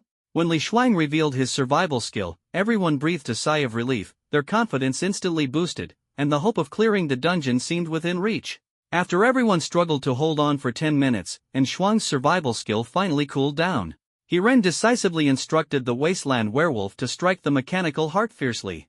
ZZZZZ. The heart was under attack, its beating speed accelerating sharply. Electric currents spread from the mechanical heart to the surrounding walls, instantly covering the entire mechanical city. The flickering light of the currents illuminated the surroundings, and the deafening roar intertwined with the sound of buildings cracking under the overload of high-voltage currents, resembling the arrival of doomsday. Though it was just a game, it evoked an incredibly realistic sense of fear, as if the players were truly standing amidst the ruins of electric currents. Boom boom. The explosion sounds drew closer, and the mechanical city suddenly unleashed a violent shockwave, obliterating one little cabbage thick-skinned and hard-to-beat clever as a fox wasteland werewolf into pieces. Only Gentle Breeze in Secret Delight managed to survive by triggering a life-saving effect, entering a 3-second invincible state and narrowly escaping disaster. Immediately afterward, the group was transported back to the location where they had entered the instance. Before them was the calm and ordinary game world. The mechanical gate had vanished, as if nothing had ever happened. The system dialog box suddenly popped up. Congratulations on completing the mechanical city instance. Skill score, 43 points, completion time, 12 points, team coordination, 24 points, total, 79 points, rating, a grade. Ugh, after all that effort, we only got an A rating? That's just unfair. Don't be discouraged. It's everyone's first time tackling this instance, no need to belittle ourselves. I think spending these 2 hours conquering the dungeon would be better spent strategizing against the boss. Who knows, we might get an eternal calamity item. After exiting the dungeon, everyone began discussing their performance in the dungeon. At that moment, a treasure chest slowly descended above their heads. Upon opening it, they discovered a strengthening stone. This stone could directly increase their own allocatable attributes by 100 points. Faced with this surprising reward, everyone secretly rejoiced. This was equivalent to the attribute points of level 20. In battles, a level 20 difference often compensates for equipment shortcomings, and the dawn of victory once again beckoned to them. As Ren and his team continued to strategize against bosses and level up in the desolate capital, only 1 week remained until the battle for Destiny City. The Imperial Guild is recruiting all players for settlement needs. Join us to receive generous contribution resource rewards. The Imperial Guild is recruiting players worldwide. The more you contribute, the more gold you earn. The Ming Cult Guild is recruiting followers. No contribution is required to join. Capturing the City of Destiny will earn you generous rewards. In the world channel of the Destiny game, major guilds are actively recruiting members, and the enticing conditions are captivating countless players. At this moment, only the Qingfeng Guild remains silent. Thanks to Xia Baikai's assistance, the guild members' strength had significantly improved. Hey brother, you're helping our Qingfeng Guild improve its strength like this, but what about your own guild? Qingfeng Anshuang said to Xia Baikai. Over the past few days, Li Shuang had been following Ren, working together to defeat bosses, and almost all the dropped equipment had gone to Qingfeng Guild members. This made Li Shuang feel puzzled about Ren's true intentions. Actually, I don't have any ulterior motives. I'm mainly focused on the future battle for the major regions and the fight for Destiny King City. But now, the biggest enemy is the Dynasty Guild. Ren seemed indifferent about this competition, as the spending from ZL City and Destiny was negligible. However, the fight for Destiny King City was entirely different. The competition among multiple city regions made this battle even more intense, and the resources and rewards would be far more abundant. I've been struggling with something. Do you think we've met in real life before? Qingfeng Anshuang said to Xia Baikai, observing Xia Baikai's style and mannerisms, which felt strangely familiar to him. President Anshuang, you're overthinking. I'm just an ordinary player. How could I have had any contact with big shots like you? Besides, my skills are entirely thanks to Qingfeng Anshuang, the big shot. Ren hadn't expected Li Shuang to suddenly raise such doubts, and he felt uneasy. He constantly reminded himself to keep his identity a secret, especially when discussing the matter with Zhu Yao and Gangzi.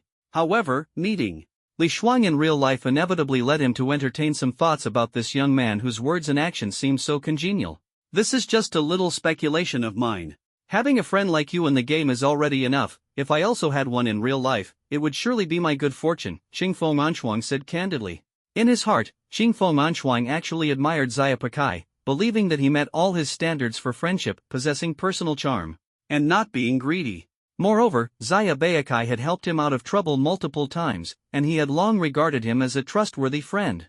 However, in the gaming world, ordinary players might manage, but once an ordinary player possesses extraordinary talent and abilities, they need to protect their privacy even more. After spending these past few days together, I believe Qingfo Manshuang, the guild leader, already understands what kind of person I am. I, Xia Pakai, value personal privacy very much. After all, I'm just an ordinary person and can't go head-to-head with those powerful players. Herein mentioned privacy in this context, subtly hinting to Li Shuang about his helplessness and aspirations as an ordinary player. Has the Imperial Guild not been causing trouble for the Qingfeng Guild these past few days?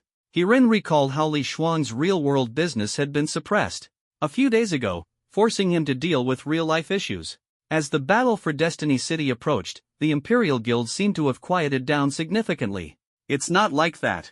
Currently, the Provincial Disciplinary Committee is investigating his father, the deputy mayor. I don't know much about politics, but I can guess that this deputy mayor is definitely not clean. Otherwise, how could he have raised such an arrogant second-generation official? Alright, Darkjoy President, let's not talk too much about real-life matters. I just want to confirm, how confident are you in this battle for Destiny City?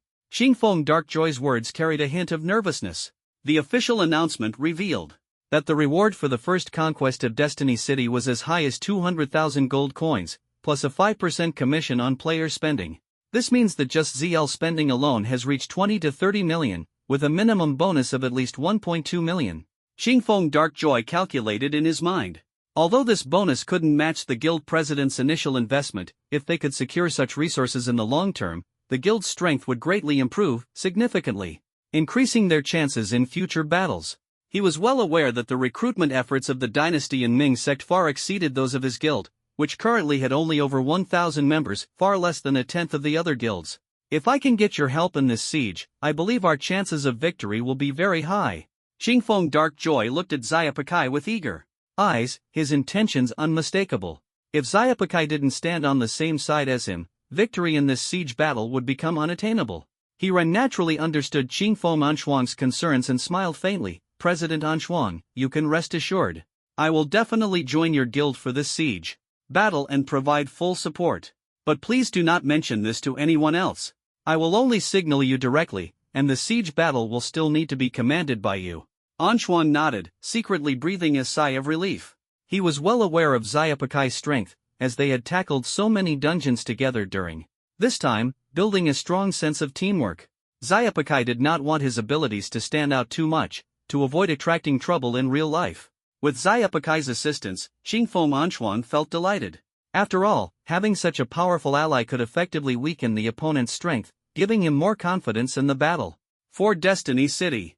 At this moment, they were like warriors about to set out for battle, filled with anticipation and urgency, striving wholeheartedly for the glory that belonged to them. After Herein and Li Shuang finished discussing the battle for Destiny City, Herein felt a surge of determination. He decided to quickly level up to 35 and gathered his companions to head to the wild capital for leveling up.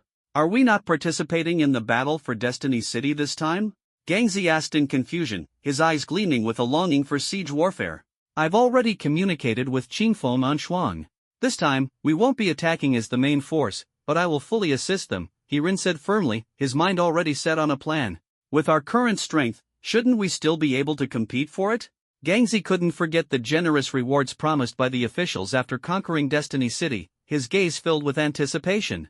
Actually, what I'm thinking now is that in the future, we could merge with Qingfo Anshuang's guild. This would greatly help us in recruiting guild members later on, and it would also allow us to conceal our strength. Heren's idea left everyone puzzled. Why would someone with their own guild want to join another guild? I understand what Heren means. First, we don't occupy sovereignty, which allows us to conceal individual strength. Second, to protect everyone's privacy, all attention will be focused on the president rather than the members, Zhu Yao patiently explained. After all, she had spent time in the studio and had some understanding of the operations within the game. After listening, Gangzi gradually felt relieved, but he couldn't help feeling a bit disappointed. Such a rare opportunity required them to act low-key. When you have the strength to speak, you will naturally stand at the peak. However, right now, we don't even have the ability to protect ourselves, so preparing for the future is the most urgent task, Heren said, then began leveling up intensively. After a day's effort, Heren and his team finally accumulated 7 complete energy crystals. However, they did not rush to use them but decided to keep them for later use. After several hours of gaming, Heren walked into Zhu Yao's office with a serious expression. I want to discuss something with you. Why so formal all of a sudden? Is there even a need for discussion between us? Zhu Yao muttered, with a hint of teasing. Do you have any trustworthy friends or close girlfriends? He looked at Zhu Yao seriously, determination gleaming in his eyes. Zhu Yao exclaimed in surprise, Huh? What are you up to? Are you asking me to introduce you to a girlfriend? Where did your thoughts wander to? I meant for you to register the studio as a company and find a trustworthy friend to act as the legal representative. That way, your name won't appear in the business information. Then, we can use some strategies to grow the company and compete with those big capital players. Hiren made no effort to hide his ambitious aspirations, his eyes gleaming with determination. After we establish the company, we must strictly adhere to tax policies. As for what comes next, we'll have to take it step by step. If one day we face exposure to reality, I hope I can protect you and everyone else. Although it was Hiren's first time founding a company, he had recently studied a wealth of information and felt confident. All right, I'll arrange to meet a friend tomorrow. Do you have time to talk with her? Zhu Yao nodded in agreement. At 10 o'clock the next morning, Hiren had just finished freshening up when he received a call from Zhu Yao, asking him to meet at the Left Bank Cafe. He quickly changed clothes and headed out. At the Left Bank Cafe, Zhu Yao and her friend were already waiting. Hiren saw a woman dressed in a neutral style sitting across from Zhu Yao and thought to himself, is this her friend? Is that your boyfriend? He's quite handsome, the woman dressed in a neutral style said with a smile to Zhu Yao. All right, let's get to the point. This is my boyfriend, Hiren, and this is my college classmate, Fei Yao. Let's find a place to sit. First, and my boyfriend will explain the details to you, Zhu Yao said seriously as she introduced the two, then led them to their seats. Each of them ordered a cup of coffee, and the conversation officially began. Hello, Fei Yao. I talked to Yao Yao about this yesterday. We want to start a company, but we're missing a legal representative. The reason we asked you to come over is to see if you'd be interested in taking on this role, Hiren asked directly. Start a company? Why don't you two be the legal representatives yourselves? And what kind of company are you starting? It's not one of those scam companies, is it, where the legal representative ends up bearing all the consequences? Fei Yao looked surprised, not expecting the two of them to come up with the idea of making her the legal representative. How could that be? You're my best friend from college, how could we possibly harm you? You know my father is currently overwhelmed with debt, and his credit record has been affected. Plus, my boyfriend has other businesses to handle, so he can't take on the role of legal representative, Zhu Yao explained nervously, her voice tinged with unease. I need to think about it carefully. But what kind of company are you planning to start? What specific business will it be involved in? Fei Yao's eyes flickered. Although she was hesitant, she was also filled with curiosity about the job. She knew that becoming the company's legal representative would mean taking on joint liability if any issues arose. Hiren noticed Fei Yao's concerns and immediately explained, originally, Yao Yao had a studio, but it was private in nature. I plan to integrate the business of the old studio and establish a company. Our main focus will be on buying and selling game resources, as well as trading them. Additionally, we will endorse some gaming peripheral products and open offline experience stores. Nowadays, games have become a mainstream consumer market, and our company will address employment issues while generating profits through game resources. Are you talking about the game Destiny? I've heard this game is incredibly popular, and many people have made money from it. Is your target this game? Fei Yao looked at them in surprise, her heart stirred. While many people focus on games as their main business, few specialize in professional game studios to generate profits. In the past, many games had short lifespans, but the structure of Destiny has garnered significant attention. So, what do you think? Are you interested in joining our company? Zhu Yao smiled faintly, hooked her arm around Fei Yao, her eyes sparkling with anticipation for the future, eagerly awaiting her response. How about this? Let me think it over tonight, and I'll give you an answer tomorrow, okay? I have 2 questions I need to confirm first. 1. How much salary will you offer me? 2. What is the company's name? Fei Yao thought carefully and decided not to rush her decision. 12,000 a month, what do you think? You just need to lend your name as the legal representative, and you don't have to worry about anything else. We are legitimate taxpayers, and won't evade taxes, so you won't be implicated. As for the company name, how about Good Luck Company, Limited? Zhu Yao said confidently, with an expectant look in her eyes. Just as the official announcement of a major overhaul in Angel City was made, all players were forced to stop their actions. A prominent apology letter appeared on the homepage, stating the following. Dear players, due to poor management on our part, a program vulnerability has occurred. We have decided to temporarily shut down the server. Once the server is repaired, we will remove the shutdown notice and provide appropriate compensation to the players. Thank you for your support and love. During this period, we will continue to share other updates with you. Stay tuned. City of Angels, released on December 28. When Iran saw this announcement, an expression of displeasure instantly appeared on his face. How long has it been, and the official team is already announcing server shutdown? He thought to himself. On closer reflection, he realized that while he had spent time on it, he had also helped Zhu Yao out of her predicament, which made it somewhat worthwhile. Looks like I'll have to go back to my old job as a courier. He sighed, feeling a tinge of reluctance. Meanwhile, Zhu Yao also learned about the news of the server's impending shutdown. She fell into deep contemplation. Should we part ways amicably, or rekindle the connection? As she recalled the moments shared with Iran, a wave of warmth surged in her heart. Gangzi obtained a driver's license and is preparing to drive for Didi to supplement his living expenses. Li Shuang returned to the restaurant industry and lamented every day, I really don't know when Angel City will resume its operations. I really want to return to the game and dominate the battlefield again.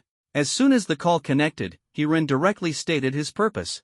Unexpectedly, the person who answered was a young female boss. Judging by her tone, she seemed quite young. But the games on the market now are all about making money and exploiting players. Where can you find one as thrilling and passionate as Destiny? Hiren thought to himself. Zheng Zheng started his own gray business, with his father acting as a shield behind the scenes, so he naturally had no fear. However, most of the players of Destiny were filled with regret. The perfect game being forced to shut down was truly frustrating. The most unfortunate ones are those game studios, holding a large amount of game resources, now facing the devastating news of server shut down, leaving them filled with indignation. Yet in this capitalist society, changes come so swiftly that they catch people off guard. Everyone hopes that the game Destiny won't exit the stage of history so easily. Ultimately, the one who laughs last is Angel City, which, within a month of selling game equipment and announcing the server shutdown, amassed tens of billions or even hundreds of billions in funds, becoming the true winner.